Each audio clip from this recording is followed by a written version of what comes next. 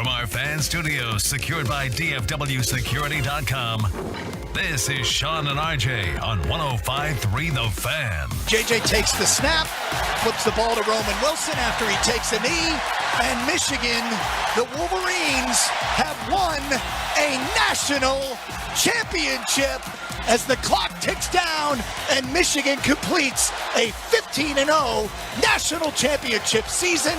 Good morning, Metroplex. That is how we start the live edition of the Tolo Tuesday presentation of Sean and RJ here on your home of the NFC East champs and World Series title winner Texas Rangers. Sean Trafe alongside Ralph James Choppy. We got Peyton and Ryan in the back, and we are live on the Fan Cam, Twitch, and YouTube. And the cheaters get it done. The cheaters got it done. They certainly did. In a very odd game. Like I think there was 3 different times where I thought, okay, that's gonna be a Michigan blowout. It's like, oh, okay, Washington's got a chance. Now it's like, okay, it's gonna be a Michigan blowout. Yeah. The punt fest of a third quarter was very, very disappointing. That was Washington's chance to stay in this and win it. I mean, they had three. They forced Michigan into 3 punts in the third quarter, and they wound up punting 3 times themselves, well, plus the interception. They made the adjustment defending the run. Yeah. Yesterday I said this is going to be about like that Pac-12 stereotype versus Big Ten power.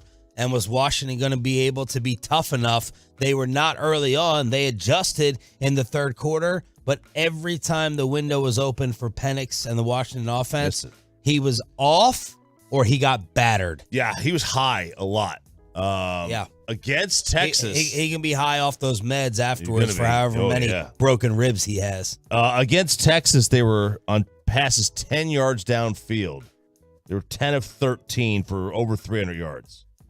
They were 3 of 16 for 70 in this one with 2 picks. So that's a big difference. And he was just off. Michigan's pressure did it sometimes. No 20-yard completion for Washington in the first half. That had not happened under their head coach and that offense. Yeah, and Kalen DeBoer has been there a couple of years, and they've got he only makes $4 million a year, and he's got like this offer on the table. Well, Mike McCarthy would be jealous of that. I know, right? 4.25, so maybe more. But he's got this offer on the table from Washington. But people are like, is he waiting on an NFL job? Is he waiting to leave? That's why he hasn't signed it. Or is he waiting for the national championship to hit and try to get more money? But yeah, whatever they did, offensively, they didn't do it against this Michigan team. They did it against Texas. They didn't do it here. Yep. Penix was just off. He picked a bad night for a bad night. 209 rushing yards for the Wolverines in the first half.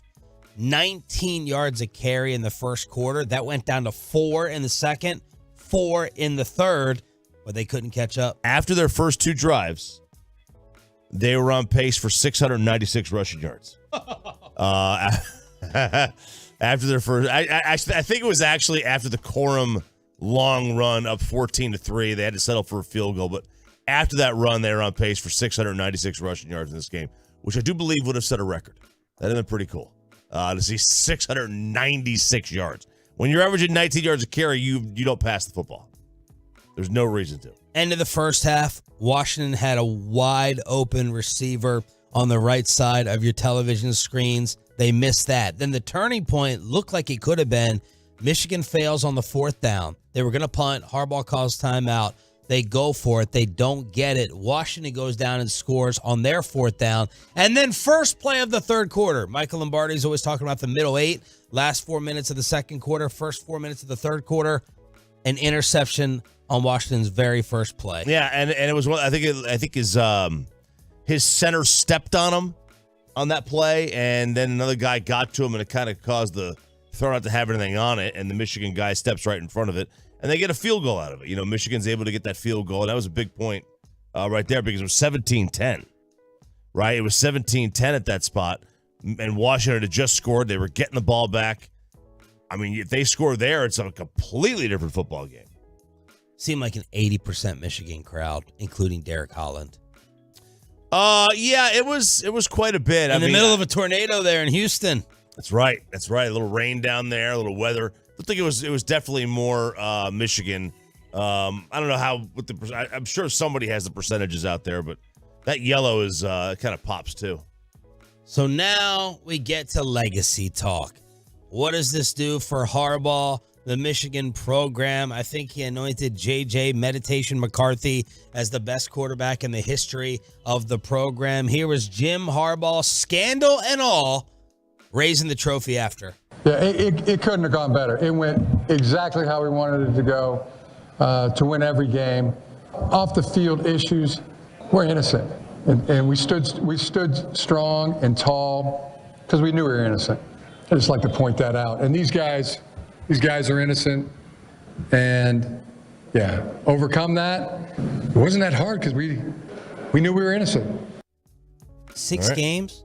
6 games missed for Harbaugh, and they win the national championship. Yeah, now the first 3 were like Bowling Green and UNLV and East Carolina. And then he missed, a couple games down the stretch, including the Ohio State game. 6 games. 6 games. He missed 6 games. You don't miss 6 games for nothing, right? You don't miss 6 games for nothing. It was, look, they could say all they wanted. They were innocent. I mean, they did break the rules. They don't get suspended without doing something wrong. Whether the rule is dumb or not, I do believe it is a dumb rule that you can't advance scout in person. They broke it.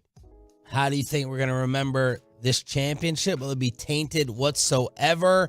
And Jim Harbaugh's legacy now. It won't be tainted because for a couple of reasons. One, we forget about those things. Yeah.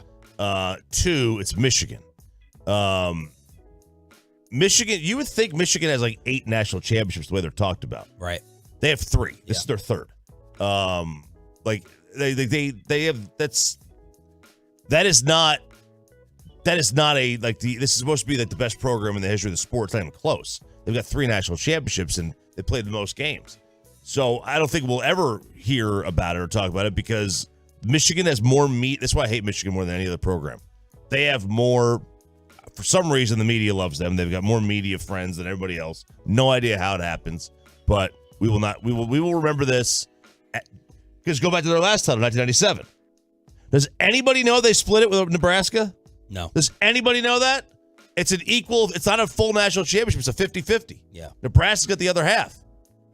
Nobody knows that because it's Michigan. So no, we won't remember the scandal. And Harbaugh? I mean, is Harbaugh gone? Is he going to stick around? But legacy-wise.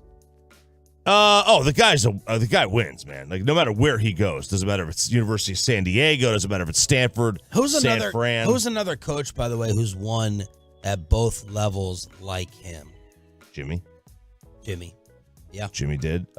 Switzer did. Let's be real. I mean, he won a Super Bowl. Yeah.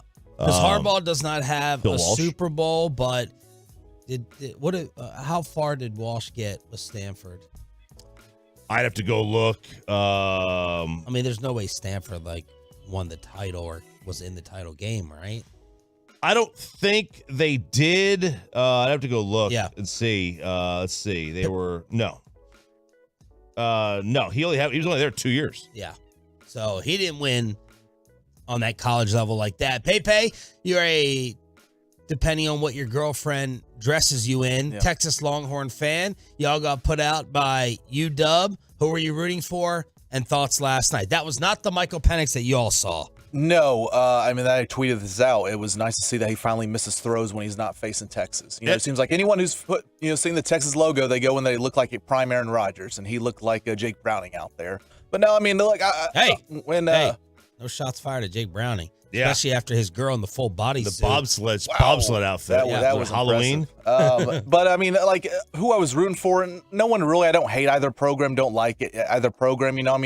Michigan, sure. If they win, it'd be nice because I don't like Ohio State, so it's nice to see their fan base suffer. But in those games, I just root for a heartbreaking finish. I just want one team to get their heart broken. The fan base. But Michigan, was the better team overall year. They proved it, even though their schedule wasn't as powerful as Washington's was. Washington played a much harder schedule, but Michigan was just the better team.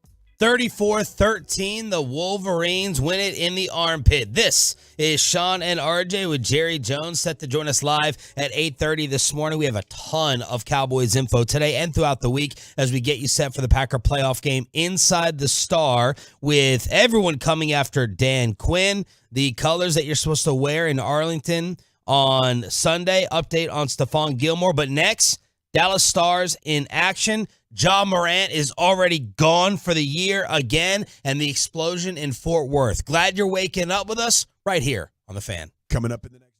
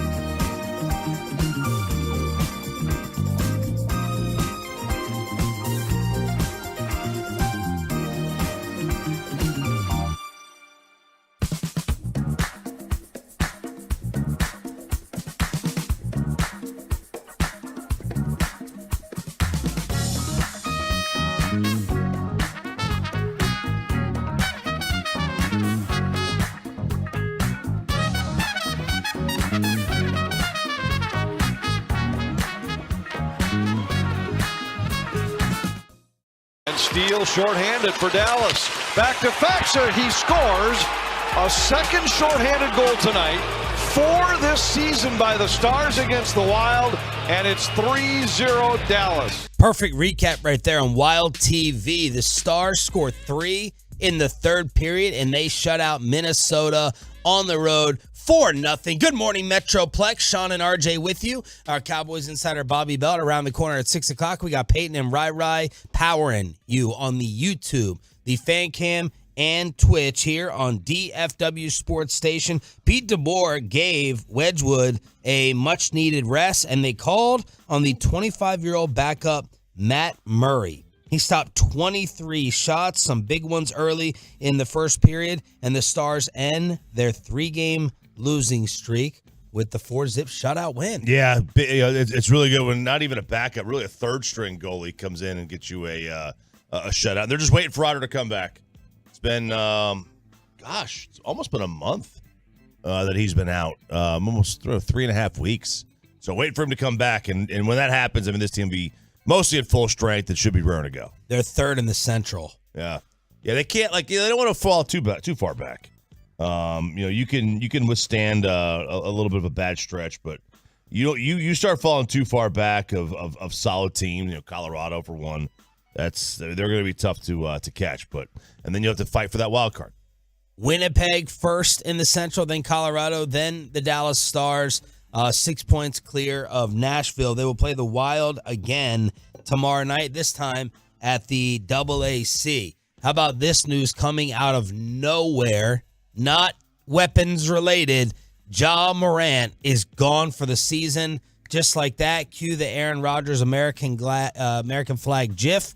But Ja's going to have season-ending shoulder surgery just like that. Underwent an MRI, labral tear, and he's expected to recover for the start of next season. But Ja Morant is gone after his initial 25-game suspension, and they were becoming fun, man.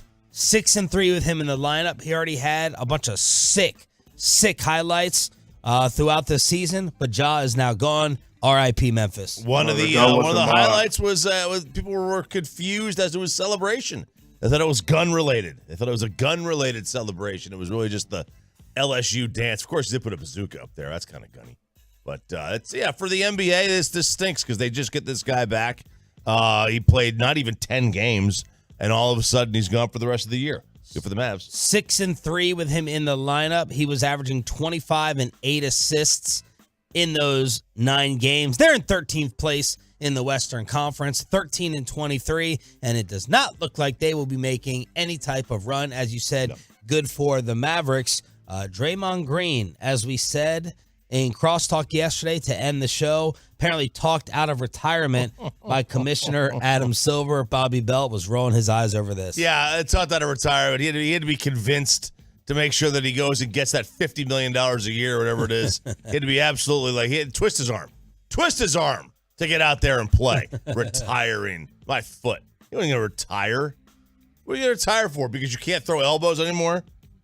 Because Steph's getting banged up. You don't want to come back? Okay. Makes sense. And Golden State, they've been trying to get back into the mix. Them and the Lakers have been struggling throughout this season, but now Draymond missing about 14 games. 14 games, and you said the NBA's design on this worked out perfect. This was designed from the start. They started. It was weird. We didn't hear anything about this for a couple of weeks, and all of a sudden, at the 10-game mark, Draymond says, "I'm getting close. Here we go. We're going towards this rehabilitation and get me back in the league, and we're going to start the process, and I'm going to meet with the commissioner." It was always going to be the 10-game mark. I mean, it was almost a full month, not quite almost.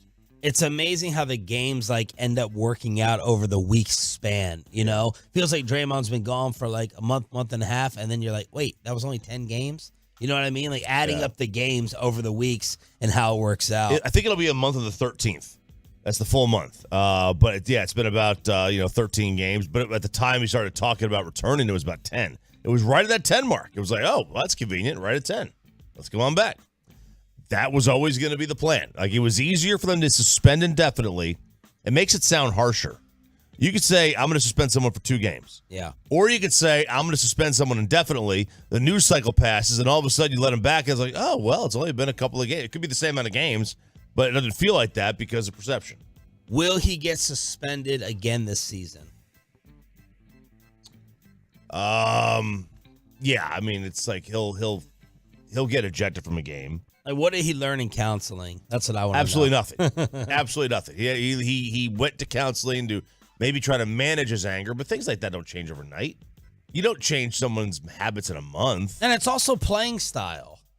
Right. It's playing style. It's like he is like a therapist that fixed Bill Lambier. God, I wouldn't even want to get into that brain.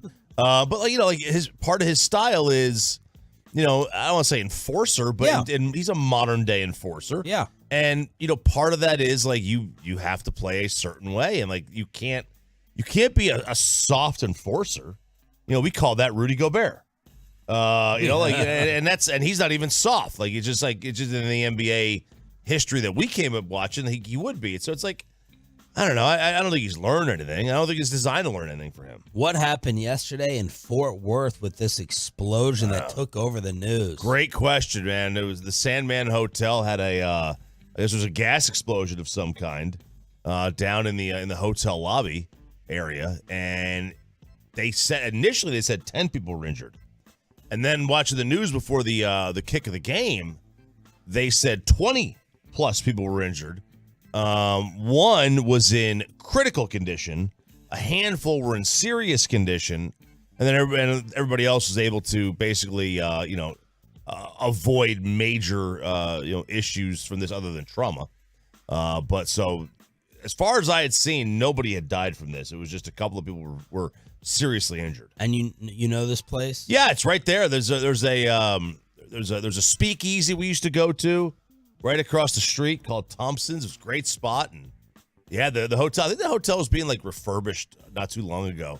But it's it's right downtown there, and it's that quaint little district of Fort Worth. Dude, I'm so paranoid whenever I smell a little bit of gas out of the stove. I don't know if that is exactly what caused this, but when I went home for Christmas, I'm trying to turn on my parents' stove, and it's like, I'm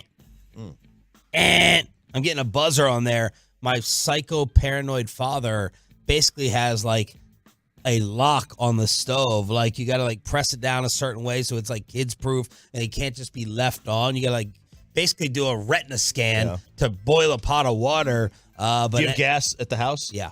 Yeah, I do. It's the only way to go. Only way to go. It's the only way to go. Did you see the video? Unless you get this. I know, right? Did you see the video? I can't remember where it was. It was in another country, but there was it looked like it was fog. No. All right, so it looked like it was. I don't know how old the video is. I just saw it over the weekend, but it looked like it was fog, and these cars were in it, and they thought it was fog too, but it turned out to be a gas leak. Oh my Lord! And the flames just engulfed this entire area. It was so scary, like massive. And then I believe Did you have something on that, Pepe? Were you following along the Fort Worth explosion? I was. I mean, a little bit here and there. I'd never been to the Sandman Hotel or around that area, but I'm sure I've driven by sometime or another. But yeah, I didn't see much on it other than just people really hurt. I was supposed to have drinks there for the concert I skipped out on.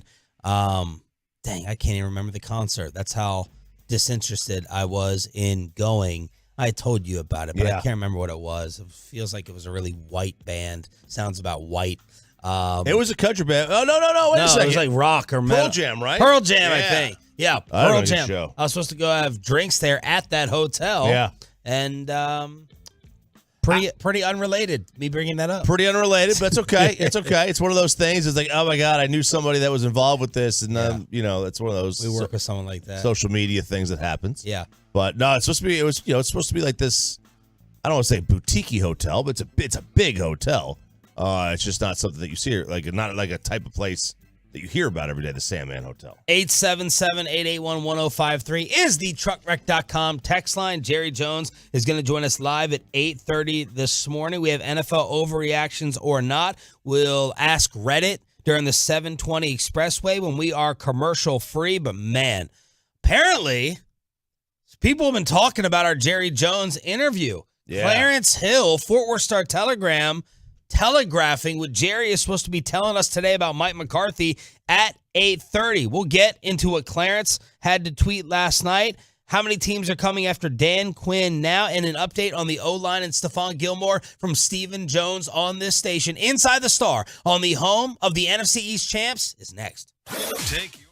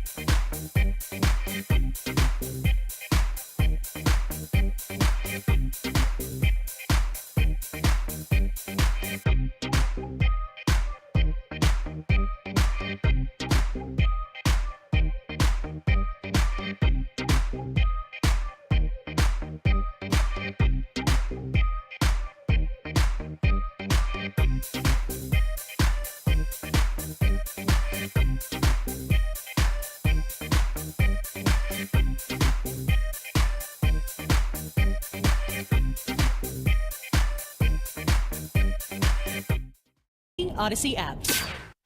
From our fan studios secured by DFWsecurity.com, this is Sean and RJ on 105.3 The Fan. From news and notes to the coaches and players for America's team, let us go inside the stars on 105.3 The Fan.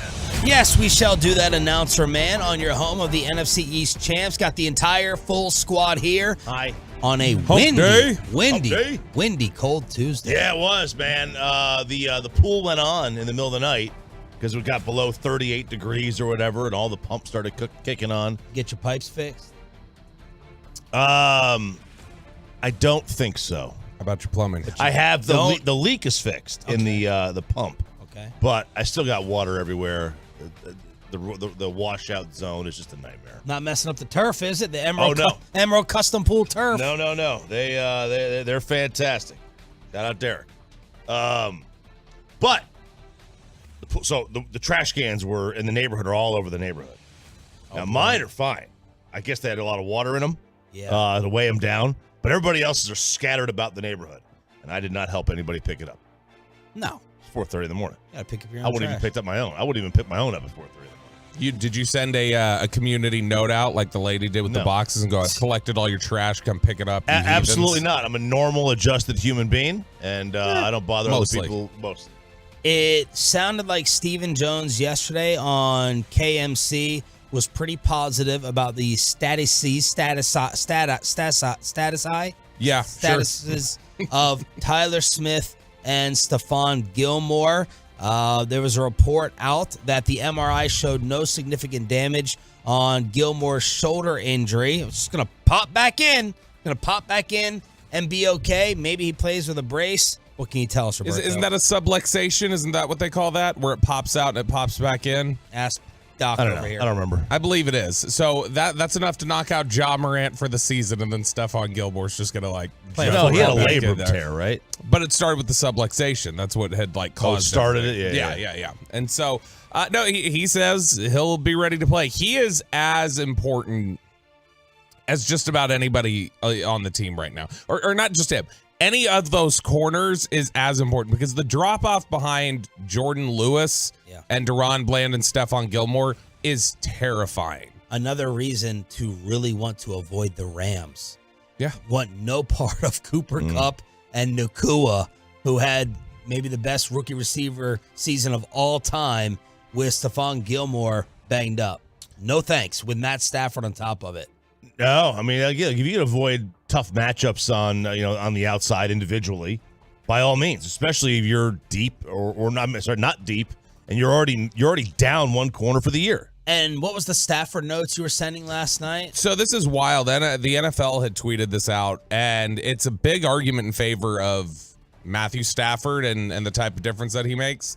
The all-time leading receiver in a Wasn't single tweeted season. by Orlovsky? No, it was not, because it was an actual good point. By the way, I loved that he was getting crushed on social media for his analysis during the Pittsburgh-Baltimore game. He was getting destroyed on Twitter as just he just was nonstop. He's the color analyst. Yeah, he was just getting crushed as he won't shut up. He's got to talk incessantly, and there's no, he doesn't let the game breathe at all. But the NFL had tweeted out this note that I like you on our show. Who is the single season leader in receiving yards in NFL history? It's Calvin Johnson. Who is the last receiver to win the NFL receiving Triple Crown? It's Cooper Kupp. What rookie set the record for receptions and receiving yards? It's Puka Nacua. All three of those guys did that with Matthew Stafford as their quarterback. Someone got on the ball. Yeah. What about Tyler Smith? And, of course, Stephen Jones saying that hopefully the majority of Zach Martin's illness, they were thinking about putting him on a private plane, his own plane, to go ahead and isolate him for the Commanders game. Tyler Smith, we get good. We got the full tear. Tyler Smith should be good. So Tyler Smith is, I think if that was a playoff game they were playing against the Commanders, he plays.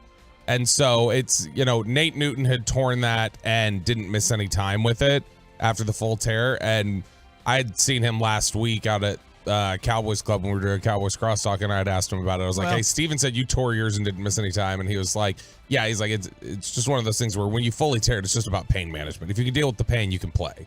And so it's something where they probably were just trying to give him some rest. They felt like they had everything handled against Washington. TJ Bass, Brock Hoffman, they both played really well at the guard spots. I mean, relatively speaking, it was better than Chuma Edoga.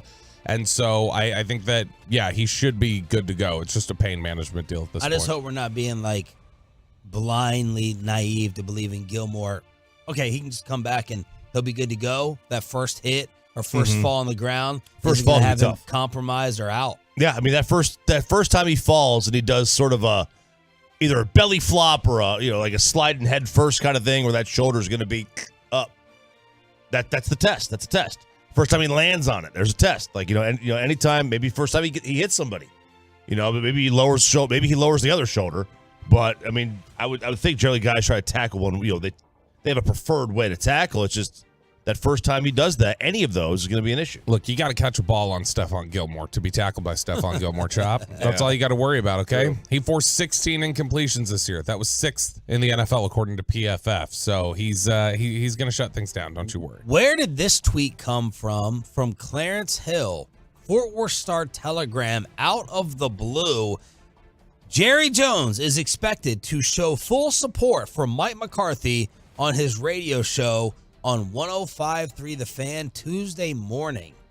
Sounds like he's heard rumblings that Clarence was one of the ones who was reporting heavily on what Jerry had said after the game and pointing to we'll take it a game at a time or we'll see how each game goes or whatever the exact language was Jerry used.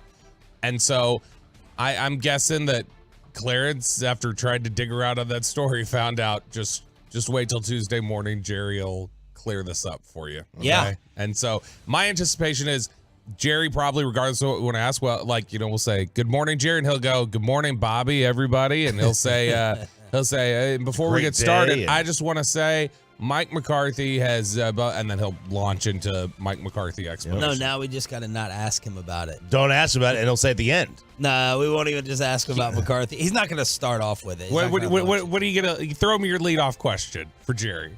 Congratulations on winning the NFC East. Well, thank you, Sean.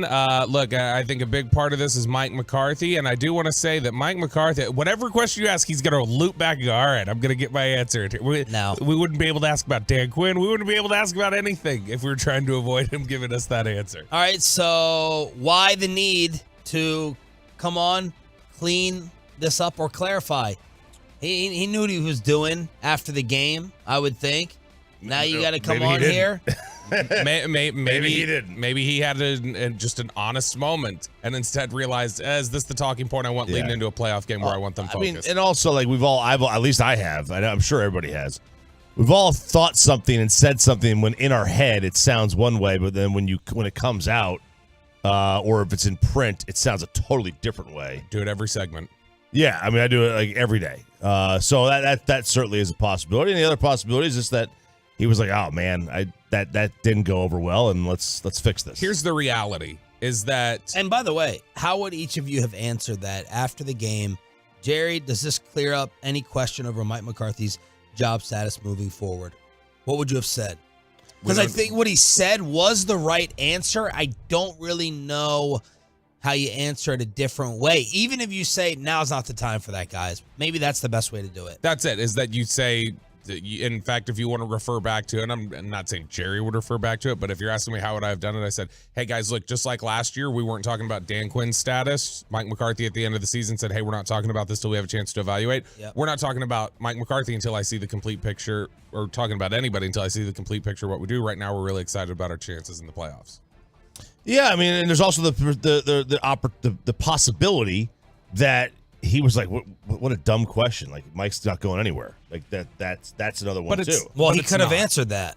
I know you're a master of coming up with the better call chop, but number one, if he was not prepared for that question, that was stupid preparation by all parties.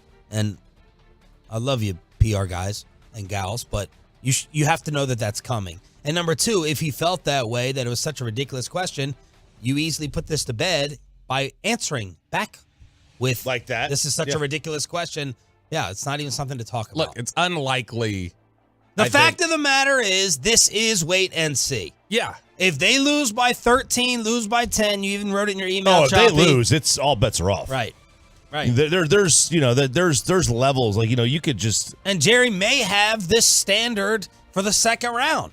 I mean, I'm not going to go to Santa Clara, but I'm mentally booking.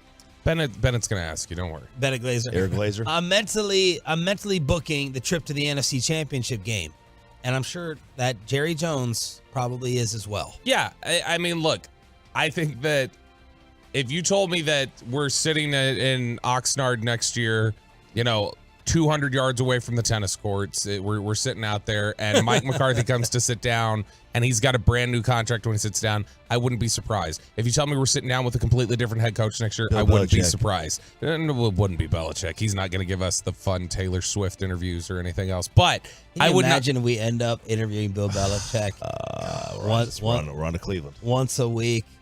I mean, that'd be an awesome thing to be able to tell your friends, but how miserable would that You would have to write down at no less than 25 questions for the 10 minutes. I mean, but realistically, would you not be surprised if next year we're interviewing a different head coach or if we're interviewing McCarthy with a new extension? No, I wouldn't be surprised. I would lean towards him staying. I think it's likely. Yeah, I wouldn't be shocked. I wouldn't be stunned. Sorry, Choppy, I cut you off before. I don't even know what I was saying. Oh, okay. If they lose by 14, I think, if they were to lose by 14 to the Packers, I think we're seriously talking about they lose by 14. I mean, it's like... yeah. And I think it is with the idea in mind of okay, we've got a narrow window here to figure things out with Dan Quinn, and so let's just go. I think that would be the likely scenario to be, all right, clear him out. But then again, if you lose by 14 to the Packers, your defense probably didn't play great either. I don't know that he's gone. It's just you were asking different questions. What I think happened is Jerry made the comments, and then Clarence was a bulldog, and Clarence was like, "You all want to clarify this? You realize you left the door open here." You did not give a full backing, and then someone over there in Frisco said, "Relax, we're gonna address it on Tuesday. He's gonna clear this up." Clarence, that's what happened. Clarence is a bulldog, and Clarence loves to kind of take something and go, "Oh, did you guys see this? Hey," and he likes to point it out. So and a media member, in other words, more than anybody else on that beat, Clarence likes to do that. Oh, and Clarence a troll? No, I'm saying Clarence actually has no fear. Clarence is fearless, is what I'm saying, and it's more than once in his career gotten Jerry to walk up to him and go, "Hey, let's talk about what you were talking about over there." And so it's possible that happened again. 3 teams have put in, that we know of, 3 teams have put in interview requests for Dan Quinn to become their next head coach. The Chargers, the Panthers, and the Commanders. It's not, the Panthers are the one where it's not really like that impressive, right? Because everybody put in for the Panthers. Yeah, the Panthers requested for everybody. The Panthers wrote on their own website, "We have requested 9 interviews," and they threw it all out there. The Chargers is the one I can't get past. Ever since we talked to KJ Wright, and KJ Wright just threw out the Chargers on his own, of I think this is actually, I've never thought Dan was going to leave before. I think he's going to leave, and I think he's going to go to the Chargers. It's like, okay, that's weird. That seems like you know something. Yeah. And so just that connection there, and clearly the Chargers like the way the Cowboys have built things, and they like the system that the Cowboys have used when they brought in Kellen Moore and then let him bring in Doug Nussmeier and kind of use that influence. So the Chargers is the one that I keep looking at and going, I could see that one at this point. And from Kellen Moore's perspective, it makes a lot of sense. If he's going to stay there, he'll be the best case scenario, I think, for him. But that's the job I think everybody wants anyway. At least, I mean, if you're gonna give me a choice between the Chargers, Washington, and Carolina, I'm taking LA every day of the week. I mean, they got a quarterback. Lot of Falcons talk. A lot of big game hunting Atlanta talk when it comes to Harbaugh, when it comes to Belichick. That was coming out yesterday from Albert Breer and others. Yep. Michael Lombardi dropped it on his podcast as well, and he's tight with Belichick. Yep, more smoke around the idea of Belichick going to Atlanta. There's the smoke, obviously, between Belichick and Washington. Then, Florio keeps trying to stir up this Belichick-Dallas thing. Peter He's been King. lighting up my phone, Mike Florio. Come on. Like if you're Bill, you're going to leave New England to go to another place that doesn't have a quarterback? Like Dallas? No. Like the other. I'm like, are we going to get into this fight again? No. Yeah. That's Bobby's out. He's leaving. That's such a pipe dream For Atlanta. For Atlanta, for Washington. You can't Carolina or even Carolina may Who gives him control still? I didn't buy all that yesterday after I heard it. I read from the reporters Bill Belichick is willing to cede control to stay in New England. And then I listened to it. And I'm like, that's just Belichick saying his niceties and whatever he has to get through this press conference. I'm always willing to go ahead and do what's best for the organization. But as Michael Lombardi came on the show and told us, you're going to have to convince him that your opinion and your football knowledge supersedes what he's bringing to the table. I was not buying that yesterday. I'm not going to buy that Bill Belichick is going to sit there in New England after all these years and go, you know what? You make the call. Go ahead. Come in, Scott Pioli. I'm going to go ahead and back off. You know more football than I do, and you analyze this player better than me. I'm not buying it. I still think it's interesting, though, that Florio seems so convinced that could be a possibility, and then Peter King writes in his... Belichick Dallas. Yes, Belichick Dallas. And then Peter King writes similarly like, hey, I think the reason why Jerry used that language he did post-game is because he wants to hold on to this dream of potentially getting Belichick here. So it's like, okay, Peter King especially has long, deep ties to the Cowboys organization. They work together, too. NBC, Football Night in America, the website. More on that at 7 o'clock. Florio said, put me on, and I'm not going there yet. It'll depend if Peyton can book us any other guests tomorrow. Sean, RJ, Bobby, we got Peyton and right here on DFW Sports Station. Bobby was right about the national championship. Was it Jim Harbaugh's last college game? Wink Martindale said, no, I'm not working with Brian Daboll anymore. And my favorite, Angelo Cataldi, the meatball, with more Philly prognostications for the absolute worst. You know we're down for that. That's all next on The Fan. But here's the prognostication.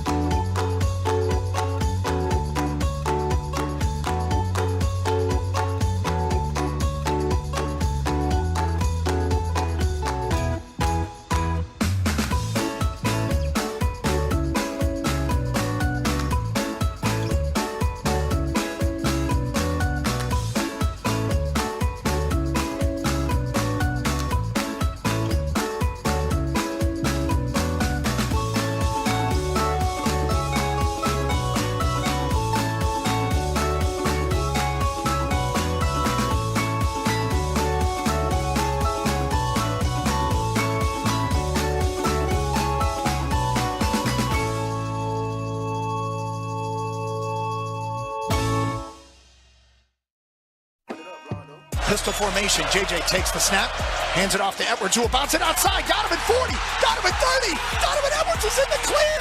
He'll do it again. His second touchdown run of the ball game, this time from 46 yards. And Michigan has taken a 13-3 lead on the second touchdown of the night from the man who was not tripping.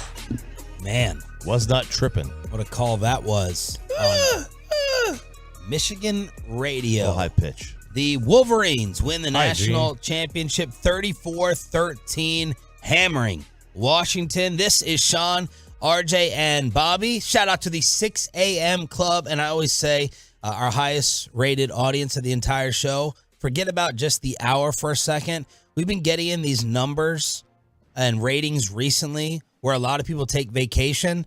The Tolos did not take a vacation from the morning show. So thank y'all. You've been making us number one here over the past few weeks. So we always worry, where's the traffic? No one's out on the road. No one's listening anymore. And then we take phone calls, and they're coming in from Miami and London on the Odyssey app. So thank y'all for not abandoning us, even though you were chilling with the family during the holidays, because the numbers are in, and they are fantastic. So not only shout out to the 6 a.m. club, but those of you who were on holiday break but didn't take a break from the morning show. 877-881-1053, chartrek.com text line. Bobby, you had the prediction correct. I think you and Sandler picked Michigan. Me and Chop picked Washington. And Harbaugh has his college title. Yeah, I know the LSU Joe Burrow, Jamar Chase, Justin Jefferson team was like a really fun one for everybody to watch, and everybody starting to, they want to recreate that and everything else. The last couple years have shown, like, at the college level, it still matters a lot if you've got a really dominant defense, whether you're Georgia or Michigan or whatever else. And Michigan, just from start to finish, everybody can talk about, their soft schedule and they did this and that. The reality is they were the most dominant team in college football throughout the entire year, and they were the best team in college football this year. That defense, I think it was week 8 before they even allowed anybody to take a snap inside the 10-yard line. Like have a goal-to-go situation. They didn't allow one of those for like 8 weeks.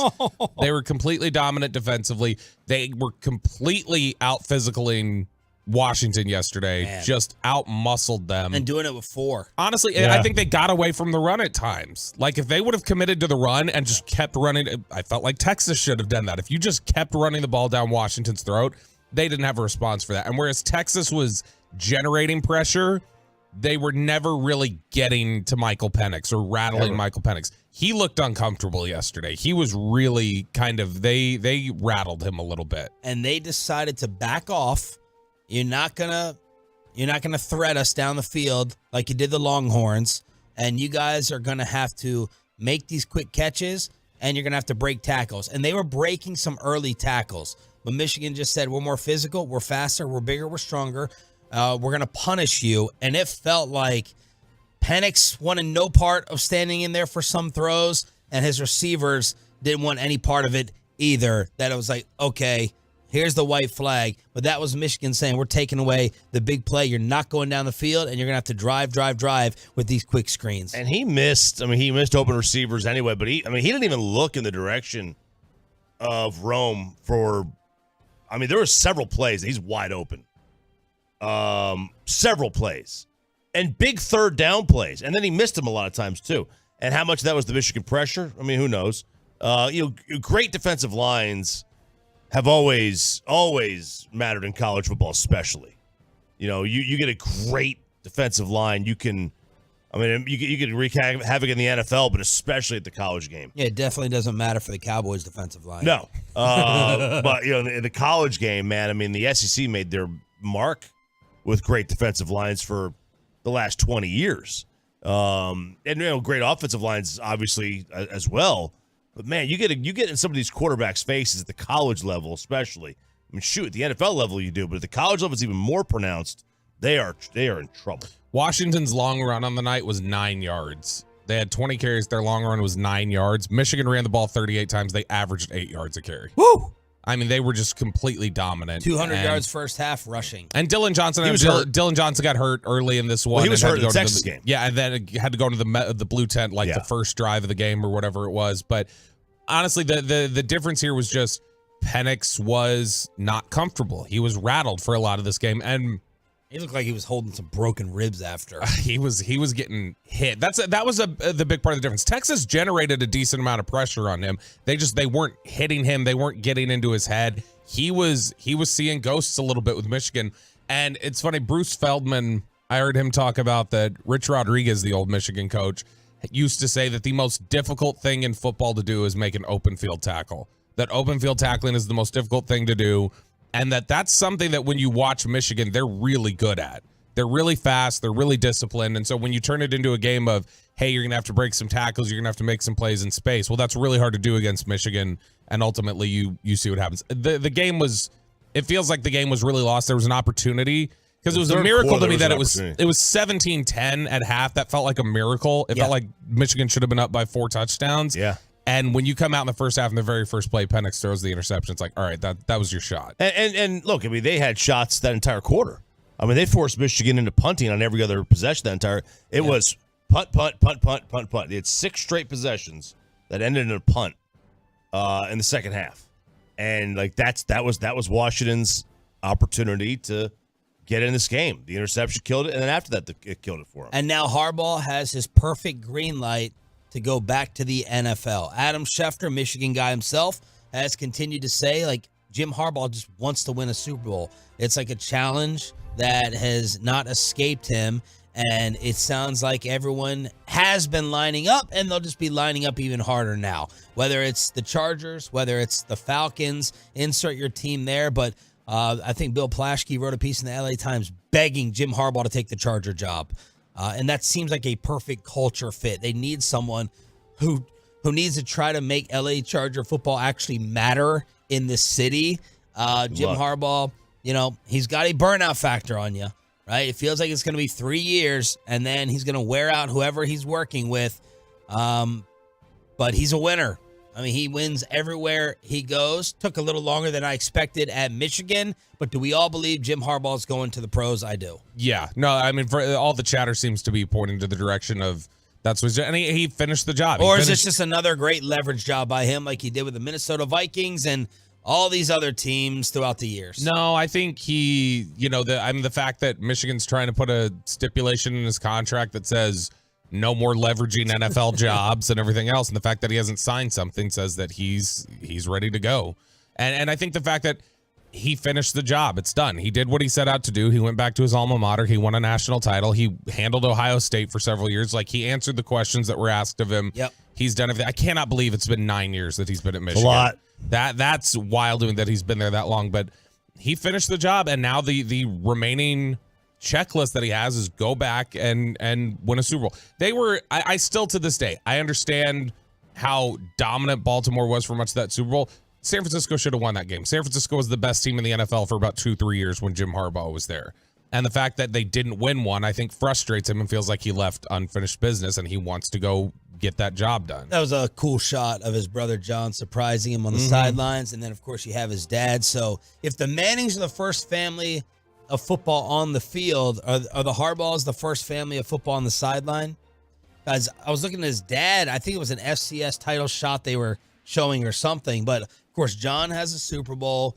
Jim, all the NFL success, national championship, and their pops as well. I'm trying to think of other. Schottenheimers were coaching family that's been around for a long time. I'm trying to. With all due respect, I mean, Buddy, Rex, and Brian hasn't done anything. No, but Buddy, Rex, and Rob, they were. I mean, they've been, they've kind of been tone setters for defensive football for 30 years now. Yeah.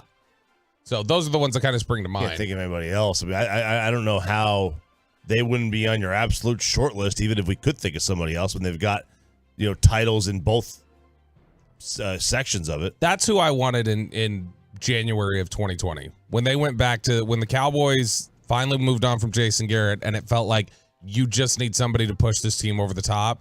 That was who I wanted them to call, was Harbaugh. But that you're right. There's a burnout factor there. There's the same factor that exists with Jimmy. Like, I heard you guys when I was driving in talking about Jimmy being, the model of success between college and pros and what he's done. And the Tolos pointed out, we forgot Pete Carroll. Pete Carroll. Yeah, and Jimmy is... Was that you who texted that in on the fan text? No, but Pete is who I was thinking of driving at Pete and Jimmy. And so Jimmy is somebody who's got that couple of years, burns out, or kind of rubs people the wrong way and has to move on. It's the same sort of thing with Jim Harbaugh. So Harbaugh looking to kind of chase that and finish the job. Chargers would make a lot of sense. That's why I also think, though, that he may be better suited for college because there's no burnout factor in college. Because you recycle the players literally every year now with the transfer portal. You've got a 10-year quarterback, you've got a 7-year wide receiver, you know what I mean? Like there's no burn. But it's about goals, right? Like it's still about his goals of like he wants to win one. He wants to win a Super Bowl. Sure, I mean that's if that is indeed his ultimate goal for sure.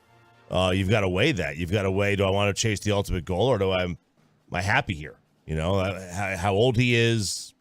I don't even know how old he is. 60. He's 60? He looks a lot older. I think.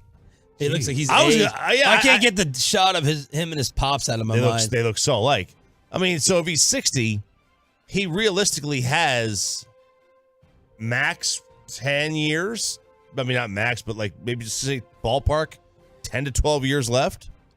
I mean, you've got a short amount of time. If you have a high burnout factor of, from your player standpoint, 4 years, he's going to be done. Is he go back to college for that? Turns out Wink Martindale was burned out by Brian Daboll and the New York Giants. Yesterday during the show, Daboll announced, I expect Wink Martindale, the well-respected longtime defensive coordinator, to come back. And I was like, I thought that they had issues. I thought Wink couldn't stand him. They were arguing, I think, during a Cowboys game. Well, after the show yesterday, the news came out. Wink Martindale is expected to resign. And it's because he and Daboll's relationship is in a bad place. They also got rid of their special teams coordinator and their two brothers who were coaching that came over with Wink from Baltimore. So they cleared out a good amount of his staff. They were ranked 27th overall, and Wink is like, nah, man, I ain't coaching with this dude no more. Which I love. I love the petty of getting Daboll to kind of set aside his ego and go, you know what? Let's bring Wink Martindale back. That's what's best for the team. And he goes, thank you so much. I quit. I'm leaving. I don't want to work with you any longer, and I think I'm out of here. And so this is interesting because when they made the announcement, I saw Diana Rossini, who's got pretty good reporting on the Giants, has before. I thought she was missing lately, like Penix. Well, not with the Giants. Giants she's hit on, and she quote tweeted one of those reports and said, like, this is where it stands for now. We'll see where things are at the end of the day. It's like, okay, that's kind of odd. I mean, if Daboll says he's back, but Wink Martindale was like, no, thank you. I think I'll go look for another job. They must not like each other. And this was a bad year for him. There was the issue with who was it? Xavier McKinney, the safety, who basically was like, these coaches don't listen to us. They don't listen to our input. Yeah. And they had issues all year outside of just the coaching staff. Saquon also said, I'm skipping the end of season meetings. I'm not going in. They know how to find me because he's looking at the franchise tag, staring him in the face again. He goes, he's obviously pissed off about it and disgusted. He's like, if you're going to do it, don't make me wait till the final day. I'm out. So what a different feeling compared to last year at this time in New York. Absolutely. They were riding high last year. Jimmy Kimmel has responded to Pat McAfee and Aaron Rodgers. Bobby's already rolling his eyes. Let's see how worked up you get over this next. Let's get you over to K-Post.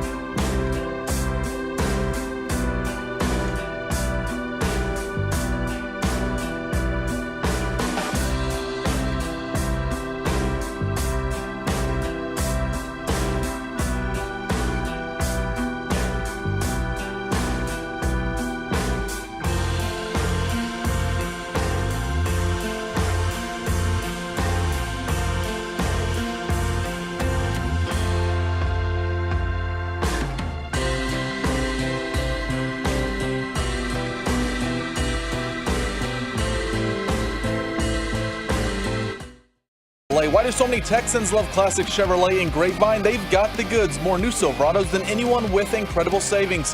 Why go anywhere else? Go see them today or visit ClassicChevrolet.com. This is Texas. This is Classic Chevrolet. Relax, enjoy the difference, and find new roads. Another national reporter is suggesting Bill Belichick to the Cowboys. Oh, no. A very well-respected one. We'll bring you that at 7 o'clock. My guy, shut up.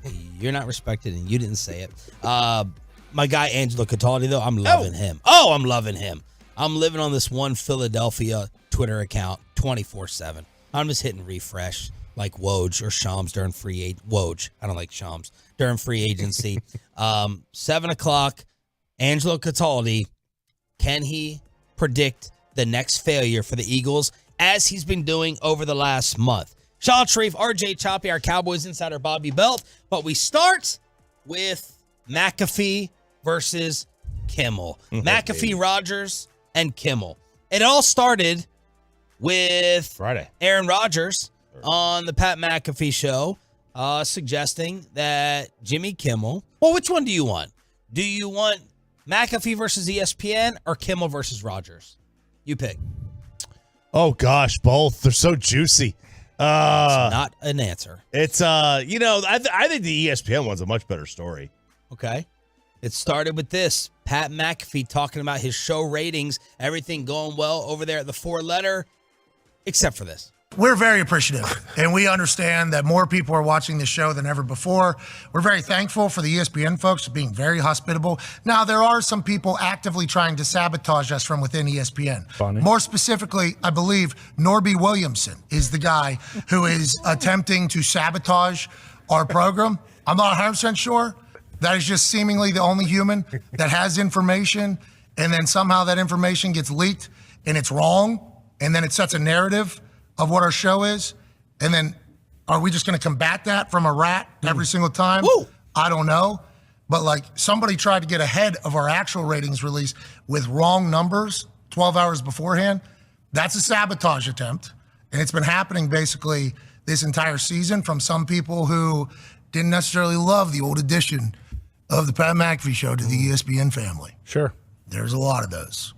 We've heard them anonymously quoted in the Washington Post, in the New York Post, in the New York Times, in the LA Times, in Wall Street Journal. And they're never like, yeah, love the show. This is awesome. It's always like little things to try to tear us down. So even with the enemy within our own camp, somebody that I don't like that guy. That guy left me in his office for 45 minutes, no-showed me in 2018. So this guy has had zero respect for me. And in return, same thing back to him. Wow. Damn good. He named names. Hop sings. Then called him a rat. Woo. And look, he's 100% believable here. Oh, yeah. There are definitely people at ESPN who are just dirty anyway, but probably don't like his show for a number of reasons. Part of not least of which is that his brand is bigger than ESPN's, and they don't like that. Norby was one of the first to say, we don't want SportsCenter anchors with personality. You Dan Patrick's, you guys get out. Craig Kilborn's out. Oberman out. I think he used to fight with Stuart Scott. He fought with. Who fights with Stuart Scott? He fought with Bill Simmons. Yep. Everyone fights with Bill Simmons. So everybody fights with Bill Simmons. So he spearheaded the, hey, listen, tell me what's the difference between, I still to this day don't know the difference between Neil Everett and Stan Barrett. Okay? No, Neil Everett's good. I do like Neil Everett. But it's like the difference between Joe Trahan and Joe Trahan. Right. Their name is kind of the same. Yeah. Short first name, same basic last name. Totally agree. I don't know the difference. They were the LA Sports Center. I don't know which one's which. They're not even the same race. I still don't know which one's which. If Matt Berry came back and walked through the stadium for Sunday's playoff game, would he get stopped? Would people really recognize him? I think golf fans would. Yeah. Because he's on all the golf It's coverage. not, the point is, a Sports Center anchor, you're just a reporter now, basically. This is what I tell you right here, what a jackass Norby is. Have you met him? You know him? met him once. I didn't have a problem with him. I'm just saying, like, but the people obviously do. He looks like his name is Norby. Yeah, like he was a male kid who worked his way all the way up. It's a great story. He started there as a he's male been guy. there 4 years. I mean, he's definitely a male story. guy. So I have nothing. I don't know anything about him, but like I do know like that the people apparently don't like him. This is how bad he is. Jamel Hill came to the defense of Pat McAfee. That is, I mean, those two were not on your bingo card together, like fighting the fight. So ESPN tried to news dump this on Friday with their response. Well, I'm getting my stories mixed up. They actually news dumped the response between Rodgers and Kimmel, saying what Rodgers said was dumb. But then after all this backlash, ESPN said, hey, no one wants the company to do better than Norby.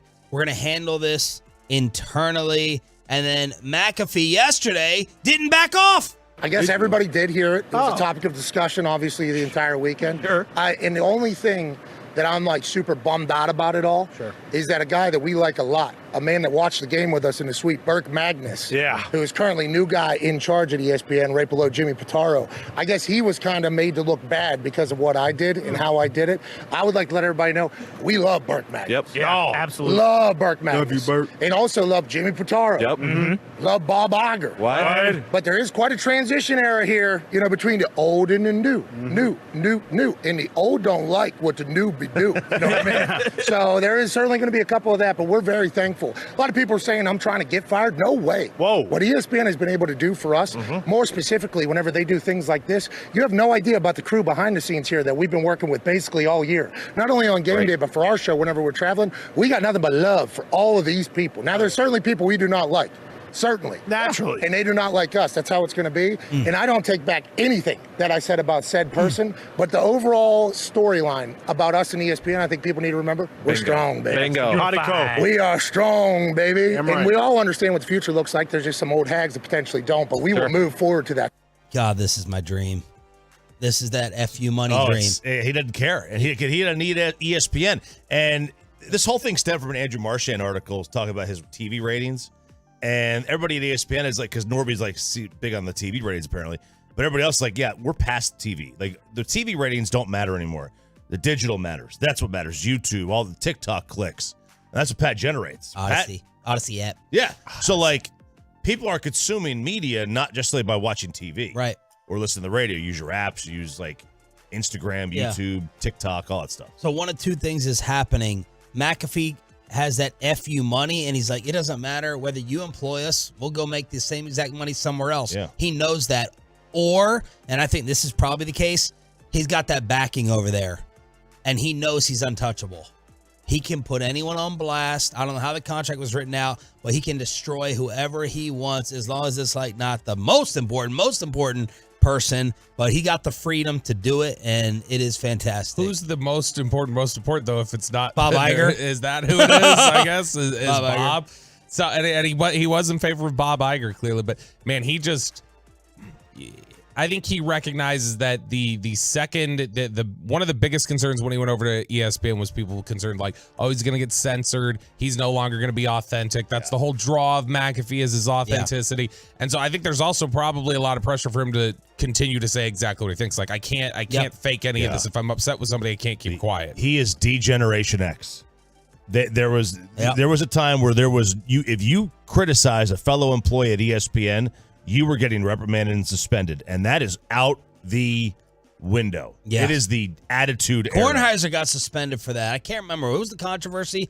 He talked about a female coworker, and he got in trouble. Anyway, we got to move on. Jimmy Kimmel responded last night. Who was it? Hannah Storm. My girl Hannah. He said her outfit was horrifying and that she looked like something like he said she looked like packaged sausage or something. I think you should get that actually correct, the quote. Not just some type of... hold on. I'll find the exact quote. You keep going. Encased meat. So, Aaron Rodgers went on McAfee and suggested that Jimmy Kimmel could be on the Epstein list. He was not.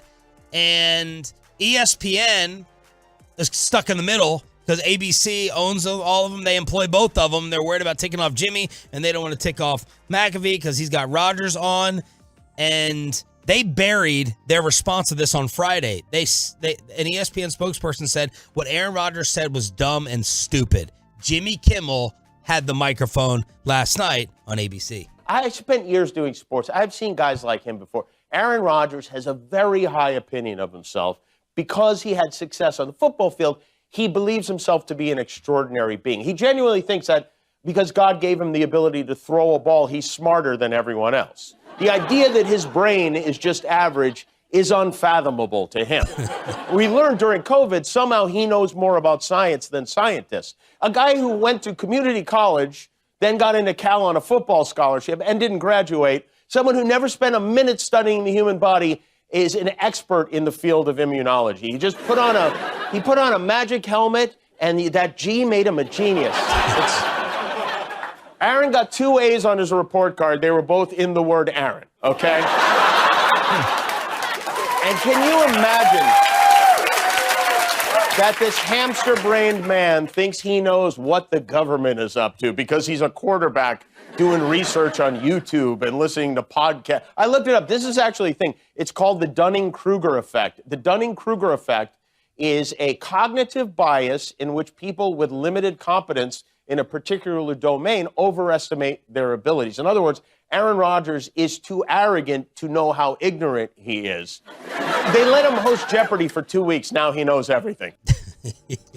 Okay, the 2 A's in a report card is a great line. It's a great line. There were some good lines in there. The G, the Packer reference, the Packer helmet. G, it's a great line. You know, one of the jokes, I mean, that joke was perfect in 2021. But in 2024, we do know that Aaron knew more than the scientists. Here we go. A lot of things. Here we go. Would you like to specify? I think I said what I said. Go ahead. I think I said. Come on, McAfee. I think you could take that how you want to take that. Yeah. No, look, here's the deal. They're both insufferable. Like, I can't stand Rodgers. I can't stand Kimmel. They're Right. both irritating. They're both self-important bleep holes. I can't stand them. And Rodgers, while lecturing the New York Jets yesterday, they're like, what needs to change around here? He goes, the distractions.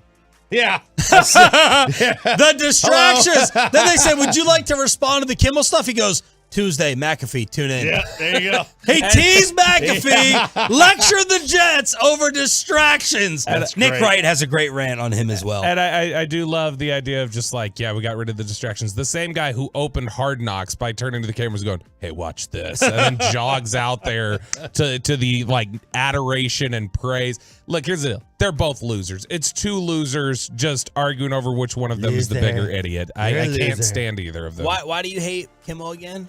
Because Kimmel became such a self-important, like, I've got a platform and I must use it to lecture society. It's like, no, you're Like a some late-night people comic. Like some people we worked with. Worked? You want a McAfee here? You want your McAfee? You want your Norby moment? I'm clarifying what you said. What's your Norby moment here, Roberto? All right, so there it is. An action-packed first 90 minutes. Jerry Jones at 8:30. We have two reporters now. Two national reporters suggesting that Jerry would be interested in Bill Belichick if things go wrong around here. And the great meatball, Angelo Cataldi, with the next filthy forecast, plus your chance to hang out with the World Series trophy tonight with all of us next. But let me go.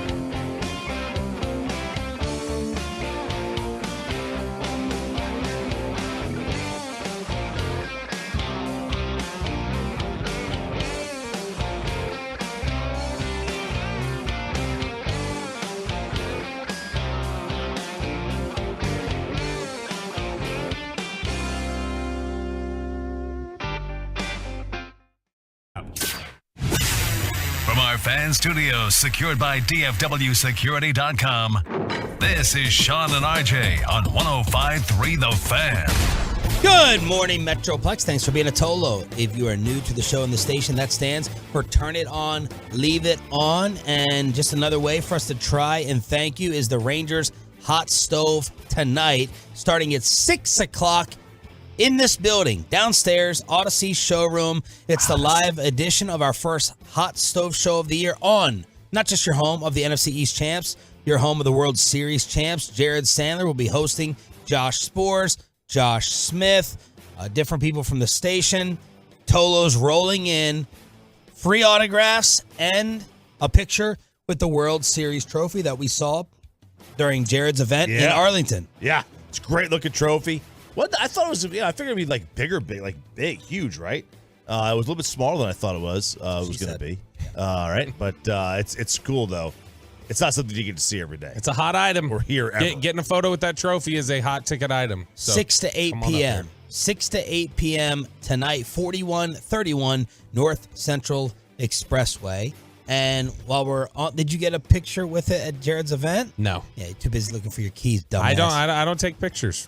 Remember? That's my thing. I don't take pictures with trophies, with people, nothing. I thought your therapist was trying to fix that. I'm just telling you what, at the time, I did not take pictures. 3 weeks ago. Yes, exactly. Yes. Or a month ago, whatever it was. Rangers, Amazon happening? Well, there you go. That was the hope. That was the hope, but the Rangers were almost going to be on Amazon, but Major League Baseball rejected it. Maybe not just the Rangers, but what happened was Amazon had a $150 million bid to try and bail out Diamond Sports. That is the subsidiary of Sinclair Broadcasting, who is in charge of Bally. Now, they tried to come to their rescue. They offered about $150 million in the company, and they were going to take over streaming for the 11 teams it carries, including the Rangers, Braves, Cardinals, yada, yada, yada. But Rob Manfred came in and said, nope. They said Amazon wanted a streaming deal for more than a year. Basically, what happened was Amazon was trying to get into Major League Baseball without going through Major League Baseball, which that was never going to happen. Imagine if Amazon went to Fox and said, hey, Fox, we will stream all your NFL games for you without going through the NFL. The NFL would never allow that. And the same thing happened here. So maybe they cut a deal on the side with Major League Baseball. MLB, though, there's still this hearing still to come, and we don't know what's going to come out of that, but MLB hopes is that, they will accept a reduced number, or Diamond Sports hopes MLB accepts a reduced number for these teams, and we'll still be able to watch the games. Otherwise, MLB just takes them over. Please, because I need the Rangers to start signing people that aren't just former Tommy John, like patients. Well, instead of getting $100 million, you may get 30. You get a Blake Snell tie-in or domino effect here?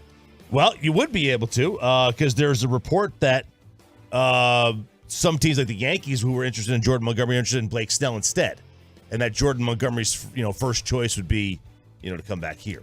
Of course, his wife is in Boston doing her residency. He's got the free barbecue offer here from Hurtado. He does. That's Absolutely. worth it right there. That's worth its weight in gold. There you go. But obviously the situation at home is she may be like, hey, dude, you need to sign with the Red Sox if they want to sign you, because I'm here. I'm working here. She ain't going anywhere. But then just imagine days like this multiplied in Boston, because this is an unbearable morning in terms of wind and cold. And then just imagine that in Boston there. Oh, yeah, the wintertime? Yeah. But he's already there. Like, there? He went there and he decided, hey, it's getting to fall and winter. Let's go to Boston. Like, what? No, you go to Miami. You go to Phoenix. You go to Texas. You go to Nevada. You don't go to Boston. I just really hope the closest analogy I keep coming up with for this is, like, I just really hope the Jordan Montgomery situation is not Jalen Brunson for the Rangers, where it's like one of those things where it's like, is he really worth it though? It's like, well, he's been pretty good. Like, when you look over his history, he's actually been pretty good. And are you overthinking this a little bit? Just like the Mavericks probably overthought Jalen Brunson a little bit. All right, we have a second report and story now. The first one came from Mike Florio on this show. As a lot of times when Florio speaks, Kevin Hagelin and others just immediately dismiss it. Headline porn, you're trying to get clicks. Well, then yesterday, Peter King also mentioned the possibility of Bill Belichick with the Dallas Cowboys. And Bobby sent this over from his Monday morning column. Yep, this is the Football Morning in America column, and it's during his section, like his things he thinks, and he was talking about Jerry Jones and the Jerry Jones statement that we talked about after the game, where Jerry said, like, hey, let's take things one week at a time. And so, guys, I think when Jerry Jones was asked about the future of head coach Mike McCarthy and said, we'll see how each game goes in the playoffs, when I read that, my first thought was that Jones wants insurance in case Dallas has an embarrassing end to its season. Nothing new. We've been hearing that consistently now for the last several days. That's the report that's getting out there. But then he finished it and said, second thought, Jones wants a shot at Bill Belichick. And Peter King's not one typically to throw something out there with at least a thought that, hey, this is a possibility. And he must know, and we've heard it. Broadus has mentioned it before, that Jerry and Bill Belichick have a really high level of respect for each other. I still would think, I think that might be a net negative addition when you look at what I think the dominoes that would fall behind it. I think you'd lose some people who just say, okay, I don't know that this is the organizational structure I want to work in. And I think that would not be beneficial to the Cowboys. Interesting turn of events by you. We also had this big text message debate with Sandler, and he was like, oh, I think, Mike Tomlin, is he really not a better coach than Belichick? And I'm like, how so? And he goes, well, Tomlin lost his quarterback, and they still have 10-win seasons. And I said, all right, everyone answer this. You got one game to decide your life, same talent. Would you rather have Belichick coaching the game or Tomlin? I would pick Belichick because I just think he's more football smart than everybody else. The problem, I think, with Bill, there's two problems. One, personnel. Two, him over an entire season or seasons, right? He needs Matthew Slater type guys. He needs guys who aren't going to do your job, guys. Be fun. He sucks the fun out of it, it seems. So I'd be worried about that just as much as him picking the personnel. But what do you make of Peter King now dropping this in addition to Florio?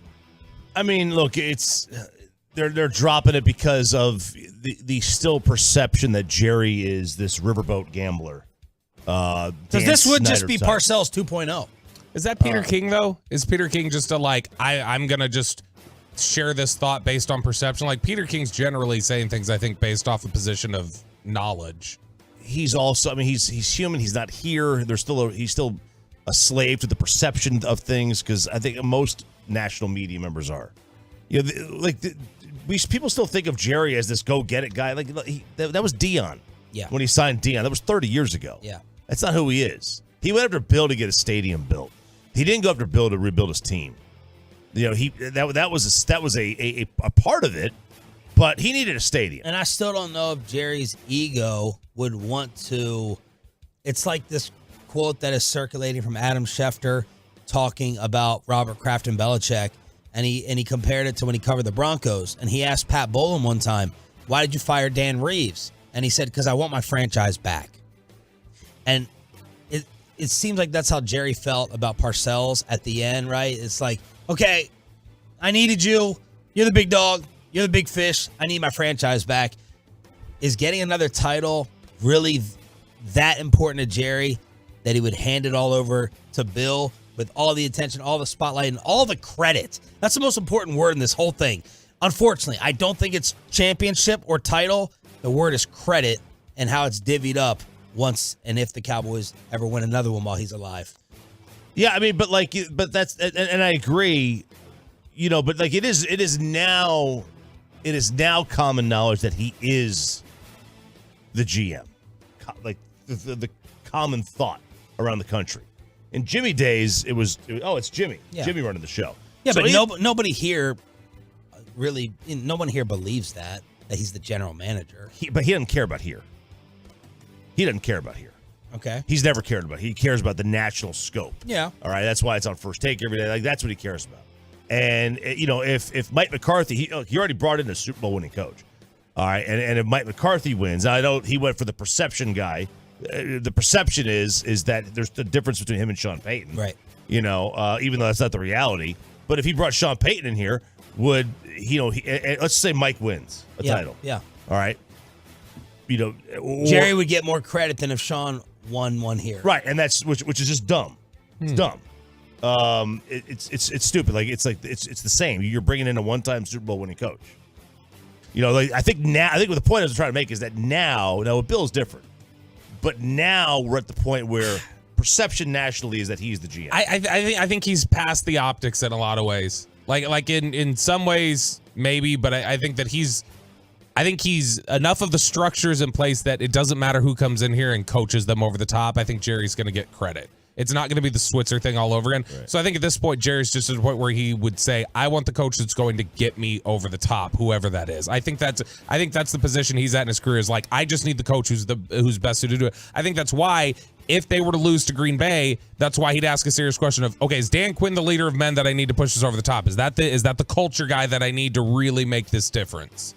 Is there enough of a belief that Dak is in control of the offense on his own that I don't need McCarthy here to oversee it? I need somebody who's going to push over the rest of the 52 guys. And Clarence Hill passing along the note to us, which I appreciate that he did, that Jerry Jones is expected to clarify the status of Mike McCarthy at 8:30 this morning on this very program. Well, so we'll talk to Jerry about that and these three teams coming after Dan Quinn, with the Commanders, Chargers, and Panthers putting in the interview requests. Also last night. Trying to get it back to Hunt, but that pass is intercepted. And Steele shorthanded for Dallas. Back to Faxer. He scores a second shorthanded goal tonight. 4 this season by the Stars against the Wild, and it's 3-0 Dallas. Wild TV with the call. 4-0 Stars. The Wild went on 6 power plays, and it was the Stars who scored on 2 of them shorthanded. That's 4 shorthanded goals that the Stars have scored against Minnesota this year. They're now second in the league with 9 of them. And Jason Robertson, and you can get these types of nuggets on the Spits and Suds podcast. Spits and Suds. Jason Robertson quietly starting to put up the point totals after the tremendous season last year. Over the last 10 games, Robo has 13 points, 5 goals, 8 assists, and since the end of November, 20 points in 17 games. They get the shutout win with another backup goalie in Matt Murray. Murray had 23. He stopped 23 shots and some big shots early in this one. They'll take on Minnesota again tomorrow night at home. Yeah, and hopefully Otter comes back soon. It's been, almost about a month that he's been out. Hopefully he comes back soon. They got to keep pace. They've got Winnipeg and Colorado ahead of them. Winnipeg's won 6 in a row. There's a couple of teams in the West. Here comes Edmonton. They've won like 7 straight. They had an awful start to their season. They're getting back into the playoff contention. You don't fall too far behind Winnipeg. Ja Morant out for the season, just like that, with a shoulder issue. Yep, he has a torn labrum. He had a shoulder subluxation, which is the dislocation, and then I guess the pop back in, but he tore his labrum apparently in the process. So he is done for the season. In for 9 games, played really well. Named Western Conference Player of the Week, his first week back. Everybody's feeling so great about what Memphis could potentially do to build momentum, and then just like that, he's out the door again with a season-ending injury. The most accurate, filthy forecaster. He's predicted all the doom, the gloom, the misery, the outrage in Philadelphia for the Eagles. And he's come out with his next prediction for what is going to happen. I did? For Eagles Buccaneers. The biggest meatball of them all, RJ's overreactions or not, plus Ask Reddit during the commercial-free expressway after this. Let's get you over to BetterHelp.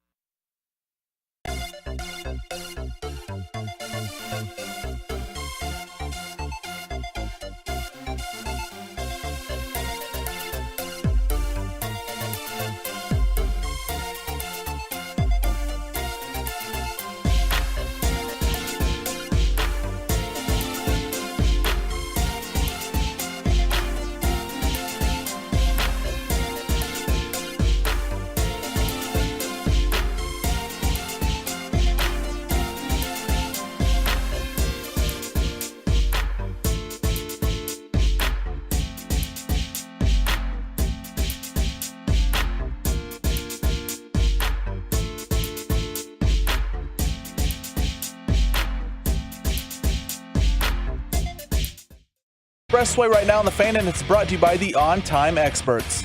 RJ's NFL overreactions or not. We got the playoff and the non-playoff edition. Jerry Jones coming up live at 8:30 and Ask Reddit, the popular Tuesday staple during the Expressway, where we are commercial-free here on Sean, RJ, and Bobby. Thanks for being a Tolo. That stands for Turn It On, Leave It On. But first, the very latest from my new favorite.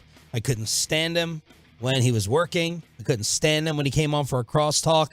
But Angelo Cataldi, who apparently people over in Frisco miss, asking. People love him. People over with the Cowboys. I was talking to some people with the Cowboys, and they were like, "Oh man, when Angelo would do the spine segment, they're like, that was great. The Angelo meltdown was always fun." I got a special message. I think I can say it from Shy Jr. saying, "Always love the spy segment on a Cowboys Monday." So it's entertaining. Hit me up with that yesterday. Peyton responsible for a lot of that audio, but Angelo Cataldi retired from WIP, still doing some podcasts here and there, and he has been predicting. Can't give it up.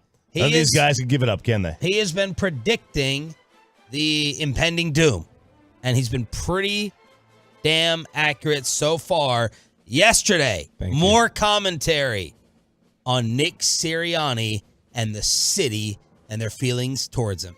If they bring Sirianni back, no matter who they dress up around him, they're screwed. He has lost the city and most likely the locker room. He has to go. I don't even think he can survive a win on Monday night and a slaughter the next week against a great team, one of the great teams. I don't even think then, Dan, that he could get through this. He doesn't know how to coach. If he had any idea how to coach, he would have done something about this.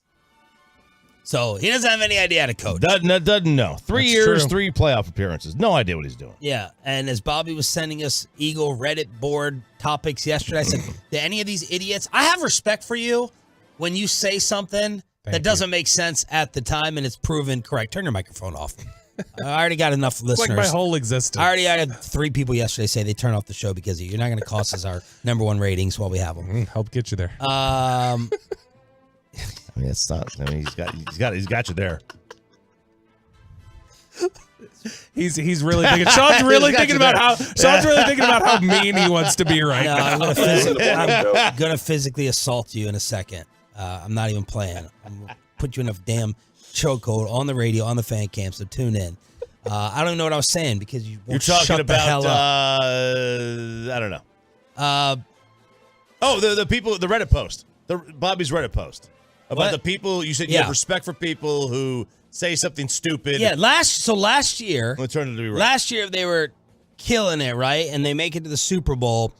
And if these Eagle fans were like, I'm not liking that, you would have sounded dumb at the time. You would have looked brilliant today. They did sound dumb last year. They were saying that they hated their #1 ranked defensive coordinator. Right. So they did sound dumb last time. Like, if they fire him, that is, the blood of Nick Sirianni is on the fan base, and more importantly, on the idiots in the media there who are just trying to make a name for themselves. So Angelo is saying even if they win round 1, get killed in round 2, he thinks he's gone. What happens in Filthy if they actually lose Monday against Tampa? But the real story, I was in the city today. A cloud is hovering over the city of Philadelphia now, as we brace for one last embarrassment next Monday night against Tampa. And when that happens, and I see no way it cannot happen based on the defensive performance against the Giants in the first half. When that happens, put on a helmet because it's going to be a contact sport around here for a few weeks. I'm telling you, Dan, I have never seen a coach lose the support of a city faster or more spectacularly than Nick Sirianni has in the past 2 months. I've never seen it. It's unprecedented. They're now calling what we're witnessing right now with this Eagles team from 10-1 to this, 10-1 to this. The worst collapse in Philadelphia sports history since 1964, when the Phillies blew a 6.5 game lead with 10 to go. Woo! Yeah, listen, there's a reason that you've never seen this before is because it's insane. And that's the bottom line. The bottom line is that it's insane. Now, the collapse or the talk of running the talk of running him. Yeah, Michael Lombardi yesterday was like, they're not fired. He dismissed it as crazy. If they lose to Tampa, I don't know. I don't know what will happen. I don't know what will happen. I know what should happen. I don't know what will happen. That is. But let me counter back. Let me play devil's advocate. How do you explain what happened here? How do you explain what happened with an all-time collapse? No team in NFL history has ever done this. And how does that not fall at the feet of Sirianni? What happened, RJ Choppy, to the 2023 Philadelphia Eagles? And how does Nick Sirianni not have blood on it? It may fall on him. At least in part, it absolutely may fall on him, but does that justify running a guy who's made the playoffs every year? Now, I guess you could say, because you could easily next year, right? If they started like 1-3, he would be gone. He'd be gone to start off, and they're like, we don't even want to introduce that possibility to start off next season with a win-now situation. Right. Now, if Howie Roseman was truly an analytical guy, he would say, okay, he would look at it from the standpoint of, all right, when we were 10-1, we were really 7-3, 8-3, based on the Pythagorean theorem that all these GMs use of point differential, or we were really 7, whatever it is, right? So he would look at it and say, all right, the collapse wasn't really a collapse. It was just a regression of the mean because we were never a 10-1 football team. If Howie truly buys in to the analytical stuff that he preaches, that's what he would say. That's how he would recognize they finished with the record they should have had all along, based on how they were getting a little bit lucky in some of these games. The quickest way to get fired in the National Football League as a head coach is you oversee a cancerous culture. And if Philly's culture has turned south, it does not matter what he's done for the previous 3 years. Your record of success means nothing. If you turn a culture into a cancerous one, NFL teams will fire you so fast. And if in 6 weeks they've lost that locker room, he's going to get fired if that happened. So that was Angelo. From Jacobs Sports. He's been calling everything right so far, and he says it is impending doom. It will be over for Coach Raccoon. RJ Choppy with his other NFL overreactions or not. You want playoff teams or non-playoff teams? Let's go playoff. All right. Talk about the ones that matter. Mike McCarthy has to win this week to keep his job. Not an overreaction.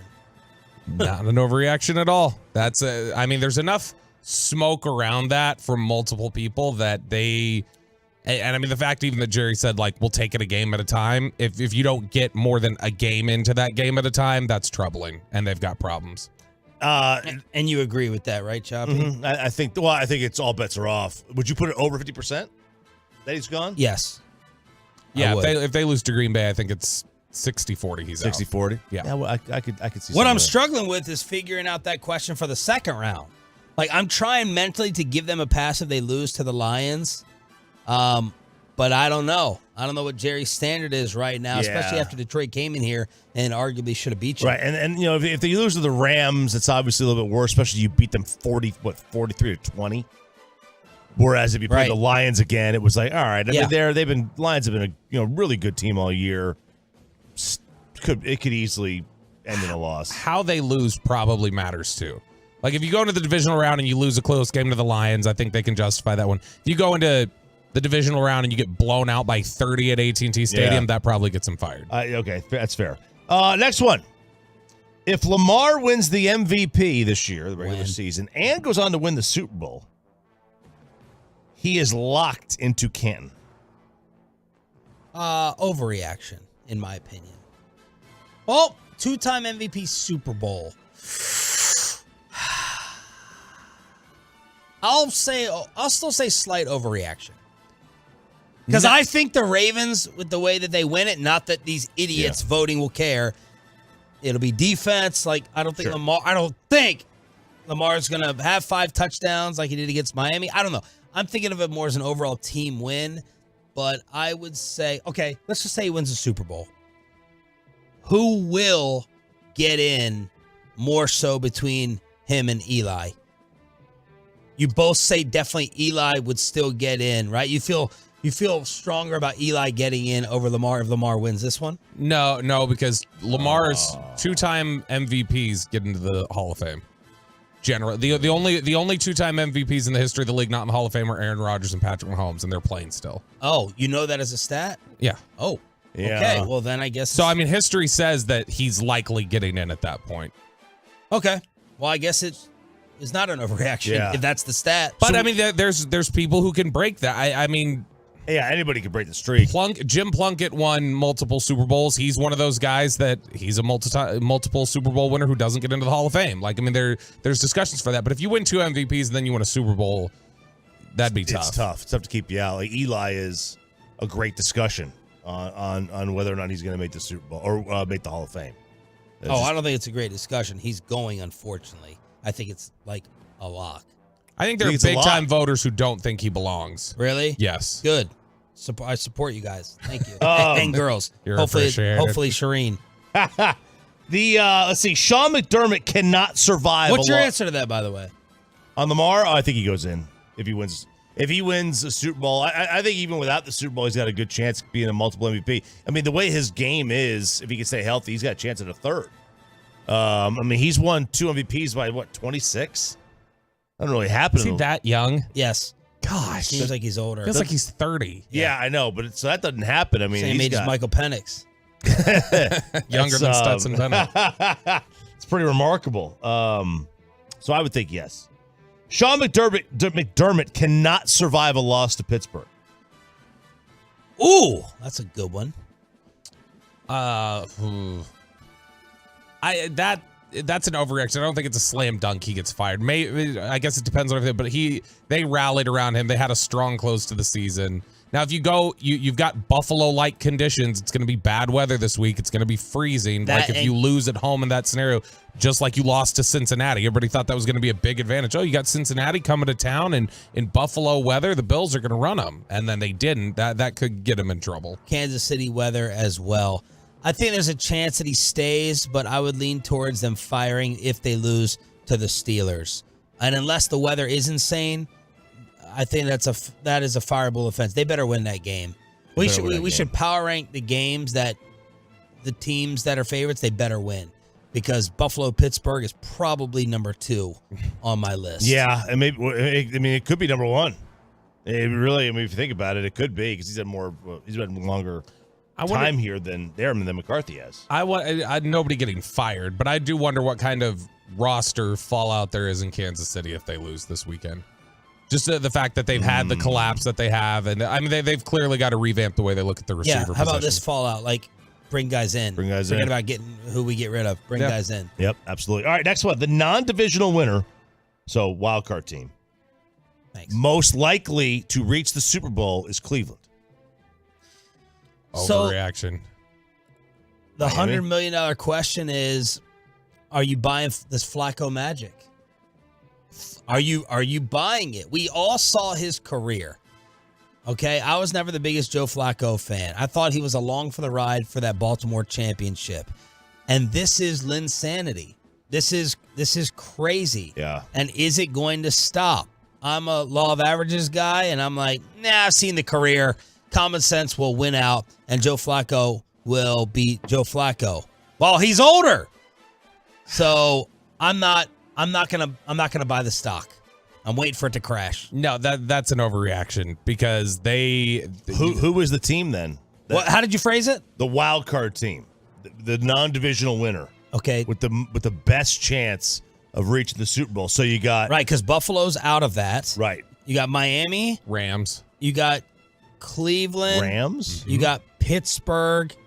You got Philadelphia. You got Green Bay, and Bobby says the Rams. That's a great question. I mean, some people would say if Philly rallies, like if Philly gets like if Philly gets healthy, they've got an easy path of they got Tampa, and then they could do some different things. So did you hear what Ocho said about the Eagles yesterday? He's like, I know what they're doing. They're playing possum. All y'all are going to be wrong. They're going to wake up. They're going to snap the fingers. They're just resting their bodies. They're getting right. You watch what they end up doing. That's what he said with A.J. Brown and Jalen Hurts banged up. That's a hell of a sandbag if they do that. Sirianni's a genius if he throws them off like that. No, honestly, it's probably the Rams. The NFC is just naturally, by the case of the NFC, is more vulnerable than the AFC. You've got Baltimore, Buffalo, that's a lot to go I just through. don't see I could see Cleveland. I could see Cleveland losing to Houston Because you have weekend. Cleveland in the AFC Championship game. I do, which I think could still work because the way the Against Buffalo? against Buffalo, because they already beat Baltimore this year. Mm-hmm. They're favored against Houston. I mean, it sets up. They're not going to be scared of Buffalo weather. I think Houston beats Cleveland this weekend. So I don't think I don't even think they win a playoff game. Oh man, that's interesting. Because didn't Cleveland? I mean, that game is them? that should be a good close game. There's no hot take in what Should he's be, saying. I think, but Cleveland beat them pretty good this year. I mean, Houston's just a different team to close the season. If Yeah. Stroud would not have gotten a concussion, I mean, Houston probably wins 11 12 games. You games. answer. You're the big childhood Browns fan in here. I mean, look, And I Derek don't Holland. think anybody in the NFC can beat San Francisco. Period. Is San Francisco more unbeatable than Baltimore? I think Baltimore is better than San Francisco against San Francisco. But I think Baltimore clearly has the much more difficult proposition of making the Super Bowl. And the numbers say like San Francisco has like a dang near 60% chance of making the Super Bowl. Baltimore's in the 30s. It's just more difficult to go through Buffalo, Kansas City, Miami, Cleveland. Cleveland lost to Baltimore early in the season 28-3. And then they beat them 33-31 in Baltimore. You've been a big proponent of typically it's the better quarterback. Yeah. Just pick the better quarterback. Cleveland is not going to have the better quarterback along their run to the Super Bowl. No, they're not. And whereas you want to So talk they about have the hotter They have a hot quarterback. That's the Eli run. Flacco, for crying out loud, that Flacco, year. yeah. I mean, he was unbelievable. He had no picks that entire. But they put up 38 points against Denver on the road. That's people's argument for Green Bay, right? Like they're not the best. They could be the hottest. But I mean, depending on what version of Stafford you get, Stafford can on any given day be the best quarterback in the games that he's going to be going against. No doubt. I mean, easily could. I just don't think they could beat San Fran. I mean, they kept it close. They obviously won the last week, which means nothing. But they kept it close in week 2. They're one of the teams that played San Francisco tougher than anybody else this year. NFL overreactions or not? Is that it for the playoff teams? I mean, I got the NFL's dream divisional round question. Okay. The dream for the NFL in the second round would be Browns-Ravens, Chiefs-Bills, Detroit-Dallas, Philly-San Fran. Which game? No. That if that's their final 8, that is their dream of all the possible scenarios they could get. I can't imagine that their dream would involve Detroit over Los Angeles. Like they've wanted Los Angeles to work so bad as a market that like they want Los Angeles in the next round. They want Detroit, Dallas, round 2. I think Round the build up 2, for that would be incredible. Do they want Detroit, Dallas more than they want Philly, Dallas, Rams, Niners? They would not want it more than Philly, Dallas. No Philly, doubt. Dallas, though, I think they think is going to be a blowout. But either way, ratings wise, if they go, we get Philly, Dallas, and we get the Rams in the second round. Philly, Dallas is the matchup. And then their dream is they want San Francisco. Regardless, they want San Francisco, Dallas in the conference championship. That is the dream for them. And I don't know what the dream Super Bowl is for them this year. Well, it's Dallas. Dallas, obviously, but I don't know. But I don't know AFC wise because I think they probably feel like is there some Kansas City fatigue? Maybe just for the Taylor Swift angle. They hope for the Chiefs. I honestly think the NFL doesn't have a dream Super Bowl. They don't care. Their ratings are their ratings. Yeah. The Cowboys being in the Super Bowl has minimal impact on the ratings. The LeBron James being in the NBA Finals has a major impact on the ratings. The Super Bowl is going to get 120 million people to watch, regardless of who's in it. It could be Jacksonville against Carolina, and it's going to draw, again, margin of error difference versus Cowboys and whoever. Sure, but for the NFL, I think their preference would be, and not necessarily this year, because Pittsburgh is not an entertaining team to watch, but I think their default is if they could have Pittsburgh and Dallas be great every year and meet, they would love it. That'd be Yankees-Dodgers to them. All right, that was the playoff edition of NFL Overreactions or Not. Back to the national championship win for Michigan at 8 o'clock. Jerry Jones live at 8:30. It's Tuesday. It's Expressway. It's commercial-free every day, and that means this. Do you have a question, Kelly? Yeah, I have a lot of questions. Number 1, how dare you? Truckwreck.com, fan text 877-881-1053, 877-881-1053. We'll also get your thoughts on the Twitch and the YouTube. It is Ask Reddit. This is where we go to the 45 million member Ask Reddit forum, the place to ask and answer thought-provoking questions. And we take some of the most viral ones that have been asked over the last week and kick them around with you. Sean Sharif, let's put you on the hot seat right away. I hate answering these first because they're so tough. This is one that I think you're gonna have an answer for. It's just you got to pick your words wisely. Okay. What secret is okay/acceptable to keep from a partner in a marriage? Oh boy. Or in a relationship when we get to Peyton because he's not married yet. What secret is okay or acceptable to keep? Yes. Oh. Pick your word. I'm sure you have answers. You just have to pick wisely. Yeah. So the thing about my wife, early on, I just wanted to be fully transparent. You know, it's that whole freaking double-edged sword. You're damned if you do, damned if you don't. And I would tell her something, maybe about a past relationship, and she'd get furious. And I'm like, would you rather me not tell you? So then it looks sneaky down the line. And she's always said the same. She's repeated the same company line. She goes, I don't want to hear about it. I don't want to know. But that's a trap.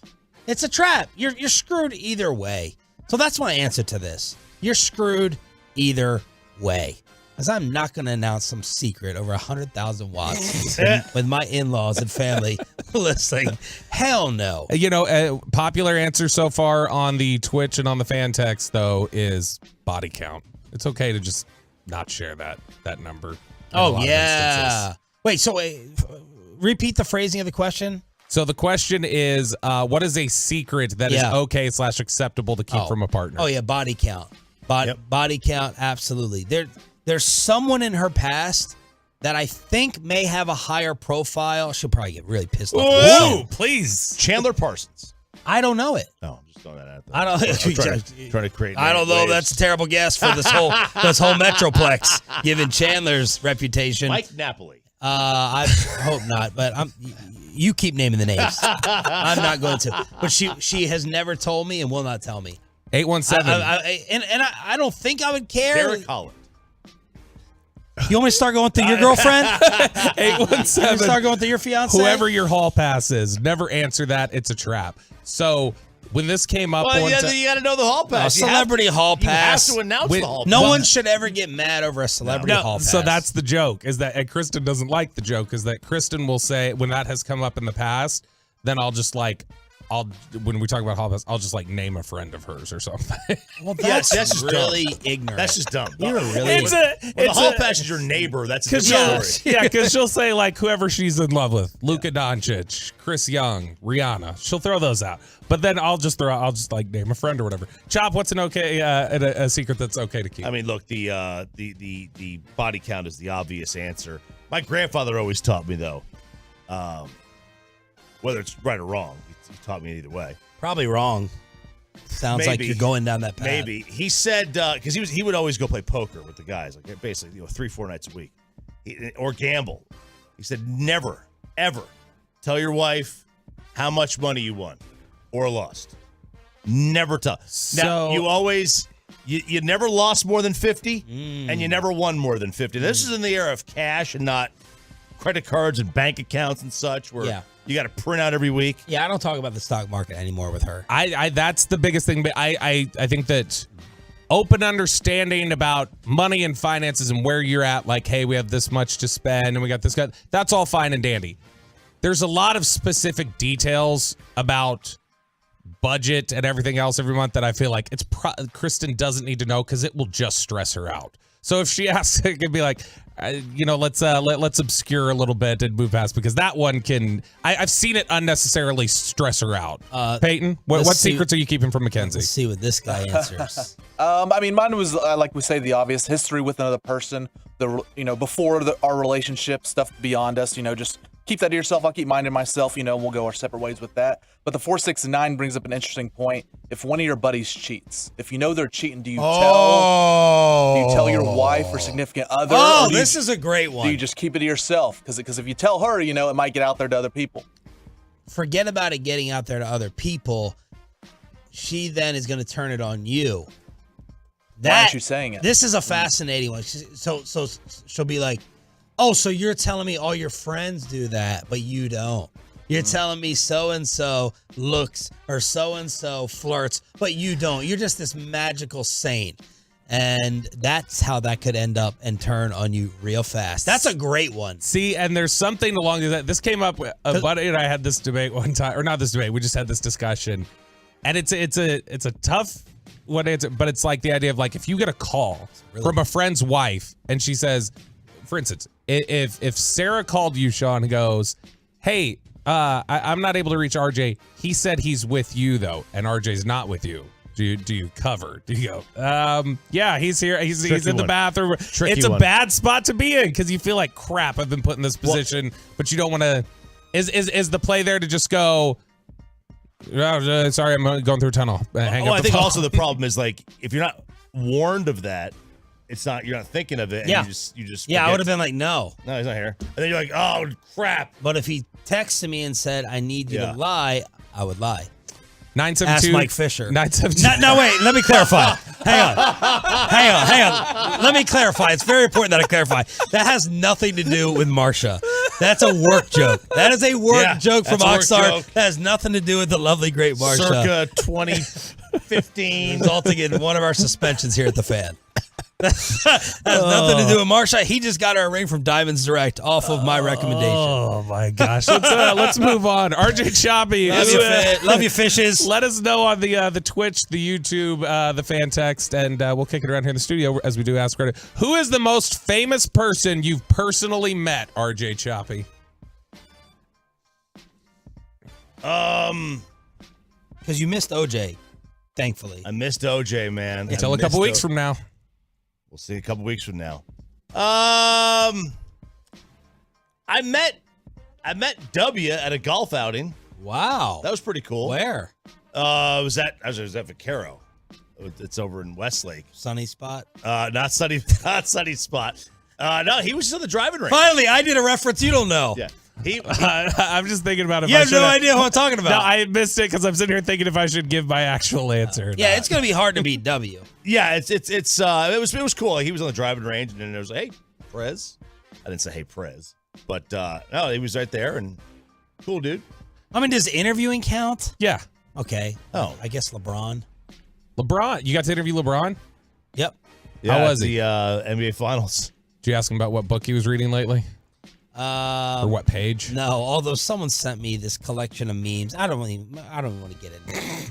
Everyone sent me LeBron with like collection of books, and it was like all in the first 2 pages, like all the different books were the very beginning. That's right. He's always and then he gets asked about. People will be like, "So what's your favorite takeaway from the book?" If you start asking about the book, that man starts sweating. Yeah, you can visibly see it. I was trying to think of someone at the Super Bowl who was maybe a political or business figure, but probably LeBron. We had Jesse Jackson on.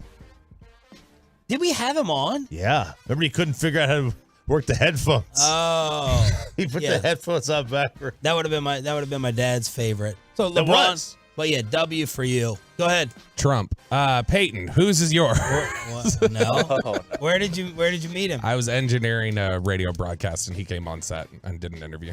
Really? Yep. And you said hello? Yep. Because you have to say hello. I You had can't to. just see I had him. to set him up. Like I had to get his headset set up for him and hand him everything. That's when you worked for the place. Rush Limbaugh? That's where I was. I was working for Rush Limbaugh. I was lighting his cigars. Peyton, who is your name? Uncomfortable with it. Well, mine happened recently. It was Bennett Glazer at Jared Sandler's. He didn't say riches. Now that he makes Alec do his cowboy work Sundays, he thinks he can just slide if you into have these playoff tickets. hey, I'm Wow. available. Well, Zach Corday, I think he might be legit bitter FOMO. Yeah, of, for sure. of not coming to these trips and events. Just wait till Vegas. Just wait till Super Bowl. You just went to Vegas. How do you We're gonna be even waking know? up at To hang out with 2:40. I would trade places with you in a heartbeat. In a heartbeat. Okay. If the boss would let me trade, and if I could run that board and wake up at 4:40 versus 2:45, I would trade with you. Just that makes me physically ill to hear just how much of that was so coordinated. Kiss ass that was. That was so coordinated. If Bennett's listening, you might have a shot. It's definitely appreciated. He will definitely help. 949. I used to teach Jack Black's kids. So Jack Black 225 said met Michael Jackson when I worked at Disney World. 214 Terry Crews at the airport. And then what do we have here? Let me go to the next one here. Next question. I got a Peyton. Michael Jordan rabbit hole about that. I need to tell you about it. 8 o'clock when we talk about the national championship game. Ooh, all right, last one here probably, given the clock. Peyton, given as cheap as you are, what is a monthly subscription that's worth every penny? Oh, it's easy. Or which OnlyFans star is worth every penny? Well, I'm in a relationship right now, so no more OnlyFans. Hey, see how he dodged the first question about secrets? He used to be diarrhea of the mouth, and now he's constipating. Wow, constipating. That's a good one. Constipating. Texas William, get that on a meme. Oh God, please do not. I would do Spotify. Spotify's worth every penny. It goes up a little bit here and there, but like it's any music app really in general, I feel like is worth every subscription. That's got to be the number one answer. It's a great one. I was gonna use that one. I don't have one though. I don't have a music one. You don't? No. Oh, my wife has Sirius. I'm like, look at $30 a month. I'm like, is this from freaking Sirius? I have my family set up on my Spotify, but I don't even use it, except for pool parties. Sirius XM is a subscription that's worth it. It absolutely is, because like if you're driving, like if I'm driving on an NFL Sunday, I got to get back somewhere. I can get to any game I need to. I can get to whatever music they like. That's absolutely for worth me. it. It's Red Zone. Have to have it. Have to. Red Zone is so much better than NFL Sunday Ticket. Yes, but the NFL, when I was in Maryland and my poor parents did not have Red Zone, I did put it on the NFL Network that Bassett watches. They do a pretty nice job of jumping around. That's what I do. That's what I don't have the Red Zone, so I'll just jump around. I'm like, is Red Zone really that much more worth it and better than the NFL Network just jumping around? I don't know. How cheap is Kristen? She's going to kill me because I told her I was going to tell this on the air. This is a really dangerous expressway today. Listen to this. And she's going to get mad, but that's fine. I told her, I said, all right, if you're going to do this, I'm going to tell it on the air. She canceled Netflix months ago. She's like, there's not enough stuff on it that we're watching. We have too many subscriptions already. I was like, all right, fine. Well, the kids were complaining. They're like, what happened to this show? What happened to this show? We were watching that. And so Kristen, as we were trying to figure out last minute gift shopping or whatever, she's like, do we want to get them just like the subscription to Netflix again? Do we want to throw that in as like a group thing that they can have back? I was like, sure, that's fine. So I went up and I was like, let me get a Netflix gift card that we can gift wrap. So I was going to put like $200 on it because that sets up like, okay, that's the gift card to pay for the subscription over the next several months. And Kristen said, what do you mean? No, 20. It's like, what do you mean 20? She's like, well, I just thought we'd buy them the subscription for a month. Gosh. I'm like, that is not a Christmas present. She needs to be married to Bassett. She needs to be married to Bassett. The subscription answer is Peacock, at least for this weekend. The Wolverines are the national champs. Let's give them their praise. Plus Jerry Jones at 8:30. Next on The Fan. Let's get you over to Zeros.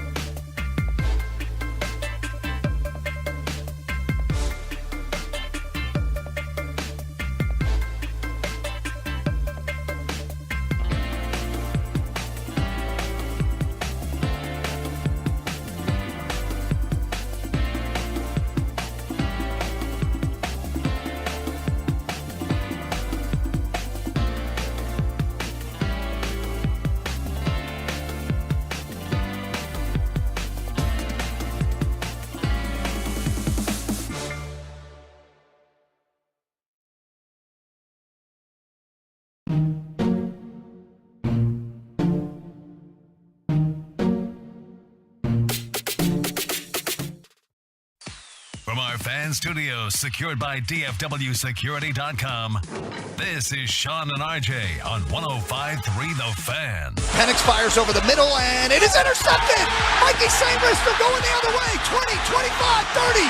Mikey Sainristil to the 40, to the 50. Mikey Sainristil down the field, inside the 20, cuts back inside at the 10, and he's dragged down at the Washington 6-yard line.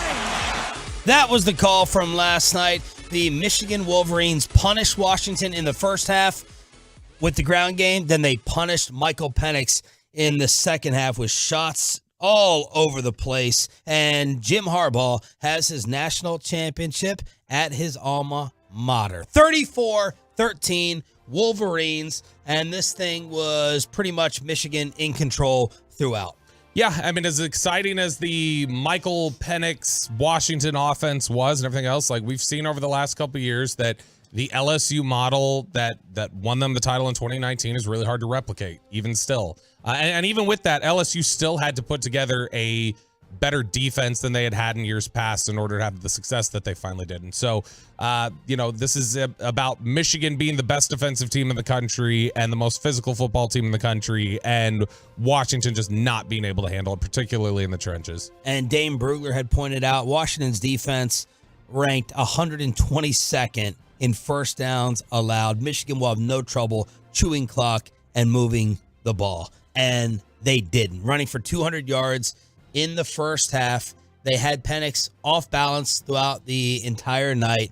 And Michigan, with J.J. McCarthy at quarterback, ends up winning it all. What was their rank on defense? 122nd in the FBS in first downs allowed per game. There's only 133 teams. Yeah. It's pretty low. It's pretty low.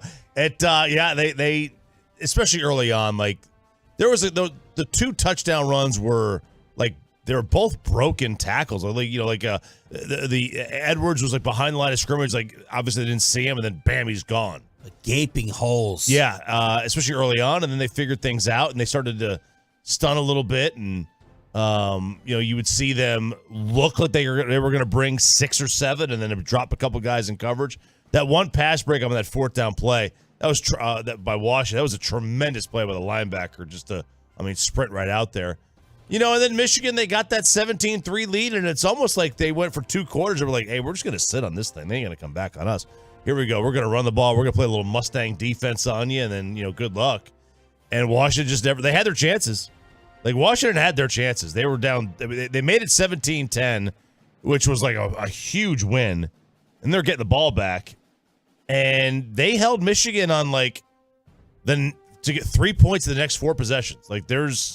They had their chances. We've talked about so-so football on all levels this year. At the end of all this, good, great, average college football season? Oh, it was a pretty good one because you had so many teams that were involved. Now we're talking about the play versus the entertainment value. Because you had 7 teams legitimately going into that Selection Sunday. We were like, okay, we didn't know. There was a lot of intrigue there's never been this much intrigue going into a selection show. Yeah, for the tournament. But for the whole regular season, to me, it was eh. Yeah. Because Alabama wasn't Alabama. You didn't have your greatness there. It was fun locally with Texas. A&M, my mind goes locally first. Georgia had a very, very nice season. With a no-name quarterback to start off. What were they going to be? Michigan plays boring football to me. I don't care about Ohio State. I get annoyed by Ryan Day and his beard just like everybody else. And that's how it felt for me overall. Washington and Oregon, really good teams. But as we talked about with Sandler yesterday, that Pac-12, nobody cares because you play at 10 o'clock at night. You play at 10 o'clock at night. And then Caleb Williams, the number 1 pick with USC, completely falling apart. Yeah, and Georgia wasn't Georgia the way that they've been in past years. Like they just didn't have the same team. Even if they would have beat Alabama and gone undefeated, they didn't have the same team. I will say that, just so you know, I will say that also about this NFL season when it's all said and done. I do think Michigan's a great team. Like I think Michigan showed throughout the season that they are a great team. I think they are one of those teams that they could have contended in a year where there were really great teams. Really? You're not saying like an all-time great team. No, but I do think they're a great team. Like as a single standalone, like, hey, was that a great team? Yes. And they very well could set the record in April for most picks in an NFL draft. They've got a lot of NFL players on that team. And the fact that they were able to weather the loss of Mozzie Smith is just really, I don't know how they can do that. Is really the thing that I look at and I go, Jim Harbaugh, hell of a job right there. Jerry Jones is coming up live at 8:30 this morning, and apparently Clarence Hill saying that he's going to clarify Mike McCarthy's status with us coming up in 25 minutes. 2 all-time boxes, all-time great boxes. I was going to start with the Michael Jordan, Derek Jeter one, but in the commercial break, you reminded me it's your boxes that you put together where some people think that the fix is in. People think the fix is in? Yeah. I mean, I don't know how they would think that. I've never heard this ever before happening in the history of sports boxes. I've won 2 of them before. I won the first and the last. I've never won 3. So I did my Super Bowl National Championship Squares game fundraiser for my kids' baseball team. Also something I'm not allowed to play. You can't really? do that? NFL Network doesn't let us play the Squares games either. They would never find out. Put your name in my thing under Excuse me? Okay. But I did it all online. I mean, I videoed the selection process. It was all there. It was taking numbers. This one guy won 3 quarters. He won the first quarter, the second quarter, and the final. Now, did he pick those, or he just got them randomly selected? So you just do the box? Yeah. So it's a blank box, right? Yeah. There's no numbers in the box, and you just randomly input them. And he won 3 of the 4 quarters. How much money was that?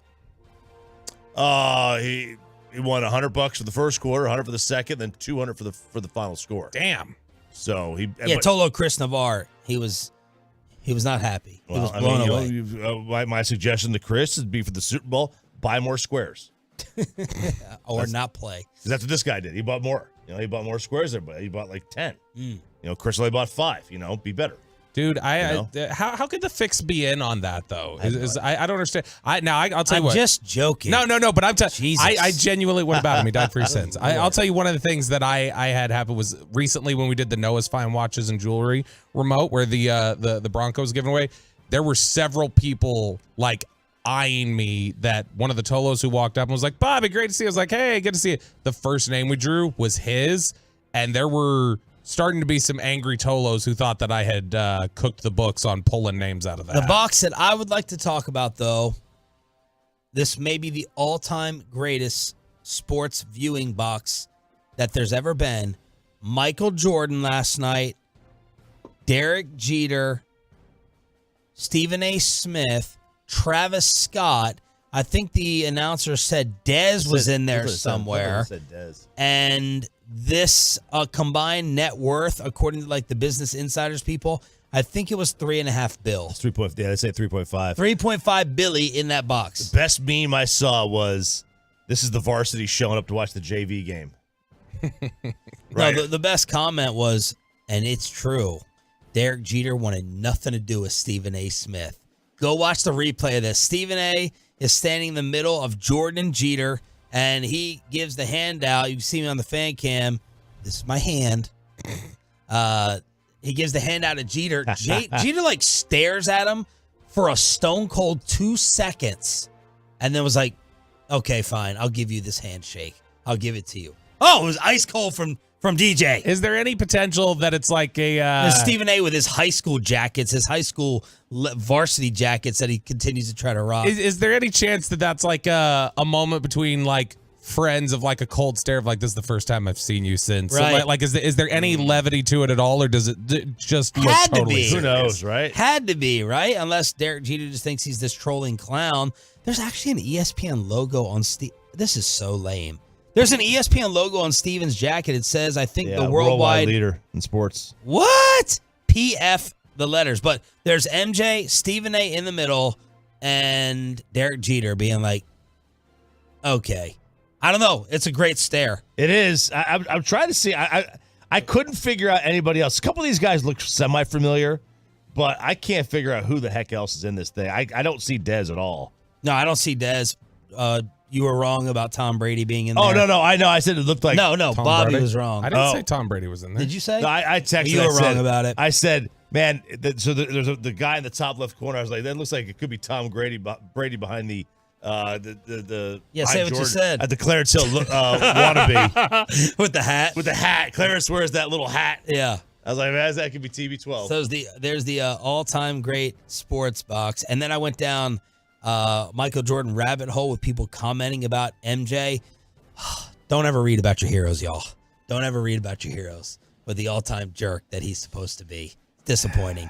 Jerry Jones, live at 8:30 this morning. But an NBA insider has some ideas on what the Mavericks may be thinking to help out Luka and Kyrie, and the explosion in Fort Worth update next. But let me go ahead.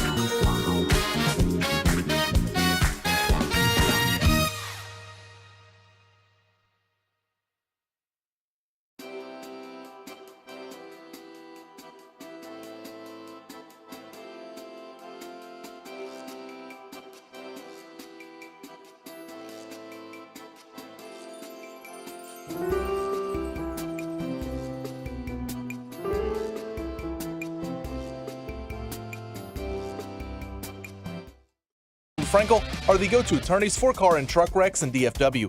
If you or a loved one have been in an accident, contact the Frankels for free at 214-817-333-3333 or go to truckwreck.com. Jerry Jones coming up live at 8:30. Clarence Hill says he's going to clarify Mike McCarthy's status. We'll celebrate the NFC East Championship and preview the Packers as well on your home of the NFC East champs. I'm Sean Sharif alongside RJ Choppy and our Cowboys insider Bobby Belt. But the Dallas Mavericks are going to be the first team to benefit from the Ja Morant news. Yesterday it was announced Ja Morant is out for the season with a shoulder injury, and it's going to be the Mavs against Memphis tonight. So good for the Mavs in the short term, good for the Mavs in the long term. And speaking of long term, here's Shams Charania with what the Mavs may be thinking in order to help out Luka and Kyrie. From what I'm told, they're prioritizing getting a four-man, so a power forward, a guy that can come in there in the front court, defend, guard multiple positions. Siakam? They've looked into Pascal Siakam. They've looked into Jeremy Grant. I think their sense is both of their price tags might be a little too steep, but I expect they're going to canvass the league. They're going to look around the league to see which fours can be available. They're trying to bring in a player in that front court to pair with Kyrie Irving and Luka Doncic. I mean, when those two guys are healthy and they're on, it's crazy. When one of those guys is out, the big thing around that organization is we're not going to rush them back because we know we need both of them 100% healthy, because if both of them are 100% healthy, they feel like they have a legitimate chance in any game. It's when one is off, if one is not healthy, that throws off the entire course of their playing style. So both Siakam and Grant are 29 years old, and their numbers are pretty similar. Siakam is a little bit better across the board, but both of them average 22 points a game. Siakam is 22, 6, and 5, shooting 52%. Jeremy Grant, one of the only reasons to pay attention to the Blazers, is 22, 3, and 2, shooting 46%. So Siakam's numbers better across the board, but the price tag is going to be high. But that's Shams saying the Mavs are looking for help in the front court. You're looking to pair anyone with a warm body that's actually productive with two elite players. This is the third. You need to have a really good third. You really need to have a good fourth. And if you can get somebody in the front court that can help that out and give you some scoring down there, I mean, that's all the better. Those two guys at the top, I mean, they are going to find the open man. There is no doubt about that. And that open man can be a little bit nasty. It's even better. Yeah, I mean, they've played really well as a team lately, the Mavericks have. In fact, I saw this note the other day. It was yesterday, I think, from Grant Afseth had it, that over the last 20 games, the Mavericks are 10th in defensive rating. So, like, that defense is starting to come together. It's starting to gel. The offense is working together. When you can get everybody healthy, like when Derek Lively's in the lineup, when Kyrie and Luke are able to play off of each other, if you're getting any sort of a contribution at all from Grant Williams, like they've built a core and a rotation that's playing well with each other, that's complementary, that's, playing well late in games. They're not having the same sort of issues late in games that they did that plagued them so much last year. I mean, you're still having trouble getting shots off like you did against Cleveland the other night, but in general, they've played better late in games than they did last year. And so if you can add another player to that mix, I think and everybody would be all for that. Siakam makes 38. Oh! And it looks like he's going to be an unrestricted free agent after this season. Which, and the good news would be maybe he doesn't cost a lot because of that? Yeah. But who's on the hook after? Right. Right. Yeah, then you are on the hook for, signing him or not, if that's the case, if you just want a rental. But I don't feel like rentals really happen as much in the NBA as they may in other sports. Fort Worth explosion that took over the news yesterday. Yeah, Sandman Hotel, right downtown. It's that's scary, man. Like, that's a busy area, especially late in the afternoon. You got a lot of people going in there for getting out of work, going to happy hour, going to dinner, whatever. That is a really busy spot, and that's scary. And that thing looked like it was carnage down there. The explosion you had initially was 10 people were injured. They spoke on the news last night, and they had the public information officers down there saying it was over 20. One was in critical condition, a couple were in serious condition, and then the rest were treated for injuries at a local hospital, JPS, and they were able to get out of there. But that's Yeah, I mean, Terrifying. Man, you can just be walking by on the street somewhere, Blow it up. and a gas explosion. well, that's why when you look at it, and like, I mean, if they say 10 injured or 20 injured, like when you look at the images Look at from Ryan. it, Look at Ryan with the images I and know. the Look, footage. when you see the images of that, like what that says is okay. Does that mean there was only 20 people in the area? Because it's hard to believe anybody would have gotten away from that without getting hurt. It looked really bad. Looked really bad. I mean, 'cause like that's a working hotel. Like people in the lobby. Dude, this is my biggest fear about being around like the gas houses and stuff like that. That's why you won't get a house? Yeah, that's why. That's mainly why. It's about protecting my family, Sean. You know, I want to make sure they're good.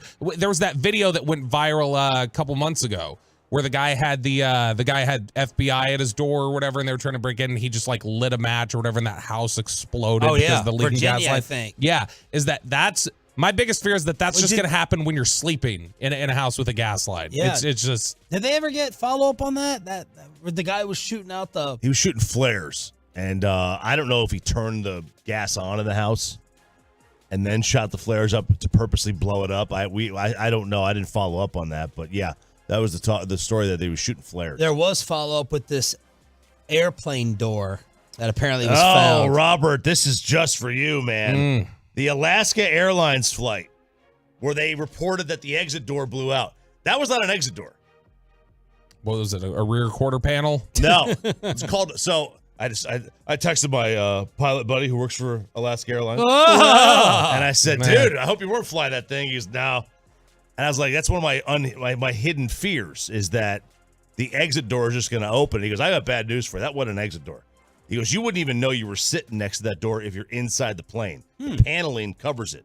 If you look at the outside of the plane, right behind the wing, there's this door. It looks like it's an exit door, but it's not. It's called a plug door. It's just for maintenance purposes, I know what that is. right? It's just from like maintenance so they can get inside the aircraft. It's not supposed to open. It does not work. The public cannot open that door. The flight attendants cannot open that door. Like maintenance opens that door. So, and he's like, the fact that the FAA didn't ground the planes, Alaska did. Alaska's like, all right, that kind of means that we know what happened here, or something happened. But now they've gone and grounded all these max whatever 900 planes, Dude, which I think we were on heading out to Vegas. We were. And then Because they changed it because it's not anymore. I don't like riding on the Max. I always make sure to look and see what plane I'm on. I'm known on the Cowboys charter for, and you guys have seen it, I will turn on my stopwatch and I will roll it for 3 minutes on takeoff. As soon as the wheels come off the ground, 3 minutes, because statistically you are most likely to have an accident 3 minutes after takeoff. It's within the first 3 minutes. So as soon as 3 minutes passes, I feel safe. Maybe I'll put on a 3-minute song so I know by the time the song ends, I'm like, okay, we're safe now, at least until landing. Which, man, we had a hard landing in Baltimore. That was, I'll show you the video during the break. That was like, it sounded like a dodging the bodies. Oh my gosh. Yeah. We were at 400 feet, 500 feet elevation, and we still couldn't see the ground because there was so much fog and like clouds hanging down. So they don't know what, but the scary thing, like the photos, the imaging of this. I mean, they're at 16,000 feet. You're beyond pressurization there, like, and you can't breathe. So the masks come down, and we know how you feel about those. Right. I'll put that mask on, Sean. Okay, I'll put that one on. But Even on the plane, RJ be like, you P words. Don't be putting just breathe. Okay. Stick your head in your. You're sitting down by yourself. Why are you wearing one? You sheeple. Jerry Jones joins us live next on The Fan. Let's get you over to Platinum Chrysler Dodge Ram Jeep. It is, of course, Stephen Gilchrist owned store. Gilchrist Automotive hooking you up in that brand new Chrysler, Dodge, Ram, or Jeep. PlatinumCDRJTexas.com. It is.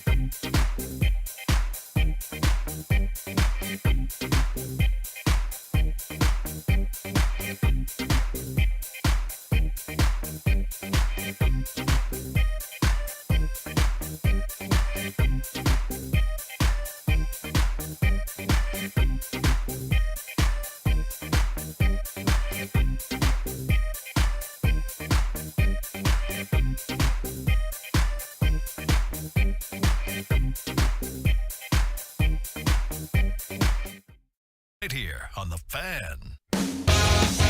It is now time for the Jerry Jones Show, brought to you by Ford, built for Texas, built for you on your home of America's team with Sean Sharif, RJ Choppy, and our Cowboys insider Bobby Belt. By the way, the Cowboys are asking for a whiteout.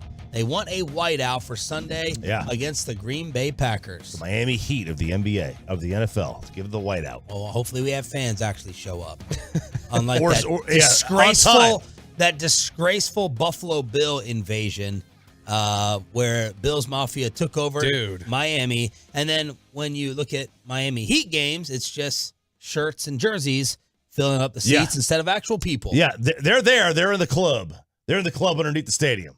Let's bring in the Hall of Fame owner and general manager of your Dallas Cowboys. He's Jerry Jones here on Sean, RJ, and Bobby, 105.3 The Fan. Good morning, Jerry. How are you?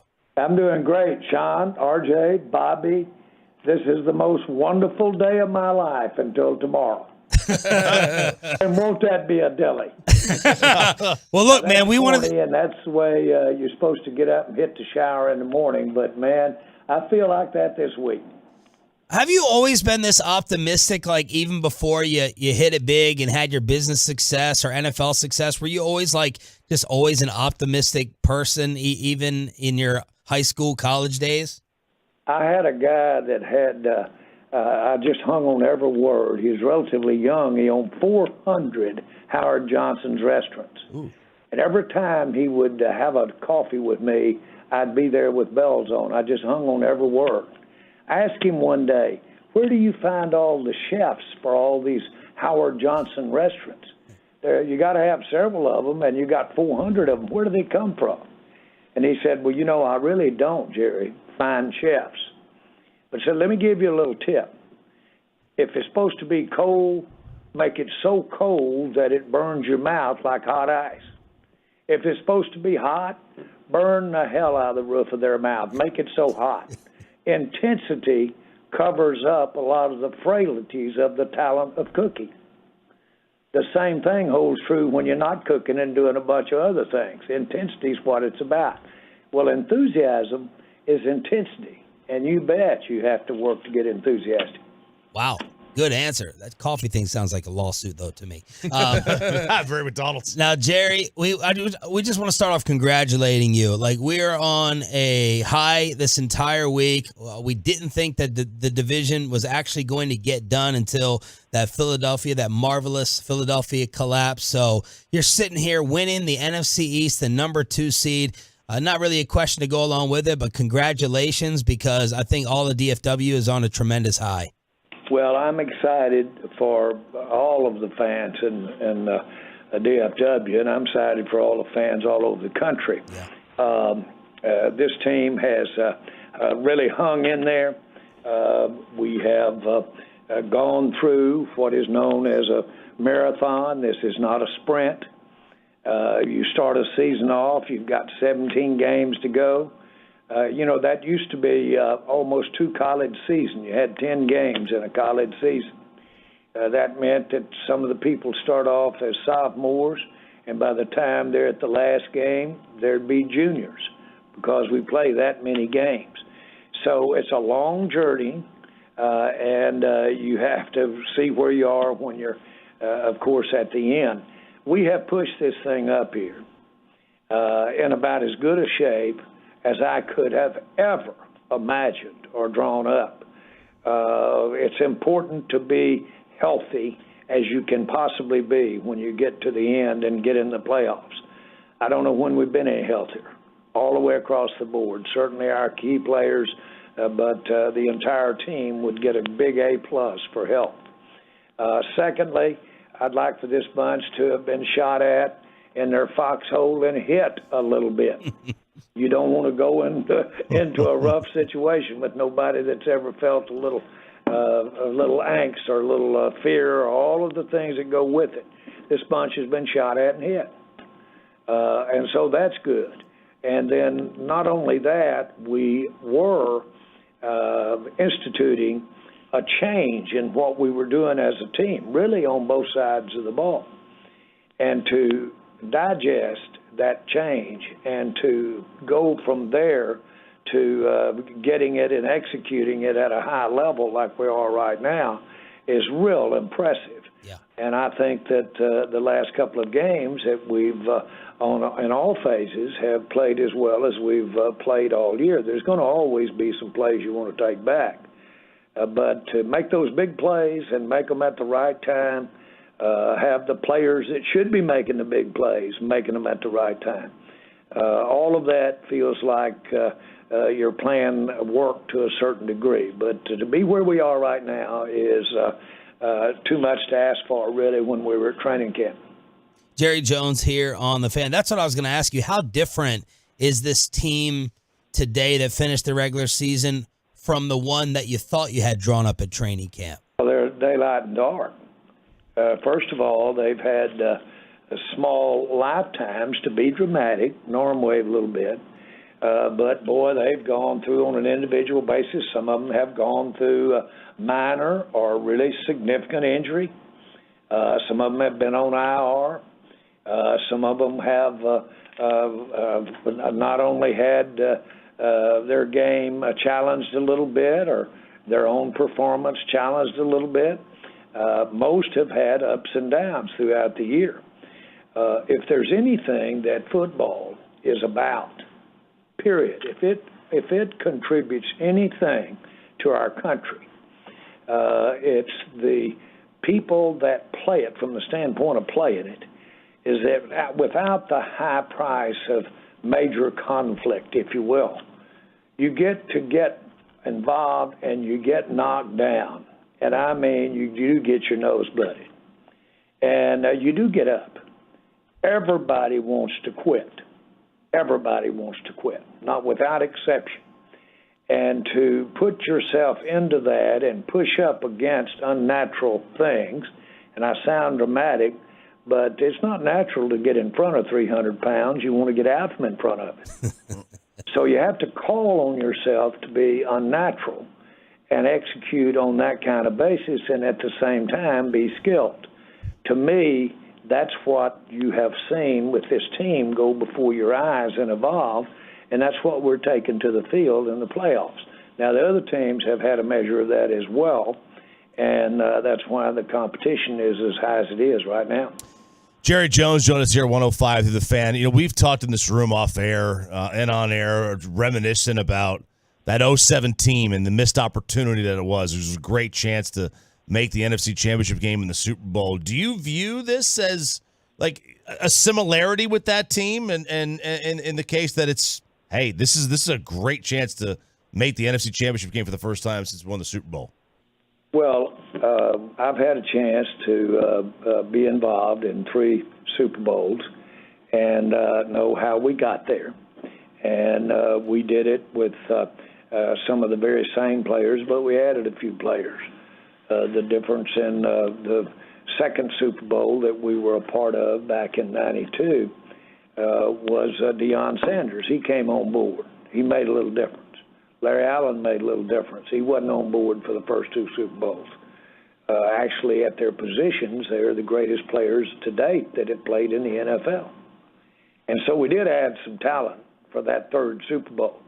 But my point is, this team and how we have arrived here, this team has some outstanding players. Do they have rare players? We've got some rare players. We do.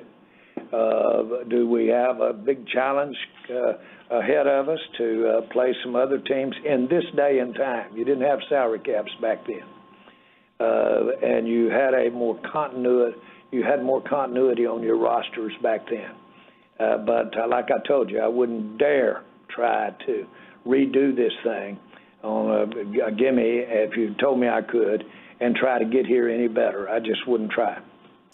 Jerry, you know, you guys are entering the playoffs pretty healthy. There are a couple of questions. Obviously, Tyler Smith missed the last game with that torn plantar fascia. And then at the end of the game, we saw in the second half, Stephon Gilmore have the shoulder issue. How do you feel about their availability heading into this game against the Packers, Tyler Smith and Stephon Gilmore?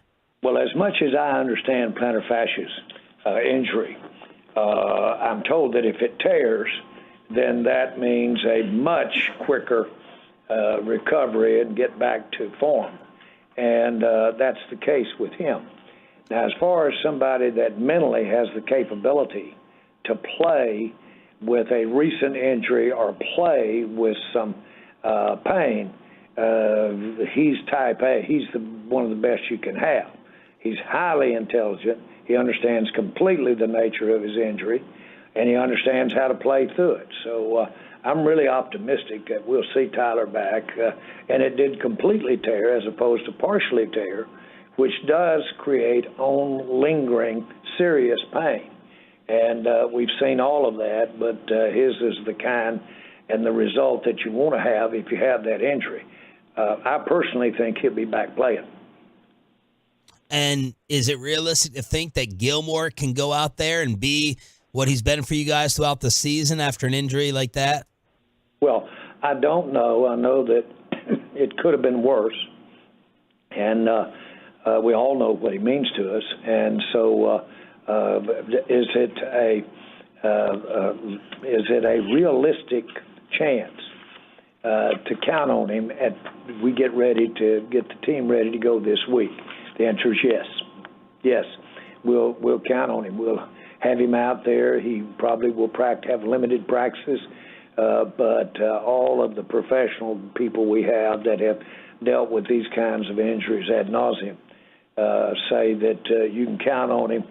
Go easy on him all week long, but he could very easily be what you want there game day. Jerry Jones on the home of the Cowboys, 105.3 The Fan, every Tuesday at this time. Give us a little Packer preview. How much recent homework have you done on these guys, and what do you think about this version of a team you're familiar with in the playoffs? Well, they're young. They're the youngest team in the NFL, and I am impressed with their quarterback. And he's been through their system, and they had a plan for him from the day they drafted him. And he's got a lot of skills, and he's playing really well. And they're a young team. They are very talented with their receiving group. And so they're a playoff team, and they've earned it the hard way, and they've done what you want to do if you're a playoff team, and they've gotten better than they were when they started the year. They've evolved into a much better team. They've played themselves into a much better team, which is the definition of a successful season. Jerry, do you expect there to be a lot of Packer fans in the building, and are you taking any precautions, and can you take any precautions of keeping those nasty people from Wisconsin out? Well, I really am thinking those nasty people are going to try to mess up our all-white presentation that we're trying to make out there. But let me tell you, Green Bay Packer fans, they travel big time. And they've got one of the greatest fan bases in sport. And they're one of the inspirations that made me want to get involved on a daily basis in my life in the NFL and football is the Green Bay Packer aura. And so they bring all the tradition in the world. And it just, since we don't get to play them twice a year as a division opponent, it just seems like that when you say the Green Bay Packers, they bring a traditional celebratory feeling to this ball game. So again, I'm doing some exciting arm waving here today, but to play the Green Bay Packers, they're certainly one of the great institutions of our league. But Jerry, sport. Yes, that's never really bugged you though, right? There's going to be a lot of cheeseheads that show up. You haven't said, all right, we got to figure out a way to try to keep them out from a zip code or ticketing standpoint. That's never really bugged you, right? Well, I've tried to ban them and didn't get very far there. And I've tried to figure out which ticket they wanted and raise that out of sight, and they won't let me do that. But other than that, no, I just take it as it comes. All right. Jerry, there's been several reports over the last 24 hours that, the Panthers, Chargers, Commanders, they've all reached out and asked for permission to interview Dan Quinn, your defensive coordinator. Are you confident that you're going to be able to keep him around for a third hiring cycle in a row? Well, let me put it like this. we've had several of our coaches. We've had several notices. We don't have to give permission anymore under the most circumstances. But we've had several of our coaches already receive letters of request. That's what happens when you have success is your coaches become available for elevations and opportunities. And it happens throughout your organization. And so that's just part of it. And the league is built so that it promotes advancement of coaches and basically executives that have been a part of a successful team. And Jerry, same sort of thing. Albert Breer reported just within the last hour that Will McClay's also generated a lot of interest, and that Carolina's interested in talking to him. So is Washington. Same sort of question. Do you have confidence that Will McClay is comfortable here in Dallas, and you won't have to fight with any other teams for him? I will really say to you, without trying to be evasive in any way, we have had over a handful, and by the time the day is over, we may have 3 handfuls of requests to talk. And so Will definitely is one of the ones that get talked to, but we'll have as many as 15 or 20 before we're through. Jerry Jones here. Very common nowadays because of the turnover that you have around the NFL. But you can't in any way be discouraged by that.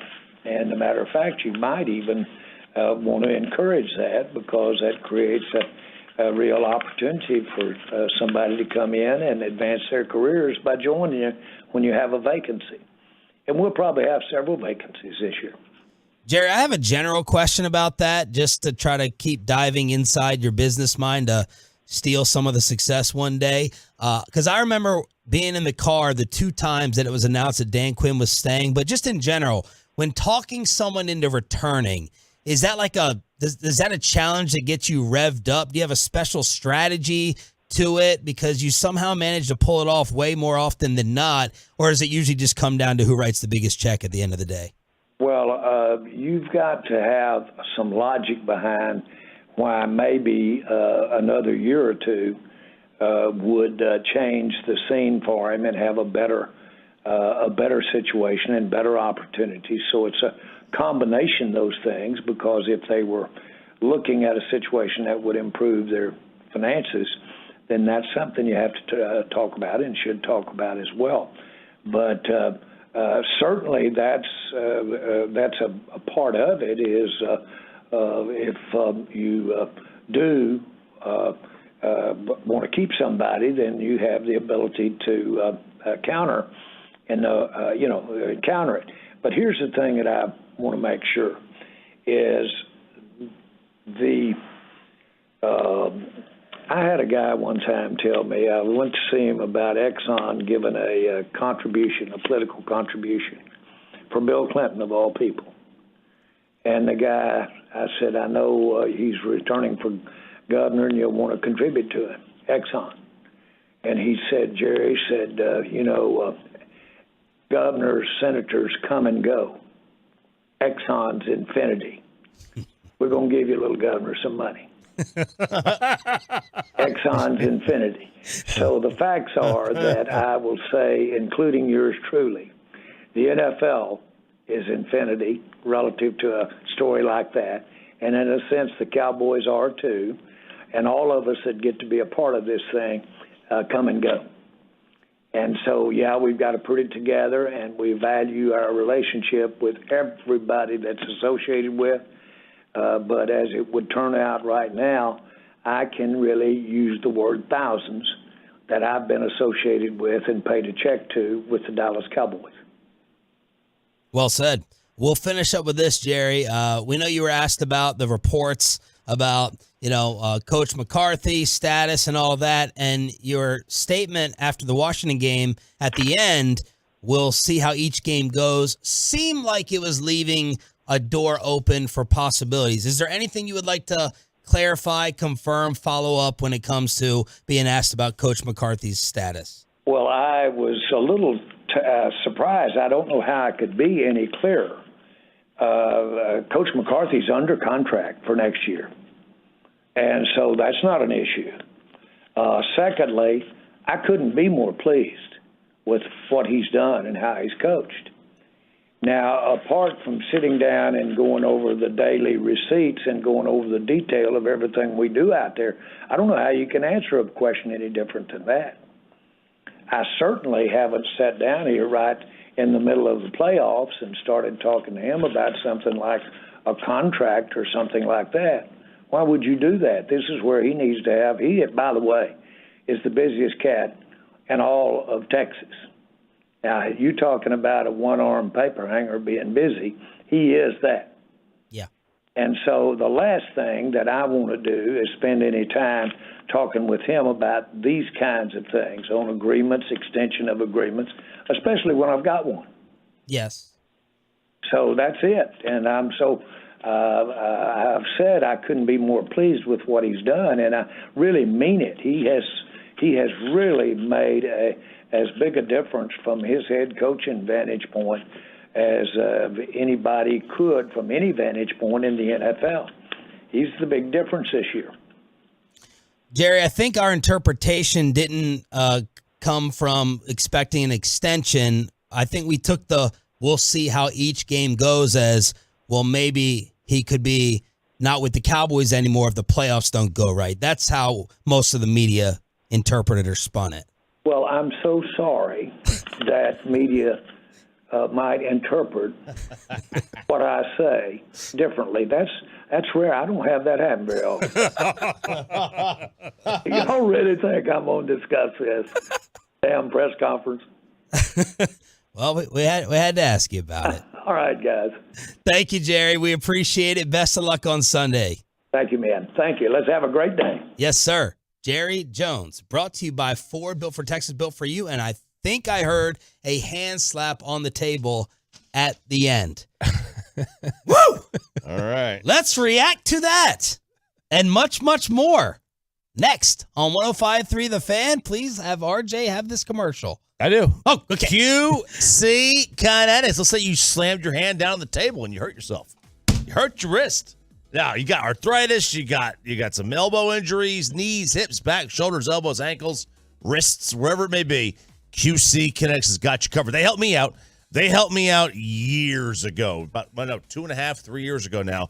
I was dealing with joint pain, right elbow, right shoulder. I had a slight tear in my extensor tendon in my right elbow. I got that cured from QC Kinetics without drugs, without steroids, without surgery, without downtime, natural biologics, restorative, regenerative options.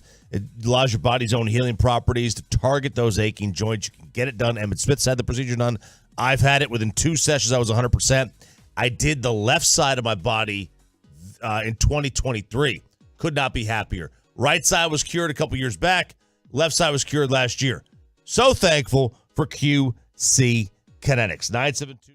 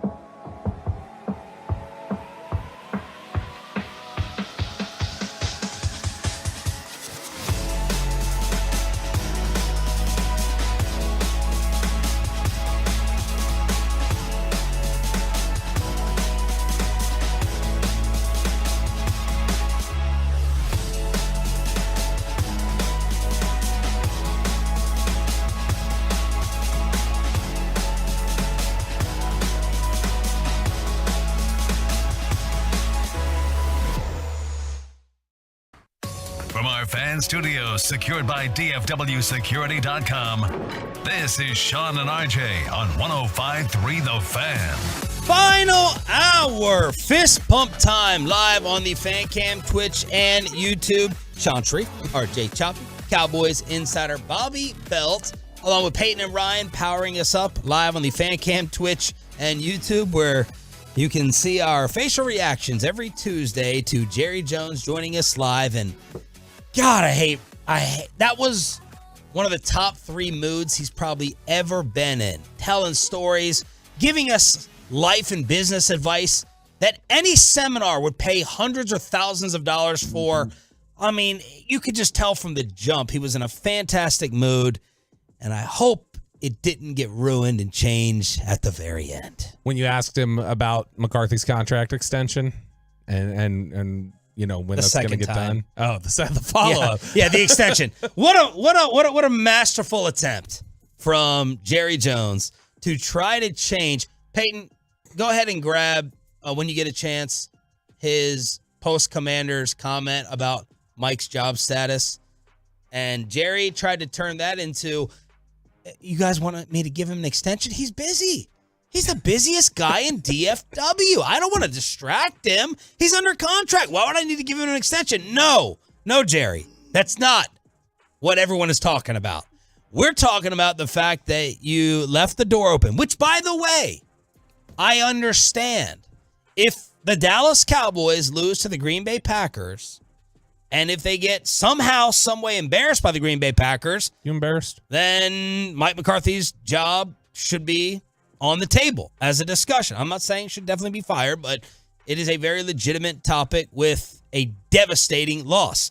But for Jerry to spin that as extension talk versus, no, would you fire him? We're going the other way. Would you get rid of him if you suffered a bad playoff embarrassment? As your comment, now maybe I'm a total complete moron. That wouldn't be the 50th time. It'd be the 500th time someone accused me of that. Agreed. Maybe my interpretation is incorrect of Jerry Jones being asked about Adam Schefter and all the rest of the media's report that McCarthy's job status will be determined by playoff results. This was Jerry initially answering after the Commanders. Well, I was a little Wait. surprised.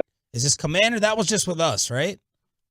You told me Commanders. That sounded like that was on this show. From Monday. Gotcha. Yeah. So what do you have? Yes. He's trying to spin the answer too. He has what just happened 8 minutes ago. Yes. Pepe, you don't have the Commanders yet, right? Okay.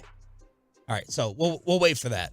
But your guys' reaction as it sounded like a little hand slap at the end, and maybe us in the media, we misinterpreted what he said after the Commanders. Maybe that was a doggone it, I'm in a good mood. What a day. Best What a day of my day. life until tomorrow. Maybe that's what that was. What I took from that is, boy, he didn't give a lot of clarity on any of the final 3 questions he got asked, which I understand about job status and stuff like that, but that's a... Oh, we asked him about Dan Quinn and Will McClay getting all this love around the league. In case you're just tuning in, Dan Quinn being requested to interview from the Chargers, the Commanders, and the Panthers. And who's asking about Will McClay?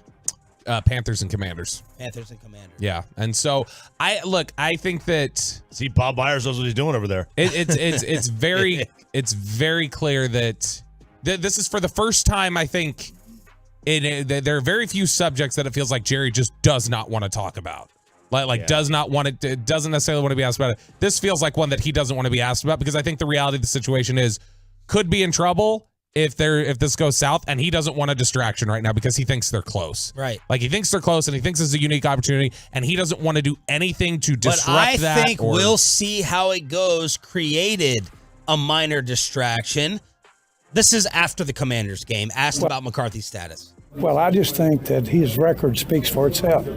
I think what he's done, the fact that we've put ourselves in this position over these last 3 years, I think that does speak for itself. And we've got a lot of football left, in no small part thanks to Mike, thanks to his staff, and thanks to some really outstanding football players around there. So we'll see how each game goes. We'll see how each game goes. That opens up a major topic. It does. Now, again, I don't disagree with anything that he's saying, but when you do say that at the end, this is what is going to happen. Love it, hate it, it's the way it is. First Take is about to go ahead after talking about the national championship game. They are going to play Jerry Jones on Mike McCarthy's job status based upon that post game and what he just said with the audio included. That's the way it is, and Jerry knows that. He knows it. I mean, it is the way it is. And now, listen, Jerry could have. He could be this, and this is the case for everybody. Like we hang on every word that somebody says. Yep. That's not fair. But I mean, they say it, and it's on the record. And like, what else are we gonna do? They got 24-hour news cycles, and you got 18 shows on TV to do a day, so you got to nitpick on what everybody says. Sure. And I think sometimes what the media forgets is the fans don't like. I don't believe the fans look at it the same way we do. How so? Well, I don't think they. I mean, honestly, I don't think they care half the time. Like they don't care about Mike McCarthy's job status. No, they absolutely care about his job status. But they don't want us to nitpick it, right? I don't think they want us. I mean, they want us to talk about a lot of times. They want us to talk about conspiracies of referees and announcers being against them. They want to talk about why Mike isn't getting holding calls. But I mean, the reality is this is going to be a subject that we should prepare for. If that like, hey, in the discussion of what's on the line in this game, when we just talk about the gravity of this game, that's part of the potential fallout. Like we would talk about anything else. Look, I get it, and I agree. Nitpicking every single word, that's an overreaction. But even if you don't nitpick and you dumb this down or make it simplified to ask, should Mike McCarthy be fired if they lose to the Packers? Any fan can have an opinion and get behind that topic. So whether you think it's nitpicking Jerry or this or that, the bottom line is that is a topic for everyone to chime in on. Whether you are having coffee right now or you're going to have a beer at 5 o'clock, whether it's on this show or any of the 3 others, that's a legitimate question. If they lose or get embarrassed by the Packers, what should happen to Mike? That's not nitpicking.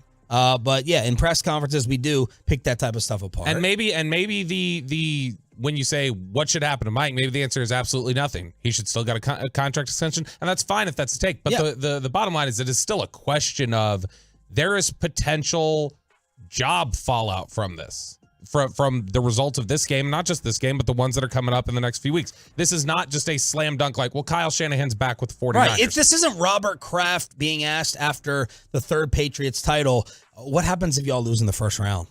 And he would look at a reporter and maybe backhand them out of stupidity and suggest that they were moronic. That is not this. So we then told Jerry, no, we're not asking about a McCarthy extension. We're asking about you saying we'll see how each game goes as an implication that Mike's status is up in the air. Well, I was a little surprised. I don't know how I could be any clearer. Coach McCarthy's under contract for next year, and so that's not an issue. Secondly, I couldn't be more pleased with what he's done and how he's coached. Now, apart from sitting down and going over the daily receipts and going over the detail of everything we do out there, I don't know how you can answer a question any different than that. I certainly haven't sat down here right in the middle of the playoffs and started talking to him about something like a contract or something like that. Why would you do that? This is where he needs to have, he, by the way, is the busiest cat in all of Texas. Now, you talking about a one-armed paper hanger being busy, he is that. Yeah. And so the last thing that I want to do is spend any time talking with him about these kinds of things, on agreements, extension of agreements, especially when I've got one. So that's it. And I've said I couldn't be more pleased with what he's done, and I really mean it. He has really made as big a difference from his head coaching vantage point as anybody could from any vantage point in the NFL. He's the big difference this year. So that was the initial. I just love that he used the phrase one-armed paper hanger. I just love that he used that phrase. Yeah. So that was Jerry. He gives all the compliments. It's like telling the wife, or sorry, not the wife, the girlfriend. It's like telling her, I love you. You're awesome. You're hot. You're cool. My family loves you. And you're someone I could see myself with.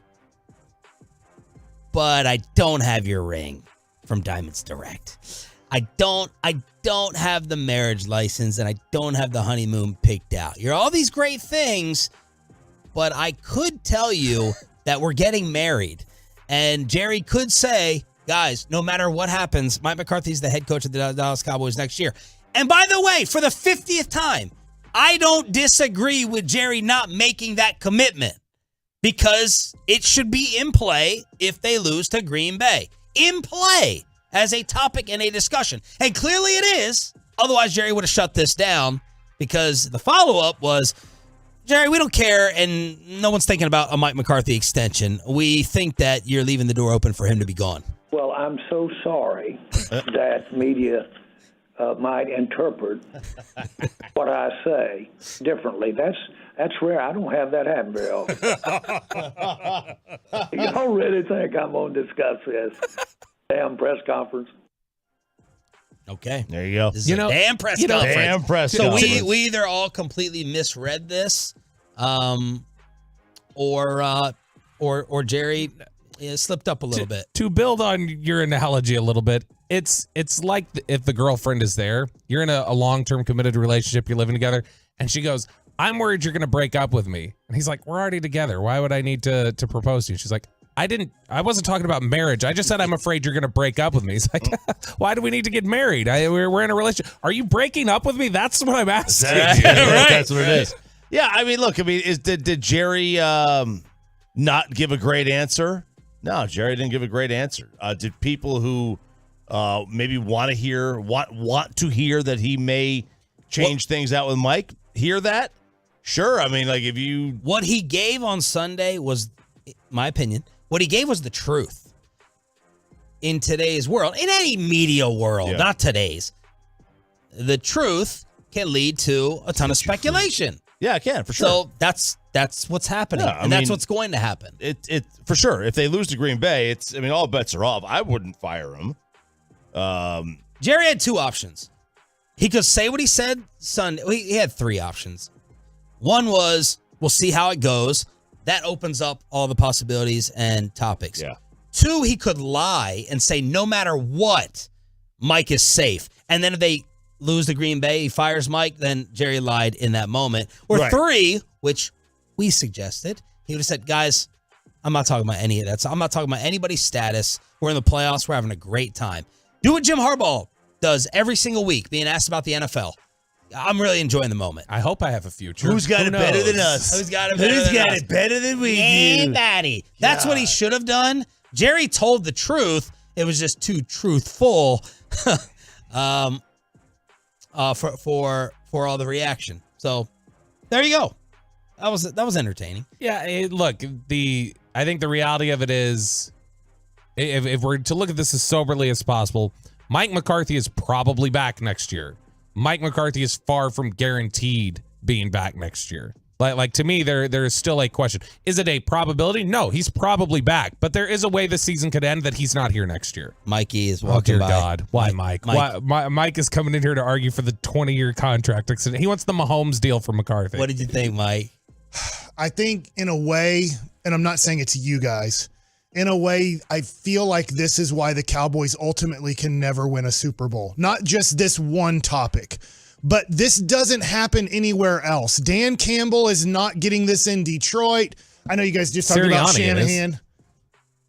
Sirianni's getting this talk. In Philly, which just went to the Super Bowl last year and won 5 years ago. I agree with that. I don't think he got that talk going into the playoffs last year that after winning the division, they're like, hey, if he loses, I'm sorry, I forget who they played in the first round, but whoever they played in the first round, if Philly? Yeah, Was Philly it, lost to, let's just say the Rams. I'm making up or Seattle.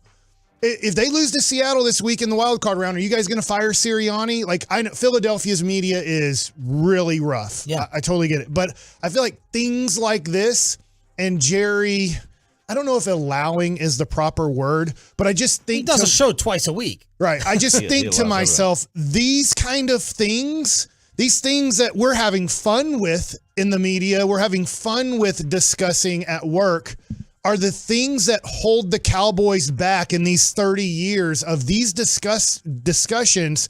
Jerry, it's his job to stop them immediately. And to y'all's point, he didn't completely stop it 15 minutes ago or whatever on the show. Yeah. I don't think he's going to fire Mike McCarthy, even if they lose to Green Bay. But I do think that. Then why doesn't he just say that? If I- that's you true, know. that would be the simple, obvious thing to say. I think he loves this. I think he just loved these last 15 minutes. So you don't think he was truly ticked off at the end? No. I do. I think he plays this game, and what a great game he plays. His franchise is worth $10 billion. Yeah. Because he's really good at this. I think one of the tells that Jerry is genuinely irritated, not playfully irritated, is he starts throwing in random dams like he did. Like, this isn't a damn press conference. I think he's mad. Oh, I don't know. Is it theorizing? A guess is he's mad because he didn't give as polished of an answer as he should have. Now, maybe it was on purpose after the Commanders game. He's mad that that answer was a little sloppy. It wasn't as tight as it should have been. And now, if I'm Mike McCarthy, I'm like maybe slightly irritated, and this is a distraction or topic throughout the week. Or maybe he's not mad, to Mike's point, and that's something that holds the Cowboys back when we should just be focusing on the Green Bay Packers in round one. Patrick Walker, DallasCowboys.com, previews the Packers next. But let's get you over to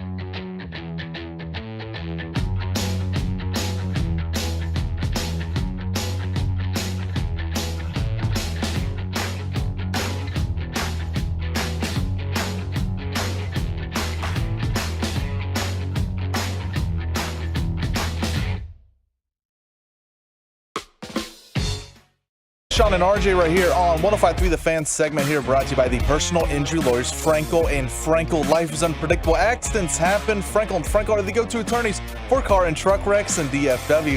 If you or a loved one have been in an accident, contact the Frankels for free at 214-817-333-3333 or just go to truckwreck.com.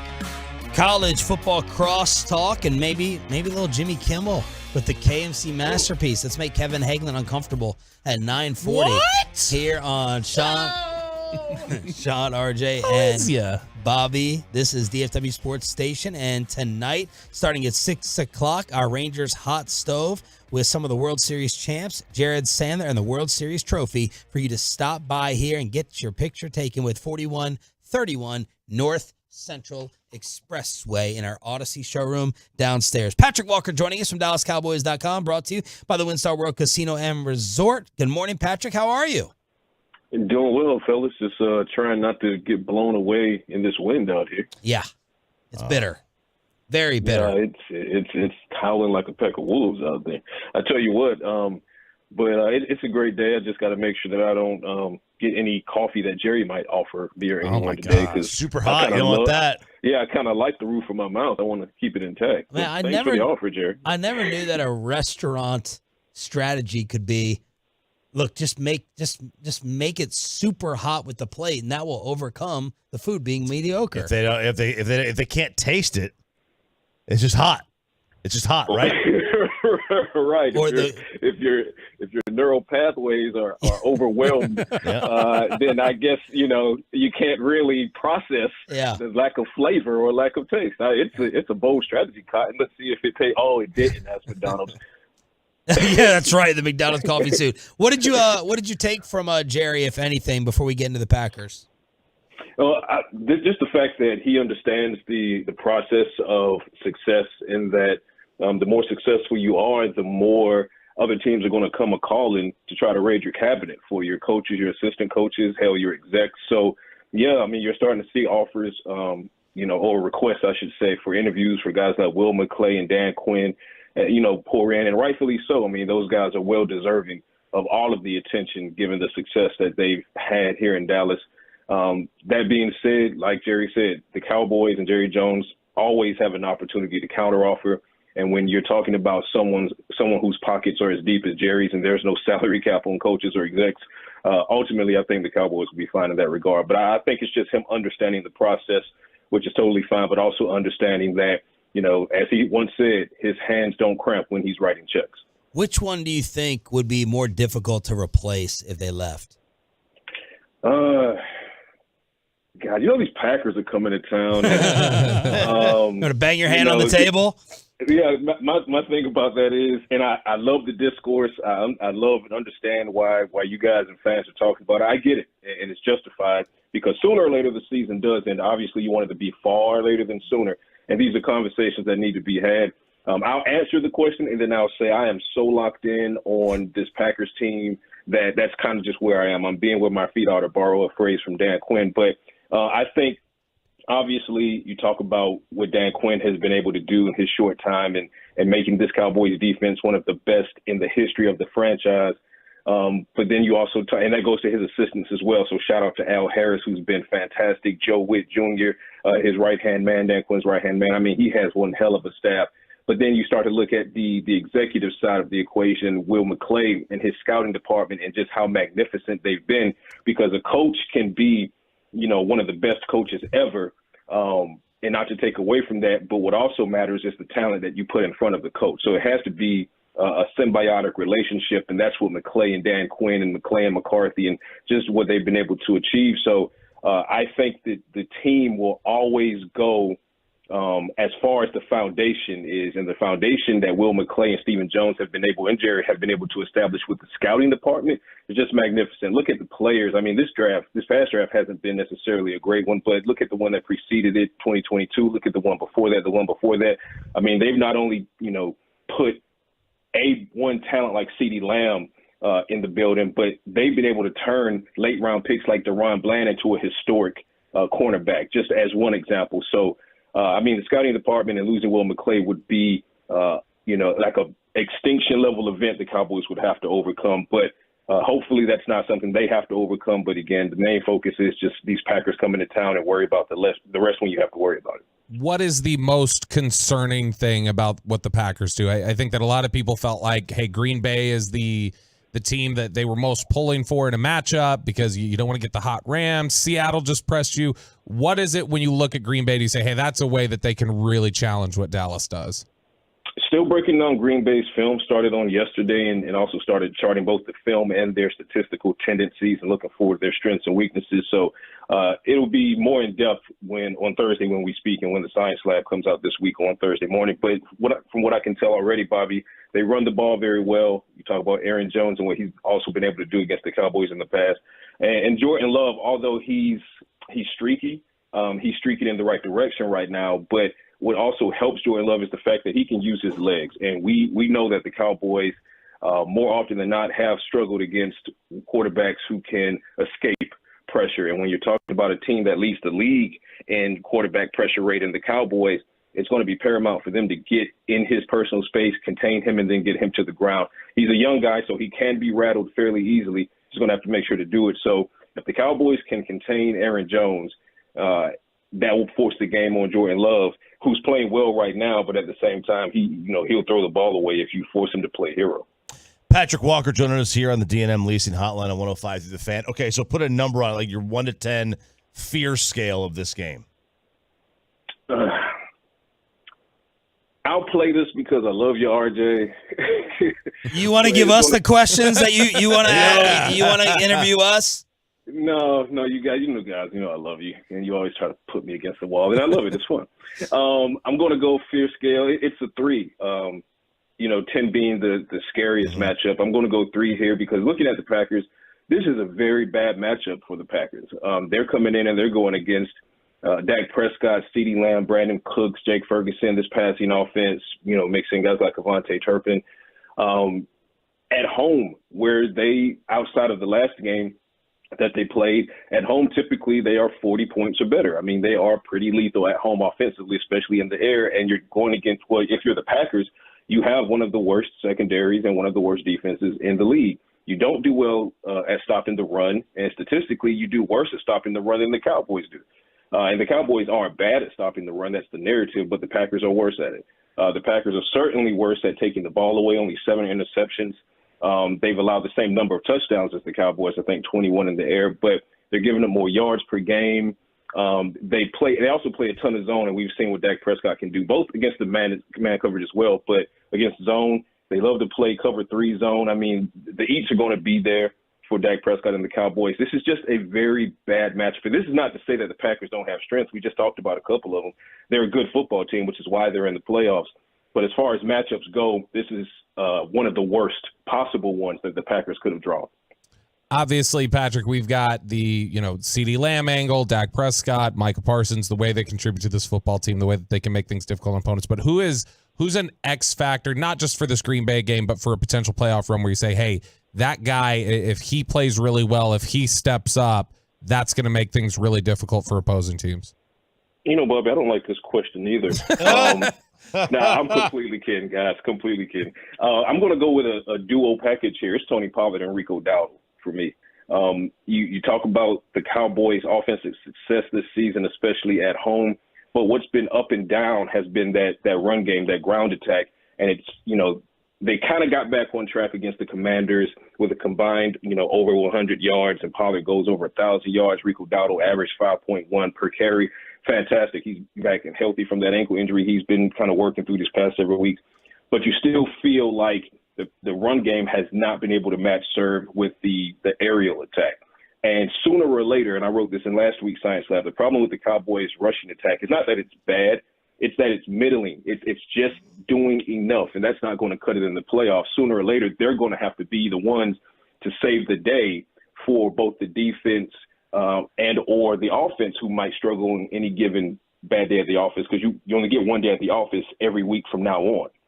So I'm looking forward to seeing if Tony Pollard and Rico Dowdle can take some of that momentum that they started to build in Washington and start to, level that up over these next several weeks and kind of help the Cowboys offense become that much more dominant, because everybody knows what CeeDee Lamb can do. Everybody knows that Brandon Cooks is getting involved. Everybody knows Dak Prescott is a top 2 MVP candidate, only up there with Lamar Jackson. But the question mark still remains, does anyone have to fear the Cowboys' rushing attack? As we have this conversation, the answer is no. But if that should change as early as this coming Sunday, creates a completely different dynamic, and it really bumps the odds for the Cowboys. Shit. Thought you. If that should change, is what he said. We thought you had a slip up there for a second. Pat said an S. No, I'm not going to get you fined. Not today, anyway. Thank you, Patrick. We'll preview Thursday. All right, talk to you guys soon. Patrick Walker, DallasCowboys.com, brought to you by the WinStar World Casino and Resort. Proud to be the official casino of the Dallas Cowboys. Please game responsibly. Adam Schefter 20 minutes ago. Jim Irsay, Colts statement. Oh, boy. Here we go. What's this? Could there be any other owner's name I start with where you say, oh, boy. That fast? A statement from the Cowboys owner, Jerry Jones. Yeah. Jim Irsay is currently being treated for a severe respiratory illness. Right. While this unfortunately means he won't be able to perform with his band this week in Los Angeles. He's receiving excellent care and looks forward to returning to the stage as soon as possible.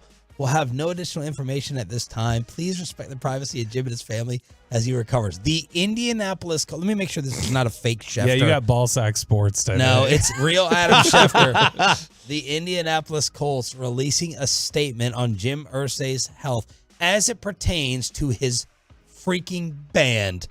What a joke. Look, he's not in a position to play the bass guitar right now. Okay? He has hosted concerts in Nashville, D.C., Austin, L.A., New York, Chicago, Indy, San Fran, and Vegas. Oh, the Austin music scene. That's pretty legit from Jim Irsay. College football and maybe Jimmy Kimmel responding to Aaron Rodgers. Crosstalk with KMC is next. But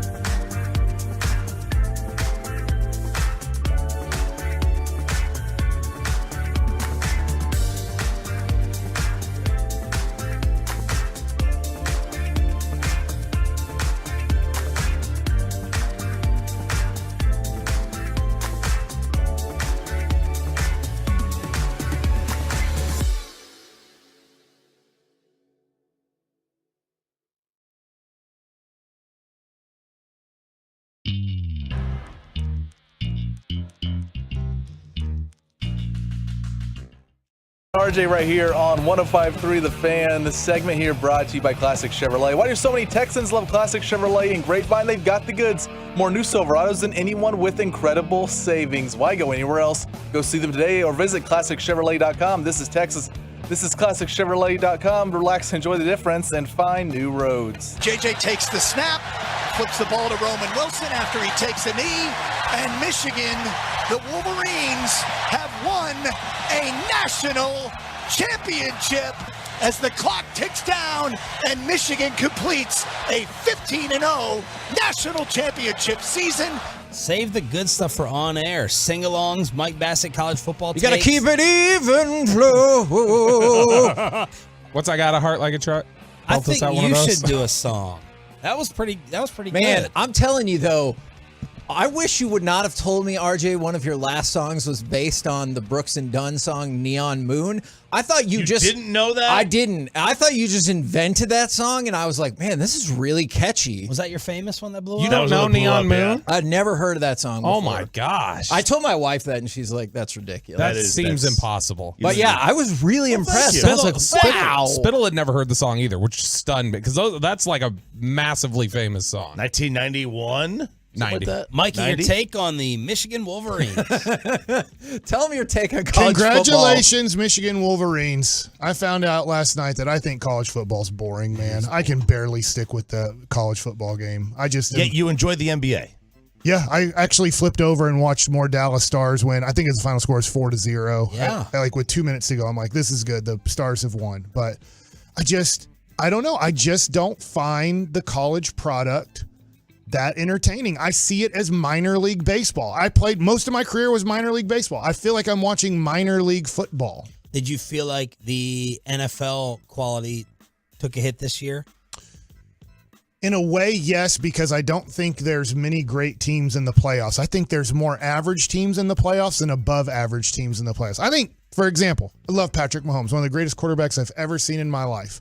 I think that's an average team that could be easily beat by half of the teams in the NFL. Doesn't mean that they wouldn't beat about half the teams. They're an average team, and they're a number 3 seed. Tampa's horrible. Philadelphia's horrible. That's 2 of the 10 worst teams that I watched play football last week playing in a playoff game against each other, and one of them has to go to the next round. So I just think that, in a way, I don't know. I wish I liked college football more, but the older I get, I feel like the less that I like average football. Corey Majors, what's coming up? Looking at the playoff road ahead, the Cowboys have no excuses left to make the NFC Championship game, right? That starts at 10 o'clock. Also, at noon. This is based off conversation you guys had with Jerry Jones this morning. What the Cowboys deal with and bring upon themselves that no other NFL franchise encounters. Mike is hot on this today. So I thought y'all with Jerry this morning was fantastic. Jerry was entertaining. Sean, you sound as comfortable interviewing him as you ever have. It's grown over a long time. Till the end. What happened at the end? That was fine. He may have slammed his hand down. We're not sure. I know he slammed his hand down because he was excited to get back to the day. Remember, he told you enthusiasm. That's what I said. It was right. It's all about enthusiasm. Carpe diem. Hey, have a great day, guys. Look, I know that there are, and tell me if I'm wrong, Kevin Hagelin.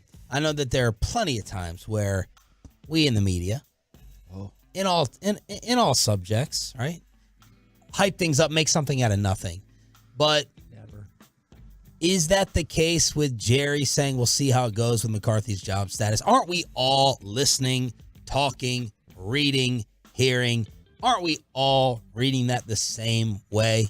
Yes, or if not? you say we'll see what happens, that's pretty open-ended. You know what? I married her. I love her. Yeah. We'll see how this month goes. Right? You know? And that's exactly what it sounds For like. better or worse, depending on the next 7 years. I just wanted to make sure. No, that's what led to this is the Cowboys deal with it, but they bring it upon himself. Jerry could just say, "Are you serious? We've won division titles 2 of the last 3 years. We've gone 12-5. He's our coach." You know, say, well, we'll see. Aaron Rodgers, I know he brings a lot of drama, but whenever he says, "Hey, in this building, we have to flush everything that doesn't have to do with championships," he was in Green Bay for a long time and he didn't have to deal with that crap.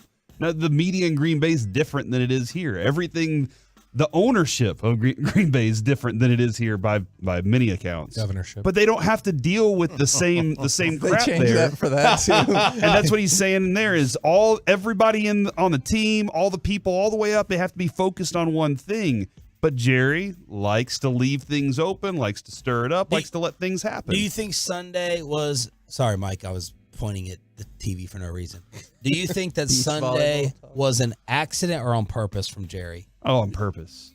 Because he likes it. He likes to do that. And I think it's poor leadership. That's kind of messed up. That's bad leadership. messed up. I agree. You know what I keep thinking about? If that's the case. It is the case because I keep thinking about our interview with him at training camp. We talked about, hey, Jimmy not being in the Ring of Honor. And he goes, well, if he's in the Ring of Honor, he's in the Ring of Honor.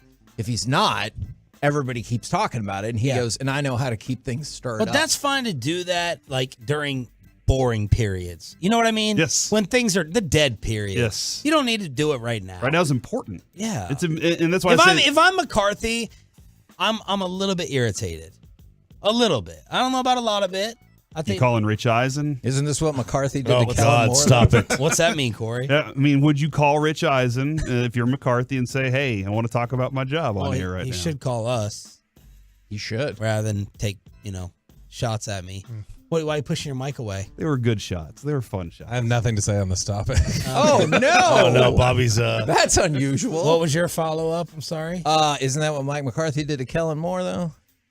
What? When he was like, I don't know. We got to figure some stuff out. Who's going to be the coach? But was that after the season? Yeah. For the better, Kevin, for the better. Okay. In the playoff week. It was out of the season. I mean, I guess it's fair. Maybe the players are just numb and immune to it at this point.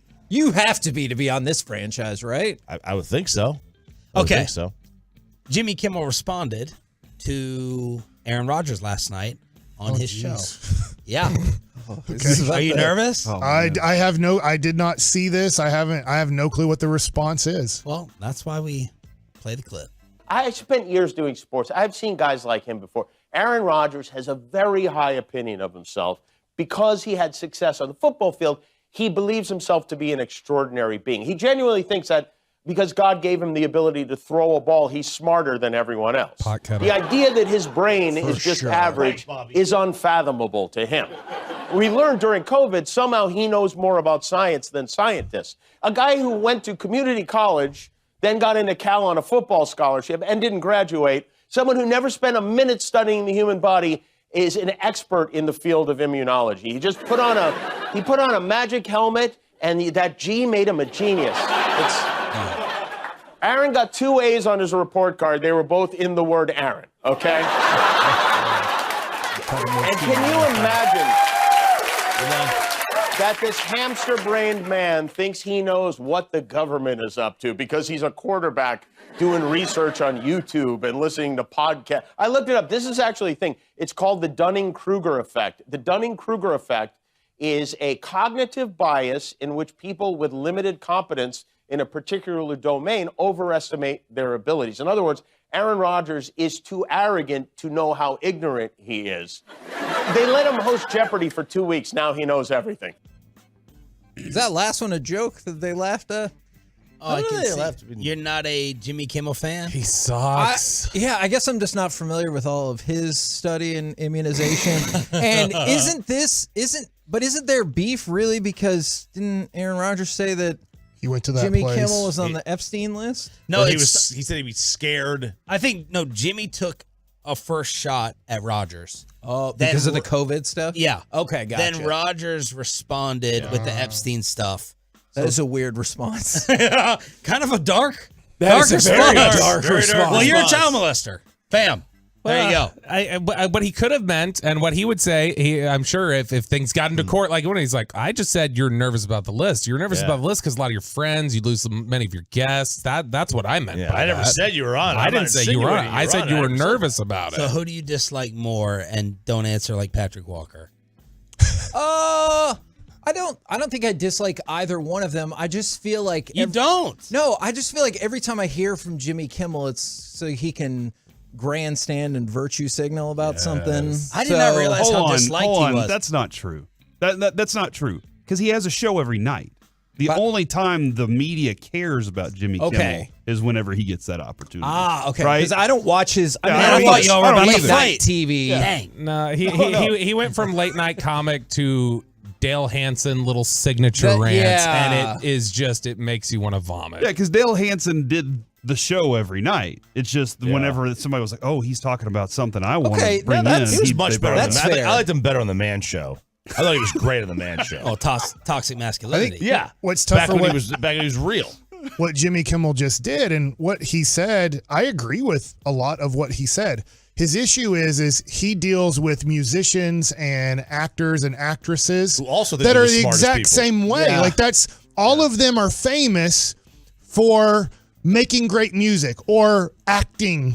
And then they say, you should be for this. You should go with me down this place to say that I'm not trying to bring up a political topic, right? But they all say bring one up anyway. You're all stupid for believing this. You should believe that. Yet you're like, now wait a second. You dropped out of high school and started acting at 14 years old. Like, I mean, we can do this with almost everybody, almost every musician, every actor, everybody he has on his show, unless I guess they're a politician who went to Harvard and has a master's in the thing that they're doing. Like, it would be really tough to ever watch his show and then him not say, you're a hypocrite or you're really stupid because all you do is sing this song that's popular. You didn't go to a major university. You didn't graduate there. So why should we ever listen to you about topics besides this is a good song or not a good song? You should never ask an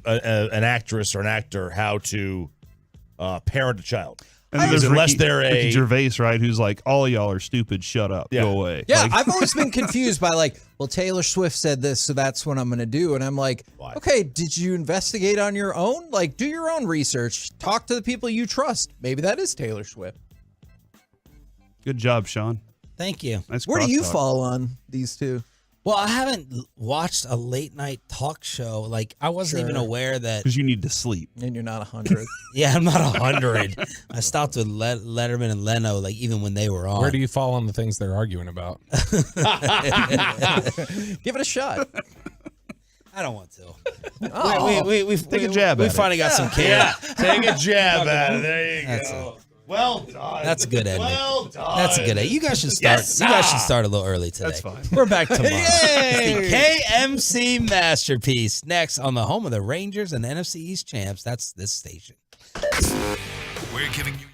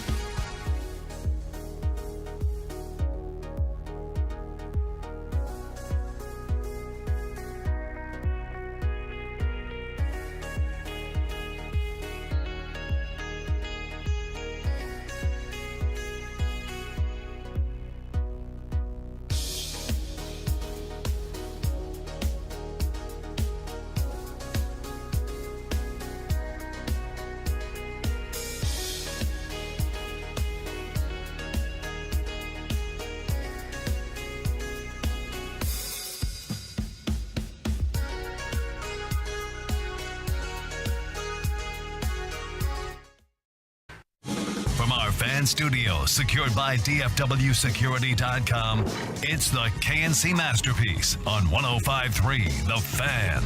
KNC Masterpiece right here on 105.3 The Fan. You got me, Kevin Aglin, Corey Majors, Mike Bassick, Alec Medford, hopefully not seating his headphones or his microphone to Bobby Belt. Looking at the playoff road ahead, the Cowboys have no excuses left not to make the NFC Championship game, right? 877-881-1053. I feel like whether you want to go back to 07, 14, 16, whatever your year is, it feels like we've had plenty of other conversations like this, and yet we've ended up in the exact same place. But I look at this again. You've won 6,000 home games in a row over the span of almost 2 complete seasons. I know it's only like 15, but you get a home game this weekend. You get a home game if you win next weekend. It feels as though there's no excuses left. Aaron Rodgers, Corey, is not on the Green Bay Packers anymore. They're playing, I call him a rookie. I know he's in his 4th year, but it's his first year to be a quarterback in the NFL, and Jordan Love, a team that barely finished over 500. I'm not saying that Green Bay's a bad team, but the way you played at home, undefeated, against a quarterback making his first ever playoff game, like Green Bay accomplished goals that most people didn't think they would accomplish this year, with Jordan Love being their quarterback. I would agree with that. They've kind of done their thing this year. Like, if they lose to the Cowboys, it's still a successful year for Green Bay that they are now building upon with their new quarterback. That should be, I'm not saying a 30-point win. Not, this isn't college football. But I just look at it and say the Cowboys should win that game, and at the last 5 minutes of the game, I think most Cowboy fans should feel pretty comfortable with where the score is at, that the Cowboys will win that playoff game. Then I'm just going to assume this. I know you don't know who you're going to play. Let's just say Detroit, who's the 3 seed, wins. If Detroit wins, you play Detroit. The other games don't matter. Well, Jared Goff is not as good as Dak Prescott. There's not Drew Brees in this league anymore in the NFC. There's not Aaron Rodgers anymore. There's just not a great crop of quarterbacks over here. Right. The Cowboys probably have the best quarterback in the NFC. There's not really unbelievably great quarterbacks right now in the NFC. And so I just look at it and go, you have home games. You have the best quarterback. Can we stop? Yeah, can we stop on the quarterback thing for just 1 second?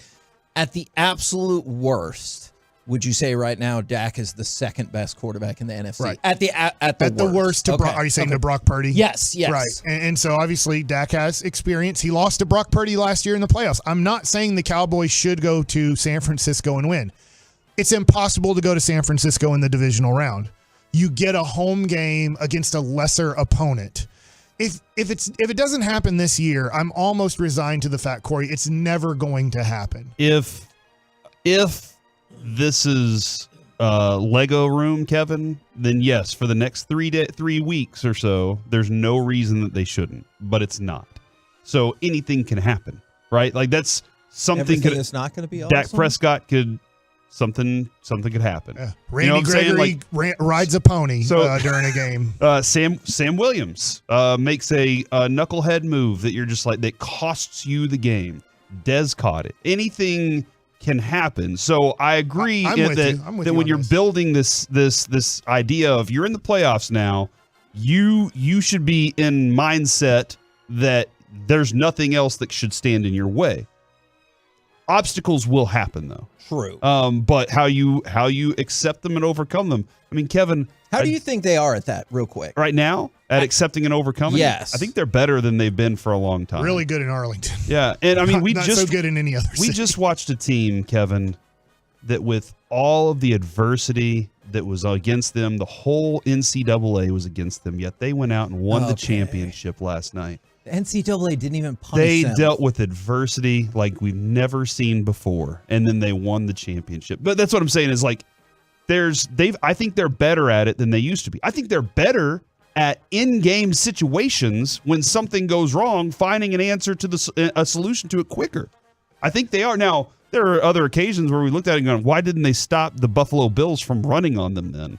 Well, I think that's one of their big problems. And if Green Bay decides they want to run the ball against the Cowboys and the Cowboys can't stop it, that's a big, huge problem for them. So I agree with your premise, but I also understand the reality that comes within it. But yeah, man, everybody in that room should look at it and say, we have the better quarterback, we have the better group of receivers, we have the better defense, we have the better coaching staff for that matter. So being here for over a decade now, I've done the research, and it's not like very hard to research at all. It's how many times in a row do you make the playoffs, or how many times can you make the playoffs in kind of a 5-year period? Because a lot of times, and I deal with people I've worked with, people that are up here that just say, and I get people that are listening that would say, it's all about luck. It's just the Cowboys have been unlucky. I don't believe that. And I do hate that. Like, I completely hate that. As a former athlete, I don't want to believe, and I've just been in too many games. Yes, sometimes things happen. Sure. A bad hop happens or a good hop happens for you, and it causes a change in the game. I totally get that. But the more times that you're consistently in the playoffs, then it'll be on your side. And the Cowboys, for a long time, never make the playoffs. Never make it back-to-back. So when you're relying on luck and you're only making the playoffs about 40% of the time, so out of a 10-year period, you make it 4 out of 10 times, I would say good luck with the luck factor being on your side. But this is the Cowboys' 3rd year in a row to make the playoffs. This never happens. The last time it happened, and I misspoke if you listened to me either yesterday or Friday, Barry Switzer did do it 3 times in a row. So when I said, nobody's done it since Jimmy, but I forget, 94, 95, 96, Barry does it with Jimmy's team and then gets fired the next year going 6-10. This is the first time in forever since Barry Switzer that the Cowboys have made the playoffs 3 years in a row. You start dealing with your team has playoff success. It has playoff failure. They know how to deal with that. They know how to deal with adversity within a playoff game. And so I do think that the Cowboys, because they're now consistently in the playoffs, the way that Aaron Rodgers always was. Anyway, I'm not a big Russell Wilson fan, but I remember doing this. Russell Wilson, I believe, in 8 of his 9 first years, that might be a weird way to say it, but in his 9 first years in the NFL, I think he made the playoffs 8 out of 9 years. Yeah. He only missed the playoffs 1 time. So, yeah, eventually, if you're in the playoffs every year, there's going to be a ball that bounces against you. But if you're asking for the ball to bounce for you and you only make the playoffs 1 out of 3 years, you're probably not going to get that lucky. And I'm not saying the Cowboys are going to make it to the NFC Championship based off of luck, but for the first time in a lot of people's lifetime that are listening to us right now, the Cowboys have made the playoffs 3 years in a row, and they're in a favorable situation. And they will be a heavy favorite next week, assuming they win, if they can win, because you're a 7.5-point favorite against Green Bay. So if you win, your next 3 possible options would be the Lions. Clearly, we're all familiar with what happened at Lions game, but you'll be probably, my guess would be a 5-ish point favorite. If you play the Bucks, you'll be a plus touchdown favorite. If you play the Eagles, the way it's going now, I think, again, you might be a 6, 7, 8 point favorite. You'll be a heavy favorite in these games. That's not to say that guarantees you'll win, because I think you'd be a pretty sizable underdog in the NFC Championship game, and that doesn't mean that you'll definitely lose. It just... Nick Eatman wrote a column on DallasCowboys.com, and it said why this run to the playoff feels different. Does it? Do you? Before you dive into it, does it feel different to you? Because it does to me. I think it does, because it's not a one-off. You can see how we got here, right? So, hear me out, because I'm not going to lie. I did feel this way in 2007, or honestly, maybe in the 2008 season. I know clearly that didn't end up the way anybody hoped, How'd that go? We didn't even make the playoffs. You saw the heartbreak in 2006 with the snap. You saw you should have won in 2007. And then in 2008, I was like, okay, I've seen the progression to this. But what have you seen since then? Because I know everyone says, oh, you haven't been there in 28 years. I get that. But there's individual pockets in there that matter, right? You got there in 2014. Well, your quarterback fundamentally changed who he was in 2014. Yes. And it didn't work out. How did you follow up? Nothing. 2016, whole new group. You didn't win. How did you follow it up? Nothing. So, like, you have not seen any sustained level of success. I can look at it right now and be like, oh, yeah, they weren't as good as the 49ers 2 years ago. They weren't as good as the 49ers last year. I still don't think they're as good as the 49ers, but I can see the progression of this team, and that's why I do think it feels different. Yeah, a lot of what both of y'all are saying is you got there, and then by the next time you got there, most of your team had changed. Like, and this team is pretty much the same group that's been there for 3 years now, building and trying to get to something, and knowing what their errors were along the way and where they misstepped and what they got to do differently. I really do love the Dak Prescott. Look, this hat doesn't mean anything. Like, that's not. I loved it when Dirk did it. When Dirk threw the Western Conference trophy into the laundry and was like, we got one of those. I loved that because the focus is different. The way you encounter your week is different. The way Mike, you're talking about Jordan Love and how good he is and everything. And I do agree how he's been exceptional. This is his first playoff appearance. And remember Dak's first playoff appearance. Now, maybe he goes out there and lights it up, but Dak Prescott has playoff experience to draw from. He knows how to prepare for this. Jordan Love's going to have to experience this for the first time, find the bathroom for the first time, probably, stuff like that. There are things that he's going to experience. So that's step one. And then I have no clue. Like, step two could be something totally different. We're expecting the Lions, right?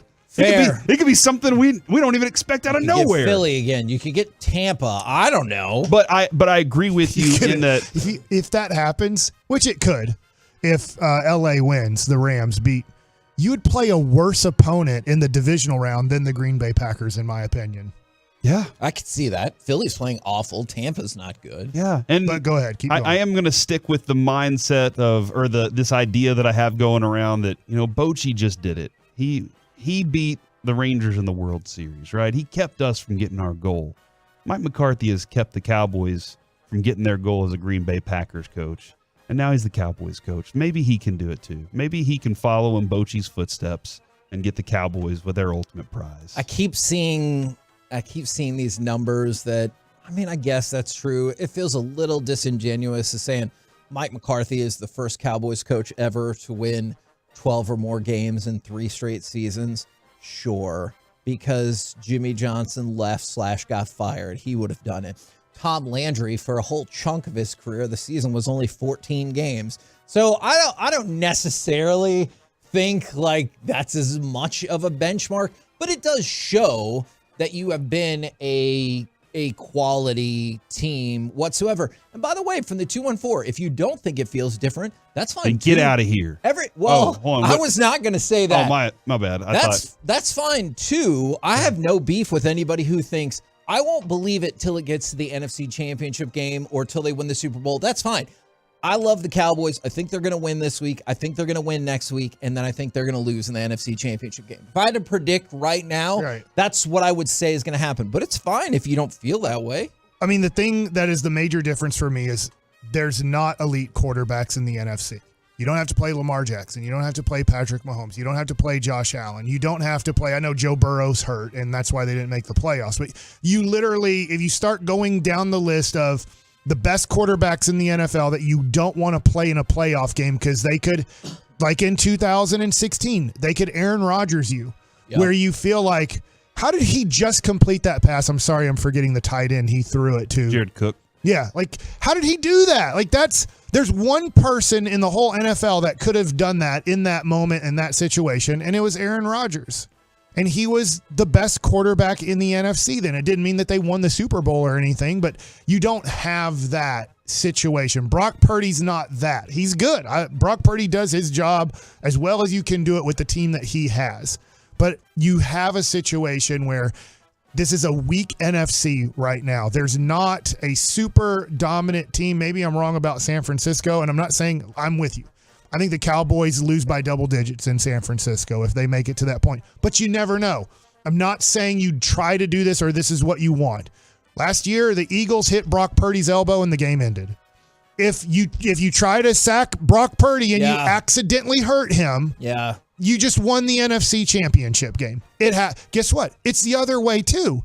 If all of a sudden, I'm not rooting for this or wanting this so people don't post this and clip it. But if Dak Prescott were to get hurt in the first quarter of the Green Bay game and you have to go with Cooper Rush, that changes everything of that game. And so then it's like, oh, I can't believe you lost to Green Bay at home. Well, guess what? Dak Prescott, who's probably going to finish second in MVP voting this year, couldn't play the majority of the game because he got hit in a way that took him out of the game, and you had to play a backup quarterback in a playoff game, which was very tough to win because it's not like right now Cooper Rush is getting a lot of reps right now today to get ready for the Green Bay Packers. Yeah, I'm excited. Look, I'm very excited to see how it plays out. I will say I understand the skepticism from the other side. It's easy to. I would like to address somebody on the fan text, Kevin. From the 408, hello, friends. Big James here, first-time listener. Shout out to my friend Thomas for referring me. Oh, that's nice. Hey, refer your friends. Tell them to head this way. Go down the dial to 105.3 The Fan, or on your digital social apps or whatever. We got all sorts of stuff. Check us out, man. Hear the show that you'll hear in another station 3 days. Or just hear the show that you'll love for the rest of your life. My bad. Or until we all break up. We're the K&C Masterpiece. Holy cow, right here on 105.3 The Fan. Coming up next, any given Saturday, national champions are crowned, and this is why you don't help out a rival. We'll talk about it next right here on The Fan. DFW's #1 Cowboys podcast.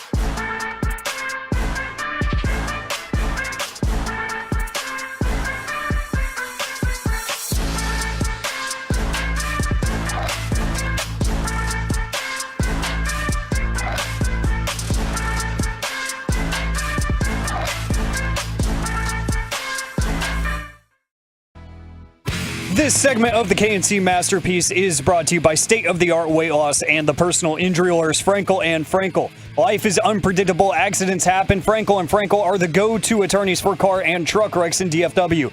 If you or a loved one has been in an accident, contact Frankel and Frankel for a free consultation at truckwreck.com or call 214-333-3333. Has time. Launches downfield, wide open. And he overshot Odunze, the play they needed to turn this around. Just overthrown.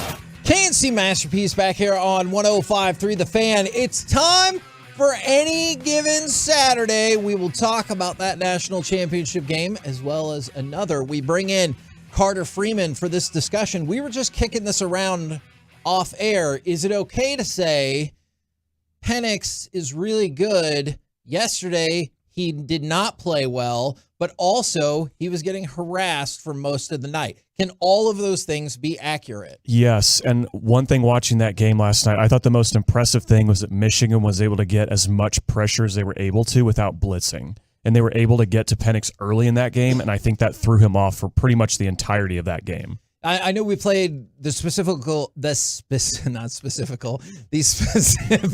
overthrow right there. Shut up. There were a few like that. I'm sure he had some conversations with his offensive line as well, where he's like, "What the F, dude?" Was there a point in this game when you thought Washington has been in a spot kind of like this before, they'll make their way back, or did you think, yeah, I know it's a 7-10-ish point game, but this has breakaway written all over it? I really thought Washington had a shot up until Michigan scored to go up by 14 about midway through the fourth quarter, because, Washington scores at the end of the second quarter to make it a 7-point game. They get the ball coming out to start the third. So I'm like, all right, if, this is it. If they are going to make this a game, this is a time where they'll march down the field and tie it. And then, of course, Penix immediately throws an interception on the first play. So even after that, Washington's defense played their hearts out. I mean, they kept that a one-score game for an extra 15 minutes longer than it probably could have been. But once Michigan scored that second touchdown to go up by double digits, I was like, I don't think they have it in them. And as Corey brought up, all the world rejoiced because of all the adversity Michigan had to overcome. Yeah, it was so much. It was the I don't know if they did it as much last night, but it was in the Alabama game where they were just like, oh my gosh, everything was about the adversity and how JJ McCarthy had led them through it all, and how everything. Even though what adversity? They haven't even gotten punished by the NCAA. Yeah. Not yet. I joked with my friends after the game was over. I'm like, how quickly does this win get vacated? I do. Oh my god. I do kind of feel a little bad for Harbaugh that, and this is dumb because it was from the NCAA that he got suspended, that he gets a championship season and had to miss games, and he wasn't there for those moments, and that's part of the fun. I know there's, we look at this, there's a big business of it all, but just like coming into work every day, you want to build something with the people you work with, and he missed part of it. So it stinks, and it was self-imposed, but whatever. Yeah, but he was there during the practices during the week. Yeah. It was only on game day he couldn't be there. Yeah. And it ended up with him winning a national championship, and I'm sure if he had to do it all over again, he would not mind sitting out those 6 games. I'd rather be there and lose the championship. No, he wouldn't. Maybe Kalen DeBoer would say that. Probably not Harbaugh. Well, I could see that. Is it disappointing for the NCAA the order in which these games happen? Because you brought up that maybe you didn't love yesterday's game. Everybody universally praised both the semifinal games were awesome. And then you get to the game last night where Washington's fighting and scratching and clawing, but it feels apparent for most, if not all the night, that Michigan is the better team. I'm assuming the NCAA has to be disappointed with the way this game played out. Yeah. Not who won, but just the competitiveness. Well, I don't know. With all the Michigan cheating, maybe they did want Washington to win, but this is how it usually goes. And I really did think this was the first year we'd get 3 really, really good games. And, the game was close for much of it, but it was a sloppy game more than it was a close competitive game like we've been talking about. So probably a little disappointed, but still better than 65-10 or 7, whatever the score was last year with TCU. I mean, all it really tells me is that Georgia should have been there. That would have been a more competitive game. Okay, Twitter. That's all it tells I saw me. last night. Do you disagree? I think they picked the right 4 teams. Okay. My main question is Penix coming back for a 7th year? Apply for that waiver. That is your main question. What do you think about, because you've seen at least the last 2 games, if not more, what do you think about Penix as a prospect? Backup quarterback. Oh. But a good one. Because he's Good projected backup right now by some as a first-round pick. You're disappointed with I am I'm too. not disappointed. No. With Trevor Lawrence. Yes, agreed. They were recruited at the same time. They were they were seniors in high school at the same time. That is super weird. Like that's where he's at in his career. That is super weird. That they were seniors in high school the same year. So when and he's had 2 major injuries. He decided on, was it Indiana or Rutgers, wherever He was went at Indiana for 4 years. Yeah, so when he decided this. on I'm going to go to Indiana, that's the same time that Trevor Lawrence decided he was going to go to Clemson. So I'm not saying, look, people have stupidly drafted Chris Winkie, who was 46 years old at Florida State. You're going to bring up Sarge. And he was horrible, like in pros. I'm not saying that Michael Penix would be horrible. I would. He's 24 years old, and he's only played against kids. And so now he has to play against adults for the first time in his life. That would worry me. That why weren't you good at quarterbacking and really good at it at 20, 21, 22 when you were the same age as the kids you were competing against? As soon as you became, just think about it when you you covered high school. Yeah. I know it's a little bit different, right? The older Sure. you get, the closer the age becomes not as big of a difference. But when you watch an 18-year-old compete against 15-year-olds, you're It's like, well, this isn't really that fair right now. And so I'm not against Michael Penix. I mean, he has a weird throwing motion, but I don't think he is a premium starting quarterback in the NFL. I think you draft him in the 2nd round and you say, hey, if the situation presents itself, I think we have a good backup quarterback who could surprise us. I would have thought you would have supported him from the natural lefty solidarity. I think Jake Diekman would support him because they both throw at the same angle. That is true. They do have that. The 3. Yeah, that low throw right Not there. quite submarine, but it's like in between. No, he's not bad. He's a good quarterback, and he might get drafted in the 1st round. I don't think it would be early in the 1st round, but I'm not in love with the way he throws, and I think when you're a pusher and not a thrower, I think that becomes an issue in the NFL. The only person that I've seen being very successful pushing a football is Phillip Rivers. And one thing I want to say about Penix, too, is you talk about him, why wasn't he good when he was 19, 20, 21? I think he was, because you look at the Indiana teams he was on in his early years in college, that's the best Indiana's been in the last 30 years. I mean, you don't think of Indiana as anything in football. And since he left, they've been awful. They just fired their head coach after last season. So their best stretch of football in my lifetime was with him at quarterback. He just kept getting hurt. I would rather draft him than the Michigan quarterback. That's what I was going to ask next. I'm like, who would you rather have between those two? I don't think that guy should play a game in the NFL. I think he's a day 3 pick. The way he looks right now, I don't care if he's the best quarterback in Michigan history. Is that where he's projected, though? No, people are taking him. I think Kuiper, they flashed the graphic last night during the game. He's his 5th rated quarterback in this draft. Which could be a 2nd rounder. Yeah, at the very least, I don't agree with that at all. Ooh, yeah, solid 140 passing yards he had last night. That is well. I mean, he's a great leader though. Yeah, overcame a lot of adversity. Not many people do that. But also their team ran for 174 yards in the first quarter. He handed the game ball flow off called perfectly. for that, is what you're saying. Yeah. The game flow was we don't need to throw it too much, buddy. Well, there were stretches in that game where they were up and they were running the ball over Washington, and Harbaugh and Sharon Moore, Michigan's offensive coordinator, were calling passes. And I'm like, what are you doing? Yeah, this dude's not a great passer right now, and you are steamrolling them on the ground. Keep doing it. Corey, when is the last time that you've thought about Kevin Smith, the defensive back?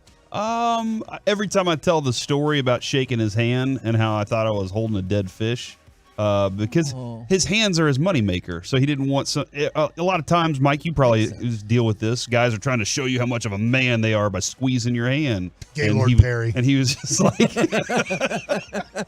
he was just kind of, hey, here's my hand. Nice to meet you. It was at a gas station while we were looking for a Halloween haunted house. What? He You could just say haunted house is fine. A haunted house for Halloween. Is Kevin Smith will be one of the newest inductees to the College Football Hall of Fame, along with, and this is just weird when you think not all of these people played at the same time. It includes Warwick Dunn, Larry Fitzgerald, Toby Gerhart, Kevin Smith, Danny Woodhead, Tim Couch, and Justin Blackmon. Man, I thought Justin Blackmon was going to be awesome in the NFL, but then he's the person responsible for me learning the term extreme DUI. Yeah, I'd never heard that before. That's when it's more than 3 times the legal limit. He did that at least twice. That's all I remember about him. But seeing his name on that list of College Football Hall of Fame inductees, I'm like, man, I remember watching him when I was in high school. Exactly. So He's soon amazing. enough, it's going to be kids who played in the college football playoff, right? Which this only started 10 years ago. So Yes. you're going to see like the AJ McCarrons or the Julio Joneses of the world get into this. Let's go to cut number 15 if we can, because as I'm sure you're all familiar, this was not the only national championship game of the past couple of days. Davis to the edge, 22, across the goal line for the touchdown. And SDSU strikes first in Frisco. Now, this game took place in Frisco on the day of the regular season NFL Like where we're going to finale. be Friday for Buffalo Wild Wings. Man, Buffalo Wild look Wings. at that cross promotion right there. By the way, Miller Lite has a pair of Dallas Cowboys playoff tickets to give away, but you got to be there to sign up. All right? So Friday. For this game? For this upcoming game. On Sunday? Yes. You don't got to stay there, but you got to be there. That's actually true. You don't have to stay there, but that does make you sense. actually don't have to be there. I mean, you can get the tickets and not go. I wouldn't, but I would want to go if I won the tickets. But my question for y'all is the lesson learned from this never help a rival? So South Dakota State played Montana in the whole state, huh? Yes, the whole state in the FCS championship. Montana couldn't raise enough money to take its marching band to the national championship game. Very sad here. Montana State, they decided to step up. They donated $3,000. Is your question, how could all of the Montana marching band as a whole not come up with $3,000? That's a valid question. I don't have a good answer for you. But Montana State came up with the money, sent them to the championship where their team proceeded to score 3 points. Is the lesson here, don't help a rival school? Yes. That is what I will take is from that lesson that you just Who's gave, Kevin. Montana State's rival? Montana. They're yeah. in-state rivals, Mike. It's an in-state. Too far to be a rival with anybody else. That was one of the rivalries I quizzed you on in Peace-a-thon. It's the Brawl of the Wild. They should be friends. There's not many people in Montana. A lot of animals. It's true. Yeah. Well, and I think it is. This is my life dream. They need to is defend each other against bears. to retire, move to Montana, and raise buffalo because the government pays you to raise buffalo, and it's very easy to stand there and look on the patio. You mean bison? Okay, sure, whatever. No, he's going to raise buffalo. I don't have to care. specifically. All I need them to do is eat the grass, and then the government pays me. So Give you nickels. and yeah, they eat the buffalo grass, if you will, and then so I just kind of hang out, and that's my That's goal. your dream? So yeah. When I was in Dude, Montana, did you wake up in the morning? You go, "Yep, they're still there," and then you go do something else. That's my buddy Willie used to I say called that. the buffalo bisons Tatanka. The wrestler from the 90s? No, because of Dances with Wolves. Oh, okay. Oh. So I think you You should get it, you Alex. should say that instead. Hey, Kevin, I did find out from the Twolos and Tolos that today is Justin Blackmon's birthday. He is 34 years old today. So Happy birthday. he I played hope at you Oklahoma stopped State, driving drunk. was amazing. He was. Then went off to the NFL, had some situations. Are you better? Oh, yeah. Wow, it's his birthday, dude. Yeah. Happy That's birthday. how you I do hope it, you doesn't it? celebrate by getting a designated Don't driver. you only bring up the people if he's better or not on their birthday? Have you you don't Valid. just bring up random That's a good people. It's point. their birthday. Good point, Hey, Mike. Carter, it's a Tuesday. Are you better? That's a great, man, that is a great point. Mike is ready to go today. Thank you, as always, Carter. We appreciate you very much. I'm really sad there's no more college football till August 18th. You're allowed to bring Carter in for others. I can't talk to you guys for, I think, 228 more days. That's when the 2024 season starts, with all the directional schools playing in week 0. Yeah, man, this person's brain is going to be exploded. They have 2 colleges in Montana. I bet there's even more. I couldn't tell you what they were, but I bet there is. I bet there's northeastern Montana. There's probably northwestern Montana. Okay. There's East Montana. Montana Tech. Gonzaga. It's not. That's what Close Corey enough. thinks. Mike, I know where Gonzaga is now. We're the K&C masterpiece In western right here. Montana. Call it Washington. It's on the beautiful beaches. On 105.3 The Fan. Coming up next, it's time for Baseball Nuggets with Mike Bassick. So, new TV contract, more money for Rangers pitchers. Woo-hoo! Next. RJ Choppy, your friends over.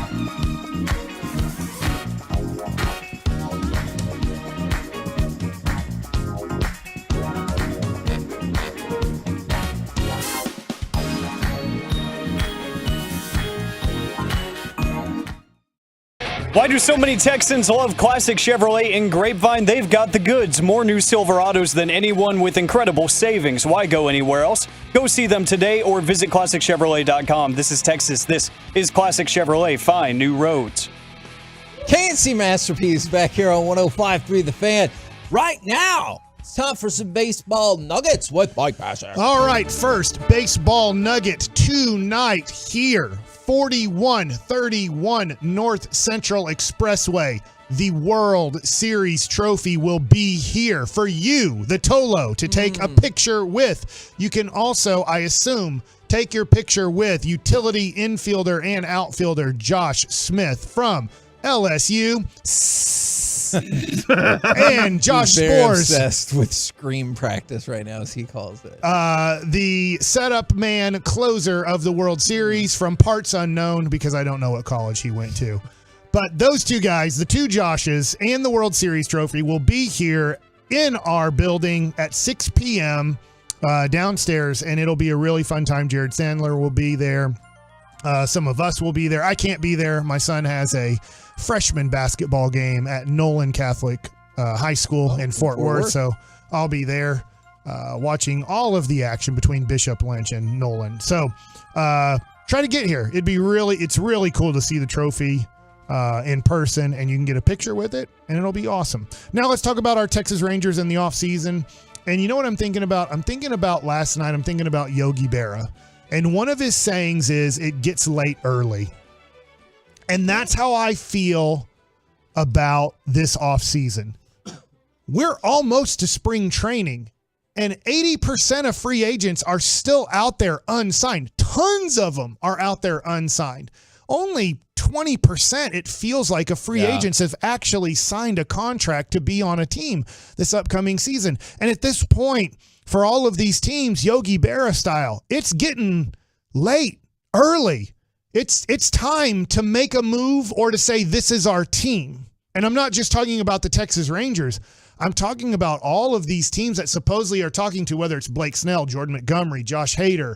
Go down the list of Jordan Hicks or Stevenson, who we like for Tampa Bay as a possible late inning relief guy. I don't know what the Rangers are going to do, but there's not much time to do it. But nobody else is talking to him too. Those guys. That's what it feels like. And so that's why I feel like maybe there is more time. Yeah. I might be, Chris Young is the one playing this game, and he just won a damn World Series. Yeah. So I have nothing to say there. But I agree with you, Mike. I want it to happen quickly. But they also have less. Do they have less holes to fill than they did last year? You feel like? Yeah, I'd say so. After you lose, was it 94 games in 22? Correct. Yeah. And you just looked like, oh no. Yeah. Like you're hoping Josh Young can be a third baseman, but you're not sure, because the last offseason, the Rangers were even looking for a kind of utility third baseman just in case Josh Young got off to a rough start. That they didn't stay healthy again, right? That they had a backup plan as a veteran guy who could give Josh Young more time in the minor leagues if he needed it. That obviously didn't happen. He made the All-Star team. Yeah. But to your point, there were a lot more questions last year. You have questions right now in your starting rotation for the first 3 months of the season, and then you'll see what you get in the second half, what healthy guys, whether it's Malley, whether it's Scherzer, DeGrom. You have 3 guys that you're hoping at some point after the All-Star break come into your rotation. Well, you know what they say. It gets late early. Yeah, I like that saying. All right, so he's got some good ones. Here is, well, let me do this real quick. So I think everybody's seeing this. I don't know how 100% official it is. Like, I don't know if contracts are signed, but it looks like the Rangers and Bally's have come to an agreement on a contract for next year. So it looks like the games will be on Bally's. Whether you're for that or against that, I'm not having that conversation.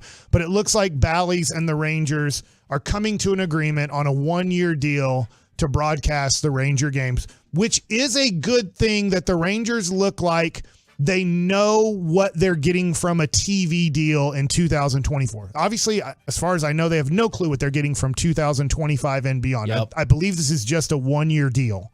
And then they're going to have to, hopefully during the season, figure out what's going to happen with the future Rangers broadcast, because a lot of the money, not all, but a lot of the money that you have as an organization is brought in by your local TV product. Yep.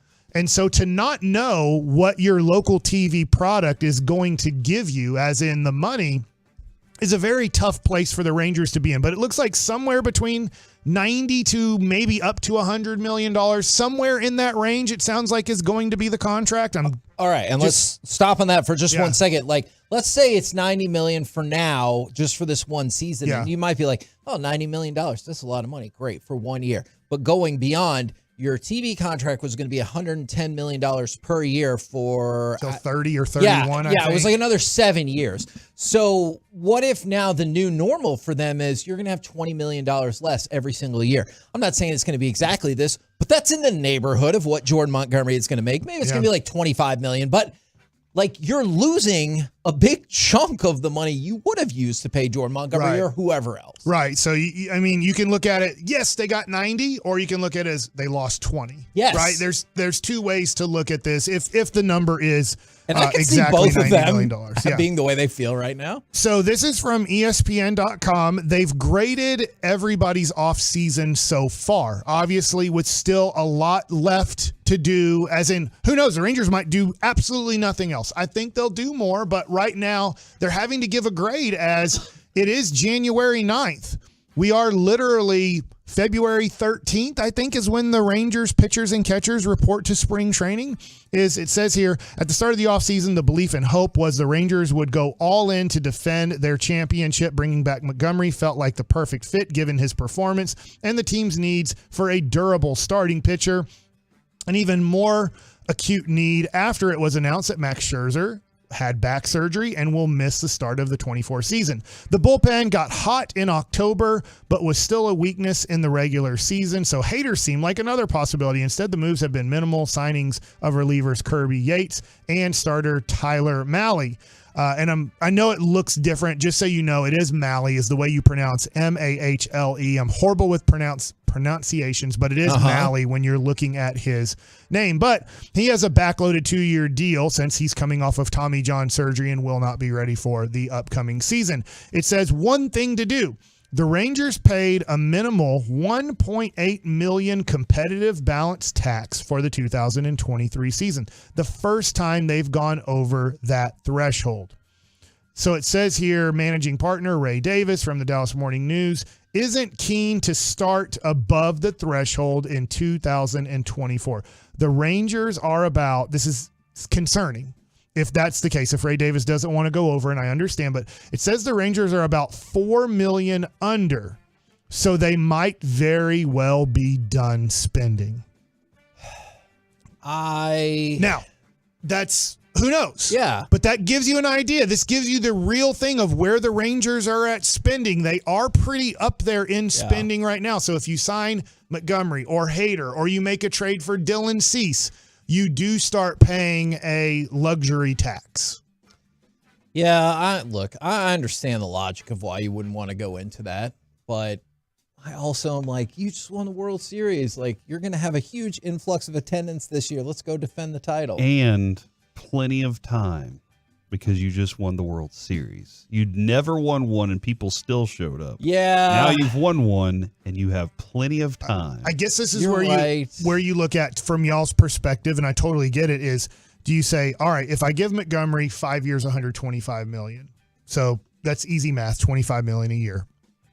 Do I look at it and go, well, of all these coming off of the books, 2 years from now, John Gray's coming off the books. I'm throwing out things as this is the conversations on this doesn't look good for 2024 to immediately go 20 million over this to start having to pay some luxury tax.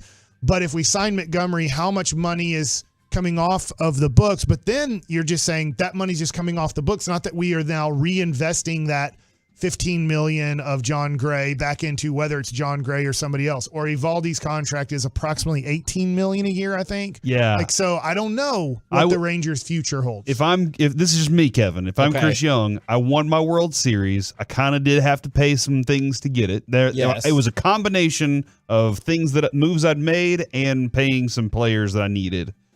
I would say now is the time, because I have won the World Series. Make another run at it this year. Do that for sure. Try and get it back-to-back World Series. That would be amazing. but I also have to start looking 5 years down the road in my future. And I have a lot of my core together, but I don't have the core of prospects that can start pitching for me without having to spend that money. So I also, Mike, you've said this before, you also have to start acting like a winner. You can't act like a bottom feeder now that you've done this. You still need to lead from the front, and that is something they should do. But I am saying they still have to build from here. So I have a 5-year plan that I'm going to try and execute. I just bought myself those 5 years by winning a World Series. Could you convince the MLPA to let us just do a first half contract since we have all these pitchers coming back at the break? Unfortunately, wouldn't that be? It's the opposite. Clayton Kershaw, because he's still a really good pitcher. He's not the Clayton Kershaw anymore, but a really good pitcher. If he was healthy for your first half and then you pass the ball to Max Scherzer for the second half, that would make a lot of sense. But he is a guy that I don't think Clayton Kershaw would be ready for the start of the season either. So then if you signed Kershaw, you'd be hoping you would be getting good results in June, July, or August for his shoulder getting better. I will agree. If they were out on Montgomery before, I don't want them to say, well, now we got injuries and whatnot. Let's go get him now. This does go to show. Last thing, I'm sorry, is Corey just made a great point. You have to start developing your own pitchers because pitching costs so much money when you don't develop them. We're the KNC Masterpiece right here on 105 through the Fan. Coming up next, Stars win. Let's talk about it. Plus, our Dallas Cowboys insider, Mickey Spagnola, right here on 105 through the Fan.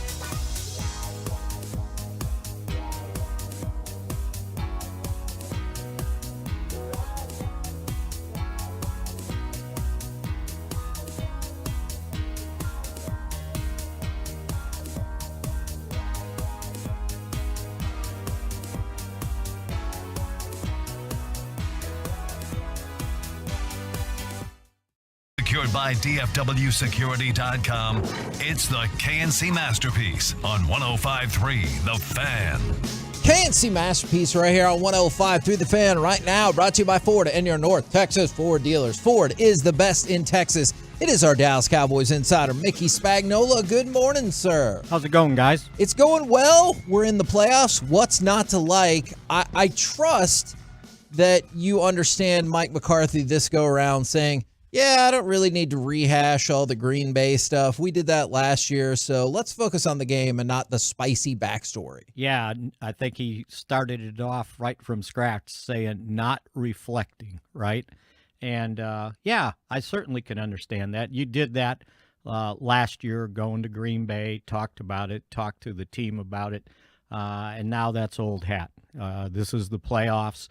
It's a different year. He did his homecoming, and now it's get to play playoff football and forget about history. Now is now. I saw a play where DeMarcus Lawrence got home, and I looked at the rest of the offensive line, and three of the guys were on Micah Parsons. Were you surprised? No, I'm not, but it's so fascinating to be like, that's how much this dude, like how much respect the other team has for him, but how much he helps out the rest of the guys too, and how beneficial he is. Like how much the other guys benefit from the fact that he has to have three different players on him. Yeah, and I'm guessing it's not three offensive linemen, probably a tight end. Yeah, I think there was a tight end in there. Yeah. Yeah. It was a tackle, guard, and a tight end. So we should have got more home if it was all three offensive linemen. But there's DeMarcus Lawrence, being DeMarcus Lawrence and doing all of his jobs too. And so what it does, I mean, we all hear that, well, when they give him that much attention, then, the other guys are usually one-on-one. Well, the other thing it does is it keeps somebody else from going out in the pass pattern, right? Yes.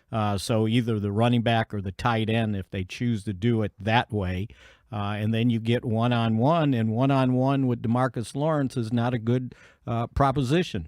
And I think he did it on that one possession, and I don't know if this was the one where he had the pressure, and it was either a tackle for a loss or deflected the pass that was incomplete or whatever.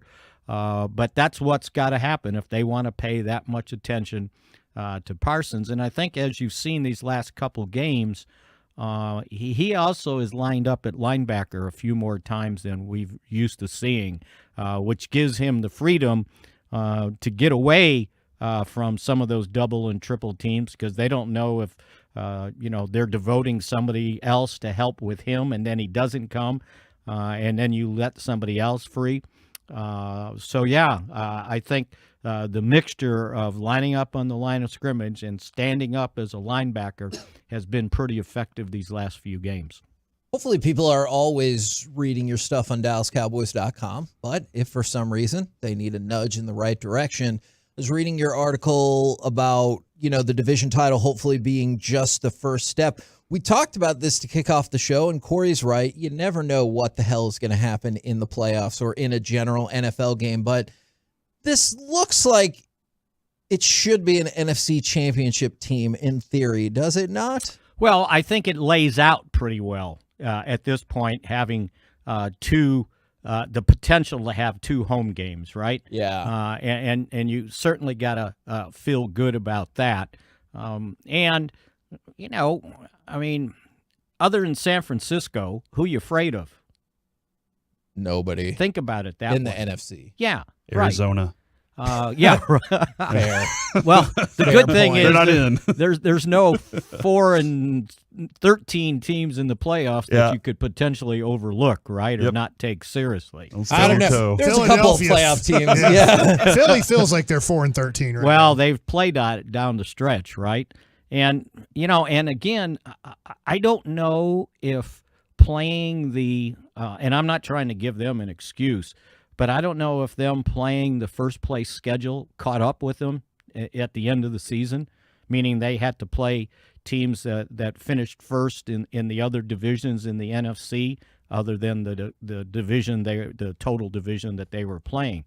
And sometimes that catches up with you, playing those couple extra games or having to play how it turns out against your AFC opponents. So sometimes that factors in, but that looks like a lost team right now.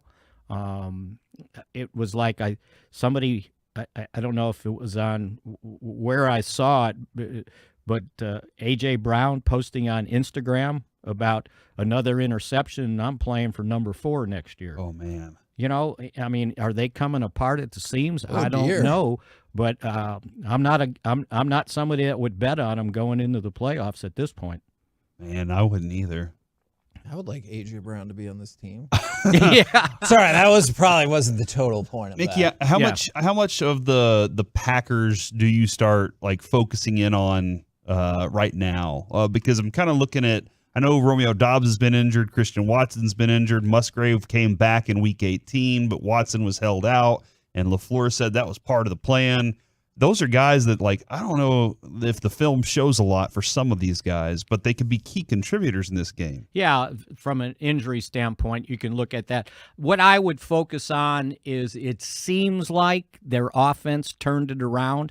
It seems like Love is playing better at this point than he was early in the season, and that only makes sense for a young quarterback to maybe come on and start developing after, if I remember correctly, they got off to a really slow start and then kind of kicked it in gear down the stretch to get to 9-8, to get to the playoffs.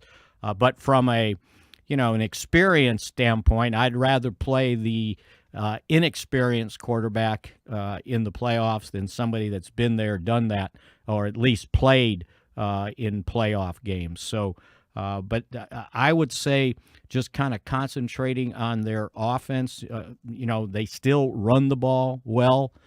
They've run it well against the Cowboys previously. I know this is a different team, but if the Cowboys defense can control that offense, I think it gives the Cowboys a pretty good chance to win the game.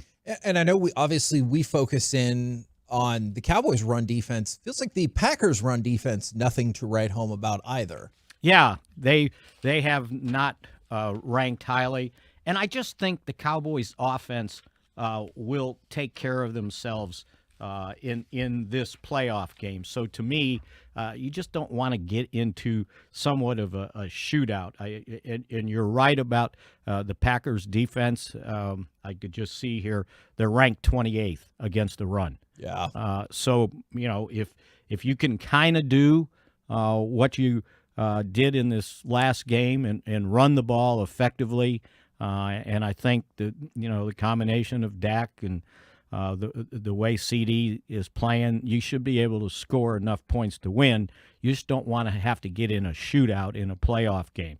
So the defense, and you're playing at home, that should make a difference just from the crowd noise. Although I'll guarantee you're going to see a lot of green and gold or yellow in the stands because I heard somebody say, well, this Green Bay travels well. No, they live here. The people from Wisconsin have gotten out of the north and they've moved down here, right? They migrated. Yeah, absolutely. Like Sandler. There's an alternative to minus 13 in the winter, right? But they'll somehow find their way to find tickets. And we know the Cowboy fans are very conscious of the economy and economics. And, if I can sell my ticket to this game for $1,000, yeah, they're doing it. So that's what they got to be careful for. I know the guys this morning asked Jerry how he could prevent that, but he said he tried. There's no way. All the tickets himself. Yeah, right. But there wasn't that many put on sale, right? There wasn't that many extra. If they want to have the standing room only, go over there and stand in the end zone. But again, even the prices of those went up, didn't they? Yeah. There's nothing you can do about it. But just take care of your own business and don't worry about that stuff. I know something we can do to help. Cowboys fans only come to Buffalo Wild Wings in Frisco on Friday because Miller Lite will be giving away a pair of Cowboys-Packers tickets. So only fans. Oh, I thought you were going to say you guys were going to buy a bunch of wings and give the wings away. That's not a bad idea. Okay, actually. Mickey, you're trying to spend my money like we're doing with the Rangers. I got my marketing hat on, right? You do. I think today's 50% off wings at Buffalo Wild Wings. Let's go confirm Always that. a Let's good go. day. We'll double check that. Well, we were talking about the Packers' run defense. I found this to be pretty surprising. Like, I know they were trying to get Tony Pollard to 1,000 yards rushing. He got 1,005. Sixth player in franchise history to have back-to-back 1,000-yard seasons. Calvin Hill, Tony Dorsett, Emmitt Smith, DeMarco Murray, Ezekiel Elliott. This feels like the most unheralded 1,000-yard season ever since people have, and I'm one of them, have complained at various times about Tony Pollard's effectiveness throughout the season. Yeah, and I don't know if it's Tony Pollard's ineffectiveness or the offensive ineffectiveness. Some of it has to do with blocking too, by the way. It's not all just on the running back. And you could put an asterisk against that, right? Because he didn't get to 1,000 until game 17. Sure. If I'm thinking correctly, right? Yes, that is correct. So again, I don't know if anybody else got close in 16 games, but there is an extra game, so you got to kind of factor that in. No, the running game has not been as consistent as you want it. We haven't seen an explosion run into the end zone, sort of like Michigan did last night, by the way. Yeah. With two, 40-yard runs for touchdowns. That hasn't been part of this season where we saw that last year, right? And there's something to be said about defenses getting accustomed to the rhythm of of a running back, where last year, you can sit there and you were, gritting your teeth and bracing for Zeke to hit you and hit you and hit you, and then all of a sudden it's a pitch out to Tony Pollard on the outside, and now his speed just surprises you. And it's like you think about some of his long runs last year where defensive guys took the wrong angle because they weren't used to his speed. It's like, okay, I got this guy. And then he zips right by you because you're in the open field. And I don't think we've saw those opportunities for him this year, pounding between the tackles up the middle the way he has. And then team defenses adapt to the speed of the running back, where sometimes it'll surprise you if you're not used to seeing that down in or play in and play out. Thank you very much, good sir. We will catch up with you again tomorrow. Sounds good. We'll see you. Mickey Spagnola from DallasCowboys.com. We're the KNC Masterpiece right here on 105 Through the Fan. Coming up next, Mike will ask all the football questions. I am. Okay, next on the Fan.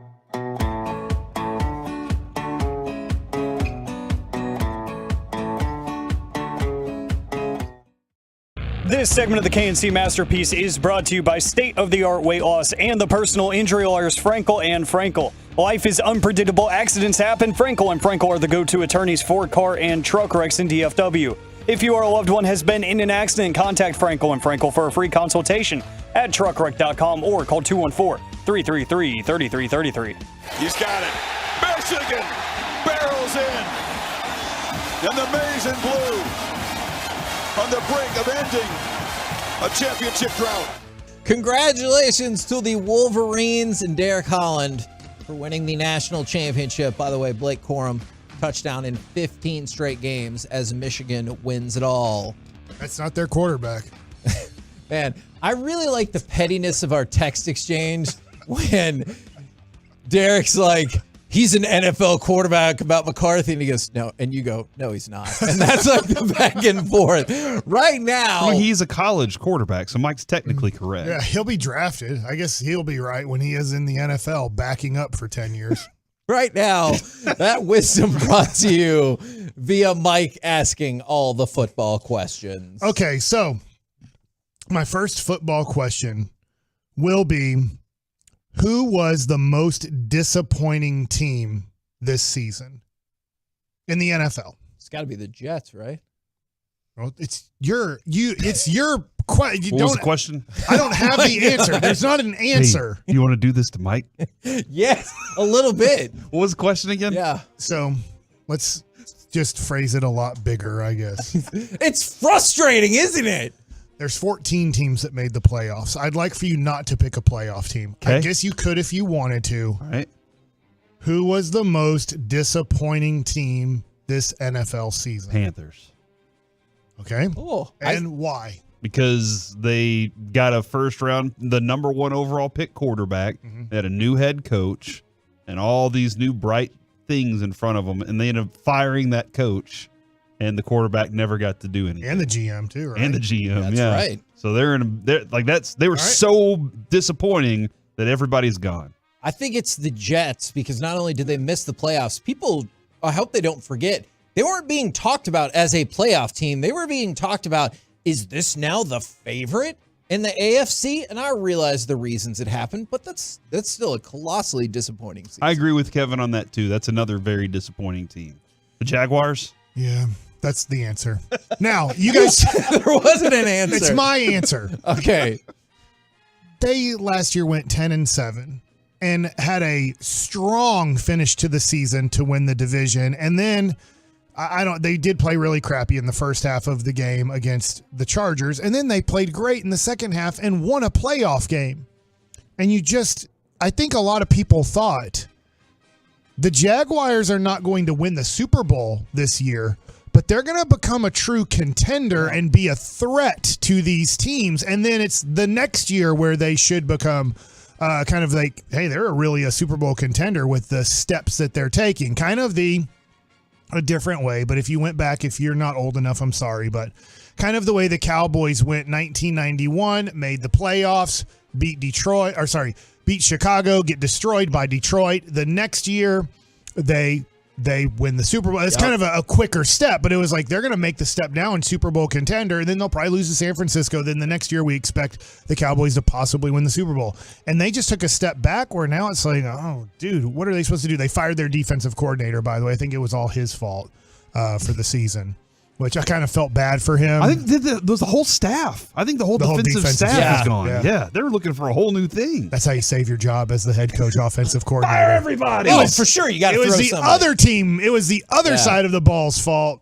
Everything I did was okay. But I do think for the Jets, I guess I'd give them the excuse of they did lose their quarterback that was supposed to lead them to all of these things. I understand that. And the Panthers, obviously, they thought they'd be better, but like 5 or 6 wins. Yeah, I didn't guess. expect anything really out of them this year. But the Jaguars are supposed to win a division with 3 rookie quarterbacks, it looked like, starting against them. The Tolo page, Mike is king of the Tolos, or the Twolos, he says, are saying the Chargers.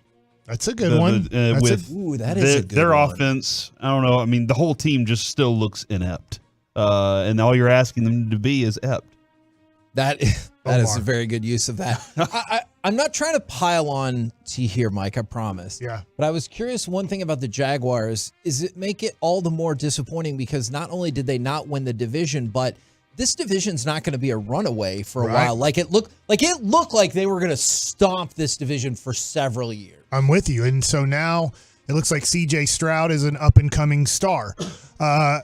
Indianapolis was able to compete in the division, and Anthony Richardson didn't do a whole bunch. Now, I don't know how he's going to develop and everything like that, but that's their hope.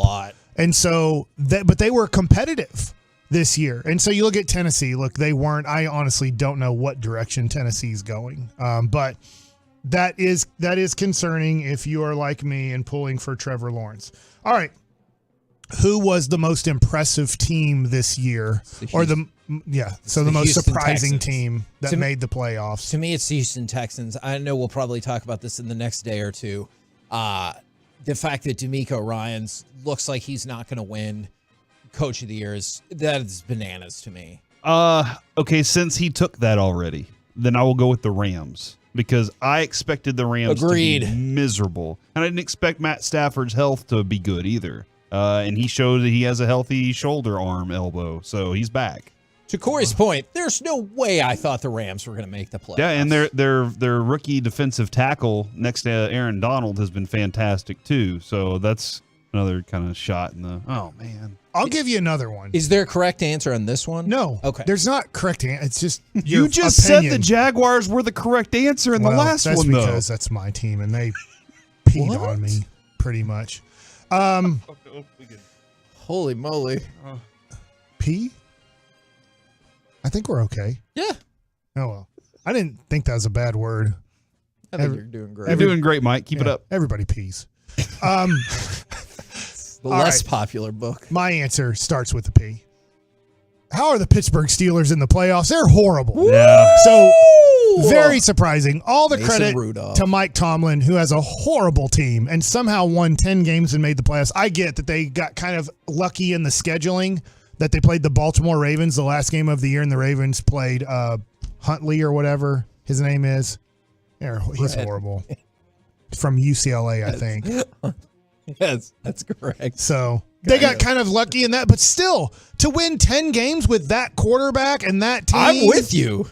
And they even switched out their quarterback. That is what Mike Tomlin does. And Kevin, you brought up that Harbaugh said at some point in the middle of the season that the AFC North is the best division in all of football, and they have 3 teams in the playoffs, and they all 3 had double-digit wins this year. Okay. So they must be the best. And if I can, here's the stat. He was right about that because not only do they have 3 teams in the playoffs, don't forget Jake Browning led the Bengals to a 9-8 record. The AFC North is the first division since 1970 to have all 4 of their teams finish with a winning record. That is incredible. Since 1970? Since the merger. Oh, that was when the merger happened. That's right. Did you know? How many people do you think know that the Super Bowl used to be called the AFC NFC Championship game? It didn't really get Wasn't called that for 3 years or 2 years? Yeah, for 2 years. That's weird. I wasn't alive, so. That's fair. Nobody was. That is not true. Oh.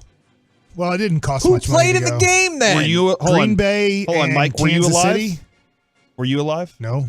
Kevin, were you alive? No. Alec, were you alive when Kevin said what he said? Probably not. So none of us were, so nobody. Well, then how That's did 100%. these teams play in the Green game? Bay won the first 2. They played Kansas City, and who else did they play? They played Oakland. That proves that people were alive. Yeah, you can see the anger in his face when he said Oakland. Or the Raiders. Uh-huh. All right. Next question. This, I guess, can be a Cowboys question. Oh, my God. Oh, man. Will a playoff head coach get fired? Obviously, we had Black Monday. There's still probably teams are still deciding. I don't think we're done with coach firings, but that immediate, as soon as the season ended, coach firing has happened.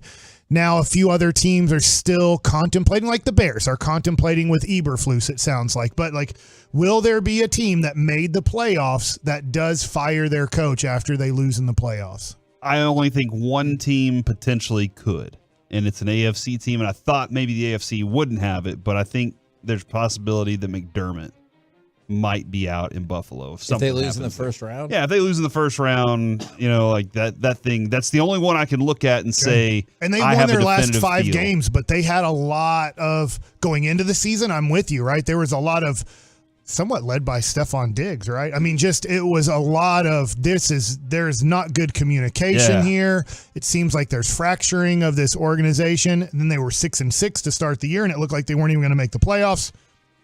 They win their last 5 games. But I'm with you. If some way, somehow, they lose this game where they're favored by the most, and I think they're 10.5-point favorites. It might even be 12. I can't remember what I saw it open up at. But if they lose to the Steelers, who I have no clue how they're in the playoffs, then I could see 10 right now. Is that 10? I could see Sean McDermott getting fired. I was just wondering. You know, you guys changed my mind. I was going to say no, but now I agree with you. All right. I'm going to ask this question, and maybe it's for a topic way more at noon. Go ahead. You're hinting at, and I know where you stand on this, but you're hinting at McCarthy being, because in the NFC, it's not Sirianni. He just went to the Super Bowl. It's not going to be Shanahan. Would it? What?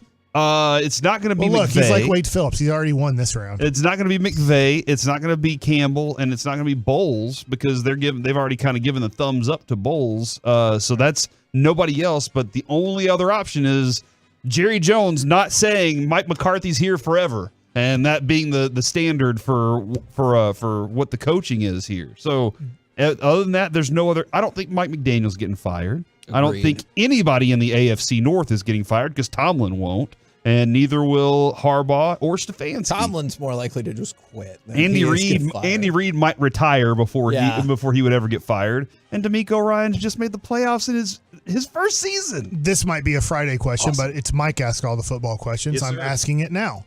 Who's your Super Bowl prediction before the playoffs start? Before that, Mike, do we have add that? another coach to the list? Yes, we do. Mike Vrabel has been fired from the Tennessee Titans. Bring back Jeff Fisher. Well, why didn't he coach crappier on Sunday then? Sorry, Mike. I didn't even think about how that impacted your Jags. He's like Lovie Smith. He wanted to go out a winner. Little did he know, Lovie Smith did the best he could to help out that franchise. He didn't want to go out like Landry. Is it easy to say that's just Baltimore versus San Francisco? Do you have a different pick than that? Most likely outcome for the who's your Super Bowl pick right now before there's a playoff game? I know we try to pick before the season starts, but now that you're picking, the playoffs are set. You see the brackets.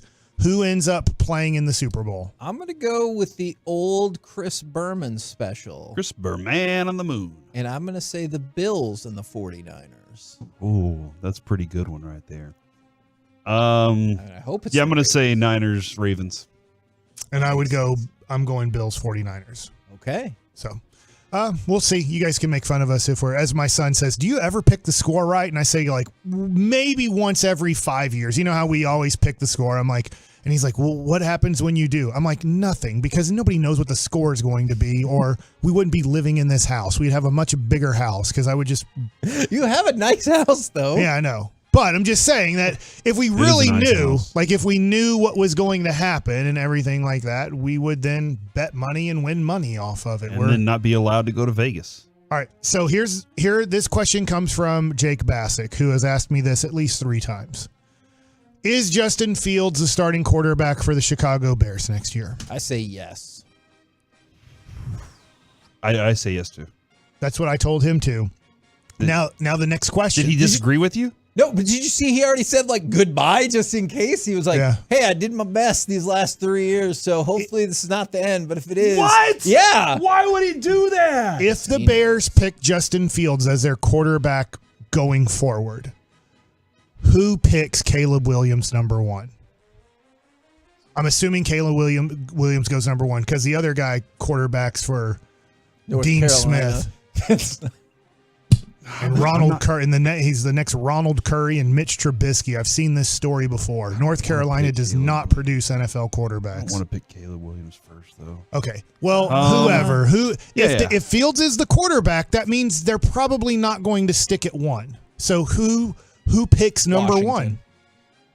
Washington goes from just 2 to 1? Yep. Okay. I think they make the flip. Yeah. I'm with Kevin on that. I think that's a good one. Or New England. I'm going with New England. New England makes a lot of sense to me as well. Yeah, I think those. I'll go Washington though, but New England's a very good opportunity. Last question, and I know this is just a draft question. I probably should save it for later. What's the perfect team for Caleb Williams to go to? Yeah, it's tough to say because both of those teams are going to have one of those teams is going to have a new head coach in Washington, and you still might get a new coach in New England. So I'm interested. That's really hard to say. Do you think Bieniemy's taking the step into the head coach spot at Washington, or do you think that he's just going to stay a coordinator? I don't know. I think he will get the job. Okay, and then I think it'd be Washington because I think that some of his play calling, even the stuff you saw with Sam Howell against the Cowboys on Sunday, while it was not great, I think there's some really good stuff there that Caleb Williams could benefit from. Those are my football questions, and just a shout out to Twitch. Country Mozart says the Raiders trade up to number 1. Ooh, that would be intriguing. We're the KNC Masterpiece right here on 105.3 The Fan. Coming up next, it's time for Gridiron Gravy, how Jordan Love has already accomplished more than an entire franchise. Let's talk about it next right here on The Fan. When your marriage has ended and divorce is inevitable, need an experienced and assertive family law attorney.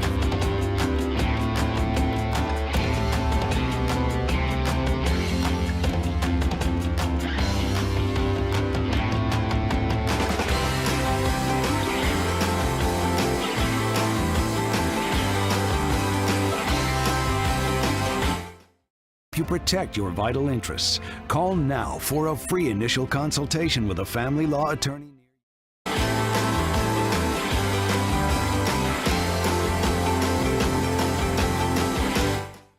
Law office or visit our website at the Texas.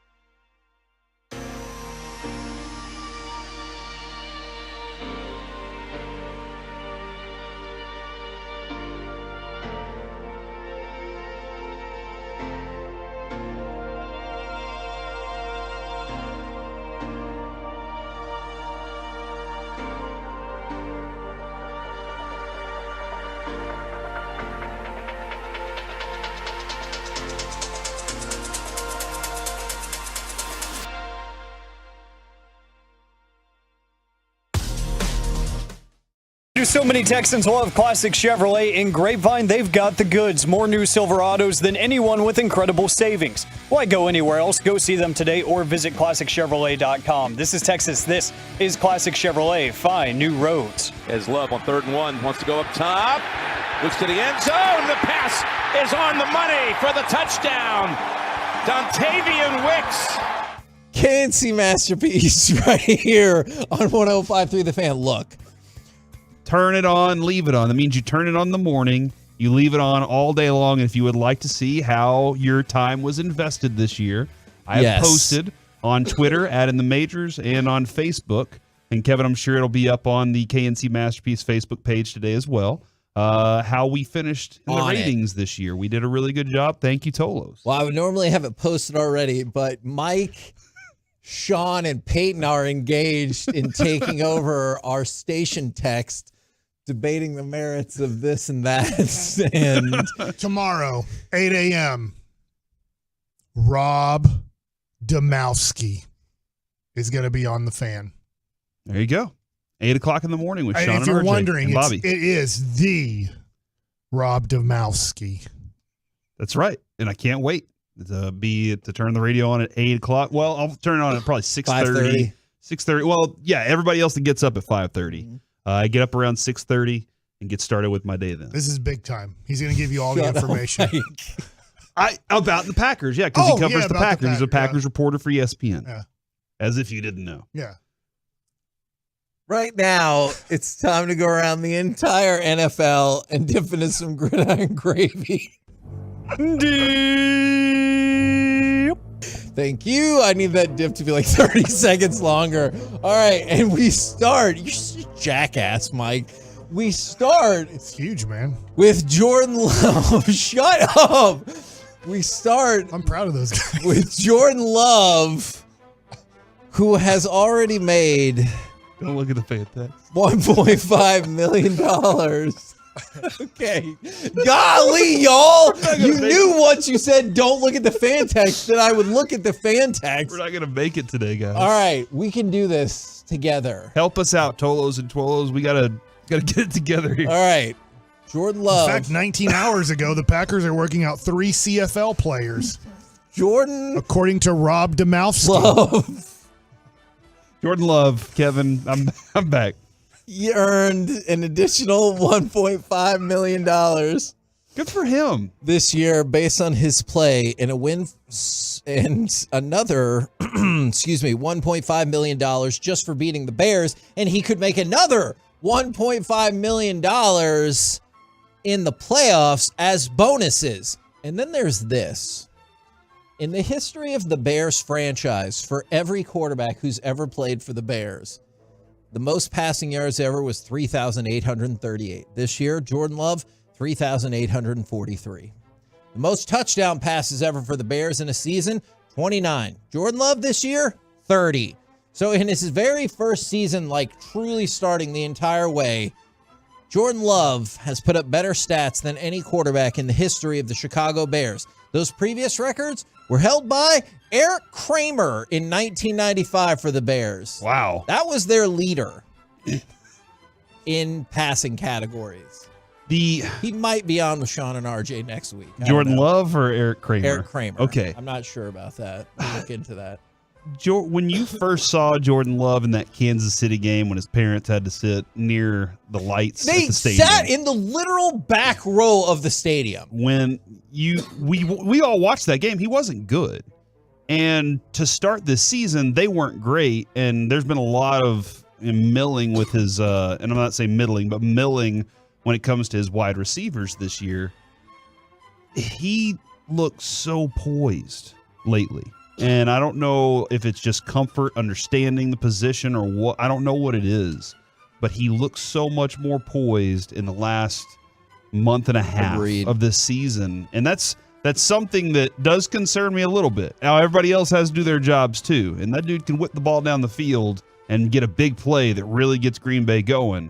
But, yeah, you got to give him a lot of credit for what he's accomplished so far, man. Let's talk about accountability in sports. Trying to see if I can get Don Mikowski on our show tomorrow. God. Who is that? The Magic Man. You don't remember him? I remember him for sure. Just don't repeat what you said in our text. Is let's go to cut number 13. Arthur Blank.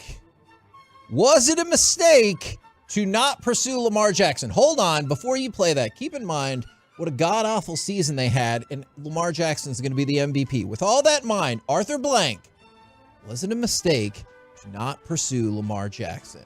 I don't think so. I mean, I think that, it's easy to say yes, looking given his year. He's obviously an incredible player. We did not have the cap space. I think the coaching staff felt, coaching personnel, all of us felt collectively, but certainly Coach and Terry, that, we felt we had an answer in Ritter.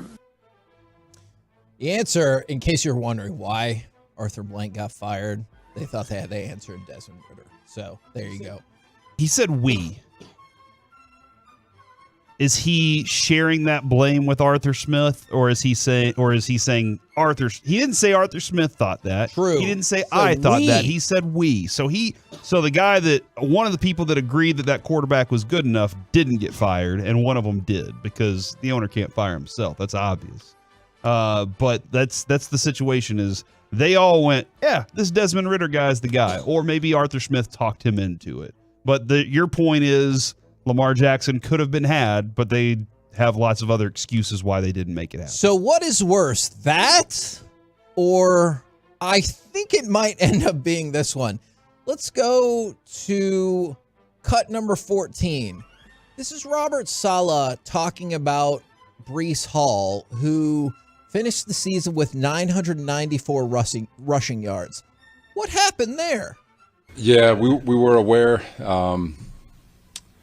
One of our mathematicians was wrong. We thought he got it, but we were 10 yards off. So, but we were trying to get it for him on that last run. Otherwise, we would have taken a knee. Their mathematician got it wrong. They thought he was at 1,004 yards. He was at 994 yards. Oh my gosh! And so they pulled him out of the game, thinking you did it. Yep. And not because he was going to meet some bonus, and just say he did it. Good job. Trying to keep him from getting to that bonus. No, they had a mathematician who, it shouldn't be that complex. He can't call himself a mathematician anymore. Adding up numbers is important. Like that's the basis of math. That's where I kind of stopped. That's a good point. Was addition and subtraction is the basics of math, and that dude did it wrong. That is not a mathematician. That is a guy. Maybe he's working off of the mathematician theory of addition by subtraction. No. That's a good point. No, it's not a good point. Addition by subtraction, that's not how that works. 1 minus 1 equals 2. That's no. Well, that would be addition by subtraction. They're both negative ones. Yeah. Yeah. I'm done. No. I'm done with both of y'all. I don't think what you just said. 1 minus 1 is 0, always. Well, 1 minus negative 1. Positive 4. Is 2. It's just 2. It's just 2. All right. What about 1 plus negative 1? It's 0. Let's go from that to That's not addition by subtraction. To the Dolphins. He's got you there. Is the Dolphins lost? It doesn't look like Xavier Howard is going to play this weekend. Also, Jerome Baker is going to be out due to wrist surgery. Also, your guy, Andrew Van Ginkel, he's out with a foot injury, probably out for the rest of the postseason. Dang. So did they set the record for most injuries? It feels like it, because remember the week before, Chubb got hurt when it looked like the game was over. So they have been crushed by injuries down the stretch. I know Jalen Ramsey got hurt early in the season, but he's been back and he's been really, really good. True. And I know Mostert and Achane, they've been injured a lot this season as well. Tua stayed healthy. Tua has stayed healthy throughout this mix, but their defense has been, and their offensive line's been decimated. So really, this whole segment is about Sean being upset that I'm oh my gosh doing this. No, it's not. Do you think a good prank would be to open up my microphone and just to dictate our show in this text chain? No. Where then our show, just every word we say is dictated? You need to let that go right now and get back in this room. And feels like I might be behind on this text chain. All right. Sean is taking some shots. Oh, no. Hey, Sean, not all of us are. Oh, no, he's taking a shot at you, too. Oh, man. And Mike is taking it personal. I can see it. That is so rude. Let's just put our phones away. This is Mike's fault. Focus on Is their fault. Okay, fair enough. Achane did finish with 7.8 yards per carry on 103 carries this year. The only player in NFL history to have more yards per carry when they had at least 100 carries in a season. You guessed it. B.D. Feathers back in 1934 when he played for the Chicago Bears. He would go on to then play for the Brooklyn Dodgers and then the Green Bay Packers. What a cool name. Yes, the Brooklyn Dodgers of the NFL. And he was on the all-decade team for the 1930s. So Achane and Feathers leading the way in terms of most yards per carry when you have 100 carries in a season. Very impressive company right there. We're the KNC masterpiece. Not impressive? No, it's really cool. All right. Also, I'll tell you a sad note. Not as impressive as 8 a.m. tomorrow on 105.3 The Fan. Packers reporter Rob something. Oh my God, Mike is going to be you on are not the show. helping. He's Man, good at it. I man. think this is going to have a huge tune-in now. Is Dalton Schultz needed 6 receptions and 107 yards to trigger $500,000 in bonuses. Instead of 6 receptions, he got 5.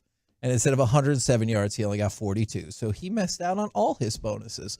Coming up next, what the Cowboys deal with and bring upon themselves that no other NFL franchise encounters. Hey, we got great audio from Sean and RJ this morning. We're going to use it next right here on The Fan.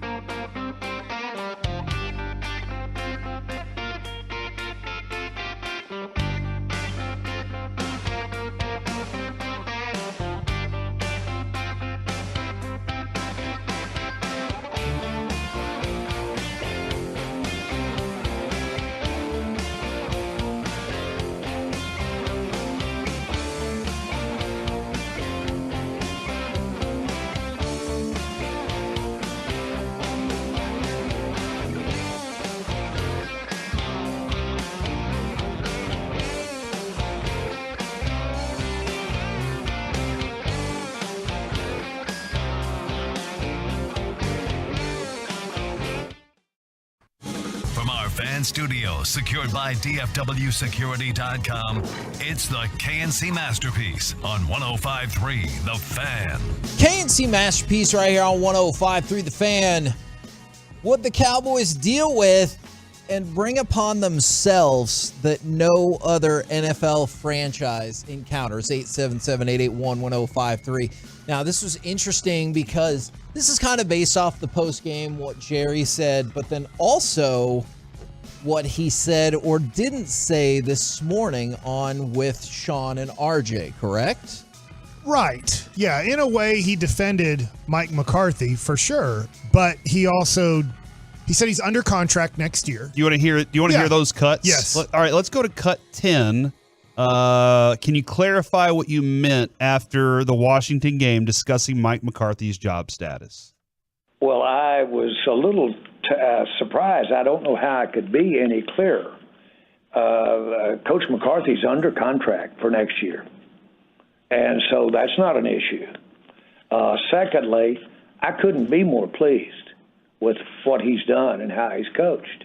Now, apart from sitting down and going over the daily receipts and going over the detail of everything we do out there, I don't know how you can answer a question any different than that.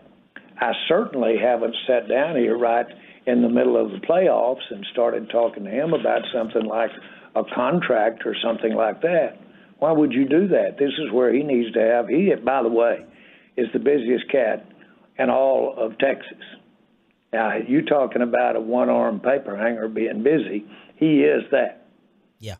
And so the last thing that I want to do is spend any time talking with him about these kinds of things, on agreements, extension of agreements, especially when I've got one. So that's it. And I've said I couldn't be more pleased with what he's done, and I really mean it. He has really made as big a difference from his head coaching vantage point as anybody could from any vantage point in the NFL. He's the big difference this year. All right, so that's a very clear answer, it feels like, right? He's under contract. Right. He's done a great job. I really appreciate it. Now let's add this part real quick. Oh, no, he didn't leave it be? This is because Sean then did say. Okay, good follow-up. Look, but I think it's that one line that kind of got a little taken this way, and this was Jerry's answer. Well, I'm so sorry that media might interpret what I say differently. That's rare. I don't have that happen very often. Y'all really think I'm going to discuss this damn press conference? All right, so Mike, that's the point of Jerry knows what he's doing when he leaves it open-ended like that. And he knows that he's leaving it for everybody else to interpret what that means. And he's like, but he doesn't care like that. And that's where I think a lot of the frustration comes from. Is I personally think that's poor leadership. Jerry's done an amazing job making billions of dollars. I get it. He's got a franchise. The NFL is as rich as it's ever been. But I think for your specific organization, if you don't make things clear, sometimes it's poor leadership going into the playoffs to have a question floating over your coach's head like that. And it seems unnecessary for him to have to deal with that. So right now, you legitimately think that question, I do too, you think that question will permeate everywhere. It's like, why won't Jerry say McCarthy's the coach no matter what, or something like that? That's why he leaves that door cracked. I believe Jerry already knows he's his coach next year. He said he's under contract, all those things, but he will not say he's my coach next year. Now, somebody would say, well, that's because he wants to see this game play out. Well, look, if they lose 35-0 and then he decides to fire Mike McCarthy, and let's just say somebody asks John Machota, I'm just giving a name in the media at the press conference, says, well, Jerry, you said on 105.3 The Fan on Tuesday, January 9th, that Mike McCarthy's 100% your coach next year. What changed? We got our ass kicked 35-0. Pretty easy answer at that point. Like, okay, and the media would be like, well, that makes sense. We didn't think you guys were going to lose, and we definitely didn't think you're going to lose by 35 points. So I feel like Jerry doesn't like stopping this noise, even though he knows that Mike McCarthy's going to be his coach next year. Because whether it's right now we have the television on, whether it's ESPN and Pat McAfee, whether it's Skip Bayless, whether it's Stephen A. Smith, whether it's us, whether it's national radio shows, this becomes still a topic, which means not only do we have Green Bay and Dallas and Jordan Love and Dak Prescott and Mike McCarthy's old team, now we still have the conversation of, hey, if the Cowboys lose, is McCarthy going to be fired? Because Jerry hasn't 100% said he's my coach next year no matter what. Is that a motivator to the players that, hey, we got to go play for our coach? Because didn't we hear this kind of thing last year too? Yeah. So like it doesn't. I don't know who he's trying to motivate. No, I don't think it's motivation. I think it's the great thing about keeping a story alive that could be dead. Because let's face it, as far as I know, no other team is dealing, especially division winner, because I guess they made the point of Philadelphia is dealing with this with Nick Sirianni, the collapse of the Philadelphia Eagles at the end of the year. But the Cowboys, in a way, didn't collapse. They won their last 2 games. Whether you liked the way they won or didn't like the way they won the last 2 games. They won the division. He's 36-15 in his last 3 regular seasons, which is better than Jason Garrett could have ever imagined being in 3 straight seasons. Like, it was just, hey, he's over 500. Keep him for another 3 years. So I just look at this and I say, teams don't have to deal with this. In my opinion, is being a former baseball player, and I played in New York, and I played on the other team, right? The sister team, the Mets, right? I did not play on the team that's covered the most in New York and always will be, the Yankees, but I've played in a big media market, and I get how the media can separate and fracture a team, even though you're trying for it not to happen. And I wasn't on a good team with the Mets, but I've seen how the media can create stories in a clubhouse / a locker room for an NFL team. And this just isn't good. I think this is one of the reasons. Why has it been approximately 30 years since the Cowboys have played in an NFC championship game? I think these small things that you can't quantify it into a percentage, because I think the people that cover the Dallas Cowboys that are really close to it say, Mike, this is stupid. But I'd say, no, these are these small things that add up to like a distraction that doesn't need to be a distraction. Right now, San Francisco, Baltimore, maybe Buffalo. Maybe we brought up Sean McDermott, but I don't think that other teams have to deal with the distractions heading into the playoffs that the Cowboys have to deal with, because they're covered the most. And then Jerry kind of lets the fire simmer over there. Like, there's still a little bit of fire there. Didn't totally put out the fire, even though, my opinion, and only my opinion, Mike McCarthy's the head coach next year and deserves to be the head coach next year. He's done a great job as the Dallas Cowboys head coach and / now offensive coordinator. I think he's done a good job no matter what happens for the most part on Sunday. He should be the head coach of the Cowboys in 2024. But I understand what Jerry's doing, but I don't think it helps. Right now, the LA Lakers are dealing with Darvin Ham should be fired. Through a lot of people are speculating through Christian Wood's agent, because Christian Wood isn't getting what he wants in LA either, because agents are coming out and talking. All of a sudden, no agents were talking about Darvin Ham until Christian Wood became an LA Laker. But like, they have to deal with that, but on a much smaller scale, because it's NBA and the NFL is way more popular. The Cowboys, as popular as the Lakers are, the Cowboys are way more popular than the LA Lakers and the New York Yankees, if you want to go to another sport. So I don't like heading into this playoff game, which I do think the Cowboys are going to win by double digits. I just don't like that the Cowboys are having to deal with this kind of simmering storyline about their head coach. Well, then do we get the definitive final answer here, and we just say he's not dealing with it? He's going to be the head coach next year. Everything's fine. I think you can do that. Is that like they aren't dealing with it because everything we have stamped it. There's nothing floating out there anymore. But Jerry, hey, let's try and be more definitive about that in the future so that the Cowboys don't have to deal with that. Or do you like that Jerry No, I mean, look, plays these games? I understand why he plays these games. I also would have brought up, like, I hear what he's saying about McCarthy's under contract next year, but everybody knows the nature of sports contracts when it comes to coaches is you're frequently labeled a lame duck coach on a 1-year deal. Yeah, if you only have 1 year left on your deal. So, I mean, I think that's relevant to bring up. But I'm with you. I believe Mike McCarthy will be the head coach of, I'll tell you this, I think he will be the head coach of this team even if they lose on Sunday. Here's how I would prefer. This is Kevin. Remember how funny you thought it was that Mike McDaniel was telling his entire team respectfully. Yes, respectfully. Tell them to F off. You can F off.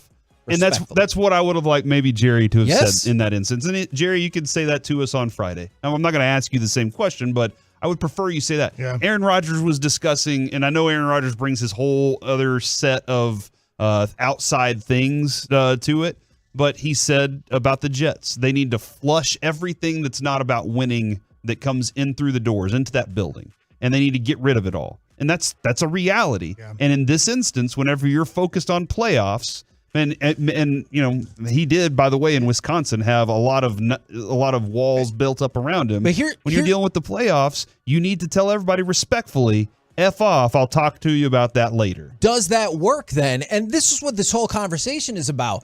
What does that work then if that's not what your owner thinks? Because I bet in New York. That's what I'm saying, Jerry. I want Jerry to say never going to happen. Like I respectfully, and I know he'll tell us about the size of the check, and I understand all of that, but I also know every time they're nationally televised and they show off the stadium, you make sure you get that plug in there. They're like, yeah, well, that art gallery has won several awards and stuff like that. So let's not pretend. And I'm not saying the only thing you have to care about is winning, because it is still a business. But let's not pretend and say that's the only thing, or else he would be like, either A, he's our coach next year. Have you seen what we've done the last 3 years? We're going to work on an extension in the offseason. Or he would say B, well, we'll see. If he loses, then maybe he will get fired. I don't understand, because it's not like Mike McCarthy is going to be motivated by that. Yeah. He's going to be motivated because he wants to win a Super Bowl. He's not going to go, well, I hope we win on Sunday because I got to keep my job. He's going to be like, I hope we win on Sunday because I'm 2 wins away from going to the Super Bowl. Yeah, Dak can finally stick it to everybody out there that said that he wasn't. And Jerry's so smart, because this is the only sport where we talk about it 10 times more than they play it. And he knows that. There's only 17 games, and yet there's 6 days to talk about. If you just do the math, 6 times 17 is 102, and I'm taking out the bye week. There's 102 days to talk about the 17 games you play. That's the opposite in all the other sports. The Mavericks play tonight. The Stars played last night. They usually get a day or max 2 days off. And in the playoffs, you usually play a day, get a day off. And in baseball, it's every single day. So you can discuss the game. But then you have to discuss tonight's game because they're playing tonight. Or you can discuss the Mavs tomorrow and what they did against Memphis. But we have to move on to the next game pretty soon. There's 102 days to talk about 17 games in the regular season. And really, you can add it. It's pretty much 110 days, adding in the bye to talk about. And so Jerry knows that. Jerry knows that I need to create 110 days worth of storylines for the 17 games that we're playing. And he is tremendous at it. Unbelievable at it, and it makes billions of dollars for his family. But I just wish that the Cowboys would be a little bit more. I understand having to create some topics, but I just wish they were a little bit more, like you said, Corey. F you guys. This is what we're doing. This week is not, respectfully, this week is not the week for that, for those extra stories. The headlines are already about you. All the headlines are going to be about you anyway. All the Fox Sports shows, Fox Sports 1, what is it? I don't know. Whatever they... FS1. They're all going to talk about how Dak can't do it in the playoffs. All the ESPN shows are going to be talking about Dak Prescott and the Cowboys anyway, and is CeeDee Lamb a number one receiver this week? You don't need to add any more fuel to this thing when Mike McCarthy's done a really good job at keeping the guys focused on what their task is. I'm with you, Mike. Now I'm starting to see that a little more and how much I feel like it doesn't do any good for this team. We're the KNC Masterpiece right here on 105.3 The Fan. Coming up next, what do you like and dislike about this Cowboys team heading into the playoffs, into that Green Bay game? Let's talk about it next. 877-881-1053. You want to jump on the truckwreck.com text line. We'll do it next right here on The Fan.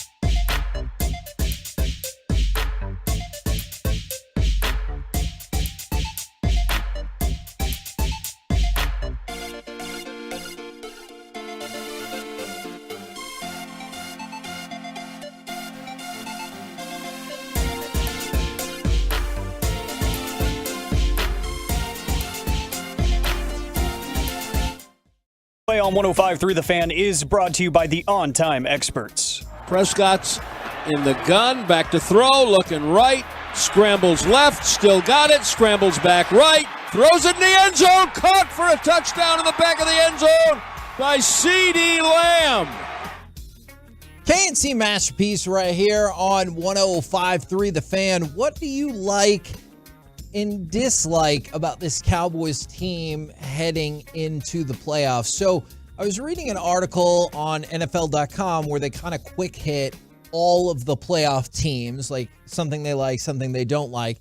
And I thought, this is a good piece. I read it too. Yeah, I thought we could definitely go more in depth. Where is it? On NFL.com. Okay. We can see a link. We could go more in depth on specifically the Cowboys. And from the 214, this is interesting. And I was also having an MVP conversation with this person. MVP. I love the fact that for the most part, we're heading into these playoffs with the majority of our day one starters. Obviously, I would feel better if we had Diggs. Yep.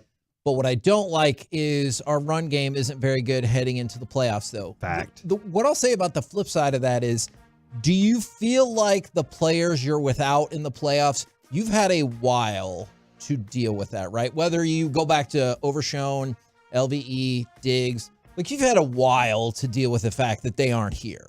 Yes, and maybe you waited until the last game to implement something that can help. Right. And I'm serious about this because I was listening to Broadus yesterday talking about the way they were lining up Damone Clark behind Micah and kind of giving him a different way to now whenever you're on the offensive line or whenever you're the back, you're having to say, okay, I got to pick up where he is, but I got another guy in front of him. So I got to think about him first too. So it changes everything. So maybe this is a helpful thing that Dan Quinn either was holding on to or just figured out late in the season. Would you say it was probably the second an addition to it? Yeah, probably it's just, hey, I just figured that, hey, why don't we do this? And maybe it was a suggestion from somebody. I don't know. I'll let Broadus break that down because he's really good at it. But I think there are some other ways to do it rather than just saying, well, the guy in the middle's not doing his job. Let's come up with some creative ways to help stop this. Can I give you the most basic thing I like about this team that I bet a lot of people will be like, yeah, thanks a lot. Good insight.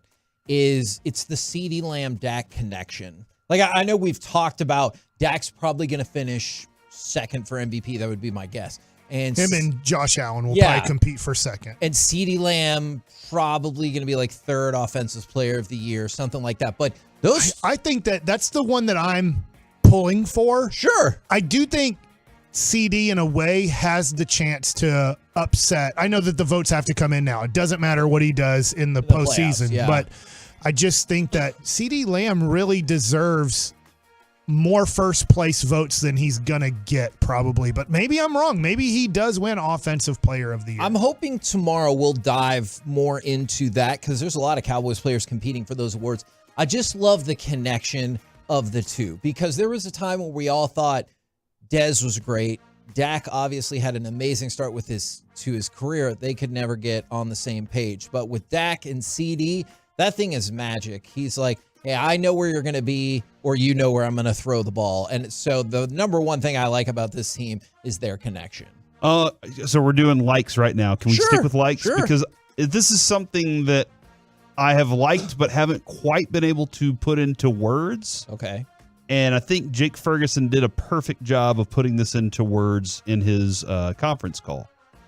He was asked if Mike McCarthy has truly established his swagger as the offensive coordinator. And have you seen his answer on this? No, I didn't. 100%, 100%. It's one of those things where you kind of have an idea that what he's going to call. And sometimes there's a play that's a little bit further down the sheet, the call sheet in that scenario, and he does end up calling it, and the whole huddle gets fired up. Okay, we know what Coach McCarthy's on today. It not only gets you fired up, but it could be a tone setter for the team. That's something that just drives and fires us up. So what he's saying is they already know kind of what the play caller wants to do in certain situations. Like they're already kind of in that mindset. That's what I think is great to hear. The whole offense, the whole huddle knows what coach already wants to do. They're all connected in that. And I'm not saying like, hey, they have cords that they're running because we're cutting the cord. We're wireless now. But they're all kind of in this mindset of we know what we want to accomplish on this 3rd and 4. oh, coach just called the play that we all thought he was going to call. Let's go out there and whoop their ass at it. They're in this mindset now. That's something I like, is that Coach McCarthy has connected with his offense and has them basically just being extensions of him on the field, where they get it, they know what they want to accomplish, and they're doing it. Now, you want to score touchdowns, even with 2 minutes and change left when you're up by 4 and you can possibly run the clock down to under a minute. Let's go score a touchdown, They're boys. still going for there are other passing Mike. There are touchdowns. other really good plays that happen throughout the game too. You're not going to complete 100% of them. I really like Mike McCarthy. I'm going to be honest. I really do. But if they are playing the Green Bay Packers Sunday and it's about 6:30 and there's 2 minutes and change to go and the Cowboys are up by more than a field goal and he is throwing the ball around the field like we are losing or it's a tie game and Green Bay's down to 1 timeout or something, I'm like, how did he not learn this in his 20 years of head coaching to get the clock like under a minute to make it really difficult for them to go down and score a touchdown? I will tell you this. Mike, that is for things that we don't like. Dang we are it! like right now. Okay, good, because then I won't have anything. You know what else I like Dang then? it. Jake Ferguson hates the Packers. He does. Like, I just want to throw that out there. The defense's relentless pressure. We talked about this for the season. 43.3% of the time they get a pressure on the quarterback. Think about that. Almost half of the time a quarterback drops back, he's going to get a pressure on him. That's scary. Against the Yes, Yeah. that is scary. And then finally you saw them get home a lot more against Washington than maybe you had the weeks before that. So I love this defense's relentless pressure. Micah's at 103 pressures this year. That's amazing. Aiden Hutchinson's second at 101, which is still pretty good. But Micah leads the list. And I think that point of looking at the triple team that he's taking on is the clear point of what they're having to deal with whenever that's happening. Now, hopefully, the rest of the defense can help out on run situations when Mike is drawing these triple teams. But like that's how much his presence matters on that defensive side of the ball. And by the way, that number right there is another thing to look at when people think Defensive Player of the Year is cut and dry to go to TJ Watt, why it's probably not going to go that direction and why he might actually finish third. His pressures is a big part of that. You as hate well. TJ Watt. Yeah. You know what? He didn't play here. You love Micah Parsons. From a sporting perspective, yes. As personal, I have nothing You against love, TJ love, Watt. Football love.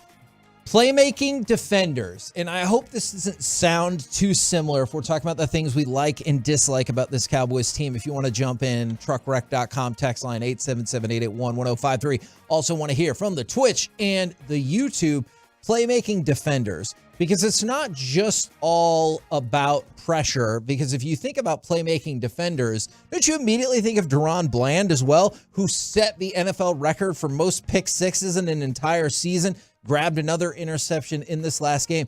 They have playmaking defenders across this defense. I just saw this stat from @NFL on Twitter. I don't know if you follow that account or not, but I feel like I should. They said they had a graphic of Deron Bland, and I just didn't think of it this way. It's like whenever somebody says 4 weeks versus a month, you just don't think about the time.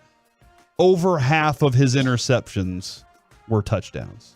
Like that's when you think of it that way, it changes the way you think of it. And it's like, oh, well, he must have had 2 interceptions this year. No, the dude had 9. And over half of them went for 6 points. Yes, he's a playmaker on that side of the ball. I think Stephon Gilmore, I know it's different, but watching the way that one pass that looked like it was over his head that Sam Howell probably threw a little too short anyway. And he gets up there and he chases it down and knocks it away. Stephon Gilmore's still a playmaker too. Donovan Wilson's a playmaker. Like that dude comes up and makes tackles in the run game as well. He's very physical, and those guys you got to have on the field. And I would be really curious about this, and maybe this is part of our awards conversation tomorrow from the 214.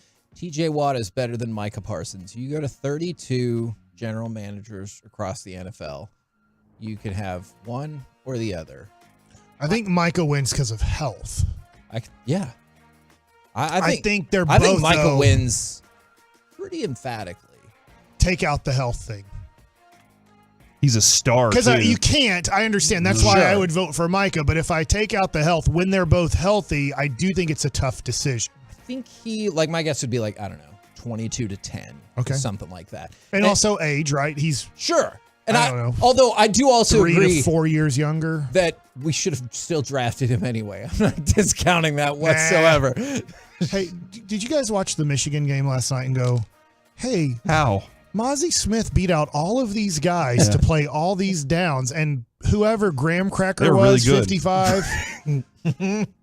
Chris Jenkins? Wasn't it Graham who was making plays? Okay, I was thinking if it was 54s. Chris Maybe Jenkins. there were other guys. Cracker. There were other guys making plays up the middle for Michigan. And I thought to myself, man, Mozzie Smith beat all these guys out for playing time last year and was considered, I think, I'd have to ask Derek Holland or somebody, but I would think better than these guys. And I'm like, how is he doing so bad? And it goes back to Taco Charlton. Who, if we draft a Michigan guy, they really don't do well for us. Well, Jordan Lewis has been solid for sure. Yeah. We just can't find our Rodney Hampton. As long right? as he's been healthy, yeah. Or Monty Toomer, right? When the Giants have drafted Michigan guys, it's worked out better. I've not paid attention to that line, but I appreciate you bringing it up, Mike. Last thing I wanted to throw out there, and somebody did shout out, is Jordan Lewis has been balling out that I really like about this team. They have top-notch special teams, like across the board, whether it's forcing a block or some kind of turnover on special teams, your field goal unit, your punters, or I guess your punter. Is Sam Williams lined up as a gunner? This dude is always downfield before everybody else. They do a little bit of when you watch it again, they do a little bit of different things on their punt return coverage. So I'm with you, but it's weird how they'll do different kind of formations, but that's maybe why they do block punts, is that Fossil has all kinds of different scenarios where some guys are dropping back, some guys are rushing, and then he totally changes it up. So the guys blocking for their punt coverage are a little bit confused on who is. And he's so big and fast that like he gets to a place before you expect that he should be there. And then maybe that's why sometimes he makes was I supposed to jump into him, or what was I supposed to do here? Who's the one who blocked the punt this week? Hendershot. Good job. That was the Greg. That's Greg also was like, see how he went for the foot and not, like, okay. I didn't know. I mean, I agree, because you go back to a couple weeks ago where you got the penalty and the ball went in between the arms. Jump into him. I'm already here. What do I do? All right. On the flip side, what are things that you do not like about this team? I guess I accidentally just said, I do not like Mike McCarthy with like 5 minutes or less to go figuring out how the clock works. Mike McCarthy's time management. I am with you on that. I could see, like in the first 2 rounds, I could see a very agitating loss, because you go back and reflect whether it's the end of the first half, and because it's not just the end of the game that will matter from the time management perspective, or at the end of the game and you're like, what the hell were we doing? How can you look at a clock that says 32 seconds left on the play clock and there's 2:34 left on the game clock and be like, no, we'll hit the 2-minute warning? It is a very weird. But I also don't know how Dak didn't know that either. Yeah. What about everybody else? It's ultimately the head coach / offensive coordinator's fault, because he has both of those responsibilities. Nobody yell, hey, but that's not right. I feel like at like 2:16 left on the clock and 14 seconds left on the play clock, at that point, Dak might have been like, we're screwed. We have 15 seconds to snap. Well, I guess 14 seconds to snap the ball. I have 2 things that I dislike about this team. Which one do you want to hear first? I don't know. Do you like when Mozzie trips Micah Parsons because he can't get to it, and then make sure that Micah can't get to the ball either when they run outside? I dislike that. I think that this team is finesse over physical. 100%. And that's on both sides of the ball. And now, granted, finesse has been showy. It's been awesome offensively. Finesse turns into pick sixes. But physical takes the air out of the opponent. It makes them want to quit. And the Cowboys have to become that starting now. Because if Jerry's right, and I feel like that's a Mike McCarthy thing too, most coaches, look, man, the season is a marathon. The whole thing's a marathon. Right now we're in the back part of it, and we got to we got to add these elements. You got to be better now than you were earlier on in this thing. Okay, now's time. The regular season, you did the show. You had the really cool stuff. That was awesome. Now it's time to take the air out of the opponents. Now it's time to be the more physical team, to be the big brother, to be the bully on the block. Now you can do that. Go do it. And so that's the thing that I dislike is I think that this team lacks that because they are so skilled and they are very good at their skilled part of it. The other thing I dislike. But there's only one team. Can I go to a like off of your dislike? Because I agree 100% with you. Only San Francisco in the NFC can turn the game into a game that the Cowboys hate to play. I feel like the Browns. Oh, no, you want in the NFC. You're right. You got a really good point. I'm with you there. in the AFC. Yeah, there's 3 teams in the AFC that can turn the game into a horrible game for the Cowboys. Now, I feel like the Rams will try to do it with their run game against the Cowboys. And McVay's proven it before in a playoff game. I feel like the Packers, if they're smart, should do it. Like they should say, we're just going to run the ball against this defense. But there's a lot of other things that go into it too. But I see where you're saying there, Mike. That one team, that's the difference. They need to get in that mindset of we will bully that team this year. They won't do it back to us. The other thing I don't like is that our kicker can't make kicks. And okay. We really should be concerned. Nah, we're good there. Everything's going to be all right. Don't worry about the kicker. I guarantee he'll make all his kicks through the playoffs. I think that we lined up with a lot of the same stuff as I am definitely with you about physicality, but I understand your counterpoint about, well, it's only San Francisco who might really put it to you and make you pay is the run defense comes up. But at least in the first round, when you look at Sunday's game, Green Bay does not have a good run defense either. So at least you're going weakness for weakness, I guess, in that match. Yeah, that sounds good. And I'm sorry if how much of a positive did you talk about how great Dak Prescott has played this year? Yeah, I think it was the combination with I lumped CD. it all in with the CeeDee Lamb, Dak Prescott But his stuff with combination. Ferguson has been great, and his growth true. with Brandon Cooks throughout this season is something that, again, I go back to this because when we were at training camp, Mike, and I know you were there every practice watching with a hawk's eye, that Brandon Cooks and Dak seemed to have had a really good connection early, and then it wasn't there in the season, and it was like, when is McCarthy going to open this stuff up? When is he going to say we can do this? And I guess it took Brandon Cooks going to call his own plays in the huddle, as Bobby said, for that to happen. And I'll be honest here with that is Dak's regular season now doesn't matter at all. His definition of his career is going to be defined by not just the next 3 to 5 weeks, but this is all that matters. The rest of his career is same with Lamar Jackson, and he has I 2 actually MVPs. think Lamar Jackson is number 1 on that list. But I look at Dak Prescott, and I will be very critical of him if he doesn't have a good game Sunday because of this. I've seen this sometimes from, I guess, the greatest quarterback in NFL history, according to some, Tony Romo. I've seen Tony Romo have outstanding regular seasons. Yes, he has more turnover issues than Dak did because he was more of a risk taker. But when it came playoff time, he always underperformed his regular season. And look, I am going to be my opinion, but I also think it's factually backed up. Troy Aikman against the best teams always played better in the playoffs. He would elevate his regular season numbers to more passing yards, more efficient, more touchdowns, more points scored. And then Tony Romo would do the opposite. Yeah. And Dak Prescott has been inconsistent. I'll be nice and say he's been inconsistent so far in his playoff games and being a better quarterback than the regular season. But ultimately, if this is going to be the magical run that the Rangers just had and the Cowboys go on this run, it will be a run because Dak Prescott turns into a Dolis Garcia or Joe Flacco.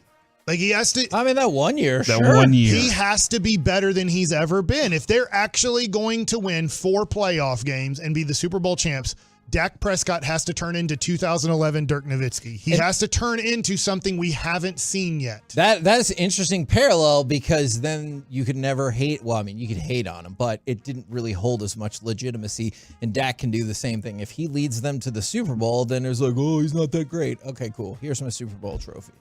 So, I think you're right about that. Say what you want. Or belt. Or belts. Yes, correct. Belts are really cool. Belts hold up pants. It's called a championship. All right. Now it's time for Mike Likes It. Strap. All right, so I'm going to transition into something that we didn't talk about yesterday and we haven't talked about yet today. And I know that they're on the back burner, and rightfully so, because of the Cowboys in the playoffs.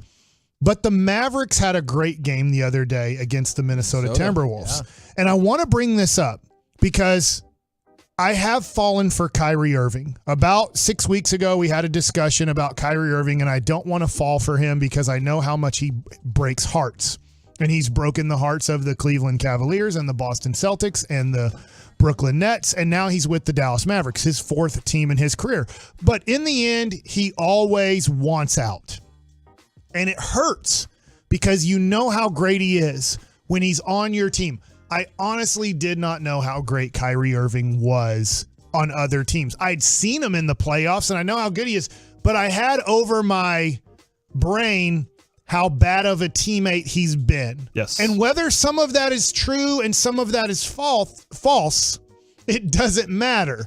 Because when you look at it, he did destroy those franchises. Yes. He destroyed Cleveland. He's the reason Cleveland went back to being Cleveland. He's the reason Boston had to redo a lot of things, is because he said, screw you guys. And now Brooklyn is in a rebuilding stage because they bought all in on Kyrie and Kevin Durant doing their thing. It didn't work out. It's not all his fault, but he does have some blame in all of those situations. But I'm telling you right now, he's going to break if he does, he's going to break my heart because I am in on Kyrie. And I want to give you his 4 games back from missing 12 games. This is amazing. Yeah, he played his first game this year the other day. He did, and they lost 127-90 to Utah. But he's played 3 games since, and they've won all 3 games, 2 against the minor league Portland Trail Blazers and 1 against a great Minnesota Timberwolves team this year. In his 4 games back, I don't know if he can keep this up. 25.5 points, 8.8 rebounds a game. That's interesting. He has 9, 9, 9, and 8 in those 4 games. Like, he's consistent. There wasn't just one game where he had 15 and no, he's averaging, 3 or 4 rebounds. That sounds like he's doing that work because he understands. He understands how bad of a rebound. Yeah. He's so smart and so gifted. I'm not saying, I don't know if he can average 9 rebounds a game at 6'3", but he knows how bad of a rebounding team this team is, and he is giving everything he has, not only to be efficient offensively, but to give them as much as he possibly can defensively and rebounding. And it's amazing that he's really a guy who averages 4 to 5 rebounds a game for his career, that in these 4 games, knowing how bad of a team they are, especially without Lively rebounding, that he is giving everything he has to being a good rebounding player. He's averaging 4.8 assists. Now, here's where it also gets amazing if you look at what he's averaging. He's 51.3% from the field in these 4 games. He's averaging 57.7% from the 3-point line. And he's averaging 77.8, which is below he's usually close to a 90% free throw shooter. So that's the one thing if you look at, and it's just because of lack of attempts. He is 0 of 1, 5 of 6, 1 of 1, and 1 of 1 for his 77.8% free throw percentage. So he's missed 2, but he just hasn't shot a lot so far. So just looking at those numbers, he's freaking unbelievable. And when you watch him, some of the passes that he makes that don't get an assist on his board are just phenomenal. The way he sees the court, the energy he's playing at, the defensive effort he's playing at, his I'm going to get this rebound. I know I'm the smallest guy competing for this board. I'm going to get it. Kyrie Irving, I want to praise him as much as I can right now, because in this month of January, it has been tremendous to watch him play babasketball. Absolutely. Thoughts on Kyrie, and are you guys bought in that I understand the complete and total risk that Nico took and that other teams take with Kyrie, because when you do watch him play every night, you realize how much better there was a question last year. I'll throw this out. There was a question last year on who would you rather have after the Mavericks made this trade? Who would you rather have, Jalen Brunson or Kyrie Irving? I know how good Jalen Brunson is playing in New York. They're not close talent-wise. Sure. It's not even close. Kyrie is so much more talented than Jalen. And Jalen is a top 30 player in the NBA, if not possibly top 20. But it's really not close talent-wise how much more talented Kyrie is than Jalen. So does that change?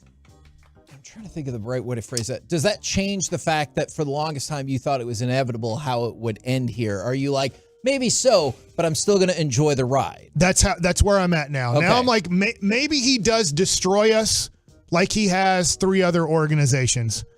But if he really sticks with the Mavericks, you got arguably a top 10 player, and without a doubt, one of the 5 most talented guards in the NBA. I would put him right there in a different way, but I would put him there with Curry, and I'm not trying to put him in order. Curry, Shai Gilgeous-Alexander, Luka Doncic, and then I think Kyrie Irving. We have 2 of the 4 most talented kind of guards/point guards in the NBA on this team, and you can put them in whatever order you want to put them in. And probably Tyrese Halliburton might be 5. Unfortunately, it might be a problem still in that they still need one more piece, and maybe Lively is going to grow into it at some point, but for this year, one more piece to be that.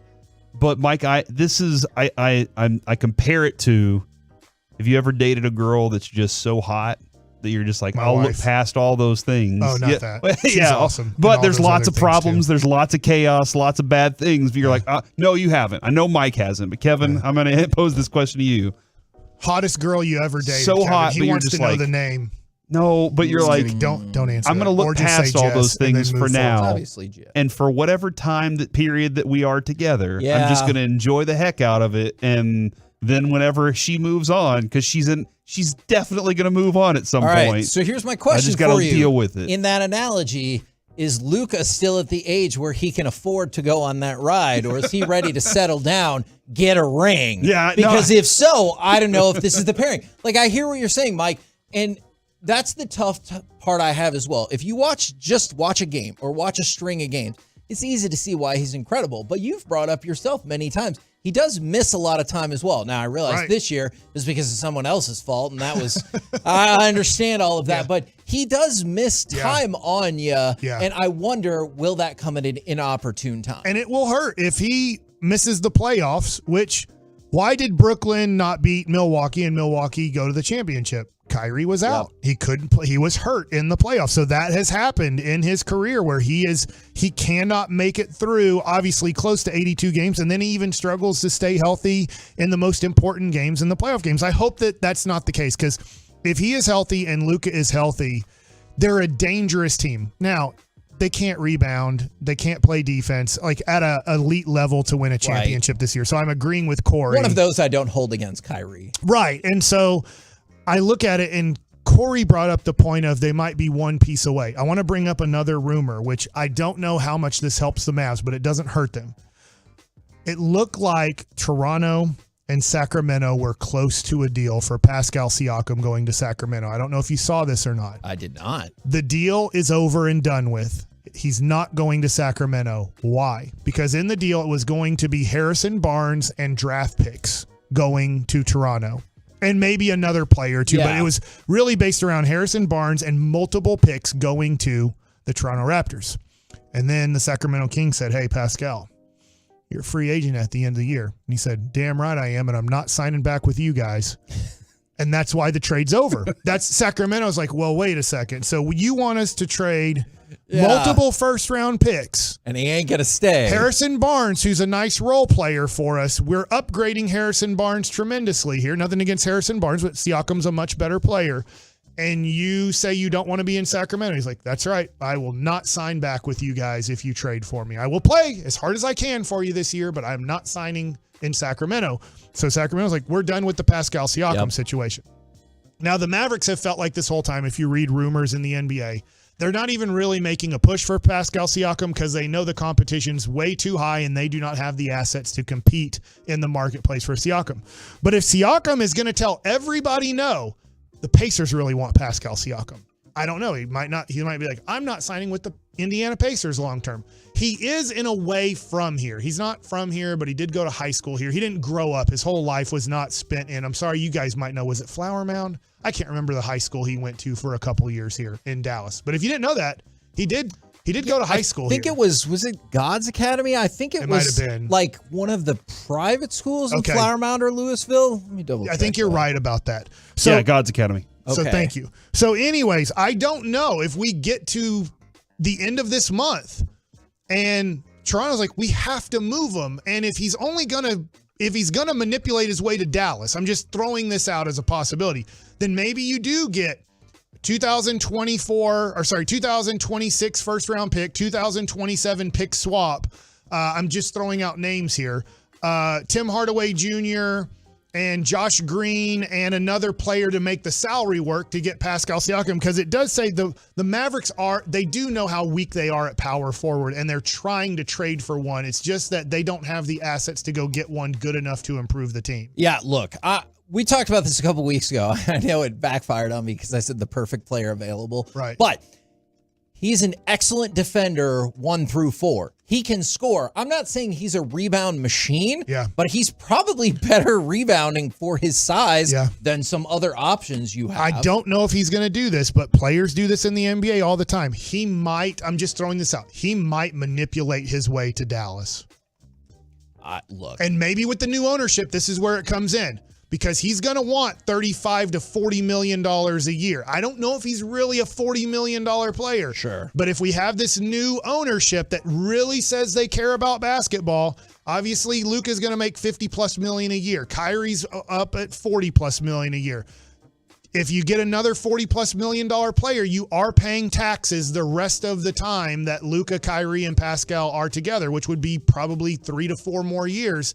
And you'd have to be okay with paying major penalties. And I would hope that the Mavericks would, because I think with Siakam, I've already said this before, and with Derek Lively, with the 2 guards, you do have a chance to win it all. Maybe not this year, but I would say in the next 2 to 3 years, you'd have a chance to win it all. This is the thing where I wonder if politics comes into play, because you kind of need sports gambling to get passed here in Texas a little sooner. Okay. So they're like, hey, that's a lot of money, but we're about to back up the money truck. And I did have other NBA nuggets, but we mentioned it before. Ja Morant is out for the year. The Mavericks now are playing them like they're going to be one of the 5 worst teams in the NBA. They got on a run when Ja came back. Ja looked phenomenal coming back.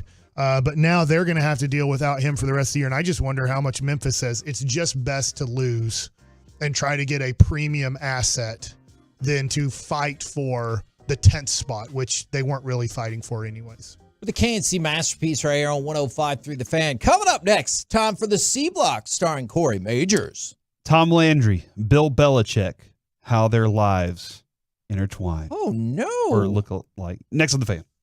Tolos, it's been a heck of a range.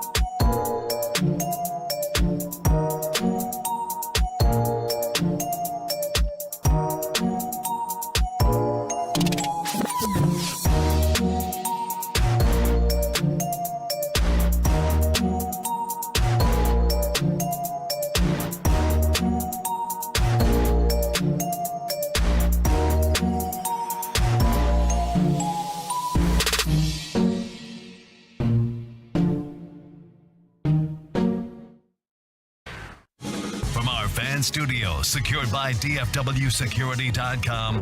It's the KNC Masterpiece on 105.3 The Fan. KNC Masterpiece right here on 105.3 The Fan. It's going to be a fire G-Bag Nation today. We're just having a great conversation with Brian Broaddus. You're going to fire the G-Bag Nation? No. In a positive way. A fire edition of the G-Bag Nation. Always a fire edition of the C-Block starring Corey Major. Well, it makes sense. I mean, you can see where my mind's been, Kevin, with all these firings happening around the league. Sure. And We're not trying to Mike Vrabel that thing, all right? I'm saying it will be a fire edition of G-Bag. You know what? Go ahead, 877-881-1053. Text this in. Atlanta, Carolina, Vegas, Chargers, Tennessee, Washington. What are the top 3 destinations out of those current destinations? And go ahead and text. Mike, you have plenty of time. You have plenty of time to think about this as I dive into a topic that I saw, Kevin, and I know you're going to love this on Barstool Sports. The similarities between the decline of Tom Landry and Bill Belichick. Oh, no. And I don't like this already. The name Bill Belichick pops up frequently, even in discussions we have around here. But like that's one of those things that's kind of sitting there is with the Mike McCarthy thing, is that if Jerry thinks he has a real shot at Belichick, that's a definite that he would want to try and make that happen. So that's why he's like, look, man, let's leave all windows open. Let's leave all doors open just in case. I was born out here next to this stadium in California. We didn't have air conditioning. We just had windows open all the time. Do you think he heard Belichick's interview about, like, I don't have to pick the players? And he's like, all right, we already got people for that. You know what? I think that's a huge deal. I really do. But I don't want to discuss that at the moment. All right? We'll keep ourselves away from that. In his last year as head coach of the Dallas Cowboys, Tom Landry, who was 64 at the time, went 3-13 in 1988. You were there. I was. I went to the games for free. There was 20,000. Can you believe this as a Cowboys fan who's young? I can't. There were 20,000 empty seats every home game in 1988. It was a 60-something thousand stadium, about, let's say, 65,000. Broaddus honestly would know exactly how many, but every game I went in for free because my grandpa would hand 4 tickets that you'd have to rip, and I would be the 5th. I'd just be a little kid, and it was like there was 20,000 empty seats to sit in every game. Yeah. So he goes 3-13 in that season. Yeah. The worst record in franchise history and last in the NFC East. This year, 71-year-old Bill Belichick just finished 4-13 because there was an extra game. Yes. Last in the AFC East. Similarity. Look, man, I'm not trying to stretch this too much, but that is one little kind of tie that the two of them have. Let's scroll down a little bit here, Kevin. In his last 2 years as head coach, 87 and 88, Landry and his Cowboys went 12-21. Belichick's Patriots 12-22 over the last 2 years. So again, he has not been fired yet, or he has not been let go. He has said, I will continue showing up to the office until they tell me to stop. I think it's more along the lines of, I'll continue to go back into the office until they tell me that I no longer need it. And then maybe he'll show some more personality. But yeah, so 12 wins in both of their last 2 years at the moment. Landry began his career as a defensive coordinator. Oh, yeah. Spending 6 years with the New York Giants. Bill Belichick served as the Giants defensive coordinator for 6 years, from 86 to 91. This is amazing. Pretty much Tom Landry gets credit for zone defense.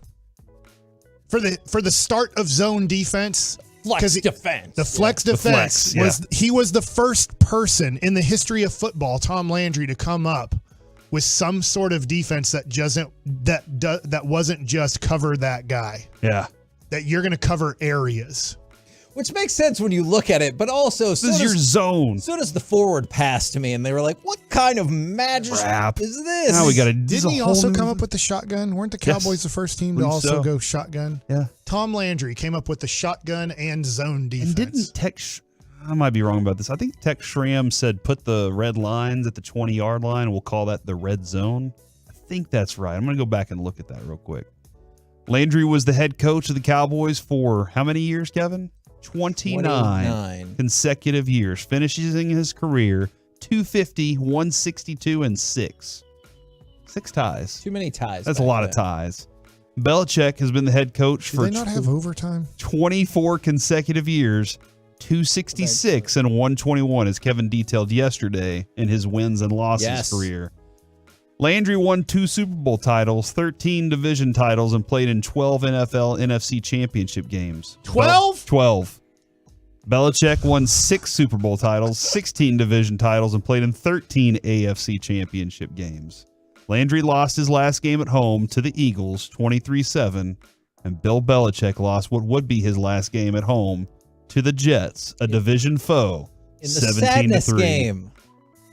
Overtime was like halfway through Landry's run. Okay. And the other thing, too, is you could never go for 2. So if you did score a touchdown and you were down by 7, you only could kick the extra point to send it to overtime. I think that was a really big deal because we were doing some research about Cowboys-Packers playoff history. In the 1966 NFL championship game, Bob Lilly blocked an extra point to make sure the Packers were only ahead by 14 instead of 15. And that was like a huge deal at the time because you're like, hey, it's only 2 scores now. So those are similarities between that makes me sad. What could be the end of Bill Belichick's career in New England. And they both dressed exactly the same on the sideline, too. No. Tom Landry would rip the sleeves off of his his sports jacket. Have you seen that meme then that's like comparing Tom Landry to Mike McDaniel, and it says this is the downfall of society as a whole based on 2 coaches? I'll tell you this. There's 2 things to go along with that. A, maybe Mike McDaniel's like me, and he doesn't like to have his sweatpants down past his knees because I just don't like pants that much. All right? I'll be honest. And undies. I feel like, when I get warm, I just pull my pant legs up on my sweatpants. Good. Don't pull your pants down. That would be a bad deal. Yeah, because I'm showing y'all the crack and your shins, Frank. Anyway, but that is Mike McDaniel's. He pulls his jogger pants up to his calves. I did that as a kid. I only wore sweatpants, refused to wear anything else. Had like 7 different colors of sweatpants.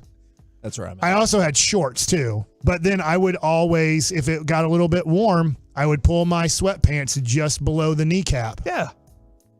And I was good to go. I will say this, when they played the Jets, Robert Saleh said, "What's with this style?" Because they coached together in San Francisco. Right. And he was like, "What's with this style, dude?"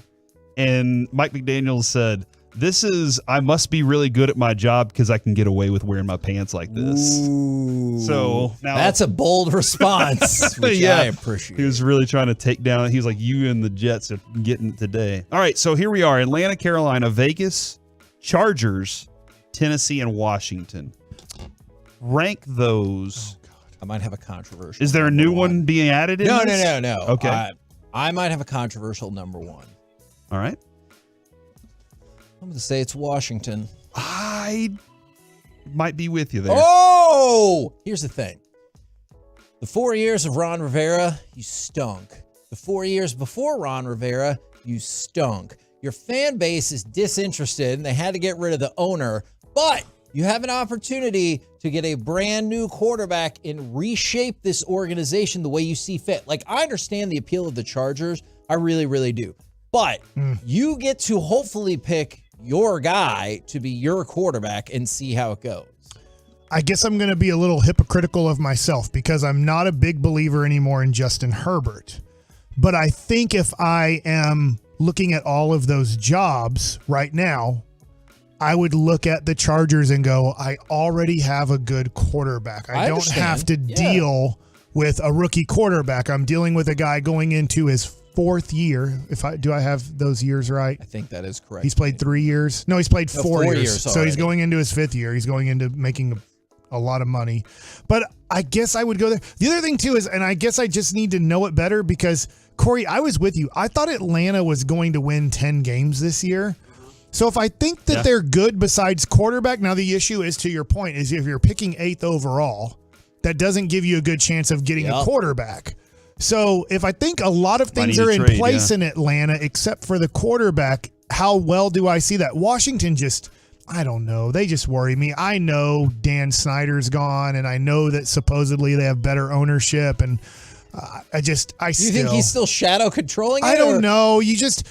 They're a crappy organization and have been. Like, we can kind of not make fun of, but be disappointed with the Cowboys last 30 years almost. But literally, Washington the last 30 years has been some of the worst years of football in the NFL. I agree, and I will blame all of that on Snyder. So I will put all that in his place. I think you could be right there. I mean, obviously, if they draft a North Carolina quarterback, it's over. That's all I know. Because North Carolina quarterbacks just because don't of pan Sam out. Howell and Ronald Curry, you're done with Mitch Trubisky. Okay, that one hurts. I mean, the only person they've developed is Lawrence Taylor. So, man, I want a list of your schools Even though that Julius are Peppers non-starters. is about to go into the Hall of Fame. Yeah, I want a list of your schools that are non-starters for college football. You're like, no, don't draft from them. I just would never draft a North Carolina quarterback. Okay. Drake May's off my board. Oh my God. So 4th round comes around for some reason. You don't even care how good he is. Yep, don't care. Doesn't matter. He could look like the next Trevor Lawrence. The board. You're just done. Okay. Kevin, I will say I'm going Atlanta 1. Okay. And then Washington 2. Because I think Atlanta's in a situation where Arthur Blank really wants to be he wants to be competitive. He wants to be better. And maybe I'm wrong. I think Broadus actually would know a lot about how he operates because he knows some people that have worked there. But is Carolina last then? Yes. Because they exhausted no. Tennessee? Vegas is last. Oh, Vegas. Yeah, and here's why. I don't want to work for the Davis. I like that. You turned him to the Ohio State. Yeah, I don't want to work for the Davis at all. He's the Davis. I understand. In your face, Brad. I understand all the opportunities that come along with Vegas and what the Raiders brand brings and everything. But that dude, that whole thing's just out of whack. As much as Washington has been, I'm with you. They're out of whack, dude. So no, I wouldn't want that one. I do want to play this though. I bet they draft Michael Penix. I could see that. There was a time when it was just like whoever the fastest receiver was, that's who they're going to draft. Yes. But I could see that they have a need at quarterback. The they Dan Quisenberry of Garoppolo. quarterbacks. Yeah. Not sure if he's punting the ball or throwing it. Golly, man. It's about where he throws the ball from. I'm going to go to cut 9 real quick from Jerry this morning. Oh, yeah. This is Jerry Jones talking about when you try to get someone to return, is it just the biggest check? Or what? What makes the difference? Well, you've got to have some logic behind why maybe another year or two would change the scene for him and have a better situation and better opportunities. So it's a combination of those things, because if they were looking at a situation that would improve their finances, then that's something you have to talk about and should talk about as well. But certainly that's a part of it. Is if you do want to keep somebody, then you have the ability to counter it. But here's the thing that I want to make sure is the I had a guy one time tell me, we went to see him about Exxon giving a contribution, a political contribution for Bill Clinton, of all people. And the guy, I said, I know he's returning for governor and you'll want to contribute to it, Exxon. And he said, Jerry said, governors, senators come and go. Exxon's infinity. We're going to give you, little governor, some money. Exxon's infinity. So the facts are that I will say, including yours truly, the NFL is infinity relative to a story like that. And in a sense, the Cowboys are too. And all of us that get to be a part of this thing come and go. And that was in regards to Dan Quinn. Man. Will they pay Dan Quinn more to stick around? And it basically is saying, coaches come and go, but the Cowboys and the NFL are infinity. Maybe he'll just give him a little bit of that extra money to keep him around, but it's got to be logical for Dan Quinn to return. Like, that's where he started with that. But heck of a story there that involved Bill Clinton and the infinitism of infancy.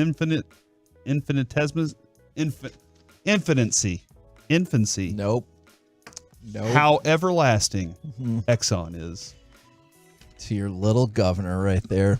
We're the KNC Masterpiece right here on 105.3 The Fan. Coming up next, we go around the NFC East. Micah joins Elite Company, but so do the Eagles. Let's talk about it next right here on The Fan.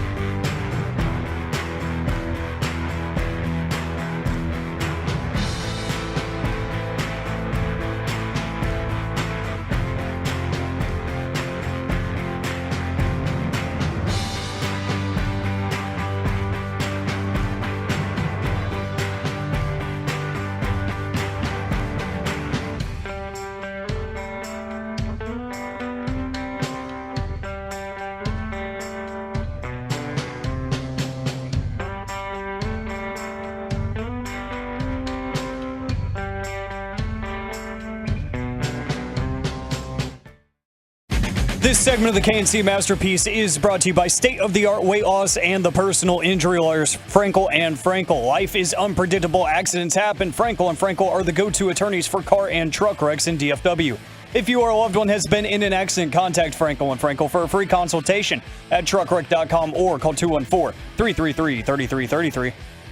All right, big third down and officially 3 for Washington. Big for both teams. Howell back to throw on 3rd and 3. Pressure's coming. Have a seat, son. Back at around the 20. Lawrence pushed the pocket, and Parsons, I think, got the sack. Indeed, he did. We will talk about Micah Parsons as we go around the entire NFC East. Always choose your own adventure in the NFC East. Would you like Cowboys, Eagles, Giants, Commanders, or general NFC East information? Cowboys won the division. They won the whole damn right division. They did. And that factors in a couple of different ways. That is now officially 18 straight years in which there has not been a repeat winner of the NFC East. What? 18 consecutive years, the longest run in NFL history for a division to not have a repeat winner. Let's talk about Micah Parsons.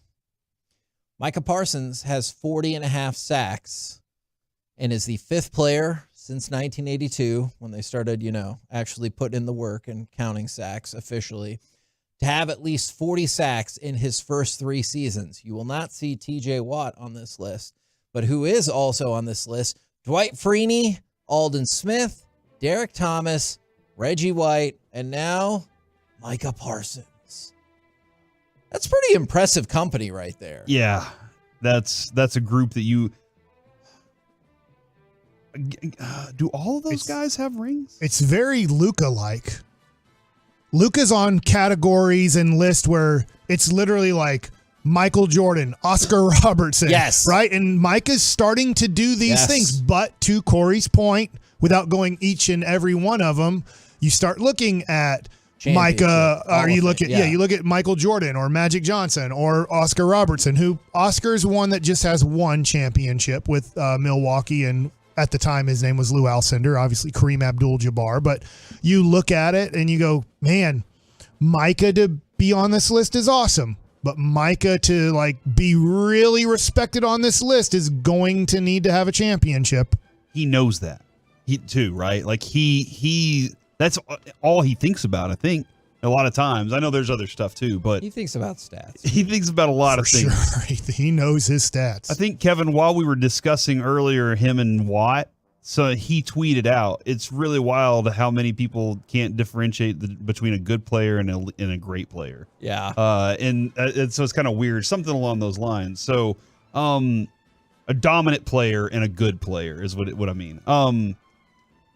But he even said after he saw Jimmy Johnson and Michael Irvin in their moment, the pop that they got from that crowd the other night, he was like, I want that. So that's where his mind is he doesn't want to just be a dude that walked through the halls. He wants to be a dude that has legacy with the Cowboys. To your point, I love what you're saying. Micah Parsons, he can keep doing all these things, and nothing against DeMarcus Ware. He's going into the Hall of Fame. DeMarcus Ware is not one of the greatest Cowboys of all time, because you look at Bob Lilly and Randy White and Chuck Howley. You start going to the defensive players. Obviously, Charles Haley was out there. Micah Parsons is better than Charles Haley. I feel confident in saying that. But Charles Haley will be a 2-time Dallas Cowboys world champion who's in the Hall of Fame. If Micah plays another 8 to 10 years and DeMarcus wears this thing, it'll be like, it's great. You're in the Ring of Honor. You're a Hall of Famer, but awesome. You won't be considered one of the greatest Cowboys of all time. And that's what will go along with a lot of these numbers is you will be like, that's fantastic. How do you translate to the next level? Because Cowboys outscored their divisional opponents by plus 150. That's the highest against the NFC East in franchise history. And you're like, great. I'm okay with 71 or 77 or 92 or 93 or 95. The years. Don't really care what the point differential was because you won the Super Bowl those years. And to your point, maybe nobody epitomizes this better than Dak Prescott. He completed 31 of 36 passes this past weekend, which is bananas. That's his 4th game with at least an 80% completion percentage this season. That's huge.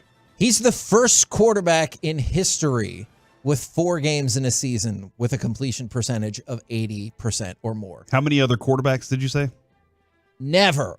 Hold on, Assuming but you how- throw the but how ball many, 30 though? times a game. But if Never. so, like one or no Yes, quarterbacks ever done one. that. Dak Prescott. Oh, you did it. Good job. This, Kevin, his That's completion percentage, according to Pro Football Reference, is 69.5. Nice. Is the best of his career. He's been as efficient as he's ever been this year. Like that number right there, pure efficiency. We look at Dirk nights, right? When Dirk would go out there and he would just hit 23 of 24 shots and be Right. like, we took it for granted. Wow, that would be pretty amazing. You know, night. and Dirk was like that, where you just be like, God, did he even miss tonight? 19 of 19. But 69.5 is his best of his career. He was as efficient as ever. Yep. With Mike McCarthy as his offensive coordinator, helping with some of the nuances of what he wants, what he thinks is important. And by all means, by a lot of metrics, this was the best year of his career. In the growth, the understanding of the position, a lot of really good things for Dak Prescott. This is really good. I hope it turns into something even more, because I could be proven very, very wrong about what I said about midway through the season. Look, and I know people have said, well, why is he not the MVP over Lamar Jackson? I'll guarantee Lamar you Jackson this. had a really good season too. Yeah, I agree. But I guarantee if you're like, hey, Dak, do you want the MVP or the Super Bowl ring? He'll be like, yeah, okay. Are you Got serious? all the Super Bowl rings I need. Yeah, I'll take the Super Bowl ring for sure. And then Deron Bland, 9 interceptions this season. He was the NFL's interception leader. He's led the team in interceptions consecutive years, but also this is the second time in the last 3 years the Cowboys have had a player lead the league in interceptions. Obviously, back in 2021, it was Trayvon Diggs. It could come back and hurt the Cowboys in the playoffs. But isn't it amazing how little the injury of Trayvon Diggs hurt the Dallas Cowboys? Because at the time, didn't it feel devastating? And it still could be. We could get to a game where you're getting lit up and you're like, God, we need Trayvon Diggs back. But the Cowboys did a great job of losing Trayvon Diggs and it not hurting that much. You are absolutely correct about that. All right. Do you want Eagles, Giants, Commanders? Hey, Eagles made the playoffs. The Eagles did make the playoffs despite 2 important bits of information. The Eagles turned the ball over 4 times on Sunday. Their turnover ratio for the year, they were a -10. So if you're looking... Is that good? No, it's not. I bet they weren't minus last year. I bet they were plus 15 or more. I think you're probably right about that. But if you want to look at one stat to like really crystallize the struggles this team has had, -10 in turnovers this year. I'm not a bettor, but that stat right there helps me also say this. I would bet money line Tampa Bay. Tampa Bay's at home. I get they just won 9-0 against Carolina. They are not a good Awful team. game that was. They're going to beat the Eagles, and they are underdogs at home. It's a small money line. I think you said it's plus like 125. So you bet 100, you win 125. I wouldn't worry about the points. I would just take Tampa Bay to win and get more money if they do it, because I don't think the Eagles, as we went over yesterday, I just don't think they can beat more than 3 to 5 teams in the NFL right now, the way they're playing right now. Well, this might help your point out, Mike. This is amazing to me. The Eagles are the first team in NFL history to start 10-1 or better and not get to 12 wins. Oh, how many other teams did you say? None. One? And the Eagles. only way that you would say, well, I get it, is if their quarterback got hurt. And I get that Jalen Hurts isn't 100% healthy. I totally get that. And if you look at their schedule, remember what we were looking at? New York, Arizona, New York. And they went 1-2 in that situation and barely won that one game. They're horrible. Right now, it's hard to argue with any of that. I would love to see this matchup, just to see the 2 worst teams in the playoffs play each other. They're from the same state. Pittsburgh versus Philadelphia. I don't know. It might end up being give me the Steelers, man. It might be a tie for 17 hours. And we're like, this is the never-ending game. All right. Do you want to go Giants or Commanders? I guess the Giants were better than the Commanders this year. Well, really? They have a better. They're the fifth. They're picking fifth. Oh yeah, and the Washingtons are picking second because Tommy DeVito beat the Green Bay Packers. I don't have any problem with it whatsoever. I know when people like to complain on social media, some people didn't like that. You said the Giants. All right, let's stick with the Giants. I was going to tell you a Commander stat. I'm sorry. That Daniel Jones is expected to be their QB1 again in 2024. That's awesome for the Cowboys. That's 2 wins. It is, isn't it? Do you think that's just because they're like, hell, we put a lot of money and draft capital into We all knew how stupid it was. Like, everybody around this time last year, they'd made the playoffs. The Giants made the playoffs, and we're like, this is really good for the future of the Cowboys because they're going to stupidly give this guy a pretty good contract extension that they can't get out of for a few years. So I totally get what they're saying.